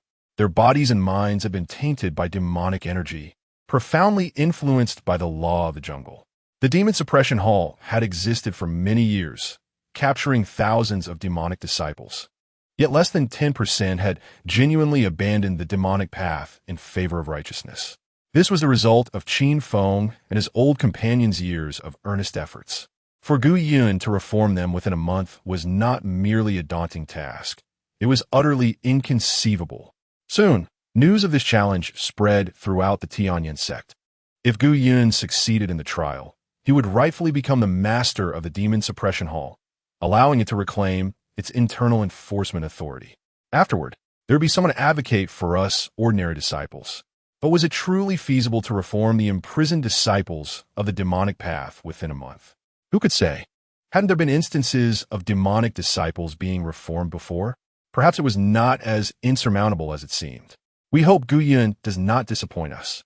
Our rights, as ordinary disciples in the sect, depend on him. Meanwhile, Gu Yun and his companions returned to the Demon Suppression Hall. As Qin Feng led Gu Yun towards the hall's prison, he explained, to persuade those demonic disciples to abandon their path, they must voluntarily cultivate the Demon Extinguishing Heart Sutra. Only then can we cleanse them of their demonic aura. However, this process is excruciating, akin to being engulfed in flames. Moreover, once the cultivation is complete, their proficiency in the demonic arts will significantly diminish, and their methods will vanish entirely, rendering them incapable of further use. Thus, persuading them towards virtue is indeed no simple endeavor. Typically, disciples who have embraced the demonic path for less than a decade require at least a year to be influenced, while those who have lingered longer in this dark realm necessitate an even greater duration. Gu Yun chuckled softly. "How do you usually guide them towards redemption?" Qin Feng pondered momentarily before responding. "Primarily, we employ forced labor reform and conduct enlightening courses, allowing them to better appreciate the beauty of this world." Upon hearing this, Gu Yun could not suppress a laugh. He, Qin Feng, and the others were momentarily taken aback. Qin Feng inquired with confusion, "Master, what prompts your laughter?" Gu Yun waved his hand confidently and replied, "I believe the matter is not as intricate as it seems. Provide me with the records of all the demonic disciples held in the Demon Suppression Hall. Tomorrow, I shall employ my own methods to guide them towards righteousness." Chapter 57. The next one, Qin Feng and the others exchanged glances, their skepticism evident. It was clear they did not believe in Gu Yun's capabilities. However, with the situation at hand, they could only allow him to attempt it.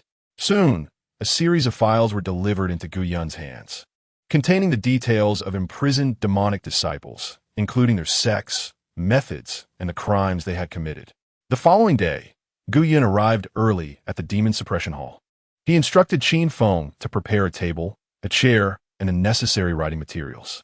Subsequently, he requested Qin Feng and the others to bring the demonic disciples to the plaza outside the grand hall.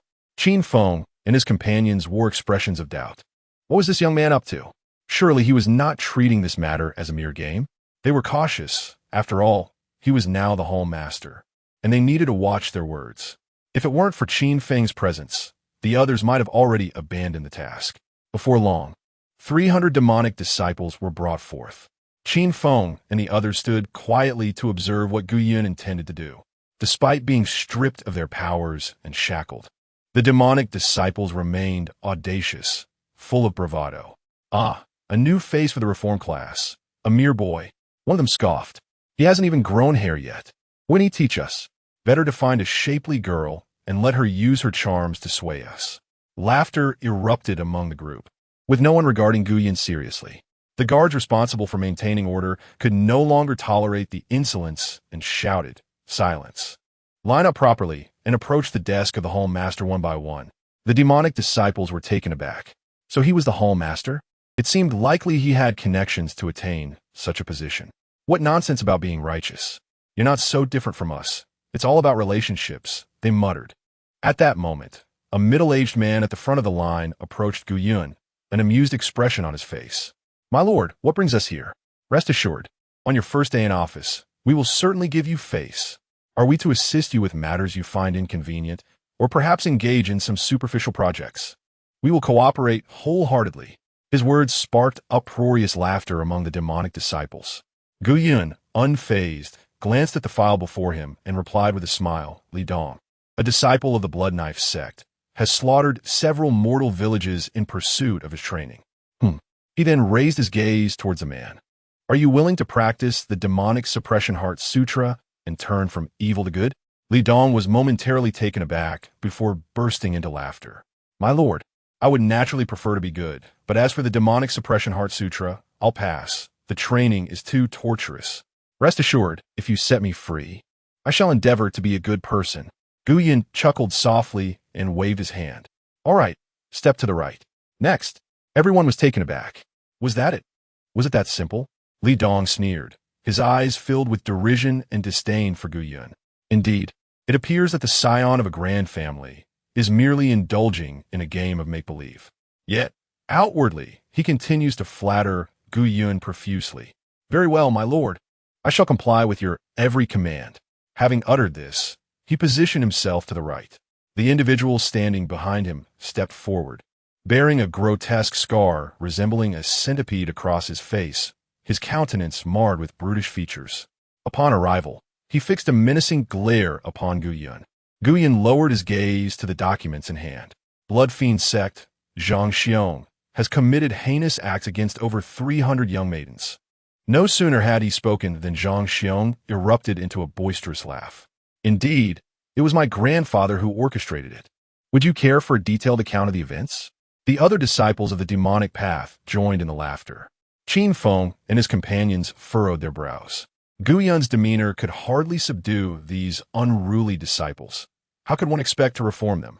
Gu Yun lifted his gaze towards Zhang Xiong and inquired, "Are you willing to cultivate the demon extermination heart, sutra and forsake evil for righteousness?" Zhang Xiong sneered. "Not a chance. What are you going to do about it?" Gu Yun waved his hand dismissively. "Then, like him, go stand over there." Zhang Xiong, brimming with arrogance, sauntered to the designated spot. The third, fourth, and fifth individuals approached in succession. Gu Yun continued to announce the charges before posing his inquiry. Yet, all he received were humiliating and disdainful retorts. "Kneel and beg me, and I might consider it. I would rather curse your mother. Foolish wretch." Thus, Gu Yun interrogated over 30 individuals. The elders beside Qin Feng could no longer bear to watch. What was he attempting to accomplish? Wasn't this a form of self-degradation? Elder Qin Feng. Do not let him continue this farce. Qin Feng, his brow furrowed, fixed a steadfast gaze upon Gu Yun, but resolutely muttered, "Let us observe a while longer." Those around him sighed in exasperation, completely devoid of any hope for Gu Yun's endeavors. At that moment, Gu Yun checked the records, smiled, and announced, "All right, that should suffice." The crowd was taken aback. "What do you mean, suffice?" Gu Yun, beaming, turned to the 30 individuals who had refused to reform and asked, "I shall inquire one last time. Are you willing to forsake evil for good?" The 30 responded with contemptuous laughter. "Not a chance. Are your ears deaf? This fool must be out of his mind." Gu Yun could only shake his head in resignation. He then addressed the guards of the demon suppression hall beside him, saying, "Very well, execute them." Huh. At these words, both the demonic disciples and the guards of the demon suppression hall were taken aback. What? Did Gu Yun just order an execution? All 30 of them to be executed? The demon suppression hall guard, momentarily at a loss, could not help but interject. What? What does execute mean? Gu Yun was also taken aback, staring incredulously at him. You do not understand this? With that, he raised his hand and summoned a beam of golden light. Whoosh! A chilling gleam flashed. Thud! Just moments ago, the derisive Li Dong, who had mocked Gu Yun, found himself severed, collapsing into a pool of blood. Gu Yun chuckled softly, nonchalantly remarking, "Do you comprehend now?" The guard's eyes widened in shock, and he nodded dumbly. Yet, is this truly a form of enlightenment? The demon suppression hall has existed for many years, aside from eliminating those old fiends who are beyond redemption. It has not slain any practitioners of the demonic path. Is it truly righteous conduct, as exemplified by Gu Yun? Nevertheless, he dared not defy Gu Yun's command. Thus, he immediately shouted, "Drag them away and execute them." Countless shadows surged forth. Bang! A foot struck down upon the disciples of the demonic path, pinning them to the ground. They were then forcefully dragged away. In an instant, the demonic disciples were thrown into a panic. What? What do you intend to do? You are the righteous sect. How can you kill at will? One exclaimed. You think you can intimidate us? I do not believe you would dare to slay us all. Otherwise, what would the other righteous sects think of your Tianyan Sect? Aren't you supposed to preach enlightenment? On what grounds do you kill us? The smiles of those still in line vanished entirely. To be precise, those smiles had shifted to Gu Yun's face. Gu Yun chuckled sinisterly. Enlightenment? I have done my utmost. If you refuse to embrace goodness, what can I do? With that, he curled his lips into a smirk, his gaze icy, and uttered a low command. Kill. Chapter 58. The Imperial Banner of Humanity. As the chief guardian of the Demon Suppression Palace unsheathed his long blade, the 29 individuals fell into sheer panic. Wait. I am willing to repent. My lord, I admit I spoke a bit too loudly just now. I apologize. Please do not kill me. I could turn over a new leaf. Gu Yun waved his hand dismissively. Enough, I understand. We shall discuss this another time. Upon hearing this, the guardians hesitated no longer and swiftly executed their grim task. With a swift stroke, the heads of the captured 20 or so fell, splattering blood across the ground. Yet, this was only the beginning. Following their demise, the golden banners nearby erupted in a kaleidoscope of colors. The souls of the slain were forcibly extracted and soared into the banners. The disciples of the demonic path widened their eyes in shock. The banner of 10,000 souls?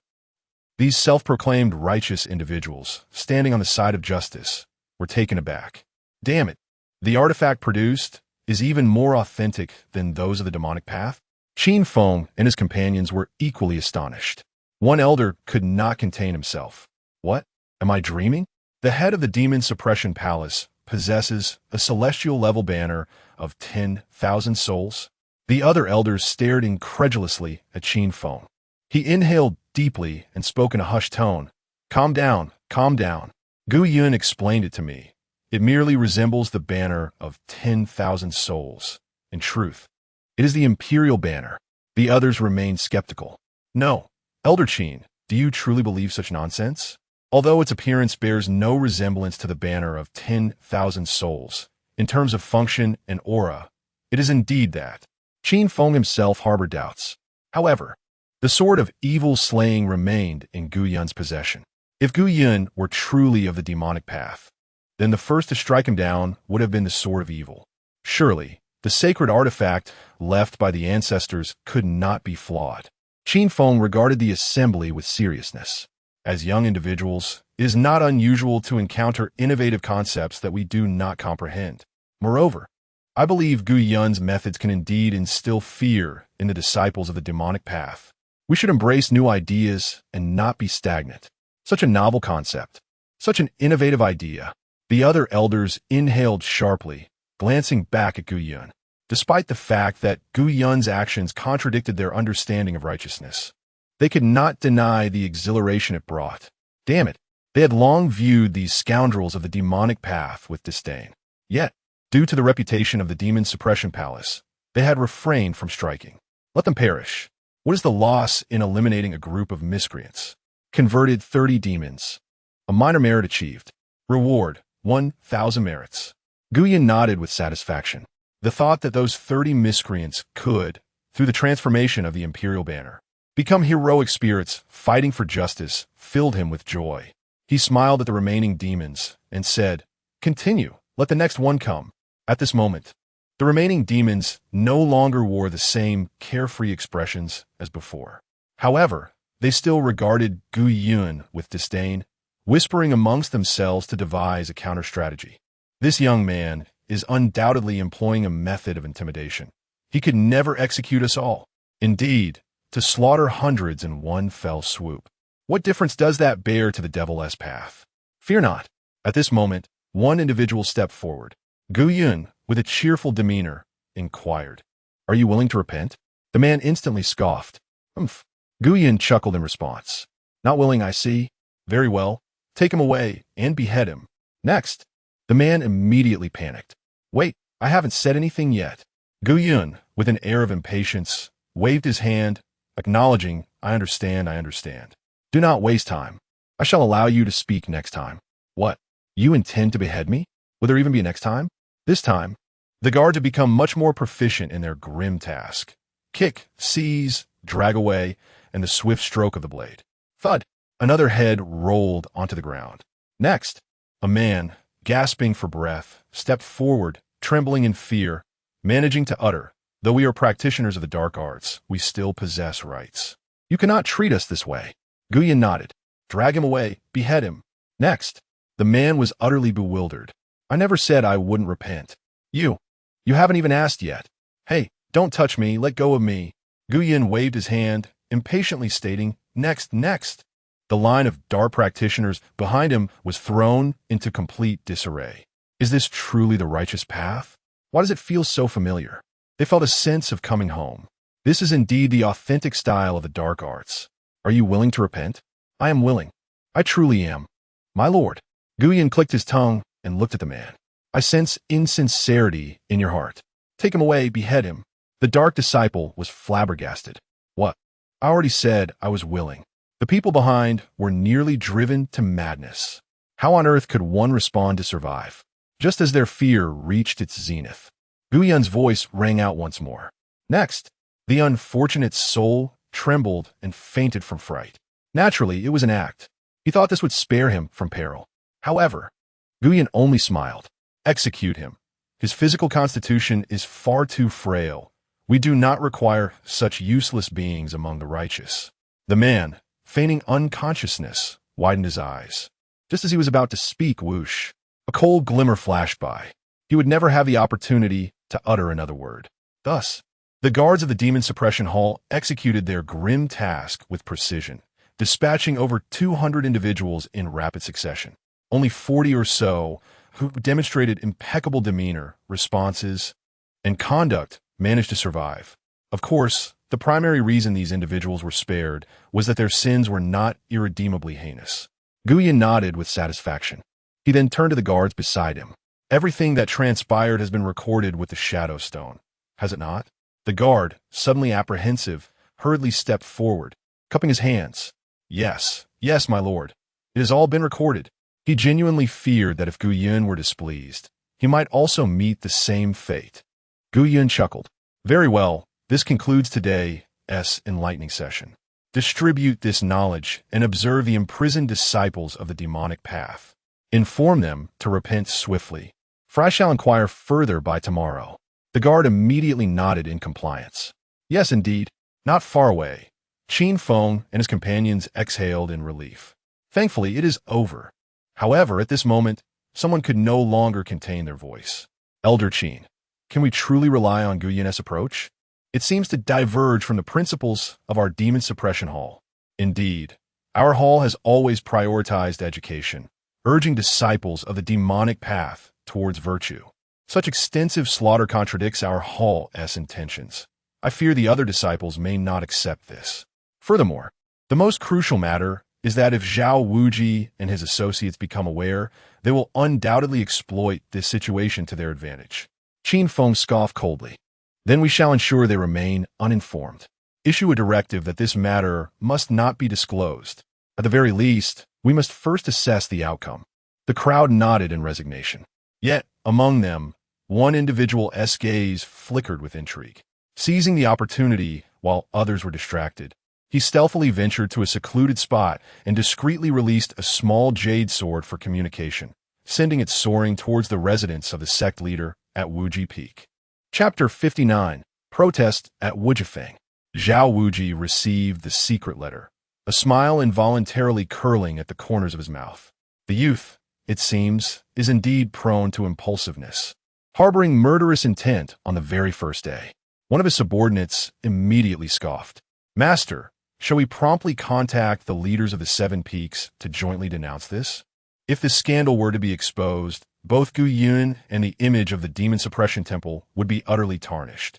Zhao Wuji chuckled softly before replying, "No.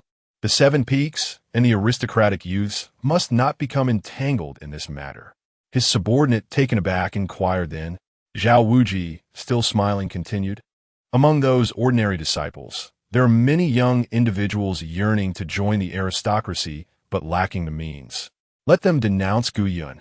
We merely need to sit back and watch the drama unfold, stepping in to uphold justice at the appropriate moment." The subordinate immediately grasped the plan, chuckling in understanding. Elder Qin Feng had always viewed these ordinary disciples as a force they could harness and unite. This strategy would not only strike a blow to the demon suppression temple, but also create divisions from within. Zhao Wuji nodded in agreement. That was precisely his intent. "All right, go and execute the plan."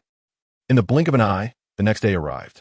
Su Yao was preparing to step out to procure medicinal herbs for alchemy when she was intercepted by several figures. "Senior Sister Su Yao, we have urgent matters to discuss with you." Su Yao frowned slightly. Though she recognized these younger sisters, they were not ones she frequently interacted with. Why would they suddenly seek her assistance? She replied calmly, "What is it?" The girls exchanged glances before getting straight to the point. "Senior Sister, are you aware that the Master has tasked Gu Yun with educating the disciples of the Demon Suppression Temple?" Su Yao nodded slightly. She had heard of this matter the previous day, which was why she had stayed up late poring over ancient texts, searching for a formula to concoct a dispelling elixir, hoping to lend her brother some support. Seeing her acknowledgement, the girls immediately expressed their indignation. "Senior Sister, you do not know the whole story. Gu Yun is a bloodthirsty fiend. On his very first day at the Demon Suppression Temple, he unleashed a massacre, resulting in the tragic deaths of over 200 disciples of the demon path. Such inhumane actions are devoid of any righteousness. We have heard that you have a good rapport with Gu Yun, so we came to warn you to steer clear of such a scoundrel. This kind of filth deserves to be eradicated. Many of our sisters have already gone to the Demon Suppression Temple to protest. Senior Sister, befriending such a person will ultimately bring you trouble. It would be better for you to provide evidence of Gu Yun's other misdeeds, thus distancing yourself from him." Upon hearing these words, Su Yao furrowed her brow, a glint of coldness flashing in her eyes as she fixed her gaze on the agitated younger sisters before her. Is it truly necessary to be so fervent over the death of a few demon path disciples? Those demons have always been ruthless towards us righteous disciples. Why do you now choose to defend them? The girls were immediately incensed. "Sister, your words are misguided. Although those individuals may have strayed into the demonic path and committed wrongs in the past, they too possess the right to amend their ways, rather than facing indiscriminate slaughter. As disciples of the righteous path, we embody justice and civilization. Thus, we ought to nurture a spirit of tolerance, should we not? Sister, I perceive that your prolonged contact with Guyun has influenced you. Proximity to the virtuous brings warmth, while closeness to the wicked breeds darkness. It is time for you to awaken, lest you find yourself the target of collective wrath, regretting your stance too late. Upon hearing these words, Su Yao laughed heartily. It seems that there is more than one Lu Ruyin in Tianyan Sect. With a cheerful demeanor, she addressed the others, speaking nonchalantly. Dear junior sisters, were those words intended as a threat? If I do not betray senior brother Guyun, will you then turn against me, ostracize me, and condemn me? The others could not help but frown. Sister, we only wish for your well-being. We urge you to follow the righteous path. If you choose to interpret it otherwise, there is little we can do. Su Yao's laughter grew louder. Ladies, I am a healer who has embraced the Dao. I can save a life or extinguish it without a trace. Today, if I declare that you succumb to a hidden ailment, the sect will assuredly fail to uncover the poison. Do you believe me? At her words, the expressions of the group instantly shifted. Yet, it was evident that they did not doubt Su Yao's assertion. The leader clenched her teeth. Su Yao, do not overstep your bounds. I will tell you plainly. This matter is a direct command from our master, who is providing you with an opportunity, should you remain ungrateful. Before she could finish her sentence, her face stiffened and her body trembled slightly. With a sudden cough, she spat out a mouthful of blood. The other young women were instantly paralyzed with shock. Su Yao is serious? For Guyun's sake, she disregards even our master. They instinctively covered their mouths and noses, retreating in alarm. Su Yao smiled once more. Return and inform our master that, regardless of senior brother's actions or decisions, I, Su Yao, shall stand by his side. Oh, and do hurry. I fear your time is running short. At those words, the others' eyes widened in disbelief. They had not anticipated that, in such a brief moment, Su Yao had silently poisoned them. Without daring to delay, they gritted their teeth and turned to leave, but not before hurling a final threat. Su Yao, wait and see. I guarantee you will come to regret this. Su Yao merely chuckled, turning to continue on her way. At this moment, her only concern was for Guyun's well-being, prompting her to hasten towards the Demon Suppression Hall. Outside the Demon Suppression Hall, the cries rang out. Guyun, come out and give us an explanation. You, a habitual killer, are unworthy of the righteous path. You do not deserve to be the master of the Demon Suppression Hall. A throng of young disciples was ablaze with righteous indignation, the majority of whom were female disciples, accompanied by several male disciples supporting them. Inside the Demon Suppression Hall, Elder Qin Feng was seething with rage. Who leaked this information? Did I not issue a strict order against its dissemination yesterday? The crowd wore expressions of deep distress. Their teeth clenched in frustration. Elder, what shall we do now that matters have escalated to this point? Inquired an elder named Jiao Ren. Qin Feng let out a resigned sigh. Remember, when we step outside, everyone must present a unified front. We shall claim that it was I who instructed the Lord to take decisive action. We cannot allow malicious individuals to tarnish the Lord's reputation. The others, though reluctant, nodded in agreement. At that moment, a guard rushed in from outside, breathless with urgency. Elder Qin, there is trouble. The Lord has just arrived and has been intercepted by the protesters. Qin Feng was taken aback, instantly rising with anxiety. What were you doing? Why was the Lord not protected? With that, he dashed out without hesitation, followed closely by the others. Chapter 60. No voice without investigation. At the outskirts of the Demon Suppression Hall, Guyun was obstructed by a crowd of indignant individuals. After comprehensively understanding the circumstances surrounding the issue, he proclaimed with righteous indignation, "This is nothing short of blatant slander. Our Demon Suppression Hall has never engaged in the cruel slaughter of disciples from the demonic path." The crowd, initially prepared to denounce Guyun, fell momentarily silent. They exchanged glances, their expressions betraying their confusion. How could this be? Wasn't the information clearly derived from within the Demon Suppression Hall? Immediately, a female disciple admonished him. Brother Gu, do you still wish to argue? This incident clearly occurred yesterday. Others quickly regained their composure, echoing her sentiments. Indeed, there were eyewitnesses. You cannot evade responsibility. Exactly. Gu Yun responded with a smile, turning to the assembly and inquiring cheerfully, "Oh, who among you actually witnessed it and subsequently informed you?"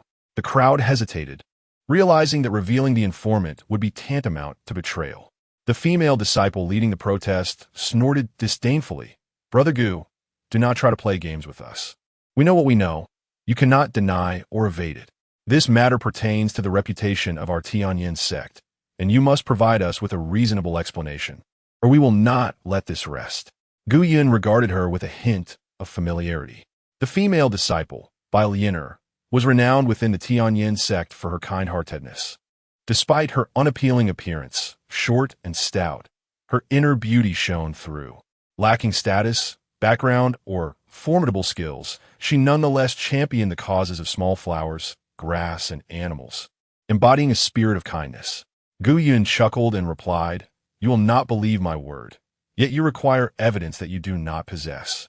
As our esteemed founder once stated, no voice without investigation. How about this?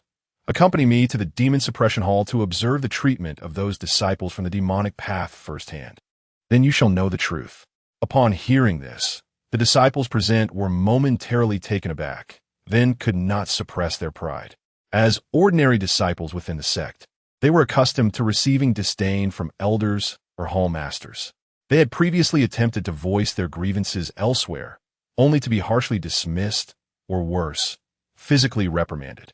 None had ever received the kind of attention Gu Yun was offering, inviting them to personally inspect the Demon Suppression Hall, with Bailiner at the forefront.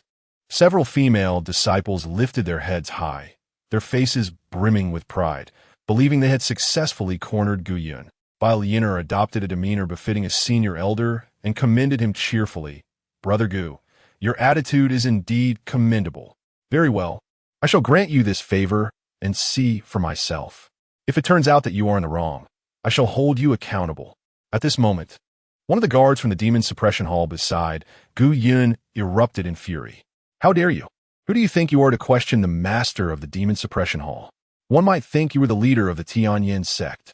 Gu Yun remained unfazed, merely offering a serene smile. He subsequently led the group to the square before the Demon Suppression Hall, where Qin Feng and his companions, who had arrived earlier, observed from a distance, curious to see how Gu Yun would address the situation. At that moment, a group of demonic disciples, bound by ropes, awaited Gu Yun's inquiry. With a cheerful demeanor, Gu Yun introduced them, saying, "Esteemed guests, behold these demonic disciples who are about to undergo reformation. Should you wish to ascertain their treatment under my care, feel free to inquire directly. Surely, you will trust their own words." Bailiner and the others exchanged glances, nodding in agreement. Stepping forward, Bailiner raised her ample visage and spoke with pride. "Have you suffered abuse or persecution within the Demon Suppression Hall? If so, do not hesitate to speak. I shall advocate for you." The demonic disciples were taken aback by her words, their brows furrowing in skepticism. Having navigated the treacherous waters of the demonic realm, they were inherently cautious, unwilling to place their trust in anyone. Who is this plump figure? Does she possess the authority to advocate for us? Surely, there must be a hidden agenda. They recalled the previous day's Reformation session, where any misstep had led to dire consequences. It was evident they were being baited into incrimination, a calculated ploy to justify their elimination. How insidious!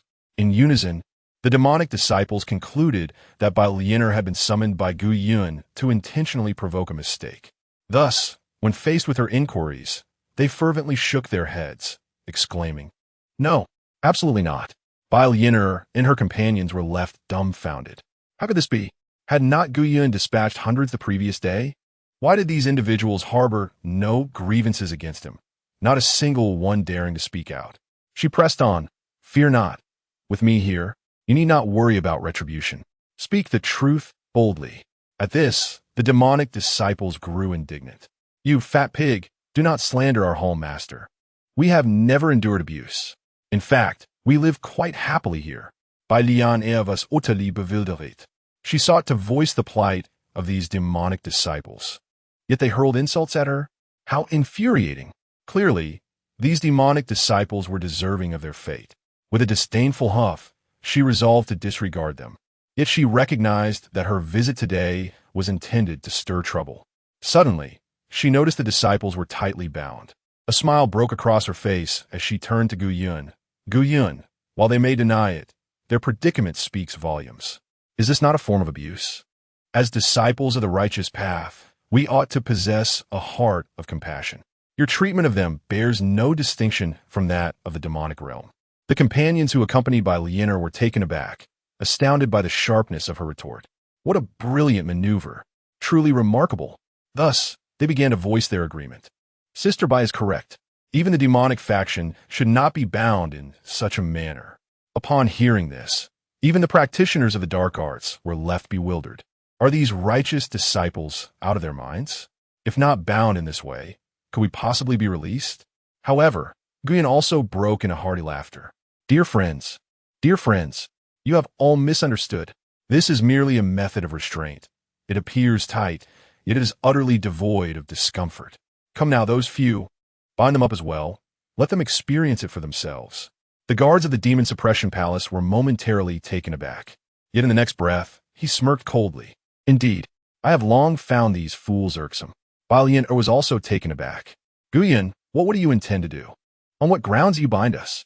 Guyan wore a warm smile. Sister, I merely wish for you to experience it firsthand. I harbor no ulterior motives. Moreover, under the broad daylight, with so many of you, what could I possibly do? Upon hearing this, Bai Lian found some validity in his words. After all, there were so many of them. What could Gu Yin possibly do? She offered little resistance, and while others expressed their displeasure, they refrained from voicing further objections. Soon, a group of individuals found themselves thoroughly bound. Ahem, why is it so tight? Gu Yin, you speak nonsense. This is hardly comfortable.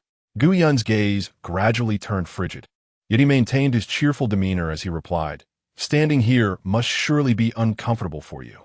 Perhaps you should move over to the side of the demonic disciples and try it there? Bai Lian and the other surprisingly complied and actually moved over. Witnessing this scene, Gu Yun could not help but erupt into a fit of laughter. As he laughed, he took his seat at the presiding position. Pointing at Bai Lian and the others, he proclaimed loudly, Bold disciples of the demonic faction, I ask you, are you willing to renounce your wicked ways and embrace goodness? Bai Lian and the others were momentarily stunned. They turned to look utterly perplexed. Immediately, someone shouted in indignation, Gu Yun, what nonsense are you spouting? Who among us is a disciple of the demonic faction? Gu Yun chuckled, still daring to deny it, utterly lacking in remorse. Very well, bring them forth and execute them. Chapter 61, Strike. Both the disciples of the demonic path and the guards of the demon suppression hall were left bewildered. Just moments ago, Gu Yun had been courteous to these individuals. How could he suddenly turn hostile and threaten violence? Nevertheless, the guards of the demon suppression hall exhibited no hesitation. They promptly seized the individual pointed out by Gu Yun, kicking him to the ground and dragging him away. The man panicked instantly. Gu, Brother Gu, I am truly a righteous disciple. We are fellow sect members. You cannot genuinely harm me. Bai Lianer and the others were thoroughly alarmed. Was Gu Yun truly serious? Only the demonic disciples felt a sense of relief. It was indeed a conspiracy, but this plot was directed at these individuals, not at them. Thankfully, they had refrained from unwarranted interference. Not far away, the crowd behind Qin Feng could not suppress their anxiety. Lord, he wouldn't actually execute these individuals, would he? Though they're despicable, they are still disciples of the Tianyan Sect, and moreover, they are not from prominent families. They could serve as potential allies. Qin Feng chuckled lightly and spoke calmly. Rest assured, I believe the Lord merely intends to frighten them. He will not truly take action. These individuals certainly require a lesson. Upon hearing this, the crowd felt somewhat reassured. However, when they lifted their gaze once more, thud. The disciple whom Gu Yun had named had already lost his head, lying in a pool of blood. The onlookers widened their eyes in shock, staring at Qin Feng. Is this also merely a scare tactic? Qin Feng's eyes also widened in disbelief. He never anticipated that Gu Yun could truly harbor murderous intent. Those were not demonic disciples. They were disciples of the Tianyan Sect. Yet he took a deep breath. To kill as a warning to others is perhaps unavoidable. One must understand the Lord's position. At that moment, another individual was dragged forth. Gu Yun, how audacious you are to dare inflict harm upon fellow disciples. She began, but before she could finish, Gu Yun chuckled lightly and replied nonchalantly. What boldness from a demonic disciple to show disrespect to me. Strike! The female disciple's eyes widened in horror as she cried out. I am a female disciple. You dare lay hands on me? Gu Yun laughed. Is a female of the demonic path no longer of the demonic path? Strike! With that, someone immediately stepped forward and kicked her down. The female disciple was instantly filled with dread, wailing. Brother Gu, I recognize my mistake. I shouldn't have spoken so loudly to you. Before she could finish her plea, the long blade descended. Thud! Another head rolled. Nearby, the elders beside Qin Feng stared in wide-eyed astonishment at him. What explanation could be offered for this? Qin Feng was also left speechless. Yet, he gritted his teeth and spoke. To strike fear into the tiger, perhaps one death is insufficient. A second can be understood. Merely two individuals, no matter. At this moment, Bai Lianer and the others were already paralyzed with terror. They wept bitterly and immediately fell to their knees. Brother Gu, we were wrong.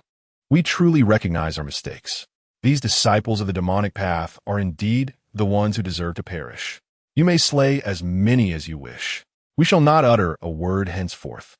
Please spare our lives. The disciples of the demonic path nearby were not pleased. Oh, are we not all in the same profession?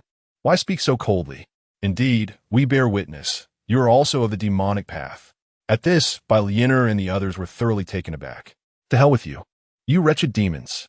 Cease your slander. You deserve to die. As the two sides engaged in a fierce exchange, Gu Yun merely smiled, speaking with calm authority. Those who disturb the court shall be executed. In an instant, all present fell silent, as if struck by a chill. Gu Yun smiled with satisfaction and turned to Bai Lianer, cheerfully asking, You claim you are not of the demonic path. Then why are you in my demon suppression hall? Bai Lianer was utterly terrified and hastily replied, Senior brother, understand that we too have been manipulated. That person claimed you are a bloodthirsty fiend who tarnishes the reputation of our Tianyan Sect. Thus we came to confront you. Gu Yun maintained a cheerful demeanor. Who is this person? Bai Lianer, glancing at Gu Yun with trepidation, hesitated for a moment, but ultimately replied, In the demon suppression hall, it is Elder Jiarun. Upon hearing this, Gu Yun remained unfazed.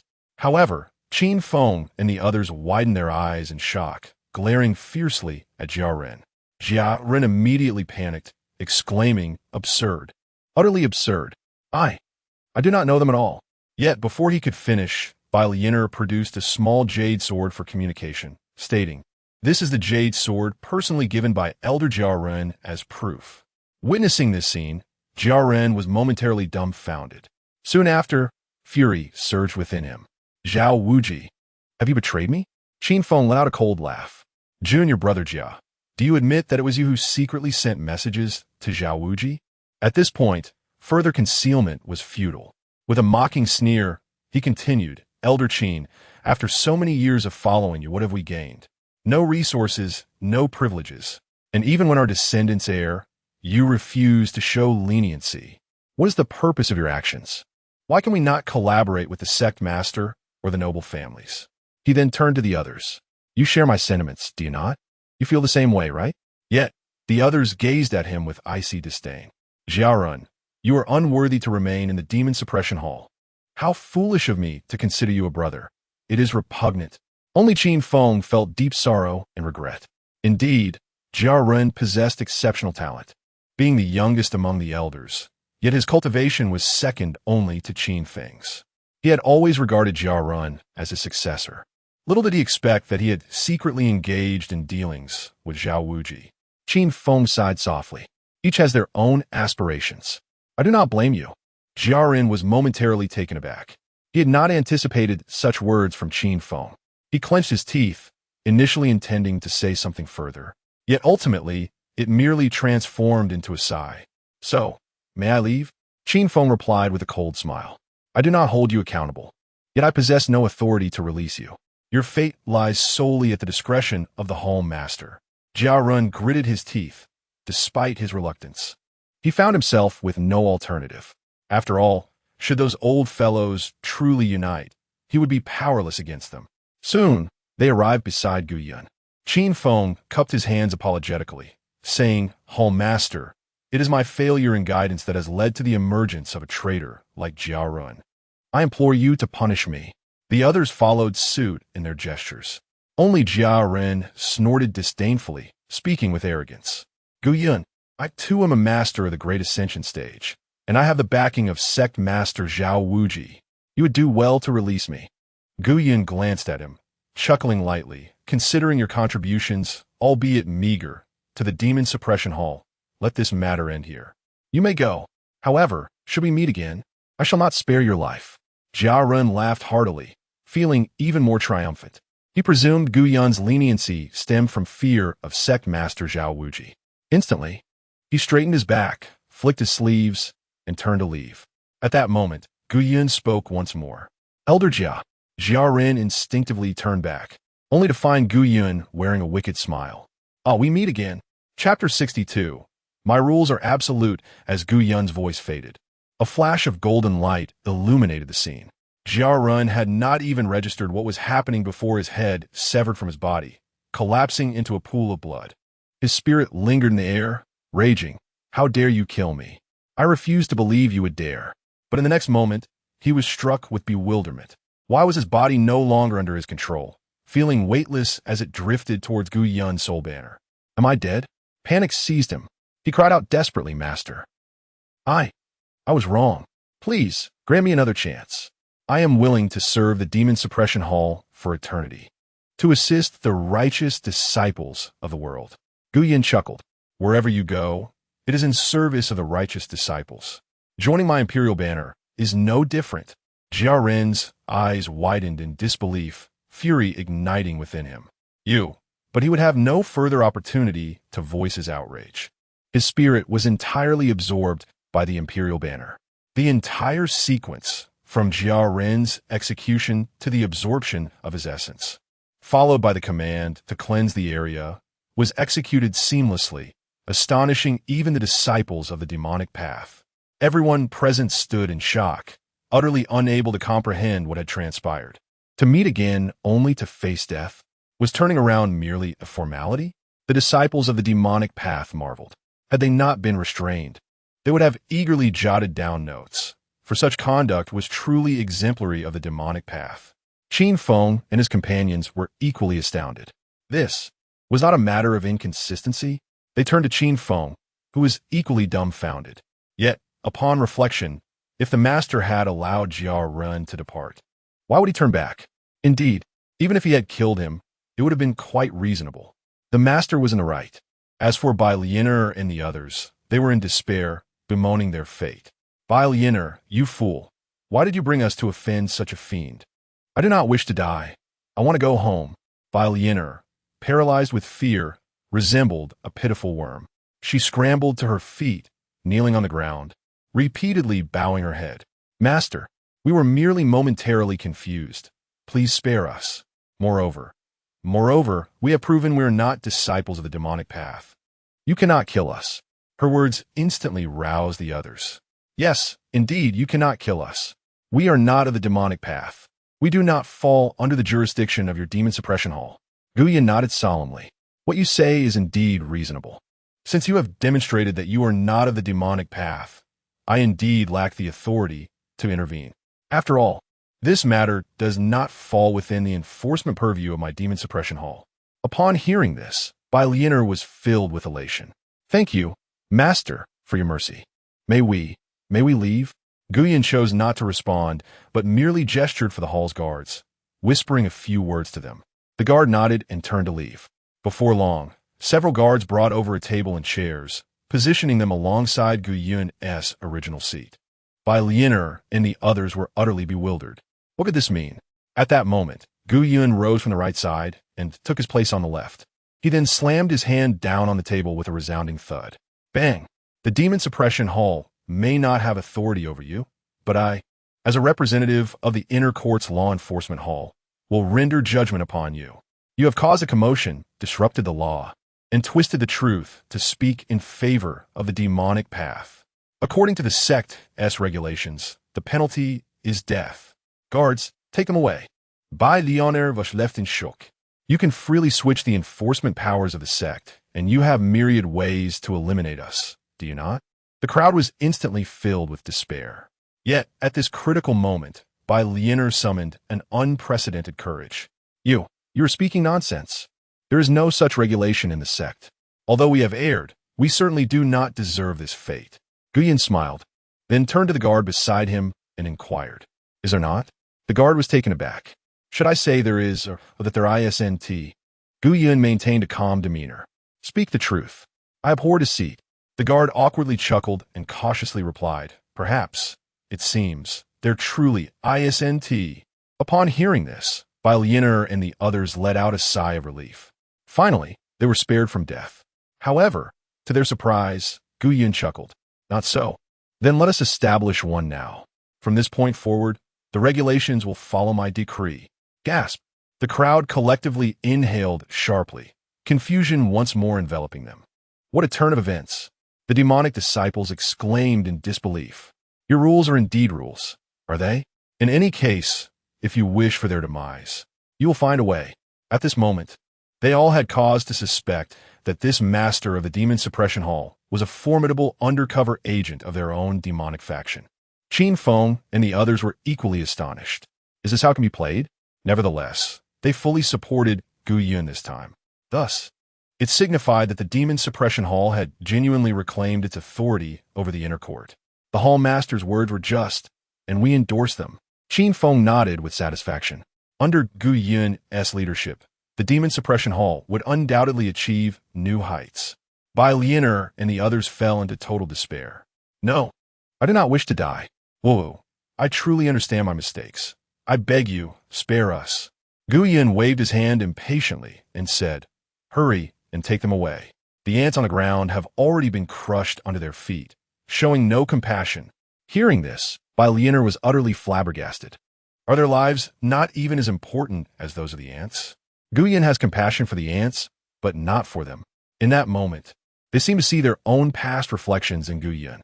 For the sake of the lives of small flowers and grasses, they had driven their fellow disciples to death. Is this the law of cause and effect? With a swift flash of blades, the world finally fell silent, devoid of cries and wails. Gu Yun looked at the demonic disciples with a smile. Now it is your turn. I reiterate my previous inquiry. Are you all willing to abandon evil and embrace goodness? The disciples looked at Gu Yun with eyes full of reverence. They promptly knelt down in unison. Senior, we are willing to follow you. If you guide us towards goodness, we shall pursue it. If you lead us towards evil, we shall comply. In essence, we shall heed your every command. Senior, Gu Yun, with a playful expression, replied with a smile, What if I were to enlist you under my human sovereign banner? The members of the Demon Path were taken aback. Pardon? Shouldn't this senior be one of us? Why would he not protect us and instead lead us to our demise? The faces of the Demon Path disciples reflected their unease as they turned to Gu Yun. Senior, this seems rather inappropriate, does it not? Unexpectedly, Gu Yun's demeanor shifted to one of fury. You just pledged to follow my commands, yet now you waver? You truly are cunning. Seize them and execute. Upon hearing this, the members of the Demon Path were left bewildered. This individual is no benevolent figure within the Demon Path. He would even slay his own kind. Just moments ago, Gu Yun had dispatched disciples of the Tianyan Sect, leading them to mistakenly believe he belonged to the Demon Path. Yet, it is now evident that Gu Yun is neither a member of the Demon Path nor the Righteous Path. He is a harbinger of destruction for both. Chapter 63. The Blessing of the Method. As the guards of the Demon Suppression Palace raised their blades, the practitioners of the demonic path immediately knelt in submission. Esteemed elder, we are willing to repent and cultivate the Heart Sutra of demonic extermination. Please grant us a chance to reform. Their sincerity was palpable, revealing their genuine remorse.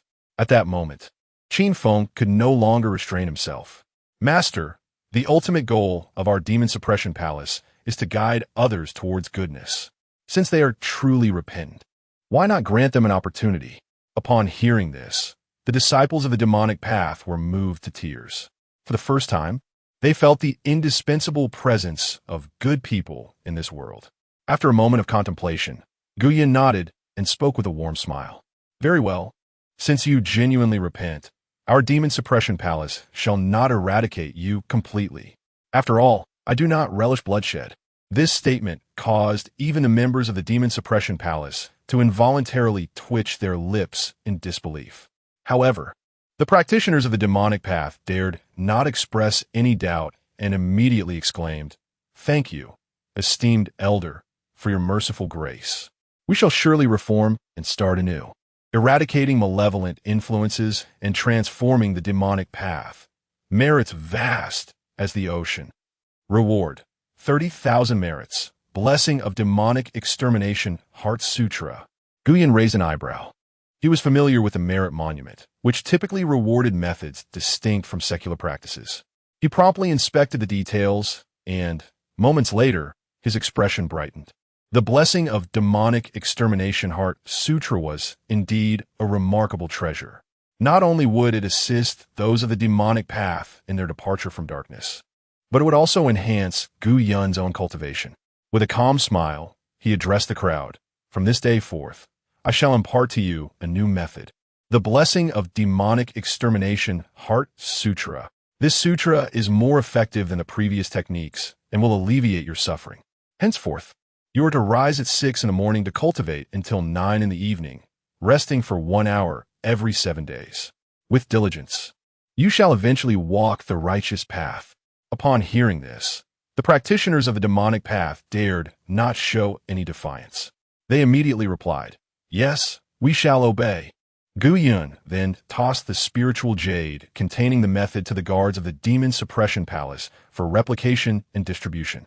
Once the practitioners returned to their prison, the fear they had felt earlier dissipated, replaced entirely by anger and disdain. 6 in the morning to 9 at night? Not even a demonic donkey would endure such a schedule. I entered the demonic path precisely to escape the rigors of arduous training. If I had to toil so hard, I would have attained righteousness long ago. Well, let be. We shall not practice. When he returns, we will simply claim our dull which prevent us from learning. Those of the righteous path are inherently kind-hearted. As long as we soften our stance and plead for mercy, they will be overwhelmed with compassion and spare us. Splendid idea. However, just as the crowd reveled in their hubris, a sudden scream pierced the air. Startled, they immediately turned towards the source of the sound. To their horror, they witnessed one of their own rapidly withering away, flesh and blood desiccating, while their spirit ascended like a wisp of blue smoke. As they looked up, an overwhelming terror gripped them. The myriad souls. Before Fan Zi could speak, the man immediately covered his mouth. It was the imperial flag of the demon suppression palace. In this place, no one dared to utter a word of dissent. At that moment, a guard from the demon suppression palace snorted coldly. The palace master had commanded that every half hour they would assess your cultivation progress. Anyone caught slacking would be exempt from cultivation and directly sent into the imperial flag. Upon hearing this, the demons widened their eyes in shock. So there would be supervision during cultivation? They were utterly thrown into disarray. They promptly sat cross-legged and began to cultivate fervently, with not a single one daring to be negligent. Meanwhile, Qin Feng and his companions watched as the demons in the prison diligently practiced the demon extermination Heart Sutra. Feeling a surge of relief, the palace master was indeed formidable. Within less than 2 days, he had successfully awakened the latent goodness in these individuals. We had indeed underestimated the palace master. It won't be long before these demons completely abandon their wicked ways. Qin Feng wore a proud expression. We have grown old. We must learn from the palace master's new ideas and methods. As night fell, at 9 o'clock, the imperial flag vanished, and the demons finally collapsed onto the ground. The true demons were from the Tianyan Sect. Had they known they would endure such inhumane torment, they would have joined a legitimate sect like Tianyan from the start. When would this suffering come to an end? Suddenly, someone let out a cold snort. "Gentlemen, I am a person of considerable standing within the demon realm. When have I ever been subjected to such humiliation? Why not band together and fight back? The others were taken aback, turning to the masked youth who had spoken. Immediately, someone scoffed. We have been sealed and stripped of our spiritual power. How can we possibly fight back? Indeed, if given the chance, I would tear that Guiyun to shreds. The masked youth chuckled and spoke with confidence. My younger brother is well-versed in formations. I have discovered that the Demon Suppression Palace's sealing array will weaken during the full moon night each month. And tonight is indeed the full moon night. If we concentrate and sense our sealed powers, we will have a full hour at midnight to regain our strength. At that time, we shall charge out together and annihilate those self-proclaimed righteous ones without mercy. Upon hearing this, the demons were astounded. They immediately sat down cross-legged to sense their suppressed cultivation. As expected, there was indeed a slight loosening. Damn it, it's true. This evening, I shall wash the Demon Suppression Palace in blood. Let us fight against those self-righteous bastards. Excitement surged among them. At that moment, someone looked at the masked youth. Brother, who are you? I feel like I have never seen you before. Yes, you even understand formations. There aren't many who know such things in the demon realm. The youth chuckled, then removed his mask and called out to the outside. Did everyone see clearly? Who just claimed they would wash the Demon Suppression Palace in blood? Outside the door, which had been quiet, several guards from the Demon Suppression Palace immediately appeared, respectfully stating, reporting to the palace master, "We have seen clearly." The youth nodded in acknowledgement. What are we waiting for? Take him out and behead him. At this moment, the others in the prison were wide-eyed in disbelief. For the youth before them was none other than the disguised Guiyun. My goodness, are you playing dirty? This is entrapment. Senior, we spoke in error just now. We harbor no desire for vengeance against the Demon Suppression Hall. Please, spare me. I truly won't dare again. The disciples of the demon path instantly fell to their knees in a collective plea. Meanwhile, those demon path disciples who had intended to speak but were unable to do so felt an overwhelming sense of relief. Thank goodness I reacted slowly. Otherwise, I would have met the same fate. Guiyun, however, remained unperturbed, merely gesturing dismissively and urging, "Take him out, take him out." Subsequently, a chorus of anguished wails and pleas for mercy reverberated throughout the prison. Even the demons felt a shiver run down their spines. Is this hell? Soon, the sounds of hacking and screams echoed from outside the prison. Just as despair engulfed the imprisoned disciples of the demon path, a sudden voice rang out. Is it our demon path's might? Have a mighty of the demon path stormed into the Tianyan Sect? Ha! The heavens do not forsake me. Ancestor, our disciples of the demon path are imprisoned here. We beseech you, come and rescue us. Following this, a cacophony of battle and slaughter erupted outside, plunging the scene into chaos. The imprisoned disciples of the demon path were instantly filled with excitement. Help has arrived. This time we are truly saved. Chapter 64. I shall embrace virtue, as the disciples of the demonic sect were filled with exhilaration. A resounding crash echoed through the air as the prison door was forcefully kicked open. A figure clad in black robes surged into the room, enveloped in dark energy. Part of his face obscured by his hood, he spoke in a low, gravelly tone.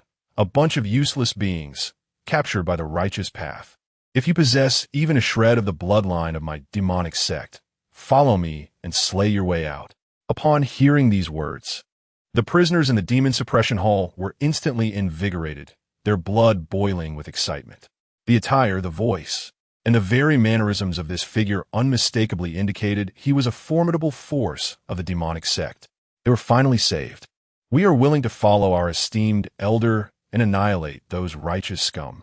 Please, esteemed elder, unseal our bindings, and we shall exact bloody vengeance upon those wretches of the Tianyan Sect. The figure in black nodded slightly, then waved his hand. With a thunderous boom, the door to the cell holding the demonic disciples swung wide open. In a hushed tone, he declared, I shall release your seals. Follow me, and we shall fight our way out. The demonic disciples surged forward, brimming with enthusiasm. Yet, among them, several remained cautious. Why did this powerful figure from the demonic sect arrive at this precise moment? The recent events involving Gu Yun's fishing for law enforcement were still fresh in their minds. They could not afford to be deceived once more. Moving slowly was perhaps not such a bad choice after all. Meanwhile, those who had already rushed out eagerly implored, "Esteemed elder, quickly unseal us. We are ready to unleash havoc outside." At that moment, the black-robed figure chuckled softly, then lifted his hood to reveal his face. Addressing the outside, "Take these individuals out to be executed as well." The previously ecstatic crowd froze in shock, their faces paling. They widened their eyes, glaring menacingly at the black-robed figure.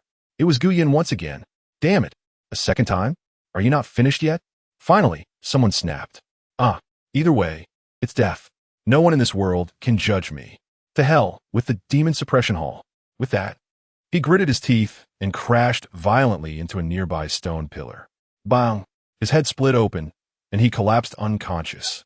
Gu Yun chuckled and promptly stated, "Our demon suppression hall operates as a legitimate institution of the righteous path. Even in death, there are procedures to follow. Someone, quickly attend to him. Once healed, take him out for execution." Upon hearing this, the remaining demonic disciples were utterly shattered. A demon. He is nothing short of a demon. In that moment, tears of regret streamed down each of their faces. Initially, they had not joined the demonic sect, suffering under its oppression. Now, having joined, they were still being bullied by the same sect. What had been the point of joining? Had they foreseen this, they would have never aligned with the demonic path. Meanwhile, those who had stayed behind in the prison felt an overwhelming sense of relief. Thank goodness they had exercised caution. Otherwise, they too would be facing death. The sounds of slashing and anguished cries echoed throughout the halls. The tranquility of the demon suppression hall was restored once more. With no guards remaining, Gu Yun departed. However, a palpable tension enveloped everyone, for when Gu Yun departed, he left the door ajar. At this moment, the entrance stood wide open, unattended, as if the air itself carried a hint of freedom. Yet, no one dared to entertain the notion of escape. Overwhelmed by the pressure within, someone timidly approached the threshold and, in an unexpected act of compliance, secured the door. This torment was unbearable. Outside the prison, witnessing the demon suppression palace's doors left unlatched, Qin Feng and the others exchanged glances of relief. Indeed, it was the palace master who, by leaving the doors open, demonstrated that no one dared to flee. Even the disciples of the demonic path seemed to have begun adhering to the rules. When had the demon suppression palace ever witnessed such a prosperous scene? Qin Feng nodded in agreement, resolutely stating, "From this moment onward, we must all strive to embody the palace master's principles and methods."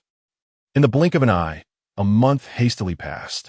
At Wujifeng, the sect master was informed by his scouts that over the last month, Gu Yun had unleashed a reign of terror within the demon suppression palace. Originally holding thousands of demonic disciples captive, he had slaughtered more than half. Under such a brutal suppression, the demonic factions had grown fearful and were now diligently practicing the Demon Extinction Heart Sutra. If this momentum continued, would Gu Yun not pass your test? The leaders of the 7 peaks gathered, each with furrowed brows. This consolidation of Gu Yun's power within the Demon Suppression Palace could herald a shift of power within the Tianyan Sect. However, Zhao Wuji merely chuckled, speaking with calm assurance. "As long as there are disturbances among the demonic factions during our assessment, it will merely indicate that Gu Yun's actions over this past month have yielded no results." Upon hearing this, the others' expressions brightened. It seemed the sect master had devised a plan. Ha ha ha, with the sect master's perspective, we can rest easy. Gu Yun must never ascend to the position of palace master. Zhao Wuji sneered. The disciples from the Divine Sword sect, the Xinmen, and the Moon Chanter Palace were already en route. When the 3 sects convened to exert pressure, I cannot fathom how Qin Feng and his old comrades could still have a voice in this matter. The others chuckled in agreement. With the sect master present, there was little chance for Gu Yun and his followers to stir any significant trouble. Ultimately, they were nothing more than a troupe of jesters. The next day arrived. Above the Tianyan Sect, a dozen colossal flying vessels appeared. The emblems hanging from each vessel indicated the arrival of 3 distinct factions. Those are members of the Divine Sword sect, the Moon Chanter Palace, and a Xianmen. Furthermore, the deployment of large flying vessels suggested that those aboard were not ordinary individuals, but rather at least of peak master caliber. This gathering represented nearly all the righteous sects of the Eastern Continent. What monumental event could have compelled them to convene? Are you unaware?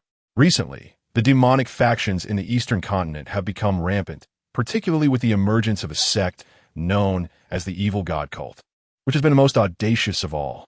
It is said that the disciples of the Evil God Cult possess formidable strength and operate without a trace, with their headquarters shrouded in mystery. The righteous sects of the Eastern Continent have suffered greatly at the hands of the Evil God Cult and have long harbored intentions of a united extermination. I surmise that the three esteemed sects have arrived for this matter. It appears that another grand conflict is imminent in the Eastern Continent. In the heartland of the Heavenly Transformation Sect, at the Heavenly Transformation Peak, Zhao Wuji leads the various peak masters, along with the heads of the 3 halls and 5 pavilions, to warmly welcome the representatives of the other 3 major sections. 3 figures emerge within the sight of the assembly. Zhao Wuji chuckles and speaks. Esteemed guests, I am grateful for your arduous journey. Welcome to our Heavenly Transformation Sect. The peak masters and Gu Yun, Qin Feng, and others behind him also offer slight bows as a gesture of greeting. The leaders of the 3 sects reciprocate. From the Moon Chanter Palace, we have Luo Wushuang, from the Xianmen, Li Baichuan, and from the Divine Sword Sect, Lu Yun. We have the honor of meeting the sect master of Heavenly Transformation and all esteemed friends of the sect. Zhao Wuji chuckles again, saying, the righteous paths of the world are one and the same. There is no need for such formality. Please, let us proceed to the hall and converse further. The 3 nod in agreement. At that moment, among them, the elegantly attired Luo Wushuang's calm gaze inadvertently lands upon Gu Yun, one of the peak masters of the Heavenly Transformation Sect. She pauses slightly, then instinctively inquires, Sect Master Zhao, I beg your pardon for my boldness, but may I ask who this young man is? It is worth noting that those present today are all prominent figures within the Heavenly Transformation Sect, with the least among them holding the status of elder. A youth as young as Gu Yun indeed seems out of place. Zhao Wuji chuckles and responds, Luo Fairy. You may not be aware, but this is Gu Yun, the candidate for the Lord of the Demon Suppression Hall in our Heavenly Transformation Sect. Chapter 65. These demonic cultists have gone mad. 1. Upon hearing Zhao Wuji's words, Luo Wushuang and the others were momentarily taken aback. To be elected as the master of the Demon Suppression Palace at such a tender age, even though their sect had been completely usurped by the aristocratic families, they would not dare to seize power so audaciously. Nonetheless, this was ultimately a matter pertaining to the Tianyan Sect, and they dared not pry further. Luo Wushuang merely offered a subtle bow to Gu Yun, stating, I beg your pardon, Master Gu, do not take offense. Gu Yun responded with a calm smile, seemingly unconcerned. What they thought would be the end of the matter, however, took an unexpected turn as Zhao Wuji cheerfully interjected, It is fortuitous that you all are here today, as we can collectively witness the inauguration of our new master of the Demon Suppression Palace. He then led the group inside, recounting the background of Gu Yun's appointment, while subtly reminding everyone that Gu Yun lacked any familial connections to the aristocracy. Upon hearing this, the previously amiable Luo Wushuang and Li Baichuan exchanged glances, revealing a hint of disdain towards Gu Yun. Forgive my candor, one remarked. Though Master Gu has been chosen by the sword of slaying evil, he is still quite young. Moreover, without the support of elders, his hasty ascent may not bode well. It would be wiser to gain more experience. Li Baichuan chimed in, grinning. Indeed, such premature advancement can only lead to one's downfall. Only Lu Yun remained silent, a faint smile on his lips. After all, his very soul was in Gu Yun's possession, and he understood the latter's formidable nature all too well. How could he dare to mock? Zhao Wuji and the others exchanged knowing smiles, anticipating a spectacle. Yet, Qin Feng spoke up with a composed demeanor. You two might wish to concern yourselves with your own affairs. The matters of the Tianyan Sect are not your concern. The two merely offered hollow laughter and ceased their comments. Qin Feng then turned his attention to Zhao Wuji. Master, a month ago, You publicly pledged that should Gu Yun succeed in reforming the demonic disciples imprisoned in the Demon Suppression Palace, he would be deemed worthy of the title of master. It has now been a month, and all those detained have shown a commitment to righteousness. Surely, this constitutes a passing of the test, and I request that you fulfill your promise and conduct the appointment ceremony for Gu Yun. Zhao Wuji chuckled lightly. Elder Qin, do not be in such a rush. I am not one to break my word. Furthermore, we must ensure that Gu Yun's transformation is indeed genuine before making any declarations. How about this? Since our 3 outer sect friends are present, for the sake of fairness, let us all witness whether Gu Yun has truly succeeded in his trial, and allow everyone to pass judgment. Qin Feng laughed confidently. That is not an issue. Let us proceed immediately. Zhao Wuji feigned reluctance as he glanced at the 3 outsiders. Our elder Qin is quite the impatient one. Very well. Let us all accompany him to the Demon Suppression Palace, lest Elder Qin think I am neglecting my duties as sect master. Qin Feng could not suppress a frown. He found Zhao Wuji's pompous rhetoric particularly irksome. Luo Wushuang and the others merely exchanged cold smiles. A hint of disdain flickered in their eyes as they regarded Qin Feng. They were all aware that he was neither an elder of a prestigious family, nor had he ever ceased his attempts to oppose them. Nevertheless, the group soon arrived at the prison of the Demon Suppression Hall. Upon entering, they were greeted by the sight of all the disciples of the demonic path, seated in meditation, diligently practicing the demon extermination heart method.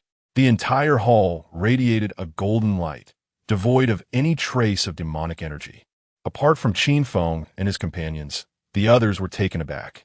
Could it be true that these practitioners of the demonic arts were so obedient?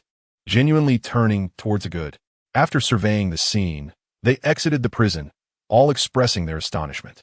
Zhao Wujia nodded slightly, feigning approval as he remarked, "Indeed, it appears that Gu Yun has truly dedicated himself this past month, managing to inspire so many disciples of the demonic path to actively practice the demon extermination heart method."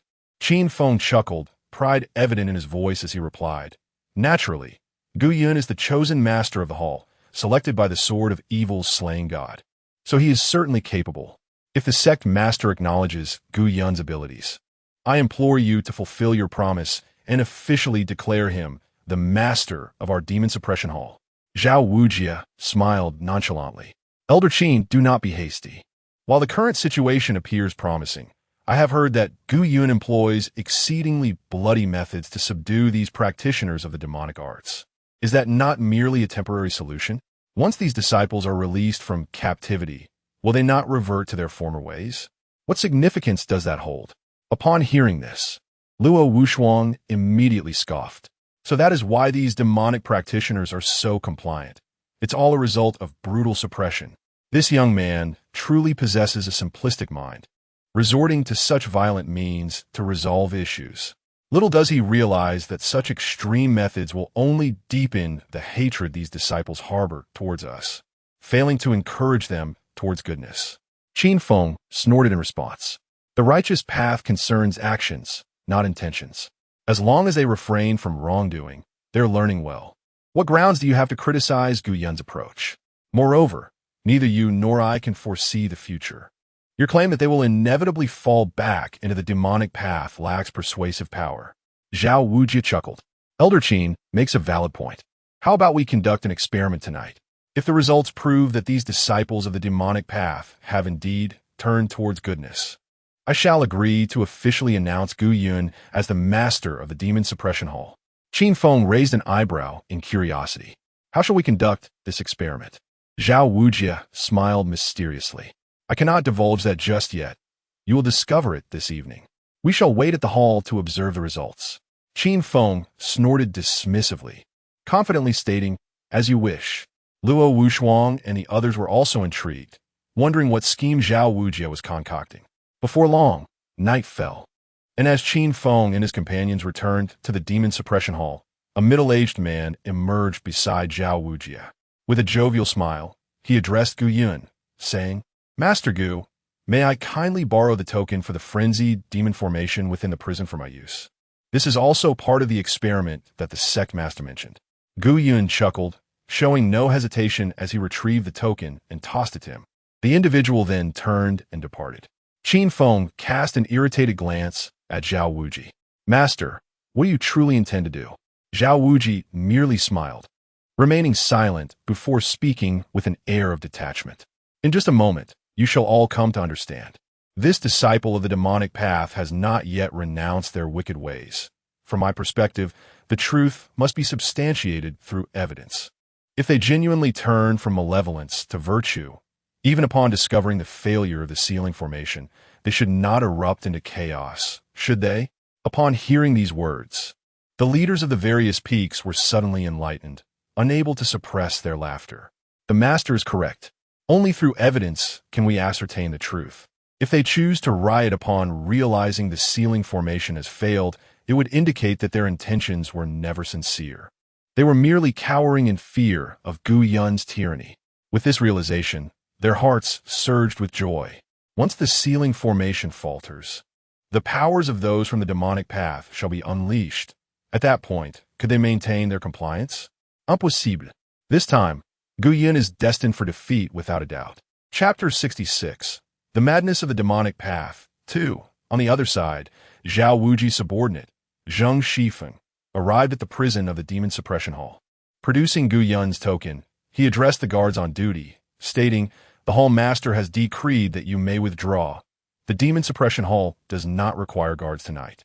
He intentionally adopted a stern demeanor to ensure compliance from those present. To his surprise, the guards showed no hesitation, promptly responding, "Yes, we shall leave at once." They exchanged cheerful glances with Zheng Shifeng, as if to convey their understanding. Zheng Shifeng was taken aback. Was the management of the Demon Suppression Hall always this lax? He instructed them to leave, and they departed without a single question? This was certainly information he needed to report to the sect leader. Before long, the guards had vacated the premises. Zheng Shifeng wasted no time and proceeded to the heart of the sealing formation, swiftly disabling it.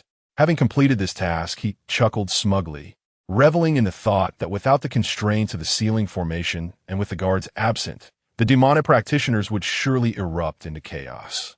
Once they broke free to wreak havoc, Gu Yun would be finished.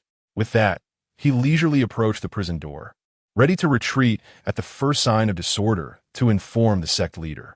However, after the time it takes to burn half an incense stick, there was not a single sound from within the cell. Zheng Shifeng furrowed his brow in confusion. What was happening? Why was there no reaction? Had the demonic practitioners not yet realized that the sealing formation had failed? It was well known that those of the demonic path were inherently rebellious. They would seize any opportunity to strike against the righteous. Now that he had deliberately dismantled the sealing formation to give them a chance to escape, why had they not made a move after such a lengthy wait? Clenching his teeth, Zheng Shifeng cautiously approached the prison door and peered inside. To his astonishment, the demonic practitioners were diligently cultivating the Demon Annihilation Heart Sutra. Zheng Shifeng was stunned. Goodness, had these demonic practitioners lost their minds? With no formation to restrain them and no one to supervise, why were they still so dedicated? Did they truly intend to abandon their wicked ways? Doubtful, he called out, "Brothers of the demonic path, the sealing formation has failed. Your powers have returned. With no guards present, what are you waiting for? Hurry and escape the Demon Suppression Hall." Upon hearing his words, the inmates initially froze in surprise, but then they gritted their teeth with renewed determination. Casting a fierce glare toward the door, they resumed their fervent cultivation. A month, an entire month, Gu Yun had employed every trick in the book to ensnare them, offering glimmers of hope only to extinguish them brutally. Just to illustrate, half a month ago, Gu Yun had unexpectedly agreed to release them. At first, no one believed it until Gu Yun sent people to escort them directly outside the gates of the Tianyan Sect. Ecstatic, they fled for hundreds of miles before daring to laugh aloud, deriding Gu Yun for his folly. But who could have imagined that just as their laughter faded, a ray of golden light pierced the sky, and those who had fled for hundreds of miles met a grim fate, their heads rolling in the dust. They had come to a complete understanding. Gu Yun was merely devising excuses to rationally eliminate them. Thus, The notion of the sealing magic array failing and the absence of oversight had long since rendered them immune. Did he think to deceive them again? Impossible. Outside, Zhang Shifeng was in a state of anxious urgency. What was happening? Why was there no movement? As he pondered, a brilliant idea struck him, and with a clenched jaw, he charged in, calling out loudly, "Brothers, hurry and leave. Do not hesitate any longer. I am sent by the various sects of the demon path to rescue you. Come with me at once." Upon hearing this, the demon disciples gritted their teeth in anger. Another so-called rescue from the demon path? This was the third time in a month. Once or twice could succeed, but to attempt it again? Did they think them fools? One of the demon disciples immediately retorted, "We have sincerely turned to virtue and will not return to the demon path again. So no matter who you are, get lost at once." Indeed, they were resolute in their commitment to righteousness, unwavering in their decision. They declared that even if the sealing magic array had failed, or if the demon path attacked the Tianyan Sect, they would not abandon their stance. No, they would stand with the Tianyan Sect to resist the demon path. Zhang Shifeng was utterly bewildered. What? The disciples of the demon path proclaimed their intent to resist the demon path alongside the righteous? Were they mad? Why was this happening? As he saw them remain unmoved, Zhang Shifeng began to sweat profusely. If they refused to leave, would Gu Yun not triumph? If Gu Yun triumphed, he would officially become the master of the demon suppression hall. Would there be any peace for the descendants of the Tianyan Sect then? The interests of the sect master and his own would be jeopardized. Realizing the urgency, Zhang Shifeng exclaimed, "Brothers, let me speak frankly. I am indeed a person of the Tianyan Sect's master. Today is a test of Gu Yun's accomplishments. If you leave this place, it will signify that Gu Yun's teachings over the past month have been in vain, proving he lacks the capability to be the master of the demon suppression hall. This would benefit everyone. Moreover, he genuinely wished for their escape, assuring them that if they were single-minded in their desire to flee, they would undoubtedly be able to escape the Tianyan Sect." Zhang Shifeng spoke earnestly, hoping the demon disciples would depart swiftly. At that moment, someone finally stood up, coldly gazing at him as they spoke. "Is what you say truly the case?" Zhang Shifeng, filled with joy, immediately replied, "Absolutely true. If I speak falsely, may lightning strike me." The demon disciple nodded. Then, with a sudden fierce glare, he struck out. Bang! His fist slammed into Zhang Shifeng's chest. The latter's eyes widened, and he flew backward as if a kite severed from its string. Thud! Zhang Shifeng crashed heavily to the ground, spitting out a mouthful of blood. He stared incredulously at the assailant, struggling to speak. "Why have you done this?" The individual cast a glance outside and deliberately proclaimed, "Master Gu Yun has granted us a life-renewing grace. We are grateful beyond measure. How could we ever repay his kindness with malice? If you dare to incite further discord, I shall take your life." Upon hearing these words, the other disciples of the demonic path widened their eyes in astonishment. "Goodness, your display of loyalty is astonishingly swift. One thought, if I were any slower, Master Gu Yun might find another excuse to take a life." In an instant, a group of demonic disciples rose, echoing in unison. "I too." Following this declaration, they struck Zhang Shifeng in unison.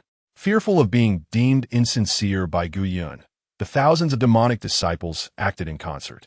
Zhang Shifeng stood no chance. His eyes bulged as he was beaten to death. At that moment, the crowd sensed something amiss.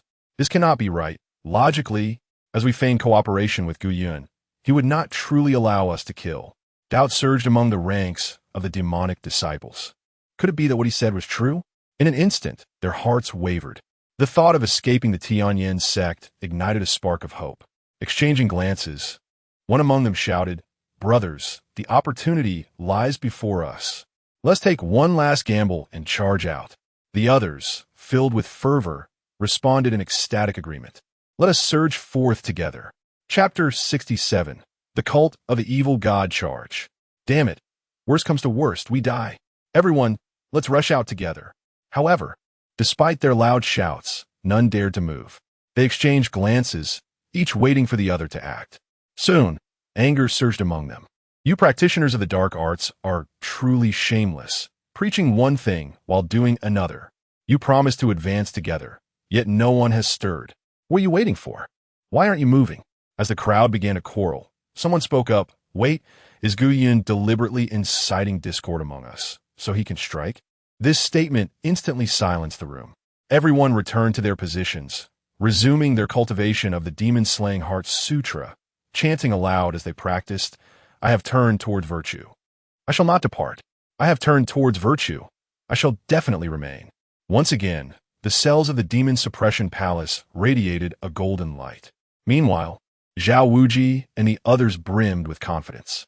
They truly did not believe that Gu Yun could reform those disciples of the dark arts in just a month. Once Zheng Shifeng returned to inform them of the chaos among the dark disciples, it would be their victory. Suddenly, guards from the demon suppression palace hurried in from outside. Report. Zhao Wuji and the others perked up, wearing expressions of glee. They thought victory was within their grasp. Gu Yun also smiled and inquired, what is it?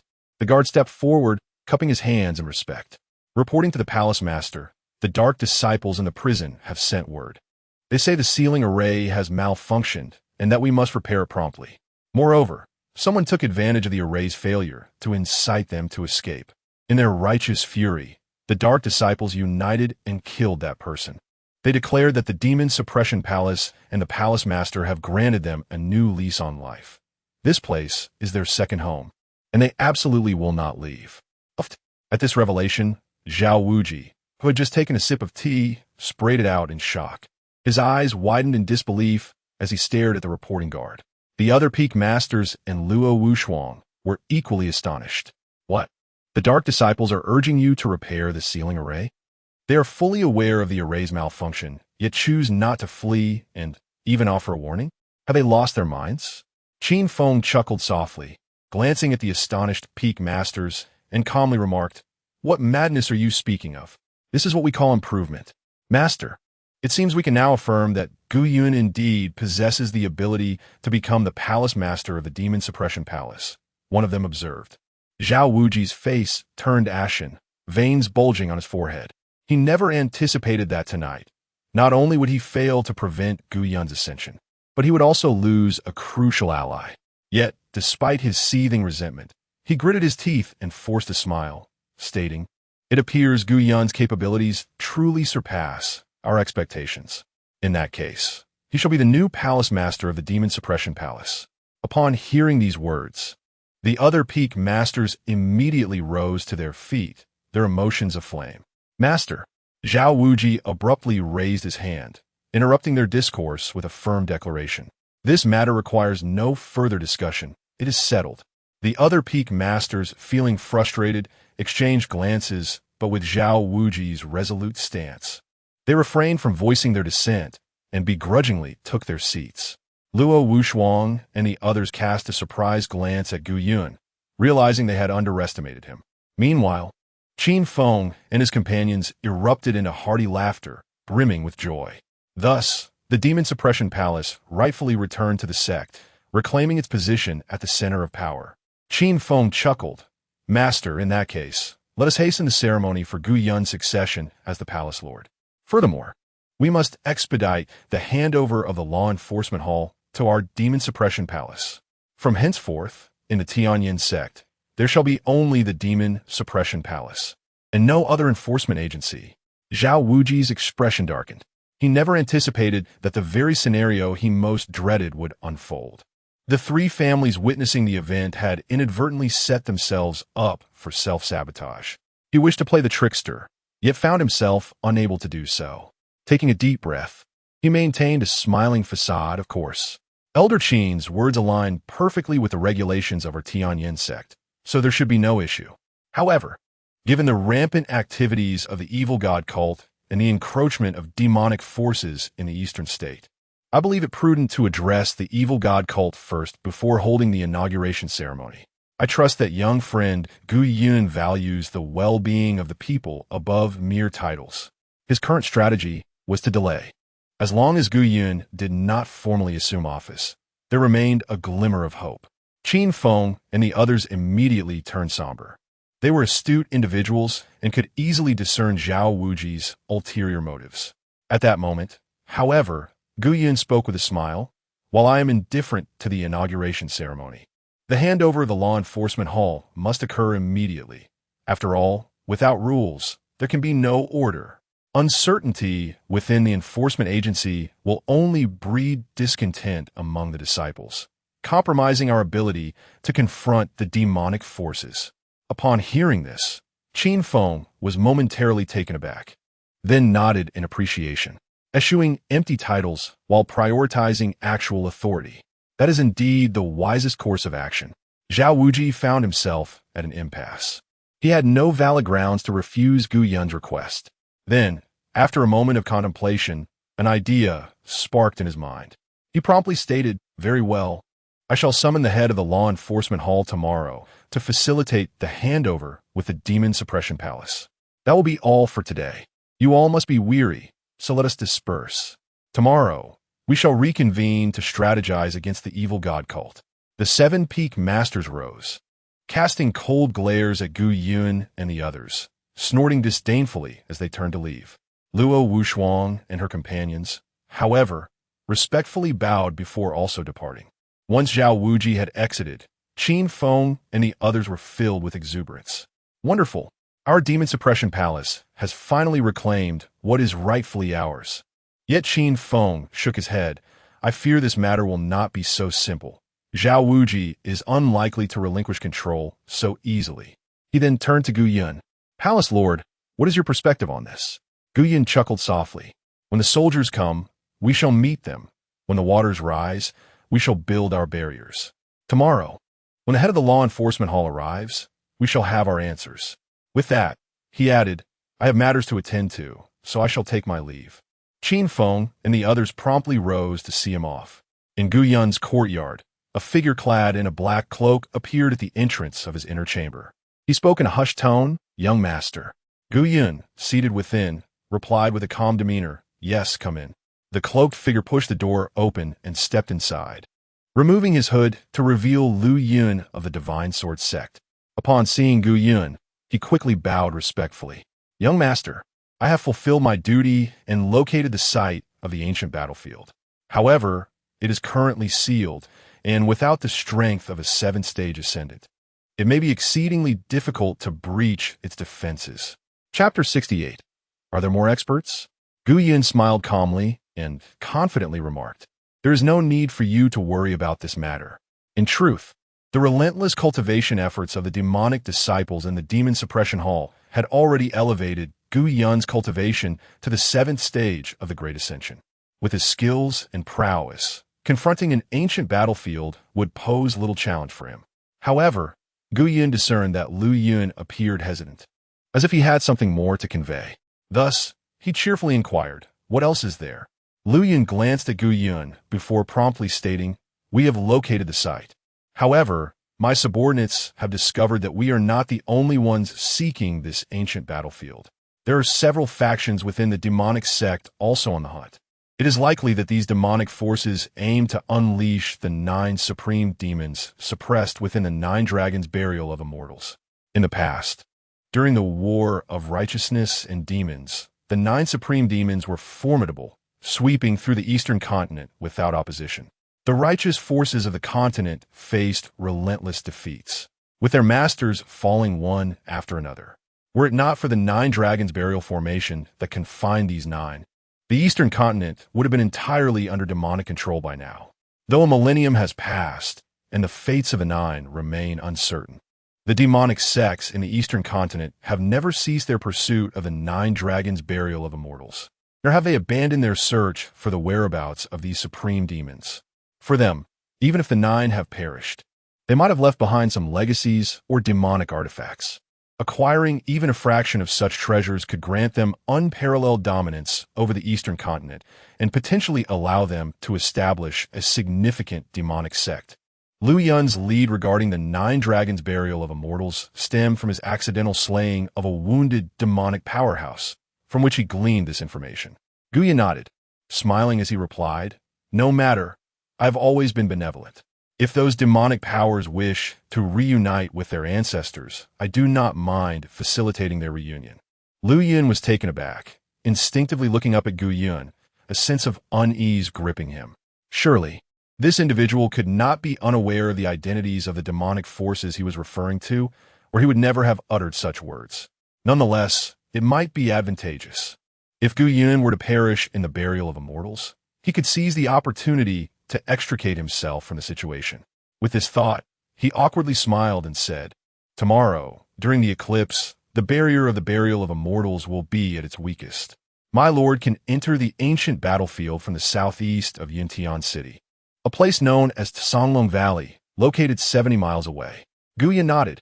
In the blink of an eye, on the following evening, near Tsanglong Valley, a cascade of radiant, multicolored light suddenly pierced the heavens. A deep, resonant roar echoed through the air.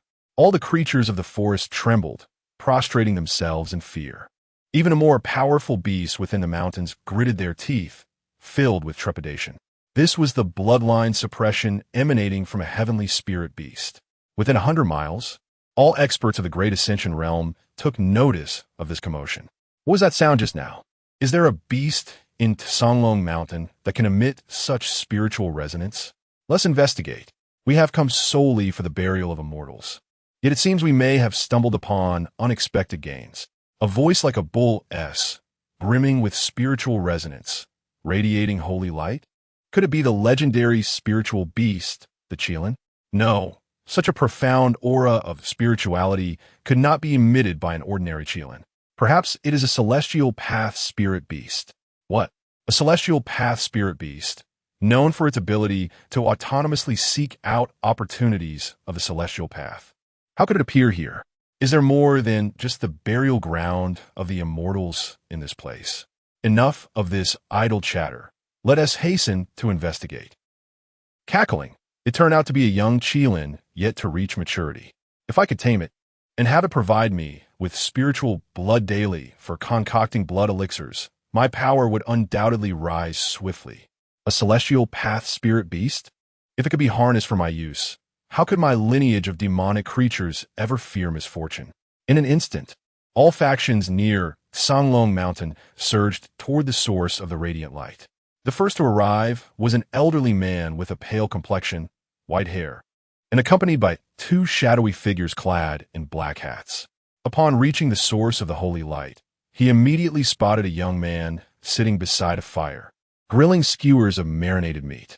The celestial path spirit beast was right beside him. The elder raised an eyebrow and began to probe the young man's background. No demonique cultivation. Merely at the 7th stage of the Great Ascension? Heaven has indeed favored me, allowing me to stumble upon such a significant opportunity. He couldn't help but laugh with excitement. With a wave of his hand, the two figures beside him vanished instantly, while he leisurely approached the young man by the fire. With a jovial tone, he spoke, his voice low and hoarse. "Young friend, it is quite late, and being alone in these deep mountains, are you not afraid of encountering danger?" Gu Yun turned to look and immediately broke into a hearty smile. "Indeed, elder, it is late. Are you not afraid of danger being alone in this wilderness?" Upon hearing this, the old man erupted into a hearty laugh. "Ha ha! Your question reveals that you must not have heard of my esteemed title. I am known as the Corpse Demon Ancestor." Feigning surprise, Gu Yun exclaimed. The Corpse Demon Ancestor of the Tianyan Corpse Sect? A mere corpse puppet that slaughtered an entire nation. The one wanted by the 4 righteous sects of the Eastern Continent? The Corpse Demon Ancestor laughed heartily. "Youngster, you possess some knowledge indeed. It is I. In light of your awareness of my origins, I shall grant you a swift end. Simply surrender the celestial path spirit beast at your side, and I can ensure your death is not excessively painful, even allowing you to keep your body intact, transforming your flesh into a corpse puppet to serve me." Hearing this, Gu Yun merely smiled nonchalantly. Yet before he could respond, a proud laughter erupted. "Ha! Corpse demon, old thief. Do you dare to covet the celestial path spirit beast? With a protector present, what do you count as?" As the voice faded, a crimson figure appeared within the sight of Gu Yun and the corpse demon. This individual was exceptionally robust, garbed in monk's robes, with a necklace strung with beads fashioned from human skulls. A potent scent of blood enveloped the figure, whose crimson hair resembled that of a feral beast. Upon encountering this individual, the previously arrogant corpse demon ancestor immediately furrowed his brow. Narrowing his eyes, a glint of caution flickered within them. Blood Buddha, to my astonishment, you two have arrived at Songlong Mountain. The Blood Buddha chuckled derisively. Do you believe you alone seek the burial ground of the immortal? However, I must admit, I did not anticipate encountering a celestial spirit beast, the holy light Qilin, here on Songlong Mountain. This creature is a rare treasure, seldom seen for a millennium, and it ought to submit to my Blood Buddha Mountain. The corpse demon ancestor snorted dismissively. You, with your crimson mane, do you truly think that I, at the pinnacle of the great ascension, fear you? Allow me to be frank. My life-bound corpse puppet has significantly enhanced its power. It would not be impossible to slay you. The Blood Buddha let out a cold laugh. You dare to proclaim the intent to kill in my presence? Very well. I shall first eliminate you before capturing that celestial spirit beast. With that, he immediately unleashed a terrifying surge of blood energy.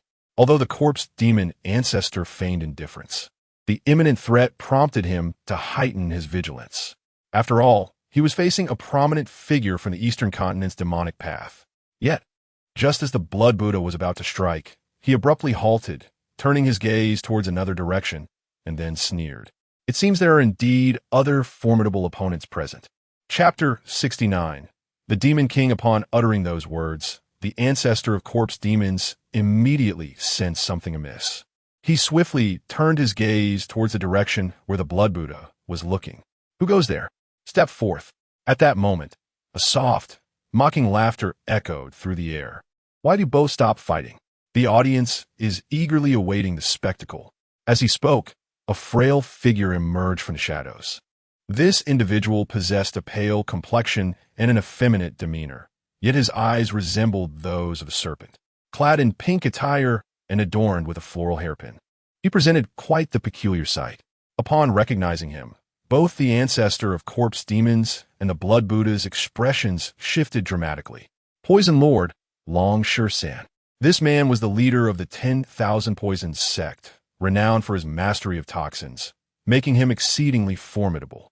Countless martial experts from the four major righteous sects of the Eastern Continent had met their demise at his hands, including a venerable figure from the Moon-Toad Palace. It was said that even those at the tribulation stage regarded his poisons with trepidation. Long Xuantian gazed at the two with a smirk. Oh dear, why the tension? I am not here to contest you for the Heavenly Dao spirit beast. The ancestor of corpse demons snorted disdainfully. If not for the spirit beast, are you perhaps interested in that wretched boy beside it? Do you think I would trust your deceitful words? Long Xuantian chuckled lightly. That handsome lad is indeed appealing, but his true target is both of you. Since we have crossed paths, it is only natural that we are here for the burial of immortals. It would be prudent to eliminate you two first to prevent any interference later on. As for the spirit beast and the young man, I merely intend to collect them as an afterthought. A nervous tension filled the air following his declaration. The ancestor of corpse demons and the Blood Buddha instinctively held their breath, discreetly retrieving antidotes, ready to strike at any moment. Their eyes met with a silent understanding, both contemplating an alliance to dispose of Long Xuantian first. However, at that moment, Long Xuantian's expression changed dramatically. Anger surged within him as he exclaimed, "Damn it! You two continue your game. I shall take my leave." The ancestor of corpse demons and the Blood Buddha were momentarily stunned. Yet in the next instant, they too felt an overwhelming, terrifying aura. Their eyes widened in shock. A chilling voice resonated. "Since you have arrived, why the rush to depart, fellow cultivator? Do you not welcome my presence?" A powerful aura enveloped all present. The three demon practitioners exchanged glances, their expressions shifting in alarm. A being of the Demon King level? May I inquire which esteemed member of the demon race graces us with their presence? A cold laugh followed. "I am Jin Ming." Instantly, the faces of the three demon practitioners turned pale. Jin Ming, the Demon King of the Great Peng clan. He was among the most formidable of the Eastern Continent's demon race. It was said that he once single-handedly confronted 10 peak cultivators of the righteous sects without faltering. One must understand that the demon race possesses naturally robust physiques, making them formidable opponents against humans of the same realm. Moreover, the Great Peng clan stood as royalty among demons, their strength vastly surpassing that of other demon tribes at the same level. In other words, even if three formidable practitioners of the demonic path were to join forces, they might still find themselves at a disadvantage against him. Long San let out a cold snort. Gentlemen, it seems we must first unite to eliminate this esteemed Taoist Jin Ming. The ancestor of corpse demons chuckled coldly. Perfect. I have long desired to refine a powerful corpse puppet from a demon clan. The Blood Buddha also burst into laughter. Who we strike first is of little consequence. All three were powerful figures of the Eastern Continent's demonic path, and even when confronted with a being of kingly stature, they possessed the strength to contend. Jin Ming transformed into human form, appearing not far from the trio, chuckling derisively. You three are truly courageous. It has been quite some time since I savored the flesh and blood of a peak great ascension human. Today seems an opportune moment to indulge. As both sides prepared for battle, Guiyun, who had been tending to the roasting meat, blew gently on it and cheerfully interjected, Gentlemen, have you all finished speaking? Perhaps it's time for me to say a few words? The three, including the demon, were momentarily taken aback, instinctively turning to Guiyun. How could a mere junior at the 7th level of the Great Ascension dare to speak at such a moment? The ancestor of corpse demons scoffed disdainfully. What are you? This is no place for your prattle. Just as his words fell, a flash of golden light zipped by. The ancestor of corpse demons was stunned, his eyes widening in disbelief. Though his body had not moved, the world around him began to spin chaotically. Bang! His head and body were severed, collapsing into a pool of blood. Both Long San and the Blood Buddha stared wide-eyed. While the ancestor of corpse demons might not have been the strongest among them, his defensive capabilities were undoubtedly the most formidable. His dark arts allowed him to transfer any damage inflicted upon his true body to his corpse puppets.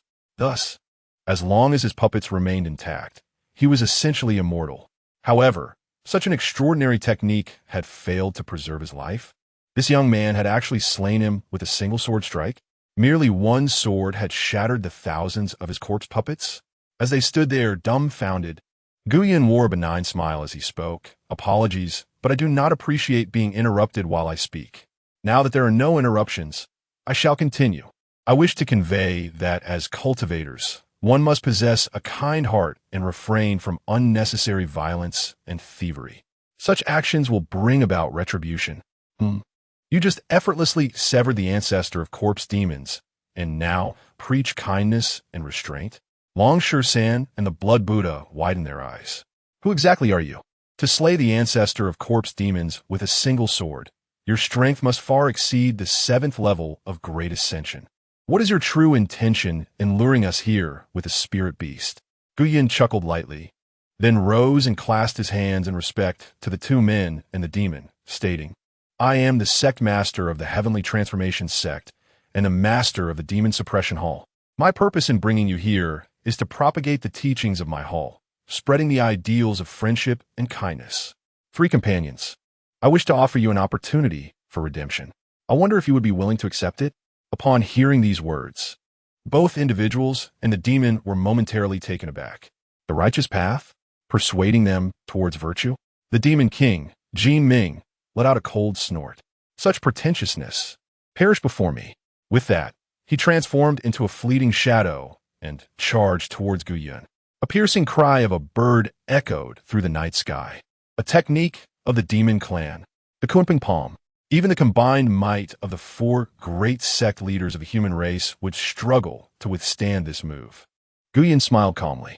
My friend, you see, you have indeed become a beast, wholly ignorant of enlightenment. Very well, if reason fails. I possess a mastery of palm techniques myself. With that, a smirk appeared on his lips, his eyes widened, and he suddenly raised his hand. Boom! The demon king, Jin Ming, instantaneously widened his eyes in shock. Bang! Chapter 70, Why Not Be Human? Bang! The great Peng King felt as though an enormous mountain, towering at 100,000 miles, had violently crashed upon him. He was utterly defenseless and was sent reeling backward. Spit! The great Peng King fell hard, blood pouring from his mouth, his complexion as pale as death. It was evident that this blow had severely damaged his foundation. Long San and Blood Buddha stared in disbelief. Was this youth even human? How could he withstand the might of a royal demon with mere flesh? Moreover, this was in the context of him being of lower cultivation than the great Peng King.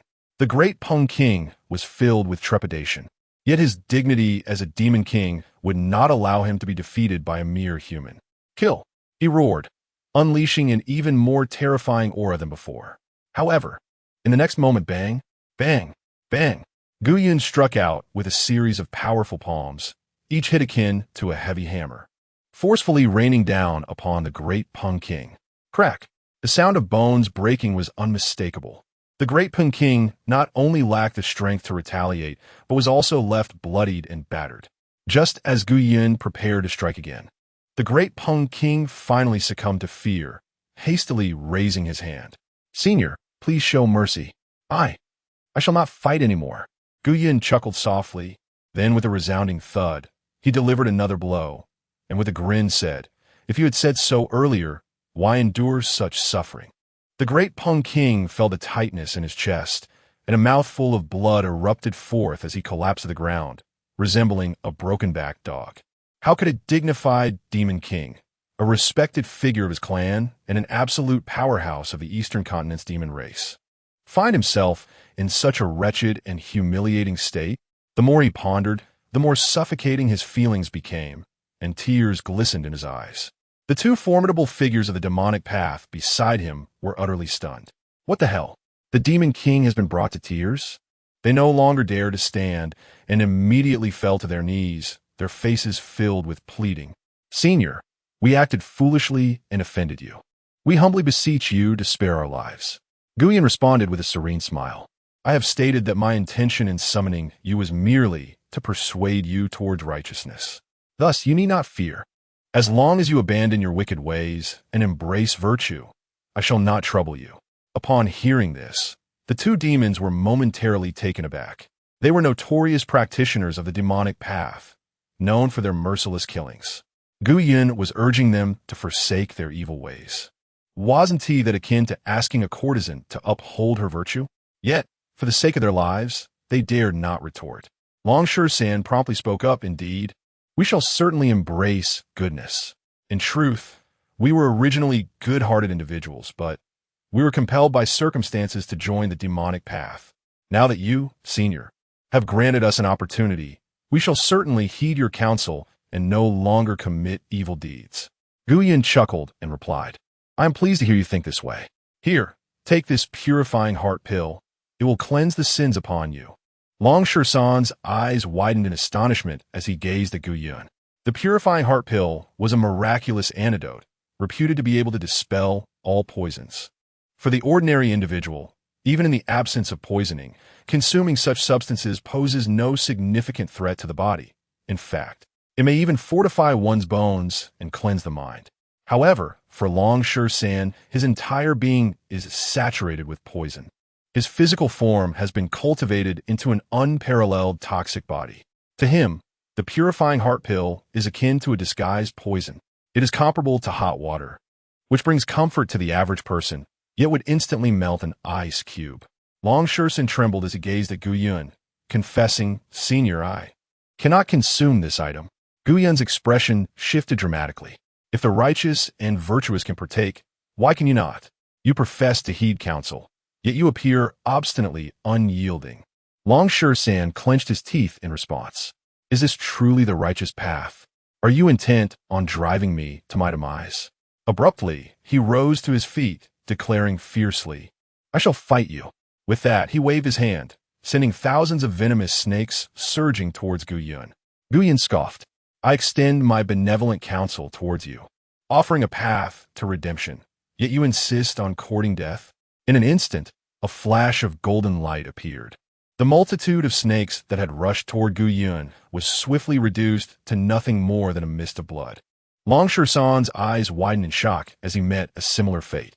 Witnessing this, the Blood Buddha and the great Peng King were engulfed in profound terror, solidifying their conviction that this was no righteous individual.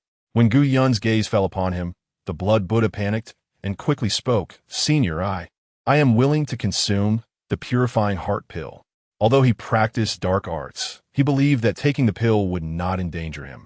Thus he hesitated not for a moment, fearing Gu Yun's wrath might lead to his demise.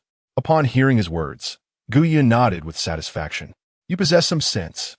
However, to ascertain your intentions towards righteousness, a test is required. Come, behold this object. As he spoke, Gu Yun produced a small flag, radiating golden light and shimmering with vibrant colors, exuding an aura of sanctity. With a slight exertion of energy, the flag released a benevolent essence, drawing the souls of the corpse demon ancestor and Long Sure San into its fabric. At this sight, the great Peng King and the Blood Buddha gasped in astonishment. I told you he is of the demonic way. Though the colors differed, they concluded that the object in Gu Yun's possession was indeed the soul-gathering banner. Practitioners of the dark arts are all too familiar with this item, and its grade is not low. Only those of ancestral caliber within the demonic realm could possibly cultivate it. The Blood Buddha was filled with elation. Senior, we are comrades. I can see at a glance that you are a formidable being of the demonic path. Is that not the soul-gathering banner in your hands? He believed he had secured a favorable position. However, Gu Yun's fury erupted. Silence. The item I wield is a sacred artifact of the righteous path, the imperial sovereign flag. How dare you equate such a holy object with a soul-gathering banner? It is evident that your heart is not aligned with righteousness. Your malevolence distorts your perception, making everything appear as though it belongs to the demonic realm. The Blood Buddha's eyes widened in disbelief. What? The imperial sovereign flag? Why have I never heard of this? Moreover, is this not the soul-collecting banner? Gu Yun was utterly disheartened. You are beyond salvation. Having spoken, he struck out fiercely. Blood Buddha, taken aback, was about to retort when, boom, he was shattered by a single blow. His divine essence was naturally absorbed by the Emperor's banner. The only one still alive, the great Peng King, was left speechless. Those three individuals were quite prominent figures within the demonic realm, and yet they had been so casually dispatched by this youth before him. Recalling the tremendous force Gu Yun had unleashed upon him, the great Peng King was finally gripped by fear. He began to retreat, stammering, I am willing to consume the heart-purifying pill. What you hold is not the soul-collecting banner, but the Emperor's flag. I truly wish to be a good great Peng bird. Upon hearing this, Gu Yun's face fell in disappointment. Why not strive to be a good person instead of descending to the level of a beast? The great Peng King was utterly taken aback by these words. I was never human to begin with. Chapter 71. The Hall of Souls demons can be slain, but not insulted. The King of the Rock was instantly filled with rage. I have treated you with kindness. In response to his fury, Gu Yun merely smiled, unrepentant to the end. With that, he swiftly raised his hand. Bang! The once mighty Demon King fell at once, transforming the four great evildoers, virtue as vast as a mountain. Reward, 3,000 virtue points. The little Qilin was overjoyed, eyeing the demon core of the rock with drool pooling at its mouth. Seeing that Gu Yun did not object, it immediately lunged forward and swallowed it whole. Subsequently, it looked at Gu Yun with excitement, as if to inquire, shall we continue? Gu Yun chuckled and shook his head. We cannot ferry so many. These will suffice. The time is nigh. Let us venture to the burial ground of immortals. With no choice but to acquiesce, the little Qilin nodded. Before long, Gu Yun arrived at the hidden Dragon Valley. The moon hung high in the sky, its stars few and far between. However, a dark shadow swiftly enveloped the full moon, consuming it entirely. The celestial event of the dog eating the moon was about to commence. As the moon was completely swallowed, the valley's ominous energy reached its zenith, causing the seal of the 9 dragons burial array to tremble. Seizing the moment, Gu Yun boldly charged in. Boom! At the instant he entered the burial ground of immortals, the ancient battlefield shuddered. The numerous demonic souls sealed at the heart of the array quivered. Someone has breached our sanctum? Ha ha! We have finally awaited this rare opportunity. Uncertain whether the intruder hailed from the demonic lineage or the righteous sects, they declared, regardless of who it is, they're all our prey. He. In the ancient battlefield, countless demonic souls existed. However, The 9 supreme demons, desperate to prolong their existence and avoid annihilation by the array, began to devour the souls of others. In the end, only the souls of the 9 supreme remained. Yet, even their essences were on the brink of obliteration by the array. Thus, upon sensing an intruder, they were filled with excitement. If they could leverage this newcomer, perhaps they might escape the ancient battlefield and regain their freedom. Under the eager gazes of the gathered souls, a figure finally appeared, advancing toward them. Clad in a long green robe, exuding an air of nobility, he radiated a faint, ethereal light. By the heavens, it is a disciple of the righteous path. That attire belongs to the Tianyan Sect. This lad is certainly one of theirs. It may prove challenging to utilize him to free us. Fear not, I have a plan. Heed my command. Shortly, Guyan arrived at the center of the array, where a small ceiling barrier was clearly visible, housing several figures within. A smile crept upon Guyan's lips. At last, I have found them, the new members of my human emperor's banner. Unexpectedly, one of the figures within spoke. Youngster, who are you to trespass into this ancient battlefield? Are you not aware of the perils that lie within? Guyan paused momentarily, then burst into laughter, bowing respectfully to the spirit before him. The younger generation of the Tianyan Sect, Guyan, has come to the ancient battlefield in search of opportunities. The spirit chuckled softly, revealing a look of satisfaction. Ah, so you are disciples of the righteous path. Excellent. Truly, the younger generation is formidable. Guyan couldn't help but inquire, esteemed elders, are you also followers of the righteous path? I have heard that this ancient battlefield is sealed with the formidable powers of the demon race. The spirits immediately responded with a proud smile. Those demon powers are not foolish enough to simply await their sealing. In the past, we ventured into the fray, luring them into the grand formation, which ultimately led to their confinement. For thousands of years, we have fought against them, and in the end, we succeeded in their annihilation. Seeing you, the younger generation, thriving in this prosperous era, makes our sacrifices worthwhile. Guyan feigned astonishment. Ah, so it is. Esteemed elders, your sacrifices for the righteous path have led to our encounter today, which must be the will of the heavens. It is destined that I am here to rescue you. The 9 supreme beings of the demon path were instantly exhilarated. This naive lad is easily deceived, believing everything he hears. They quickly replied, your thoughts bring us great comfort. Fear not, young one. If you free us, we shall surely reward you handsomely. Choose any of the legendary weapons we possess. They are yours. Indeed, whatever you desire, we can fulfill. Just destroy the eye of the formation beside you, and we shall. Be your greatest opportunity. Guyan nodded eagerly, exclaiming, excellent. Without hesitation, he directed his hand toward the stone pillar of the formation eye and struck with the palm. Boom! In the next moment, the formation eye was shattered, and the seal was broken. The spirits of the 9 supreme beings of the demon path erupted in raucous laughter. Freedom! At last we are free. They've been trapped for millennia, on the verge of being completely obliterated within that seal. To their astonishment, just before their demise, they encountered naive youth who liberated them. Truly, the heavens assist the flourishing of the demon path. At that moment, Guyan, filled with joy, respectfully addressed the group. Esteemed elders, having been trapped for so long, your spirits must be gravely damaged. Quickly, enter my hall of heroic spirits to recuperate. Within it dwell the heroic spirits of my righteous path ancestors. Upon hearing this, the 9 supreme beings of the demon path exchanged glances, their excitement evident in their mischievous smiles. Indeed, their spirits were severely damaged, but they required no rest.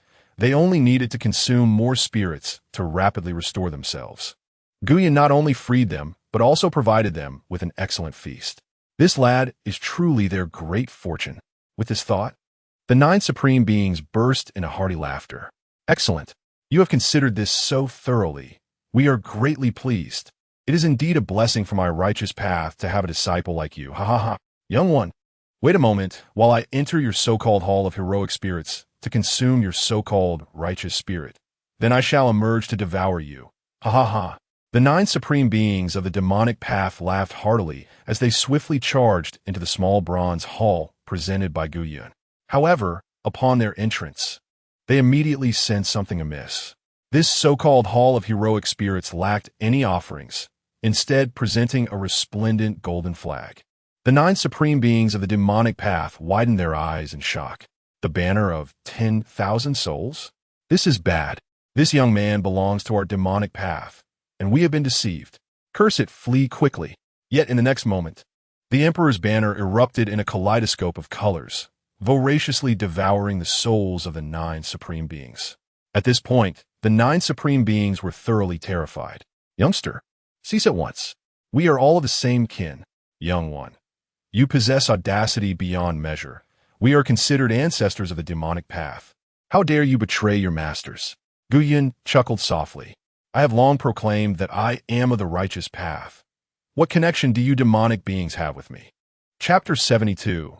The Art of Slaughter. Upon hearing these words, the 9 supreme beings of the demonic path widened their eyes in disbelief. How tragic it is to have lived one's life as a hawk, only to be pecked in the eye by one in the end. Yet at this moment, any word spoken would be futile. With a series of anguished cries, all 9 were dragged into the imperial sovereign flag. In an instant, the flag radiated a brilliant golden light. These 9 supremes, sealed and eroded for years, had seen their powers significantly diminished. Yet they still possessed the peak cultivation of the great completion realm. Now, they were entirely absorbed by the imperial sovereign flag, which consequently experienced a notable enhancement in quality. It ascended to the status of a top-grade spiritual artifact of the heavenly tier. However, this also indicated that its potential had reached its limit. Should it encounter rare and extraordinary materials, it might ascend further. Of course, using merit points could also elevate it. But Guyan felt there was no immediate necessity for that. Transforming the 9 supreme beings of the demonic path, merit as vast as the sea. Reward: 30,000 merits, boundless golden body. A smile graced Guyan's lips. He truly relished performing virtuous deeds. The boundless golden body, impervious to water and fire, repels evil and protects one's body, rendering it immortal. With such a precious physique, Guyan could surge forward and strike at the pinnacle of the great completion stage, subsequently unlocking the 3 gates. The so-called 3 gates consist of the Earth Gate, Heaven Gate, and Heart Gate. These represent the realms beyond the pinnacle of the great completion stage and serve as the final preparations for the tribulation realm. When the 3 gates are unlocked, the resonance between heaven and earth intensifies. This allows for greater insights during the tribulation realm, paving the way for a more profound journey. However, not everyone possesses the aptitude to unlock the 3 gates. First, one must refine the physical body to its utmost limit. Otherwise, opening even one gate could lead to bodily collapse. Secondly, immense comprehension is required, or one remains forever distant from the 3 gates. Some individuals, despite having tread the pinnacle of great completion for years, never grasp the threshold of this realm. Even many so-called extraordinary geniuses, despite exerting their utmost efforts, ultimately falter at either the Earth Gate or Heaven Gate, with the most challenging Heart Gate remaining forever closed. Yet, Guyan had no need to worry about such matters. As long as he accumulated sufficient merit, unlocking all 3 gates would not pose a challenge. At this moment, the seal of the ancient battlefield was shattered, and the overall barrier dissipated. He did not hasten to leave, but instead settled down on the spot to begin enhancing his cultivation. During this period of accumulation, his merit in the Merit Monument had already surpassed 70,000. Directly challenging the pinnacle of great completion and simultaneously unlocking the Earth Gate would pose no issue. He held his breath and focused, taking a deep breath. In the next moment, an invisible wave of spiritual power radiated from his being, causing the countless human bones and broken weapons scattered across the ancient battlefield to disintegrate into dust. Boom! Guyan's aura began to ascend. A beam of golden light shot into the sky. The evil god's slaying sword seemed to sense its master's rapid cultivation advancement and became animated, soaring through the air as if to celebrate Guyan's swordplay. Great completion, 8th realm. Great completion, 9th realm. Pinnacle of great completion. The golden body reached perfection. The 3 gates manifested, and the gate of desperation swung open. Guyan's eyes suddenly snapped open. In the next moment, he underwent a profound transformation. Rising from the ground, he exuded an aura of dominance over the realm. Standing upon this vast expanse, it felt as if he could continuously absorb the energies of this world. He had reached the pinnacle of the Great Ascension, unlocking the first threshold of enlightenment. Although his merit points had been entirely depleted, he was immensely satisfied with this outcome.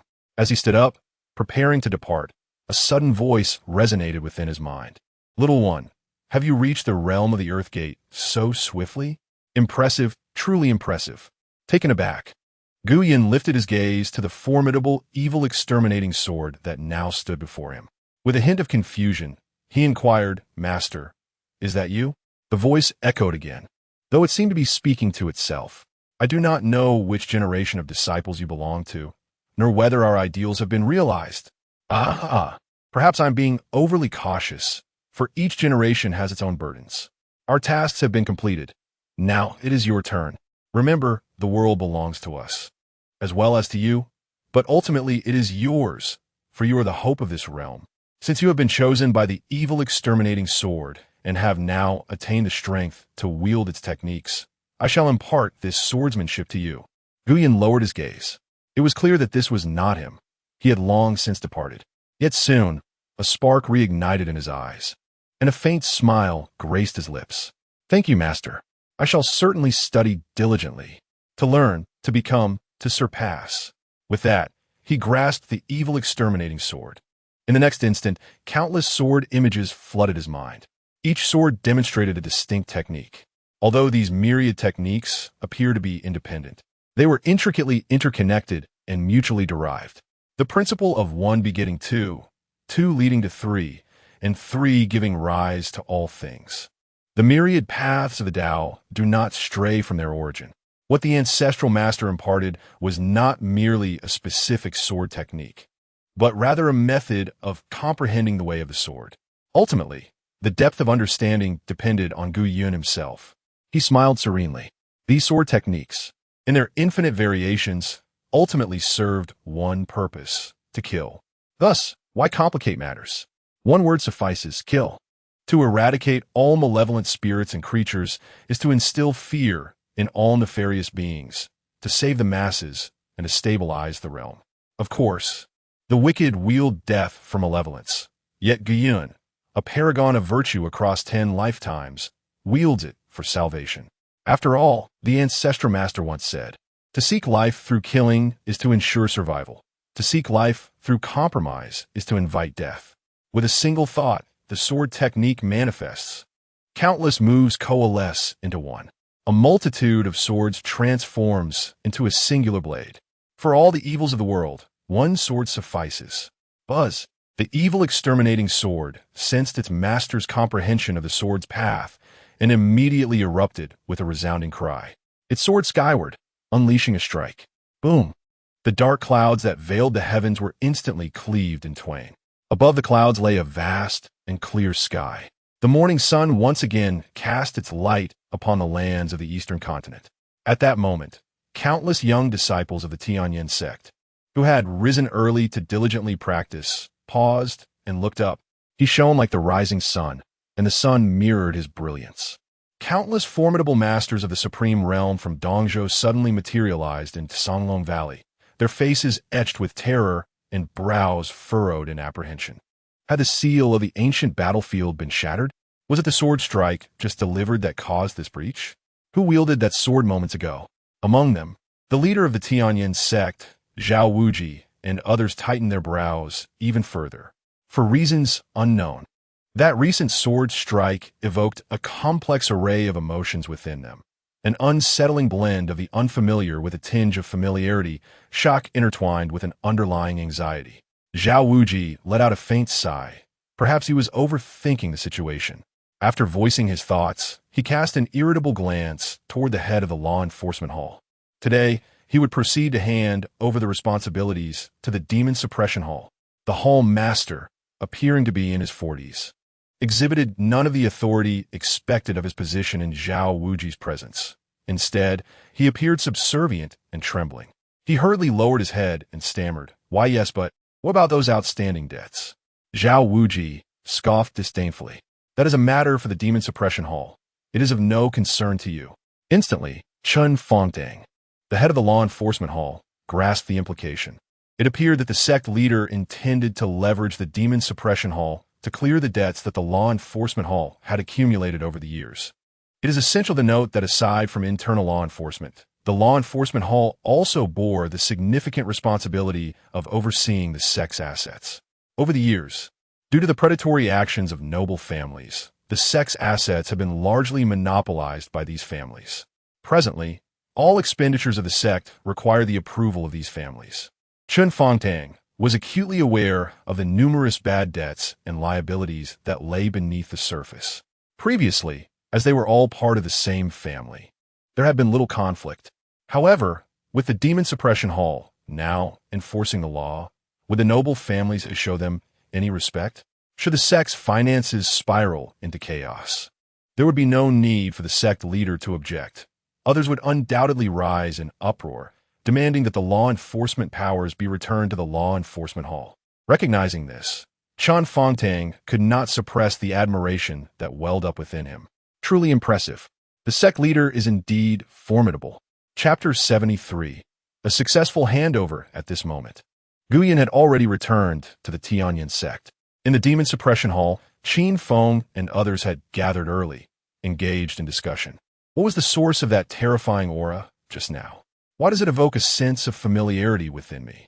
If only the head of the law enforcement hall were here for the handover today, I would be tempted to take a look. Just then, Gu Yun emerged leisurely, smiling as he addressed the crowd. "Gentlemen, what are we discussing?" Qin Feng and the others immediately clasped their hands in respect, replying, "Greetings, Hall Master." Qin Feng smiled lightly. "It is merely idle chatter. There is no need for the Hall Master to concern himself. The handover shortly will be the true matter of significance for our Demon Suppression Hall. Therefore, I wish to offer a word of caution to the Hall Master. Today's handover may not proceed as smoothly as anticipated." Upon hearing this, the others fell silent, their expressions growing grave. It was evident to all that Zhao Wujing would not relinquish control over the law enforcement power so easily. Thus, this so-called handover was likely to be fraught with pitfalls. Yet, the Demon Suppression Hall had no alternative, even aware of the potential traps. They had to grit their teeth and accept. Gu Yun chuckled softly, well aware of the situation, but he remained unfazed, responding calmly, "No matter. Let us proceed according to the sect's regulations." Qin Feng nodded in agreement. Before long, a report came from the hall's guards, reporting to the hall master and esteemed elders. "The head of the law enforcement hall, Chun Fongtang, has arrived." The crowd collectively inhaled sharply, steeling themselves. No matter what they faced, reclaiming the internal law enforcement power was imperative. Moments later, a figure appeared at the entrance.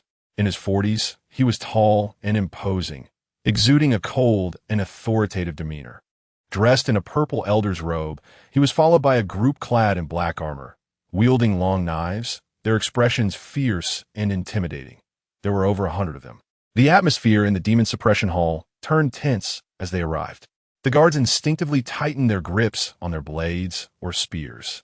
These black armor guards were elite protectors of the law enforcement hall, with 100 individuals being at least at the Xiandan realm, and among them were over a dozen at the refining void realm. Leading them was Chun Fongtang, the head of the law enforcement hall, accompanied by 3 elders, all at the great ascendance realm. Such strength, assembled together, was capable of obliterating a medium-sized cultivation family. Their arrival at the Demon Suppression Hall was marked by an aggressive aura, suggesting they were not there for a simple handover, but rather seeking confrontation. Qin Feng and the others snorted coldly. "Are they trying to bully the Demon Suppression Hall? How audacious!" One elder remarked with a sneer, "Chun Hall Master, bringing so many people here, are you planning to engage in a contest with us before the handover?" The members of the law enforcement hall merely scoffed, paying no heed to the provocation. Chun Fongtang, showing no courtesy, walked in and took a seat on a nearby chair, while someone promptly stepped forward to serve him tea. He chuckled lightly, his tone indifferent. "What is this talk? Chun, would never entertain such thoughts. Please do not misunderstand. The sheer volume of items to be transported necessitated the involvement of so many individuals. Qin Feng let out a cold chuckle. Master Chun, I cannot shake the feeling that you harbor some dissatisfaction regarding the transfer of your law enforcement authority to the Demon Suppression Hall. Chun Fongtang raised his teacup and cast a sidelong glance at Qin Feng, a hint of a smirk gracing his lips. After taking a sip of tea, he feigned indifference. How could I dare to express dissatisfaction? Since it is the order of the sect master, I shall cooperate fully. However, I must remind Elder Qin and everyone present that the enforcement of laws within the inner sect is not a task suited for just anyone. Do not delude yourselves into thinking you have acquired some coveted position. With that, he signaled to his subordinates. Soon, crates filled with documents were brought in and unceremoniously placed before Qin Feng and the others. Chun Fongdang continued. These are the archives from the Law Enforcement Hall over the past few years, along with unresolved cases that will now be your responsibility. We shall be relieved of this burden. As for older records, I have brought you the tokens required to access the archives in the sect's library. You may peruse them at your leisure. Oh, and there's one more matter.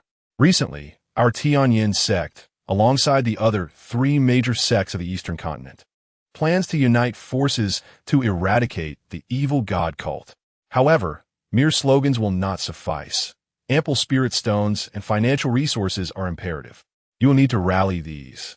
So I must trouble you to gather them from the Demon Suppression Hall. With that, he tossed a few crates of ledgers toward the group. The crowd collectively frowned, and immediately someone stepped forward to inspect the contents. The individuals soon gasped in shock. What is this?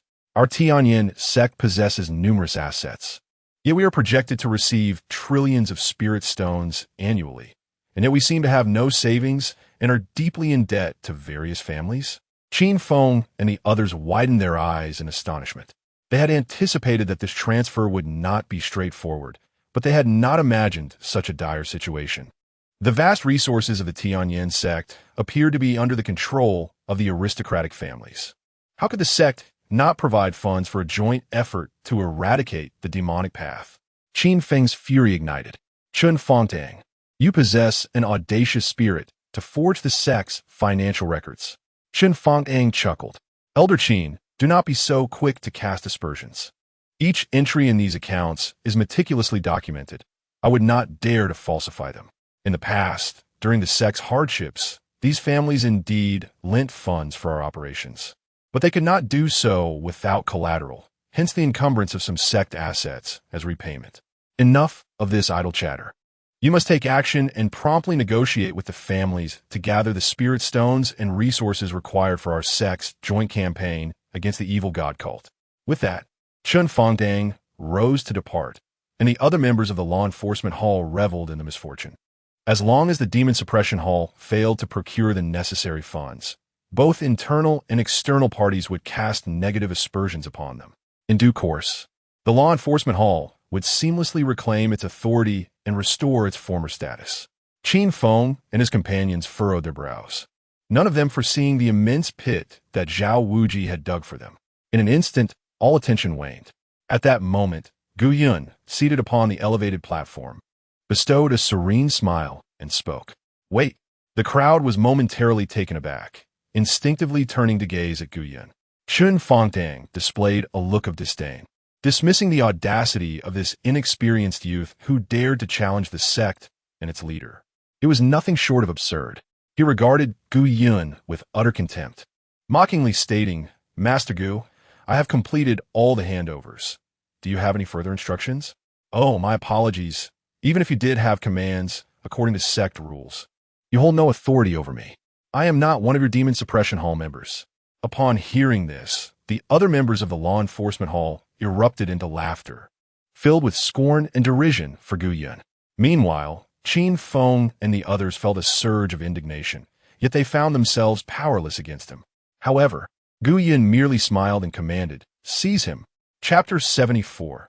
Truth on the tip of the flying sword as Gu Yun's words echoed in the air. Every individual present stood in stunned silence. However, Qin Feng and his companions swiftly regained their composure. Indeed, in an instant, the members of the Demon Suppression Hall, who had long harbored disdain for Chun Fongtang and his associates, surged forward, surrounding the members of the law enforcement hall. The latter, furrowing their brows, were immediately incensed. What do you intend to do? On what grounds do you confront us? Chun Fangtong's eyes widened in fury as he turned to Gu Yun, coldly stating, "What do you mean by this, Hall Master Gu? Which rule have we violated that warrants your actions against us?" Gu Yun smiled. "I declare that you have transgressed whichever rule I specify. The ultimate authority to interpret the sect's regulations lies with me." Upon hearing this, even the members of the Demon Suppression Hall gasped in disbelief. Can power truly be wielded in such a manner? Chen Fangdang, too, was taken aback. He had thought that having previously overseen the law enforcement hall was absurd enough, yet Gu Yun now surpassed even that. There was no pretense. He was blatantly abusing his power. You lack evidence, and yet seek to condemn us? The sect master will not let this pass, and the other disciples of the sect will certainly not agree. Gu Yun burst into laughter. "Chairman Chun, have you now begun to speak of evidence? I have heard that you adjudicate cases based solely on relationships and backgrounds, never concerning yourself with any so-called evidence. Yet, when the tables are turned, you suddenly demand proof. However, I have always preferred to persuade through reason. Since you desire evidence, I shall provide it." With that, he turned to the guard beside Chen Fangtang. "Reveal the treacherous deeds that Chen Fangtang has committed against the sect's regulations." The crowd fell silent in shock. Was Gu Yun asking Chen Fangtang's subordinates to incriminate him? Chen Fangtang's expression darkened immediately. Yet, he could only smirk. His subordinates were fiercely loyal and would never betray him. Gu Yun would not extract any information from them. As expected, the question guard was momentarily taken aback, but then he adopted a defiant demeanor. "Stop slandering. Our chairman Chun has always been just and incorruptible, never engaging in any actions contrary to the sect's rules." After saying this, he cast a sly glance at Chen Fangtang, seemingly seeking approval. Chen Fangtang chuckled derisively, looking disdainfully at Gu Yun, curious as to what other tactics he might employ. However, in the next moment, a flash of golden light pierced the air. Whoosh! The guard, previously so resolute, widened his eyes in shock, and with a swift motion, his head fell, landing in a pool of blood. The members of the law enforcement hall gaped in disbelief. Even they would not act so recklessly, indulging in wanton slaughter. Wasn't the Demon Suppression Hall the very institution that prided itself on procedural justice? Did they not uphold the sect's rules? How could they, once in power, act with such brazen impunity? Even the elders of the Demon Suppression Hall could not help but frown. While they understood the desire to challenge Chen Fangtang and his group, could they truly resort to murder so casually? They exchanged glances with Elder Qin Feng, who took a deep breath and discreetly transmitted his thoughts. "Remain calm, remain composed. The Lord must have his reasons for such actions." At this moment, Gu Yun let out a cold, mocking laugh.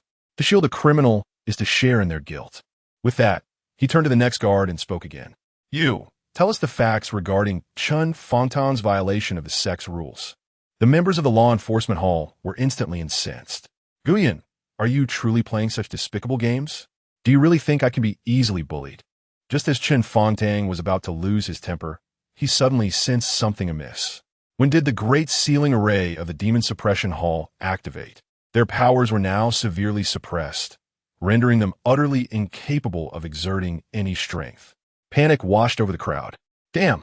The guard whom Gu Yun had singled out trembled, glancing nervously between Chen Fangdang and Gu Yun. He was genuinely too frightened to speak, yet the grim fate of others loomed before him. He felt he had no choice but to speak.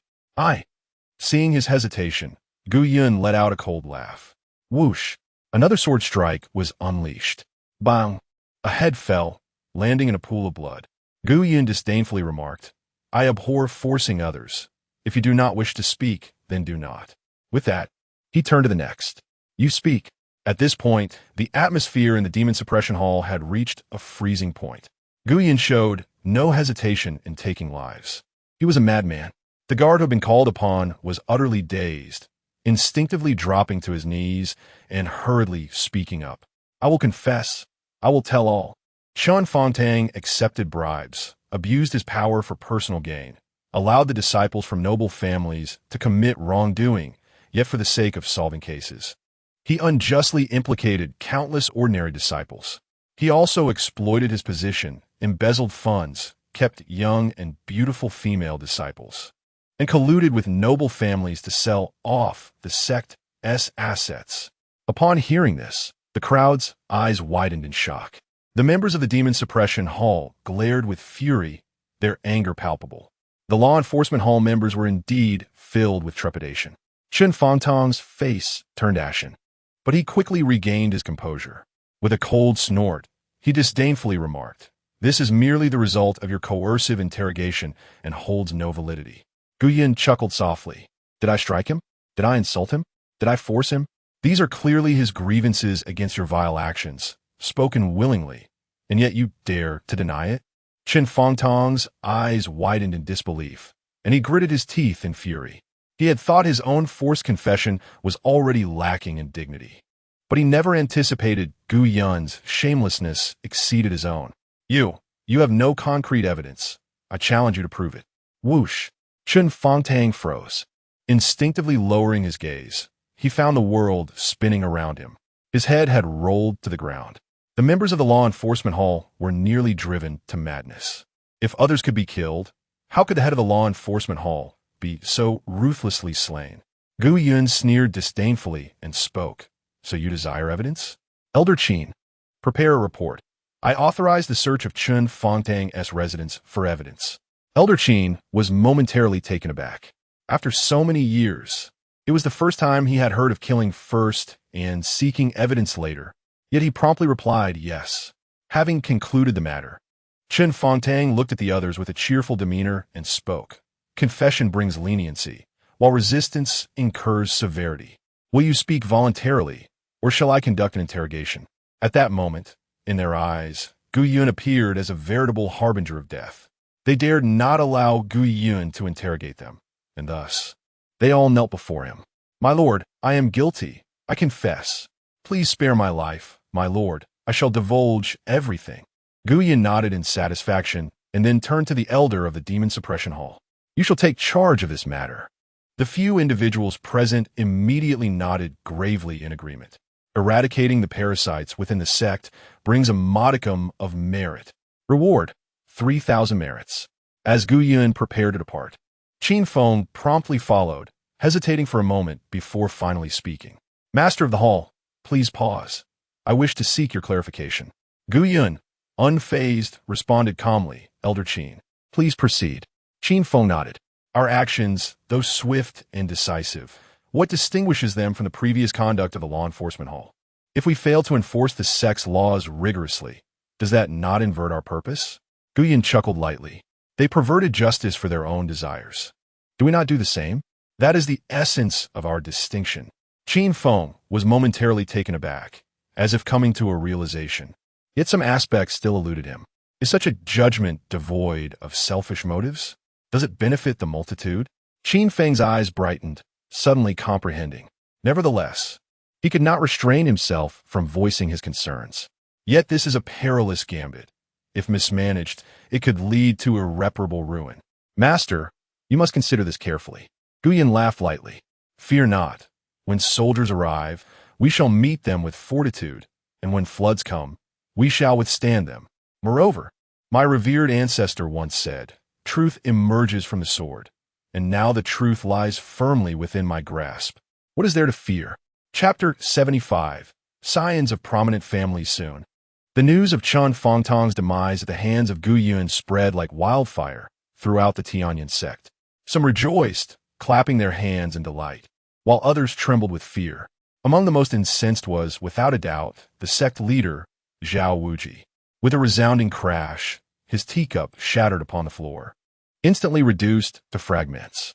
Zhao Wuji clenched his teeth, his countenance darkened. Since ascending to the position of sect leader, he had always presented himself with a calm and composed demeanor.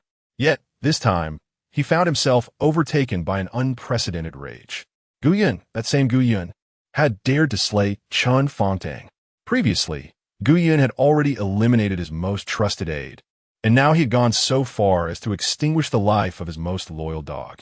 If this continued, Guiyun would obliterate Zhao Wuji's authority as sect leader. In such a scenario, both the prominent families and his subordinates would inevitably question his capabilities and methods. The more he pondered, the more his expression soured. His subordinates stood by in an oppressive silence, each too afraid to utter a word, fearful of further inciting Zhao Wuji's wrath and facing dire consequences. The grand hall was enveloped in a deathly stillness. Not a soul dared to breathe heavily.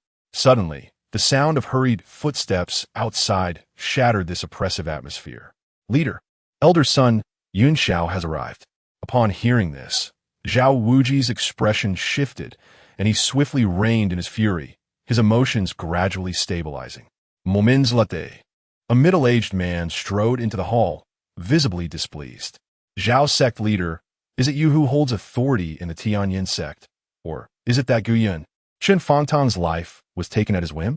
His family's assets seized at his command? Has our Tianyan Sect descended into lawlessness? Zhao Wuji regarded the furious man with a hint of a cold smile.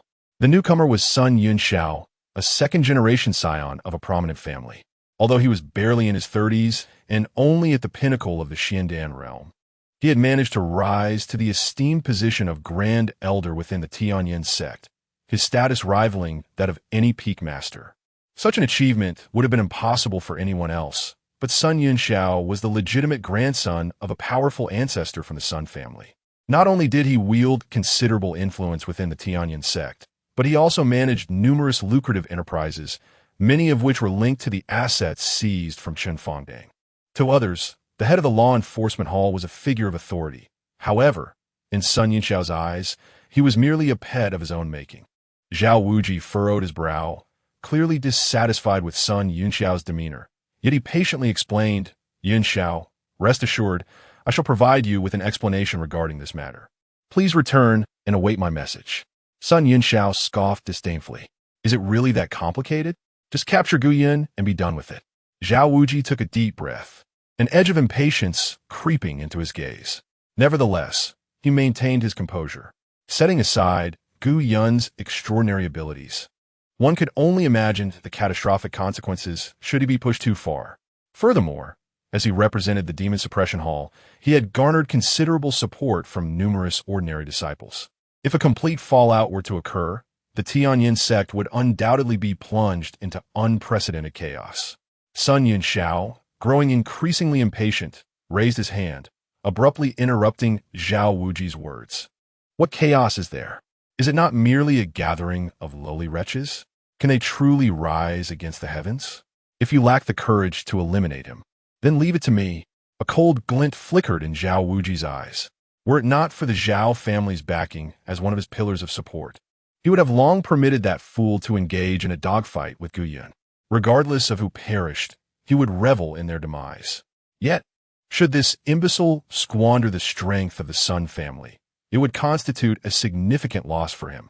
He inhaled deeply, intending to dissuade further. However, Sun Yun Xiao abruptly rose, coldly declaring, Enough, this matter is settled. With that, he turned to leave, entirely dismissive of Zhao Wuji, the clan leader. Zhao Wuji instantly erupted with rage. Those bastards, all of them, were it not for the Sun surname, that fool would have met his end just now. Zhao Wuji remained composed, though not devoid of fury. Despite his simmering anger, he ultimately allowed reason to prevail. Sun Yun Xiao must not come to harm, nor could the Sun family afford a clash with Guyan. Thus, gritting his teeth, he bellowed, Go to the Sun family and summon the family head. Meanwhile, after Sun Yun Xiao departed, he hastened to the Demon Suppression Hall. He was well aware that, with his limited abilities, he could not contend with Gu Yun and his cohort. Therefore, prior to his arrival, he had summoned 3 allies, Sun Tianda, the head of Dragon Flame Peak, Zhang Wenda, the head of Skyward Peak, and his guardian, the supreme master of all laws, Long Tianxiao. This Long Tianxiao was no ordinary individual. In his previous days as a wandering cultivator, he had already gained renown throughout the eastern state. He withstood a full force strike from the leader of the Divine Sword sect and emerged unscathed. He ventured into the sacred grounds of the demon clan, surrounded by countless powerful beings, and yet returned unscathed. His title, Supreme Master of all Laws, stems from his mastery of diverse and ever-changing techniques. Most importantly, he stood at the pinnacle of the great completion realm, with his physical form cultivated to perfection. He was already half a step into the Earthgate realm. Once he successfully entered this realm, his strength would undoubtedly rival that of Zhao Wuji, the leader of the Tianyan Sect. With him by his side, Sun Yunxiao felt emboldened to confront Gu Yun head-on. Before long, the group arrived at the Demon Suppression Hall. Upon their arrival, the guards immediately approached to inquire about their identity and purpose.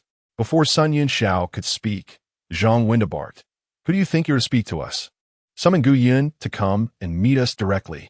Upon hearing this, the guard furrowed his brow and retorted, "Did you just instruct our hall master to roll out?"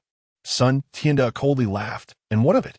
I tell you, both I and Peak Master Zhang are leaders of our respective peaks, on par with Gu Yun in status, while the other two possess even more esteemed identities. What issue is there in having him come forth to greet us?" After he spoke, Sun Yunxiao couldn't help but smirk coldly. There was no one in the Tianyan Sect more formidable than himself. Emir Gu Yun was but a trifling figure. Today, he arrived solely to convey to Gu Yun that whether one is a dragon or a tiger, one must remain in their rightful place.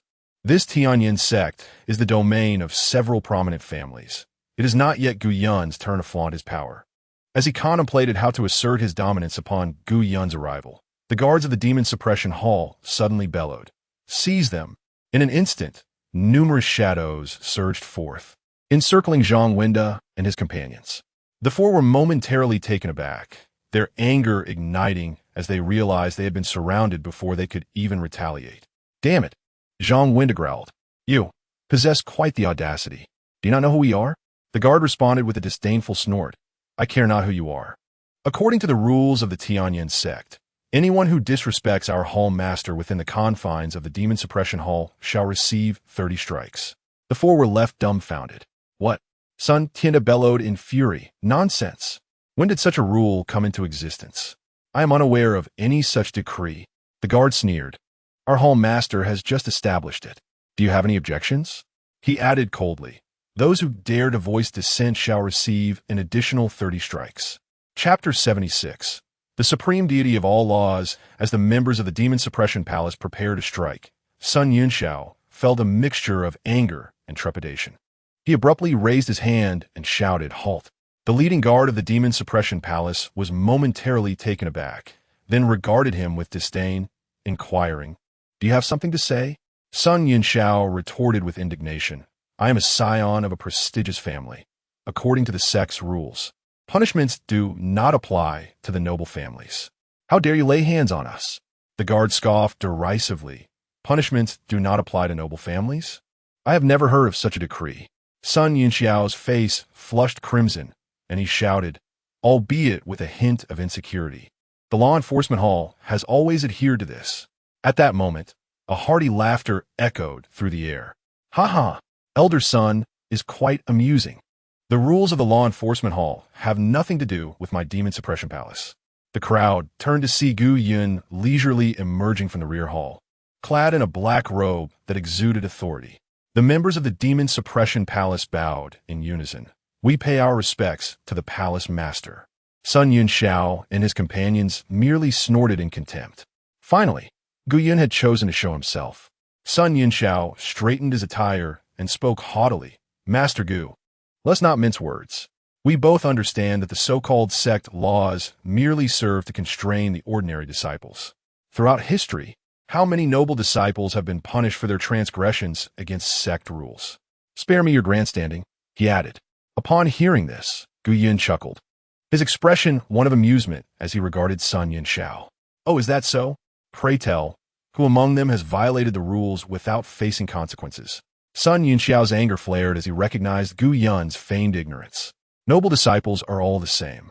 For instance, just as he was about to continue, Sun Tianda swiftly stepped forward to cover his mouth, urgently whispering, "Cousin, we are here to teach him a lesson, not to expose ourselves."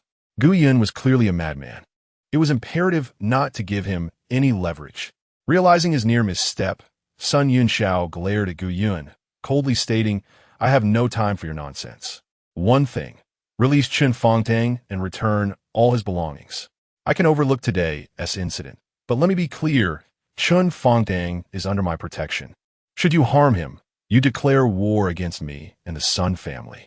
Gu Yun chuckled, a glint of mischief in his eyes as he regarded Sun Yunxiao. "Are you certain that Xuantian belongs to you?" Sun Yunxiao replied haughtily, "Of course." Gu Yun smiled again, shifting his gaze to Sun Tianda and Zhang Wenda. "So, you are all in cahoots, then?" The latter two exchanged uneasy glances, a flicker of concern crossing their faces. Yet, Sun Yunxiao grew impatient. "Quit your idle chatter. I shall repeat myself. Release him." Gu Yun then waved his hand. "Seize those accomplices of Xuantian.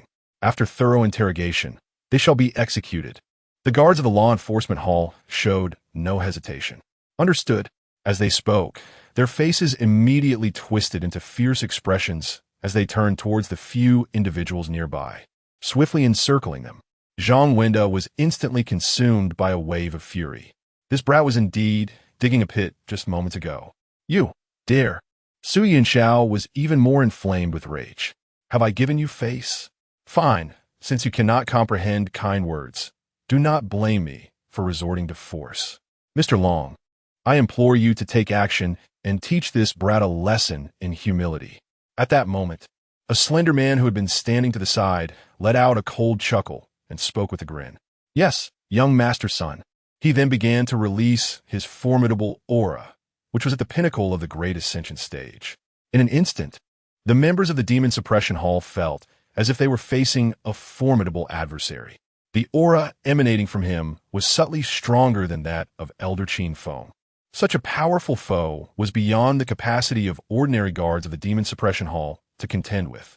Yet, despite this, the members of the hall did not exhibit fear. The leader of the guards gritted his teeth and let out a low growl. "You dared to act recklessly within our Demon Suppression Hall. Seize him." With his command, the great array of the Demon Suppression Hall was activated in an instant. Within this formation, even those at the Great Ascension stage would be suppressed. Though it did not completely stifle their powers, it was sufficiently formidable. As long as the members of the hall formed the Demon's subduing array, even those at the peak of the Great Ascension stage would not stand a chance. However, in the face of such a situation, Long Tianxiao merely smiled indifferently. He spoke with ease. "The Demon Suppression Array truly lives up to its reputation. It is fortunate that I, Long, have the opportunity to witness it today." Alas, before he could finish, he slowly raised his hand. Remarkably, his cultivation, which should have been suppressed by the formation, remained entirely unaffected. He formed a hand gesture and uttered a low command. "Break!" Boom! A dragon's roar reverberated throughout the Demon Suppression Hall. An invisible golden wave erupted forth. The heavy sensation that had been pressing down on Zhang Wenda and the others suddenly vanished. Everyone let out a sigh of relief, their lips curling into expressions of triumph and mockery.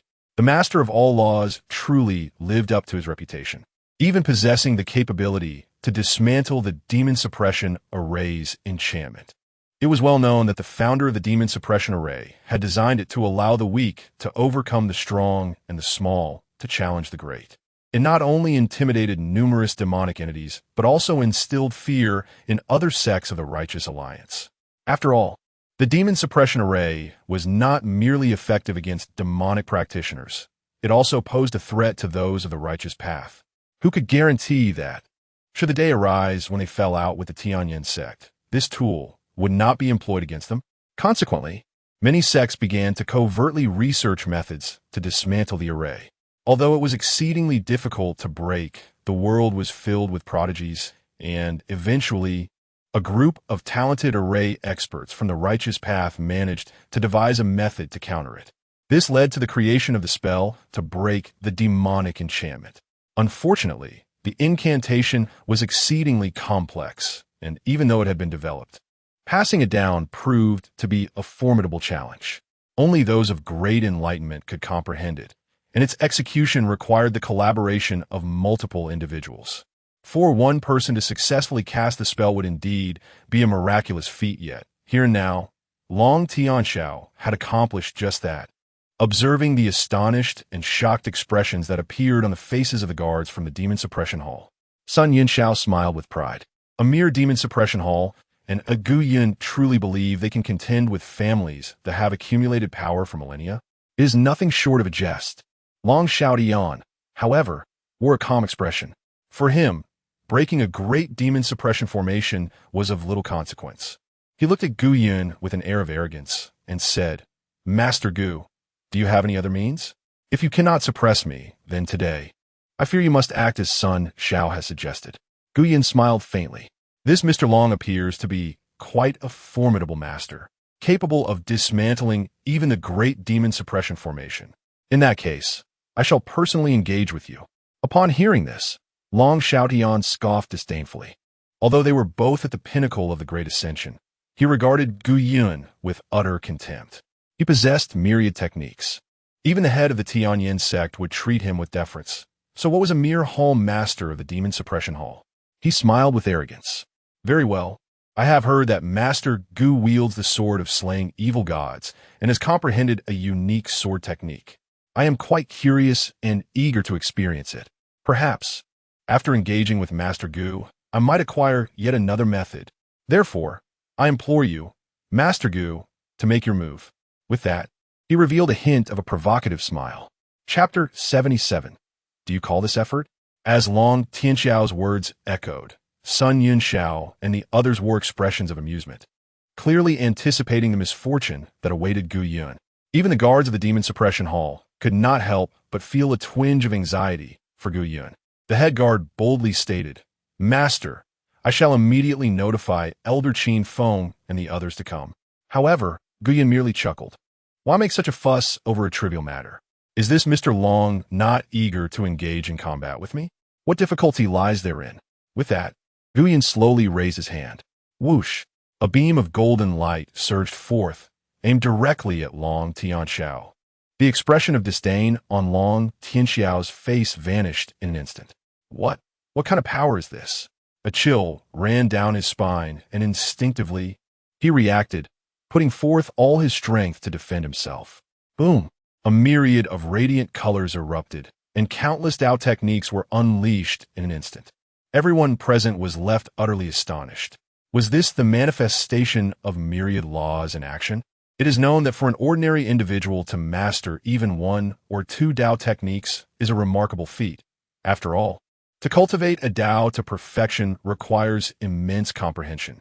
Yet, Long Tianxiao wielded thousands of Dao techniques, each one mastered with precision.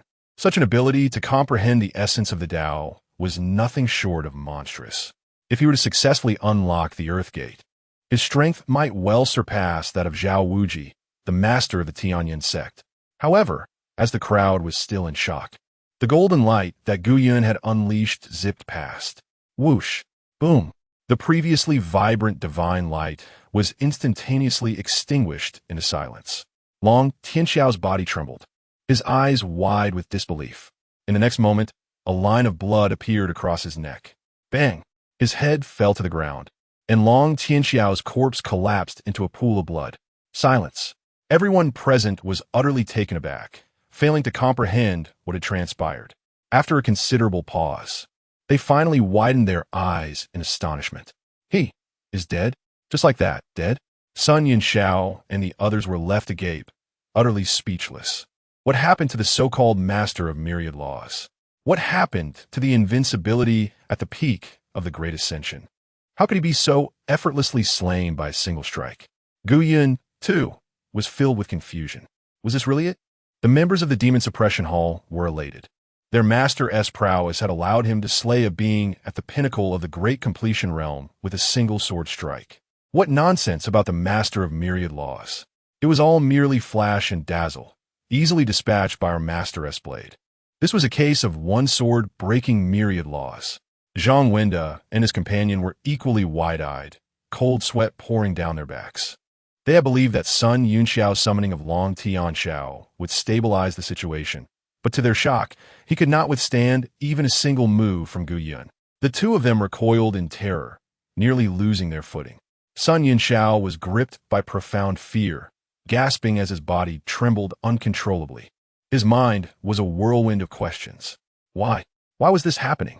This Gu Yun, so young, how could he possess such formidable strength? Gulp. He swallowed hard. casting a timid glance at Gu Yun, only to catch sight of the latter's sinister, chilling smile. He shuddered instantly and hurriedly spoke. Gu Palace Master, I beg your pardon for our earlier disrespect. Please do not hold it against me. Chun Fongtang deserves death. You may dispose of him as you see fit, and we shall not utter another word. Farewell. Having said this, he turned to leave. At that moment, Guyan chuckled.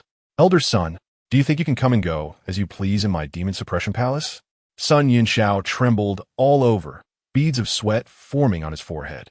He turned back, his face a mask of forced smiles, and quickly said, Rest assured, Palace Master, it was my rashness today that offended you. When I return, I shall prepare a generous gift to atone for my transgressions. Fearing Gu Yun's dissatisfaction, he hastily added, You need not worry, as long as you request it. My son family can certainly afford it. Gu Yun smiled. Elder son, is this merely a matter of offering gifts as an apology?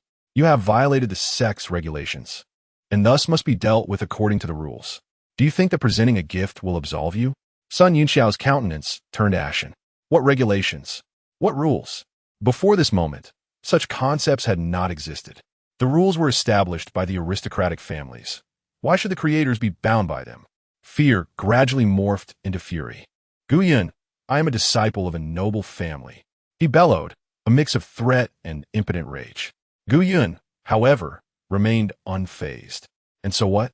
Whether you are a noble disciple or an ordinary one, breaching the sect's laws warrants punishment. Sun Yunxiao's defenses crumbled completely. Why should we not have privileges? After generations of toil from my family, why should we be treated like those ordinary disciples? Upon hearing this, Gu Yun was momentarily taken aback before bursting into hearty laughter. Ha ha! But then his expression grew increasingly cold. You misuse public authority and plunder communal resources. This is what you call effort? With that, Gu Yun lost all patience for further dialogue. Whoosh! A single sword strike. Sun Yunxiao's eyes widened in shock as he instinctively clutched his neck, warm blood gushing forth uncontrollably.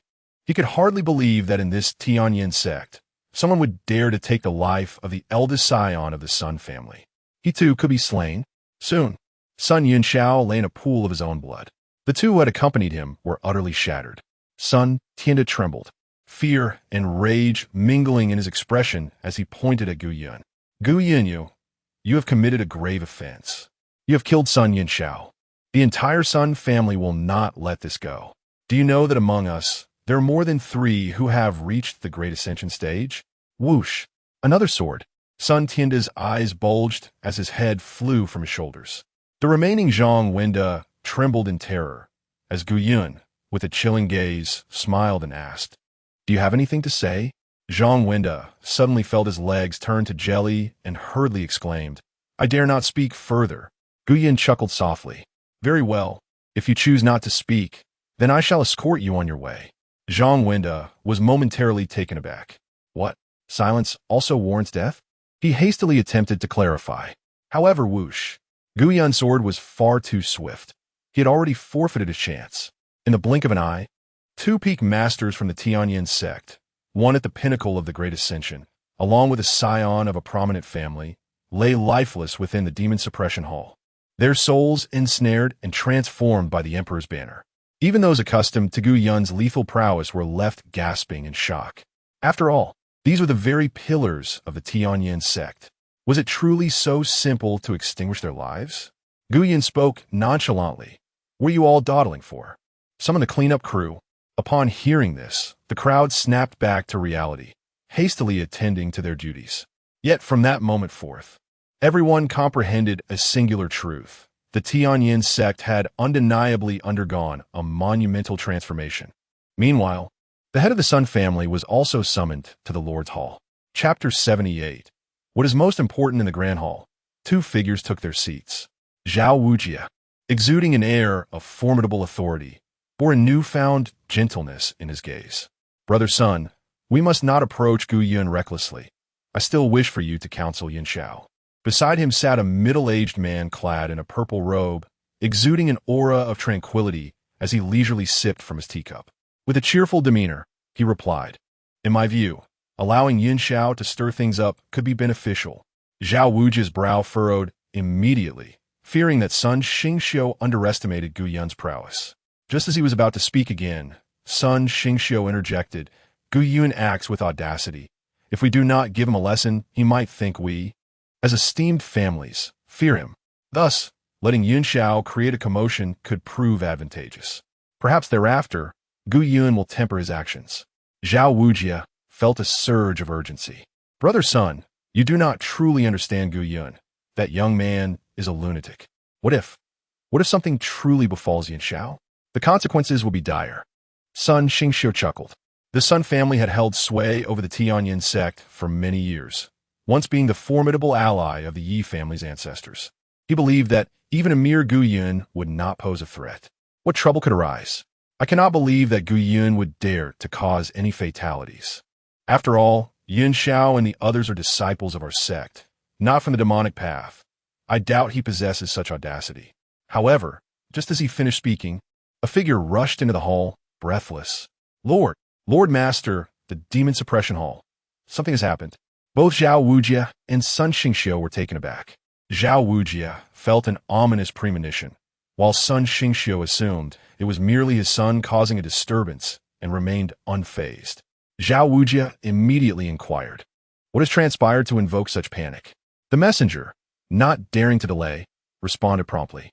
"My informants witnessed Gu Yun personally strike down the divine, sovereign Long Tian Xiao with a single sword, and Zhao Wujia's eyes widened in disbelief.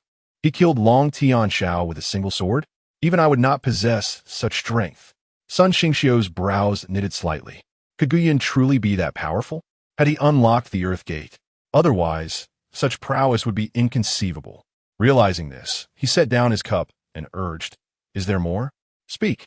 The messenger glanced at Zhao Wujia and then at Sun Xingxiu, feeling cornered before gritting his teeth and declaring, "Elder son Yun Xiao and 2 accompanying peak masters were also slain." "What?" Zhao Wujia and Sun Xingxiu sprang to their feet, their faces etched with fury and disbelief, especially the latter. Sun Xingxiu clenched his teeth in rage. "What audacity! Gu Yun, he truly dares to slay my son? He does not regard my Sun family with any respect." As he spoke, an aura surged from him, akin to a volcano on the verge of eruption. He then attempted to rush towards the door, but Zhao Wuji immediately intercepted him. "Calm down, brother Sun. Do not act rashly." Sun Xingxiu turned back, glaring fiercely at Zhao Wuji. "How can I remain calm when it is not your own son who has perished?" Zhao Wuji felt an overwhelming sense of frustration. Damn it. The members of the Sun family are nothing but a bunch of foolish swine, devoid of intelligence. If it were not for the support of the Sun family's ancestors, what right would these people have to speak here? Although Zhao Wuji was enraged, he understood the importance of the bigger picture. He took a deep breath and said coldly, "If you storm into the Demon Suppression Hall now, it would mean a complete severance with Gu Yunqing. This would escalate beyond a family matter. It would ignite a conflict between the Demon Suppression Hall and the Sun family. Have you considered the consequences?" Sun Xingxiu snorted disdainfully. What consequences could there be? It would merely result in the appointment of another hall master. Zhao Wuji warned, "Do not blame me for not having cautioned you. The position you hold today has been significantly supported by my Sun family. Now that Gu Yun has slain one of my family's disciples, if you turn a blind eye, my Sun family can easily support someone else who can manage Gu Yun." Upon hearing this, Zhao Wuji clenched his jaw, veins bulging with anger. If not for the greater good, he truly wished to strike down this contemptible fool before him. How dare a mere mid-stage great ascension speak so arrogantly? He inhaled deeply, slowly lowering his hand that had blocked Sun Xingxiu. Then, he coldly stated, "If you truly wish to kill Gu Yun, I can assist you. However, I have but one request. First, let us negotiate for peace. Currently, in the eastern wilderness, not only is the demonic path rampant, but other righteous sects are also stirring, eager to seize the opportunity to expand. The Tianyan Sect requires individuals willing to fight, and those individuals can only emerge from the ranks of ordinary disciples. If, at this juncture, your Sun family creates chaos within the Demon Suppression Hall, offending the representatives of the ordinary disciples, I will not show mercy." Sun Xingxiu remained filled with fury. My son is dead, and you ask me to seek peace? He was about to retort when Zhao Wuji's expression shifted, a hint of murderous intent radiating from him. He coldly declared, I am not negotiating with you. This is an order from the sect master. Should you dare to defy, do not blame me for being ruthless. The once arrogant son Xingxiu could not help but shudder. He could treat Zhao Wuji with disdain, but he genuinely dared not overlook him, especially now that Zhao Wuji was evidently serious. Regaining his composure, he let out a cold huff and reluctantly replied, Understood. With that, he snorted and turned away. Watching him depart, Zhao Wuji furrowed his brow. Regardless of the outcome, this matter must not reach the ears of the ancestor. Otherwise, they would undoubtedly question his ability to manage the sect, putting his position in jeopardy. Soon, Sun Xingxiu arrived at the demon suppression hall, seething with anger. However, at that moment, he displayed a surprising level of intelligence. He neither shouted nor lost his temper. Instead, he conducted himself with unexpected decorum. Upon arrival, he merely requested an audience with the lord of the demon suppression hall. He adhered to decorum, leaving the demon suppression hall at a loss as to how to respond. He was only there to inform Gu Yun. It turned out to be the head of the Sun family, who, regrettably, did not extend a proper welcome. Unaware of the purpose of his visit to my demon suppression hall, Gu Yun arrived and spoke with a cheerful demeanor. However, Sun Xingxiu let out a discontented snort. Gu Yun was not oblivious to the underlying tension. Suppressing his anger, he coldly stated, Lord Gu, I am here to apologize on behalf of my son. Gu Yun displayed a hint of surprise. Apologize? The head of the Sun family is being overly courteous. Your son has already confessed and accepted his punishment. What need is there for an apology? Sun Xingxiu gritted his teeth. I am aware that you have already slain him, but my son's soul remains. I kindly request that you return his soul so that I may take him home for a proper burial. Gu Yun chuckled. If he were to truly hand over Sun Yunxiao's soul, he would undoubtedly assist in the resurrection of Sun Yunxiao. Although such methods were of the demonic path, these aristocratic families would not be concerned. Before Gu Yun could respond, Sun Xingxiu continued, Rest assured, Lord Gu, my Sun family will not let you part with him for nothing. Whatever conditions you have, do not hesitate to express them. Whether it be techniques, elixirs, spiritual herbs, divine artifacts, spirit stones, or any other demands, my Sun family will do our utmost to fulfill them. Gu Yun laughed heartily. He gazed at Sun Xingxiu and posed a question. Tell me, which do you think holds more significance to me? The things you just mentioned, or the descendants of esteemed families? Chapter 79. Confrontation. Sun Xingxiu was momentarily taken aback, gazing at Gu Yun with a look of astonishment. After a while, he finally spoke. The aristocratic families? Gu Yun smiled faintly, shaking his head. Sun Xingxiu's confusion deepened. Surely, it couldn't be what I had mentioned earlier, could it? Gu Yun chuckled again, urging him to ponder further. Impatiently, Sun Xingxiu insisted, it must be the aristocratic families. This time, Gu Yun refrained from playing cryptic games and stated plainly, there are no aristocratic families. This is crucial to me. Upon hearing this, Sun Xingxiu's expression instantly turned icy. He couldn't help but laugh. Indeed, everyone in the demon suppression hall aspires to be a sage. That old Qin Feng is like this. What about you? But let me tell you, the only reason you haven't reached that position is that you lack power. Once you attain it, won't you become a new aristocracy as well? There is no distinction. So why feign wisdom? If you can benefit, why not keep it for yourself instead of sharing it with those ordinary commoners? Gu Yun chuckled. Perhaps you have a point. However, each generation has its own responsibilities. Today, if you serve the aristocracy, I shall kill you. In the future, if I serve the aristocracy, naturally, there will be someone to kill me. Otherwise, what purpose would the sword left by the ancestor serve in slaying evil? Sun Xingxiu was taken aback. The resolute tone of Gu Yun momentarily left him dazed. He imagined he saw the shadow of the ancestor, which filled him with a fleeting dread. But soon, he regained his composure and snorted coldly. So, Gu Hall Master, you are intent on a deadly confrontation with the Sun family, are you? Very well. The Sun family shall accompany you to the end. Let us see how this unfolds. With that, he flicked his sleeve and turned to leave. Gu Yun chuckled lightly. Speaking calmly, do you truly believe you can depart?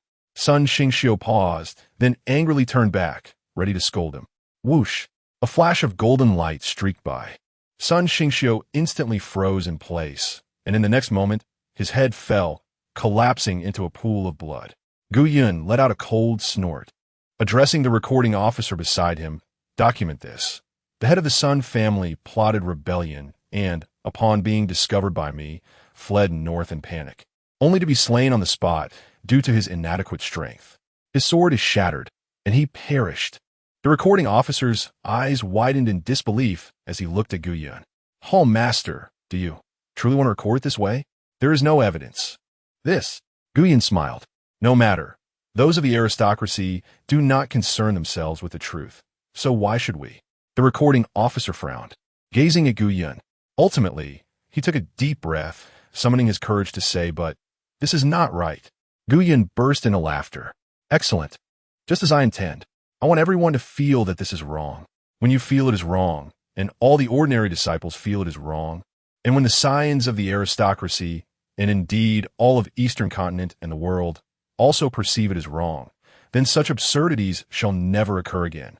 With that, Gu Yun turned to leave, casually stating, "Spread the word. I shall return home alone tonight." The record keeper and all the surrounding guards were momentarily taken aback. Gu Yun's recent remarks had left them profoundly shaken. Indeed, the aristocratic families could commit such absurd acts simply because they deemed them justified. Even some ordinary disciples tacitly accepted this notion that those in power could act with impunity. They did not harbor hatred towards authority. Rather, they resented their own lack of it. Yet, when they found themselves victimized by such cruel and chaotic rules, they clung to the hope that order could rescue them. Is the palace master intent on dismantling the old to establish the new? If it is absurd, let it be absurd to the fullest extent. Absurd enough for everyone to recognize and detest it. Only then will there be those who wish to overthrow this absurdity and uphold the hard-won order. Eradicate the sect's malignant tumor. Virtue is as vast as a mountain. Reward, 5,000 virtue points. Meanwhile, Zhao Wujuan received the news. Sun Xingxiu was dead. He could hardly believe it, his face turning ashen, teeth clenched in anger. "Gu Yun, you have forced my hand." He immediately commanded his subordinates to summon Qin Feng and the others from the Demon Suppression Hall for urgent discussions. At the same time, he conveyed to the Sun family that Gu Yun's life or death was theirs to decide. As night fell, Gu Yun returned alone to his modest courtyard. Inside, the little Qilin was joyfully watering the medicinal fields. During this time, due to its diligent efforts, Gu Yun had rewarded it with numerous treasures. The little creature indulged in its feasting, and its cultivation had soared to the great ascension realm. Even the ancestral blood of the Qilin within it had become significantly purer. If this momentum continued, it might even surpass the limits of its predecessors and reach the ancestral realm. Upon seeing Gu Yun's return, the little Qilin scampered over to greet him, but soon its expression turned serious. It let out a low growl, sensing an impending crisis. At that moment, Su Yao emerged from the kitchen, her face beaming as she exclaimed, "Senior brother, today Wang Kai caught a fresh dragon fish, and it will be stewing shortly. We can eat soon." Gu Yun smiled serenely. "Very well, but I must step out for a moment. Please save the dragon fish for me." Su Yao paused, a hint of confusion crossing her face. "You have something else to attend to? How long will you be gone?" Gu Yun chuckled softly. "Do not worry. I shall return shortly." No sooner had he spoken than a barrier enveloped the courtyard. Su Yao was taken aback, her expression shifting to one of alarm. "This is the Nine Heavens seal. Someone is after us. Senior brother, we must flee." Gu Yun's gaze remained calm as he glanced toward the kitchen. "Say, the fish is not yet ready. Go check on it." Su Yao was taken aback. It seemed Gu Yun had anticipated this. Seeing him unfazed, she gradually relaxed, nodding before returning to the kitchen. Meanwhile, outside the courtyard, countless shadows emerged. These individuals exuded a powerful aura, their strength remarkable. The weakest among them possessed the void refinement realm, while there were over a dozen at the Great Ascension stage. The three leaders were peak Great Ascension experts, unrivaled beings capable of opening the Earth Gate. Such an imposing display would undoubtedly send chills down the spine of even Zhao Wujuan. Among the three, The elder with a head of white hair spoke coldly. "Brothers, when the time comes to act, please allow me the honor of personally avenging my son and grandson by exacting a gruesome fate upon that beast. He has slain my child. My heart cannot find peace unless I see him torn to shreds." As soon as he finished speaking, the two others chimed in. "This young man has risen to prominence with extraordinary prowess. We must not underestimate him. Let us strike together to subdue him, and then you may deal with him at your leisure." Brother, you are being overly cautious. He is merely a brash youth. Why must the entire Sun family mobilize? I believe it suffices to send our seventh brother accompanied by the sacred artifact left by our ancestor. After all, the personnel from the Demon Suppression Hall have already been reassigned by Zhao Wujia. He stand alone. As they spoke, the door of Gu Yun's courtyard slowly creaked open. Gu Yun emerged with a smile gracing his lips, moving at a leisurely pace. The Sun family members were taken aback. This boy, he has not fled? It made sense. Faced with certain death, where could he escape? Perhaps he had already prepared himself for a noble sacrifice. Chapter 80. Ladies and gentlemen, time is of the essence. Faced with over 100 formidable adversaries from the Sun family, Gu Yun merely smiled with an air of nonchalance and calmly stated, "Gentlemen, please commence. I am awaiting dinner." The members of the Sun family were momentarily taken aback, filled with indignation. "Do you intend to confront the entirety of my Sun family single-handedly, against hundreds of masters? Such audacity, unaware of the consequences, prepare to meet your demise." In an instant, the three esteemed masters of the Sun family opened the gates of the earth and struck together, with other experts following suit. The diminutive mountain peak was engulfed in a tempest of thunderous might, brilliance erupting forth, even with the seals in place. The outside world remained largely oblivious to the fierce battle within. However, the magnitude of the disturbance did evoke considerable celestial phenomena. The night sky altered in hue, an aura of lethal intent suffusing the entire Tianyan Sect. The masters from noble families who had already received word were not overly surprised, yet the outer disciples, ignorant of the circumstances, broke into a cold sweat. What calamity has befallen the Tianyan Sect that I can sense the combined presence of dozens of ascendant realm masters erupting simultaneously? The Tianyan Sect indeed possesses profound depth. While it publicly acknowledges only 7 peak masters of the ascendant realm, the true number of experts remains a mystery. We are but outsiders. It is prudent to refrain from meddling in the affairs of the Tianyan Sect. Such a significant upheaval also left many disciples of Tianyan feeling anxious. What will be occurring on Haomiao Peak? It feels as if dragons and tigers are clashing. I have heard that Brother Gu from the Demon Suppression Hall slayed the head of the Sun family with a single sword strike. Surely, the Sun family will not let this go unpunished. Could it be that they are now targeting Gu Yun? Gu Yun has indeed acted rashly. How can one man's strength possibly challenge the Sun family? What are you saying? Brother Gu suppresses the noble families and upholds the sect's laws. Ultimately, we ordinary disciples stand to gain. How can you speak ill of him? I merely speak the truth. The Sun family is one of the great noble families, and without absolute strength, we should not hastily sever ties. Should we go to Haomiao Peak to investigate? Perhaps it is best to remain uninvolved. What kind of remark is that? Brother Gu's actions are for the sake of us ordinary disciples. Their internal strife is of no concern to us. Who knows if Gu's family might not become the new noble family of the Tianyan Sect in the future. On Haomiao Peak, Gu Yun sheathed his sword and remarked coolly, "I do not favor the use of swords, but I am pressed for time today." With that, he turned and walked into the courtyard. Behind him lay a gruesome scene of severed limbs and blood-soaked remnants. The once arrogant peak masters of the Sun family were frozen in terror, their heads grotesquely tilted on the ground. As for the others, they had been rendered headless, their corpses heaped in a grim mound.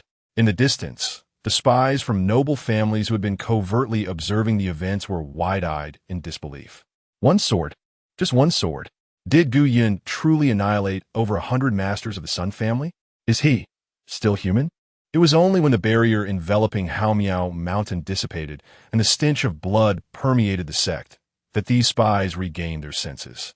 Quickly, hastened to relay the news. The Sun family has been annihilated. As the terrified individuals hastily departed, Only the emperor's flag remained atop the vast peak, offering solace to the bewildered souls. The proclamation echoed. One of the sect's persistent afflictions resolved, merit as boundless as the heavens. Reward, 50,000 merit points, the sword intent of slaughter. The more one slays, the mightier the intent. Guyan picked up a morsel of fish and savored it, nodding in satisfaction. The flavor was delightful. News of Gu Yun's annihilation of the Sun family spread like wildfire, sending shockwaves through all the noble clans. In the grand hall of the sect leader, the heads of the Lu, Zhao, Deng, Wang, and Tang families convened, their expressions somber. The eradication of the Sun family signified that Gu Yun possessed a power that could threaten their very existence. This revelation loomed ominously over them, a sword poised above their heads, with no one aware of who might be the next victim. Gu Yun's brutality was undeniable. He had ruthlessly slaughtered over 100 of the Sun family's elite. Such merciless tactics raised questions about his adherence to the righteous path. I must see this through. He cannot be allowed to remain. We should unite to eliminate this menace, declared the head of the Zhao family, Zhao Shi, son of Zhao Wuji. Historically, the Zhao and Sun families maintained a cordial relationship, so his stance did not surprise the assembly. However, his words failed to resonate with the other clans. Tang Ming, the head of the Tang family, a stoic man in his 40s, let out a derisive laugh and remarked, Zhao family head speaks sensibly. The Tang family supports your cause. Let us rid the sect of this scourge by vanquishing Gu Yun. His tone dripped with sarcasm, and Zhao Shi discerned the underlying disdain. What do you mean by that? Tang family head? Merely verbal support? Are you unwilling to join us in eradicating Gu Yun and allowing him to grow unchecked? Zhao Shi retorted, reminding them that Gu Yun was the master of the demon sealing temple, and if he were to strictly enforce the sect's laws, it would spell disaster for all. Tang Ming merely chuckled, his gaze dismissive of the young man before him. He turned his attention to sect leader Zhao Wuji, asserting, ultimately, the Sun family brought this upon themselves. They attacked Gu Yun, and thus they met their demise. Moreover, although the Sun family's elite have been vanquished, their ancestors remain. This matter is not ours to meddle with. Zhao Wuji furrowed his brow, feeling a flicker of disdain for the selfishness displayed by the noble families. They were acutely aware that Gu Yun's ascendance posed a threat to all, yet they clung to their delusions, fearing for their own interests while hoping others would exhaust themselves against Gu Yun, waiting to reap the benefits. At that moment, a profound realization struck Zhao Wuji, echoing the words of his ancestor. The so-called noble families may appear formidable, yet they are merely a coalition of paper tigers. For the sake of profit, they would willingly sell the very rope that would strangle them. He inhaled deeply, feeling a sense of helplessness wash over him. Reflecting on the situation, he too was reluctant to expend his strength for the sake of the Sun family, which is why he sought to unite the various noble clans. He wished for everyone to share the burden of Gu Yun's risks. Unfortunately, while he harbored such thoughts, the other noble families did not share his sentiments. Thus, he could only place his hopes upon the venerable ancestor of the Sun family. He spoke slowly, acknowledging that this matter ultimately pertained to the Sun family and Gu Yun, and that it would be best to wait until the ancestor of the Sun family emerged from seclusion. Calculating the days, it seemed the ancestor would soon reappear, likely within 2 months. As a transcendent being who had surpassed tribulation, dealing with Gu Yun would require but a mere flick of a finger, alleviating any concerns from us. The others nodded in agreement. However, Tang Ming interjected once more, asserting that while the sect leader's reasoning was sound, Gu Yun remained a thorny character. He suggested it would be prudent for Gu Yun to venture out more often to prevent unnecessary trouble within the sect. Upon hearing this, Zhao Wuji's eyes lit up. With a cold smirk, he responded, that makes sense. Currently, the righteous sects of the Eastern Continent are uniting to eradicate the evil god cult, and indeed, there is a matter that requires the involvement of this esteemed master of the Demon Suppression Hall. Chapter 81. The House Raiding in the Expansive Realm of Haomiao Peak. After feasting to his heart's content, Gu Yun sat cross-legged in the tranquil courtyard, a faint golden radiance shimmering around him. He was channeling his merit points to breach the second gate of the Great Ascension, the Gate of Heaven. Buzz. 60,000 merit points consumed. The gate of heaven has been successfully breached. Gu Yun slowly opened his eyes, and an overwhelming aura surged forth from him. Even the young Qilin, already in the great ascension realm, trembled in fear at his presence. Yet, Gu Yun remained dissatisfied. It was too slow. His foundational roots were weak, and his merit was insufficient. Rising to his feet, he pondered how to remedy his current shortcomings. Soon, a smile crept onto his lips. If he were to eliminate the Tianyan Sect and the 7 great families, he ought to acquire a considerable amount of merit points. However, he was aware that the absence of the Sun family might not attract the attention of the ancient figures backing the Tianyan Sect. Yet, if the major families were all extinguished, those individuals would undoubtedly retaliate. Currently, with only the gate of heaven opened, he was unable to confront the formidable beings of the tribulation crossing realm directly. At the very least, he needed to open the final heart gate. It seemed he must engage in more virtuous deeds to accumulate additional merit. The next day dawned bright and clear, with the sun rising over the misty Tianyan Sect, bathing the surroundings in gentle morning light. The door of Gu Yun's courtyard was knocked upon. "Is Master Gu available?" Gu Yun, lounging within, responded lazily without stepping outside. "What is it?" The visitor immediately adopted a respectful demeanor, nervously replying, "Reporting to Master Gu. The sect leader has urgent matters to discuss and has sent us to invite you to come." A light chuckle escaped Gu Yun's lips. With the Sun family annihilated, Zhao Wujie would undoubtedly not remain indifferent. Nevertheless, he was unperturbed. "Understood. I shall first visit the Demon Suppression Hall before proceeding to the Great Hall of Tianyan." The messenger hesitated, saying, "Master, the sect leader's message is of utmost urgency. It would be best for you to hurry." At this moment, Gu Yun leisurely emerged from his abode, smilingly inquired, "What if I choose not to hurry? Do you intend to force me along?" The 3 visitors were instantly drenched in cold sweat, hastily bowing and repeatedly saying, "We dare not. We dare not. We are merely messengers. Please forgive us, Master Gu." Gu Yun chose not to hold it against them, as he soared into the air, declaring, "Return and inform the sect leader that I shall arrive shortly. No great calamity shall ensue." With that, he vanished into thin air. The 3 messengers exchanged glances. Fully aware of Gu Yun's notorious reputation for slaying over 100 experts from the Sun family, they dared not offend this harbinger of death, and could only smile helplessly as they hurried back to report. Upon arriving at the Demon Suppression Hall, Gu Yun summoned Qin Feng and others. House raiding. Without needing further elaboration from Gu Yun, Qin Feng and the others understood precisely whose house was to be raided. Excitement surged within them. The Sun family had been a tyrant for many years, unrestrained by sect laws, and it was astonishing that Gu Yun had vanquished them with a mere sword strike. Indeed, the swordsmanship was a law unto itself. Elder Qin Feng then spoke up indeed. "However, sect leader, how shall we understand the concept of raiding the Sun family?" Gu Yun smiled. "The Sun family, with over 100 skilled fighters, has ambushed me, which is tantamount to betrayal against the sect. Is this not a sufficient reason? Moreover, has the Sun family not been rampant for so many years? Is it truly difficult to find evidence of their crimes? Let us first conduct a raid and gradually gather the evidence of their misdeeds." Qin Feng suddenly realized, is it possible to proceed in such a manner? The hall master is indeed wise. However, he did not lose himself in joy. Once the arrangements for the raid were made, Qin Feng pulled Gu Yun aside and spoke softly. "Hall master, the destruction of the Sun family will undoubtedly instigate panic and discontent among the other families within the sect. I fear." Before he could finish, a guard from the Demon Suppression Hall rushed in with news. Reporting to the hall master, "Many families outside have sent congratulatory gifts, claiming it is in celebration of your appointment. How shall we handle this?" Gu Yun chuckled, then turned to Elder Qin. "Elder Qin, did you see? These so-called families are merely a group of cowards who bully the weak and fear the strong. They possess endless wealth, indulge in countless pleasures, and cherish their lives above all.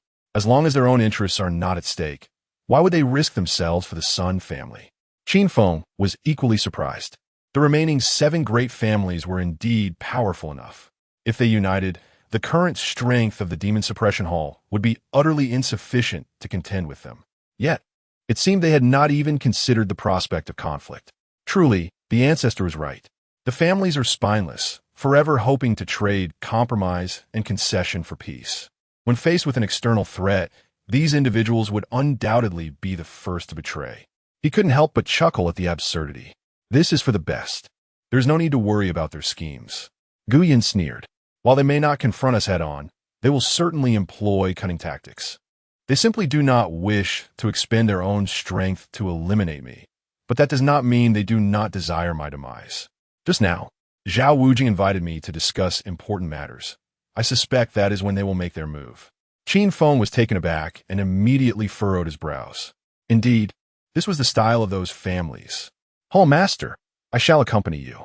Whatever the matter, the Demon Suppression Hall is willing to face it alongside you. Guyan smiled faintly. No need to be anxious. When soldiers come, we shall block them.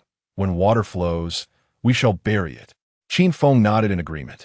He then instructed the others in the Demon Suppression Hall briefly before following Gu Yun to the Tianyan Great Hall.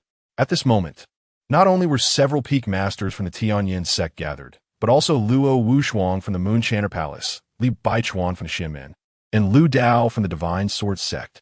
Upon seeing Gu Yun arrive late, Luo Wushuang could not help but huff. Hall Master Gu, what an impressive display of arrogance.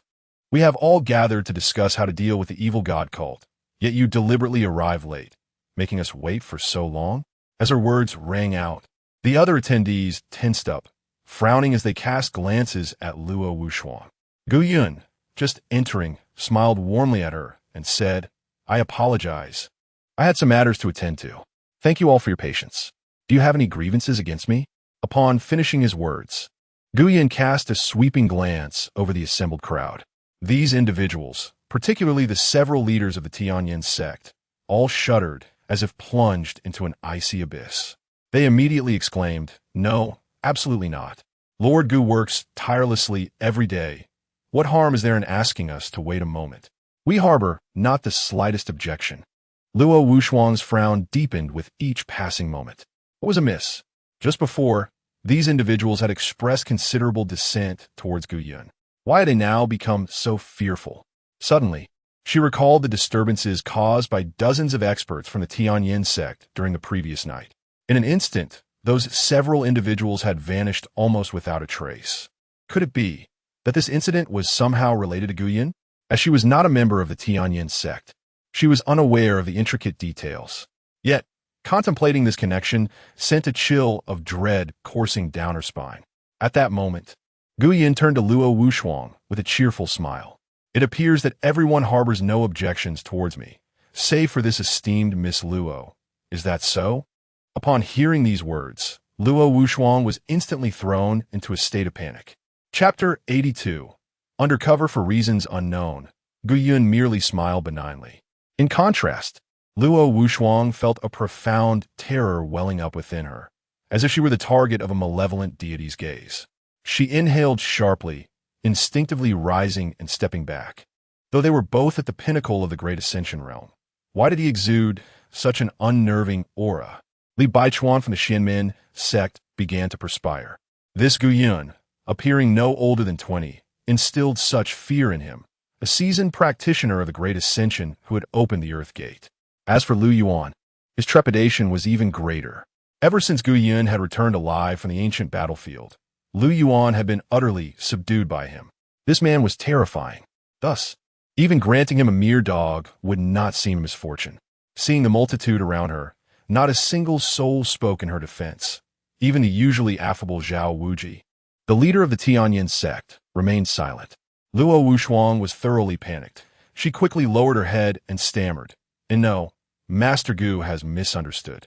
I spoke thoughtlessly just now. Please do not take it to heart.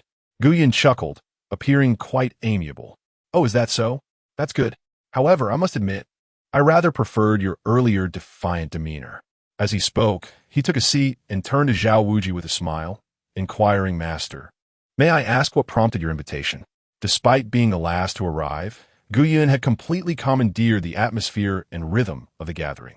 Zhao Wuji gasped. In just one night, Gu Yun seemed to have grown even more formidable. Though he could not discern Gu Yun's cultivation level, He sensed that Gu Yun's prowess far surpassed his own.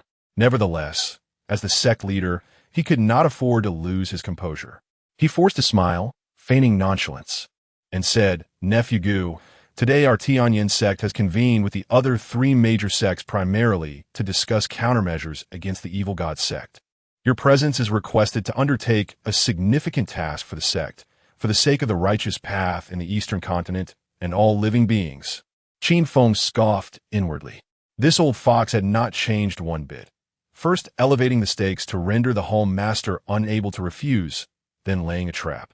Just as he intended to caution Gu Yun interjected cheerfully, "Oh, what is this important matter? Please do not hesitate to share. For the righteous path of the Eastern Continent and its people, I shall not shirk my duty." Qin Feng was taken aback. Why did the hall master consent so readily? This was a trap. Wait, no, the hall master had surely seen through it, and such a response indicated his confidence, rendering him unperturbed by Zhao Wuji's petty tricks. Indeed, that must be the case. The hall master was truly remarkable. Zhao Wuji chuckled, his outward demeanor amiable while harboring a disdainful smirk within. "Nephew Gu, hearing this alleviates my concerns. In truth, the matter is as complex as it is simple. We wish for you to go undercover within the evil god sect." Gu Yun immediately raised an eyebrow. "Undercover?" Zhao Wuji confirmed precisely. "The cult of the malevolent deity is elusive, and its core followers are shrouded in mystery. Our desire to eradicate it is thwarted by our inability to locate its stronghold. The only recourse is to infiltrate their ranks to discover the whereabouts of their headquarters, allowing us to obliterate them in one fell swoop." Gu Yun nodded thoughtfully and then turned to Zhao Wuji with a smile. "I see. This is indeed a matter of great importance. However, why must I assume the role of an undercover agent?" Qin Feng narrowed his eyes. The undertaking was fraught with peril. If discovered, even the esteemed lord at the pinnacle of the Great Ascension could meet his demise. It was evident that Zhao Wuji harbored ulterior motives. Without a compelling justification, he would never agree to this venture. Zhao Wuji, however, remained unperturbed, addressing him with gravity. "Nephew, you are mistaken. You will not be the sole undercover operative. Numerous gifted young scions from prestigious families have already been dispatched, including your junior brother Yifan. Your involvement is merely to enhance the likelihood of success. Only young individuals like yourself can blend in with the cult as they recruit disciples. Otherwise, we would not place you in such jeopardy. Of course, should you feel apprehensive, you are free to decline. We would not hold it against you, as fearing the malevolent path is entirely understandable." Upon hearing this, Qin Feng felt a surge of indignation. The conversation had reached a critical juncture. Could the Lord truly refuse? A rejection would undoubtedly lead Zhao Wuji to proclaim him cowardly and fearful of the dark arts, lacking in sacrificial spirit, and even inferior to the disciples of noble families. Yet, Qin Feng could not fathom why the aristocracy would willingly send their progeny into the depths of the malevolent cult. Were they truly unafraid of sacrifice and loss? With a composed smile, Qin Feng declared, "For the sake of our sect and the righteous path, I shall not flinch, even if it means descending into the abyss or facing the flames of hell. How could I possibly harbor fear? Moreover, since my junior brother Yifan has already committed, I too must uphold our honor." Zhao Wuji immediately responded, "Excellent. You have not disappointed us, dear nephew. Let us not delay. In 3 days, the cult will recruit new disciples in Winter City. You must display your prowess at the pinnacle of the profound elixir realm to ensure their selection, which will lead you back to their headquarters. At that time, lay low and seek an opportunity to relay information to our sect, confirming the location of the cult stronghold. Should you succeed, it will be a monumental achievement. You will be hailed as a great benefactor of our sect and the entire righteous path of the Eastern Continent." Gu Yun nodded affirmatively. "I shall not fail in my mission." Zhao Wuji feigned satisfaction, yet inwardly he could not suppress a cold smirk. The trap had been set. The cult harbors countless formidable experts, including a malevolent deity. Once Gu Yun infiltrates, his demise is all but assured. After finalizing the details, the assembly dispersed. Qin Feng and Gu Yun returned to the demon suppression hall together. Unable to contain his thoughts, Qin Feng spoke up. Lord, I find this matter rather peculiar. Infiltrating the malevolent path is an exceedingly dangerous endeavor. Zhao Wujia could not possibly coerce you into sacrificing the lives of noble disciples. There must be some hidden agendas at play. Guyan chuckled softly. What is so strange about this? If those noble families are indeed colluding with the demonic path, then what peril could their dispatched disciples possibly face? Previously, Guyan had gleaned certain secrets from the Monument of Merits regarding several peak masters and Zhao Wuji. Among these revelations was information indicating that Zhao Wuji privately engaged in transactions with the demonic path. Qin Feng's eyes widened in astonishment. What? The noble families are colluding with the demonic path? How could this be possible? Where do they find such audacity? Guyan laughed again. On the surface, they present themselves as righteous, yet in their hearts, both the righteous and the demonic paths are merely avenues for profit. What is so surprising about that? It is simply a matter of mutual interests. Chapter 83. The last resort. Qin Feng remained silent. In his heart, righteousness was righteousness, and evil was evil. The two were inherently opposed, with no possibility of intersection. However, it now appeared that his understanding had been overly simplistic. Whether righteous or demonic, both paths were constituted by human beings, and humans were the most intricate beings in this world. 3 days later, Guyan departed alone from the Tianyan Sect, heading towards Winter City. Zhao Wujing informed him that there would be someone to assist him upon arrival. After his departure, Qin Feng and the others could not help but feel concerned. Master, venturing alone to Winter City and infiltrating the cult of the evil god. Could anything happen? What could possibly occur? Our master is so formidable. What harm could the mere cult of the evil god inflict upon him? As their worries for Guyan lingered, several peak experts from prominent families arrived at their door. Tang Ran, the blade god of the Tang family, Lu Wufeng, the Taoist of heavenly mechanisms from the Lu family, and Feng Bupo, the foremost guest of the Zhao family and a master of body refinement. Confused, Qin Feng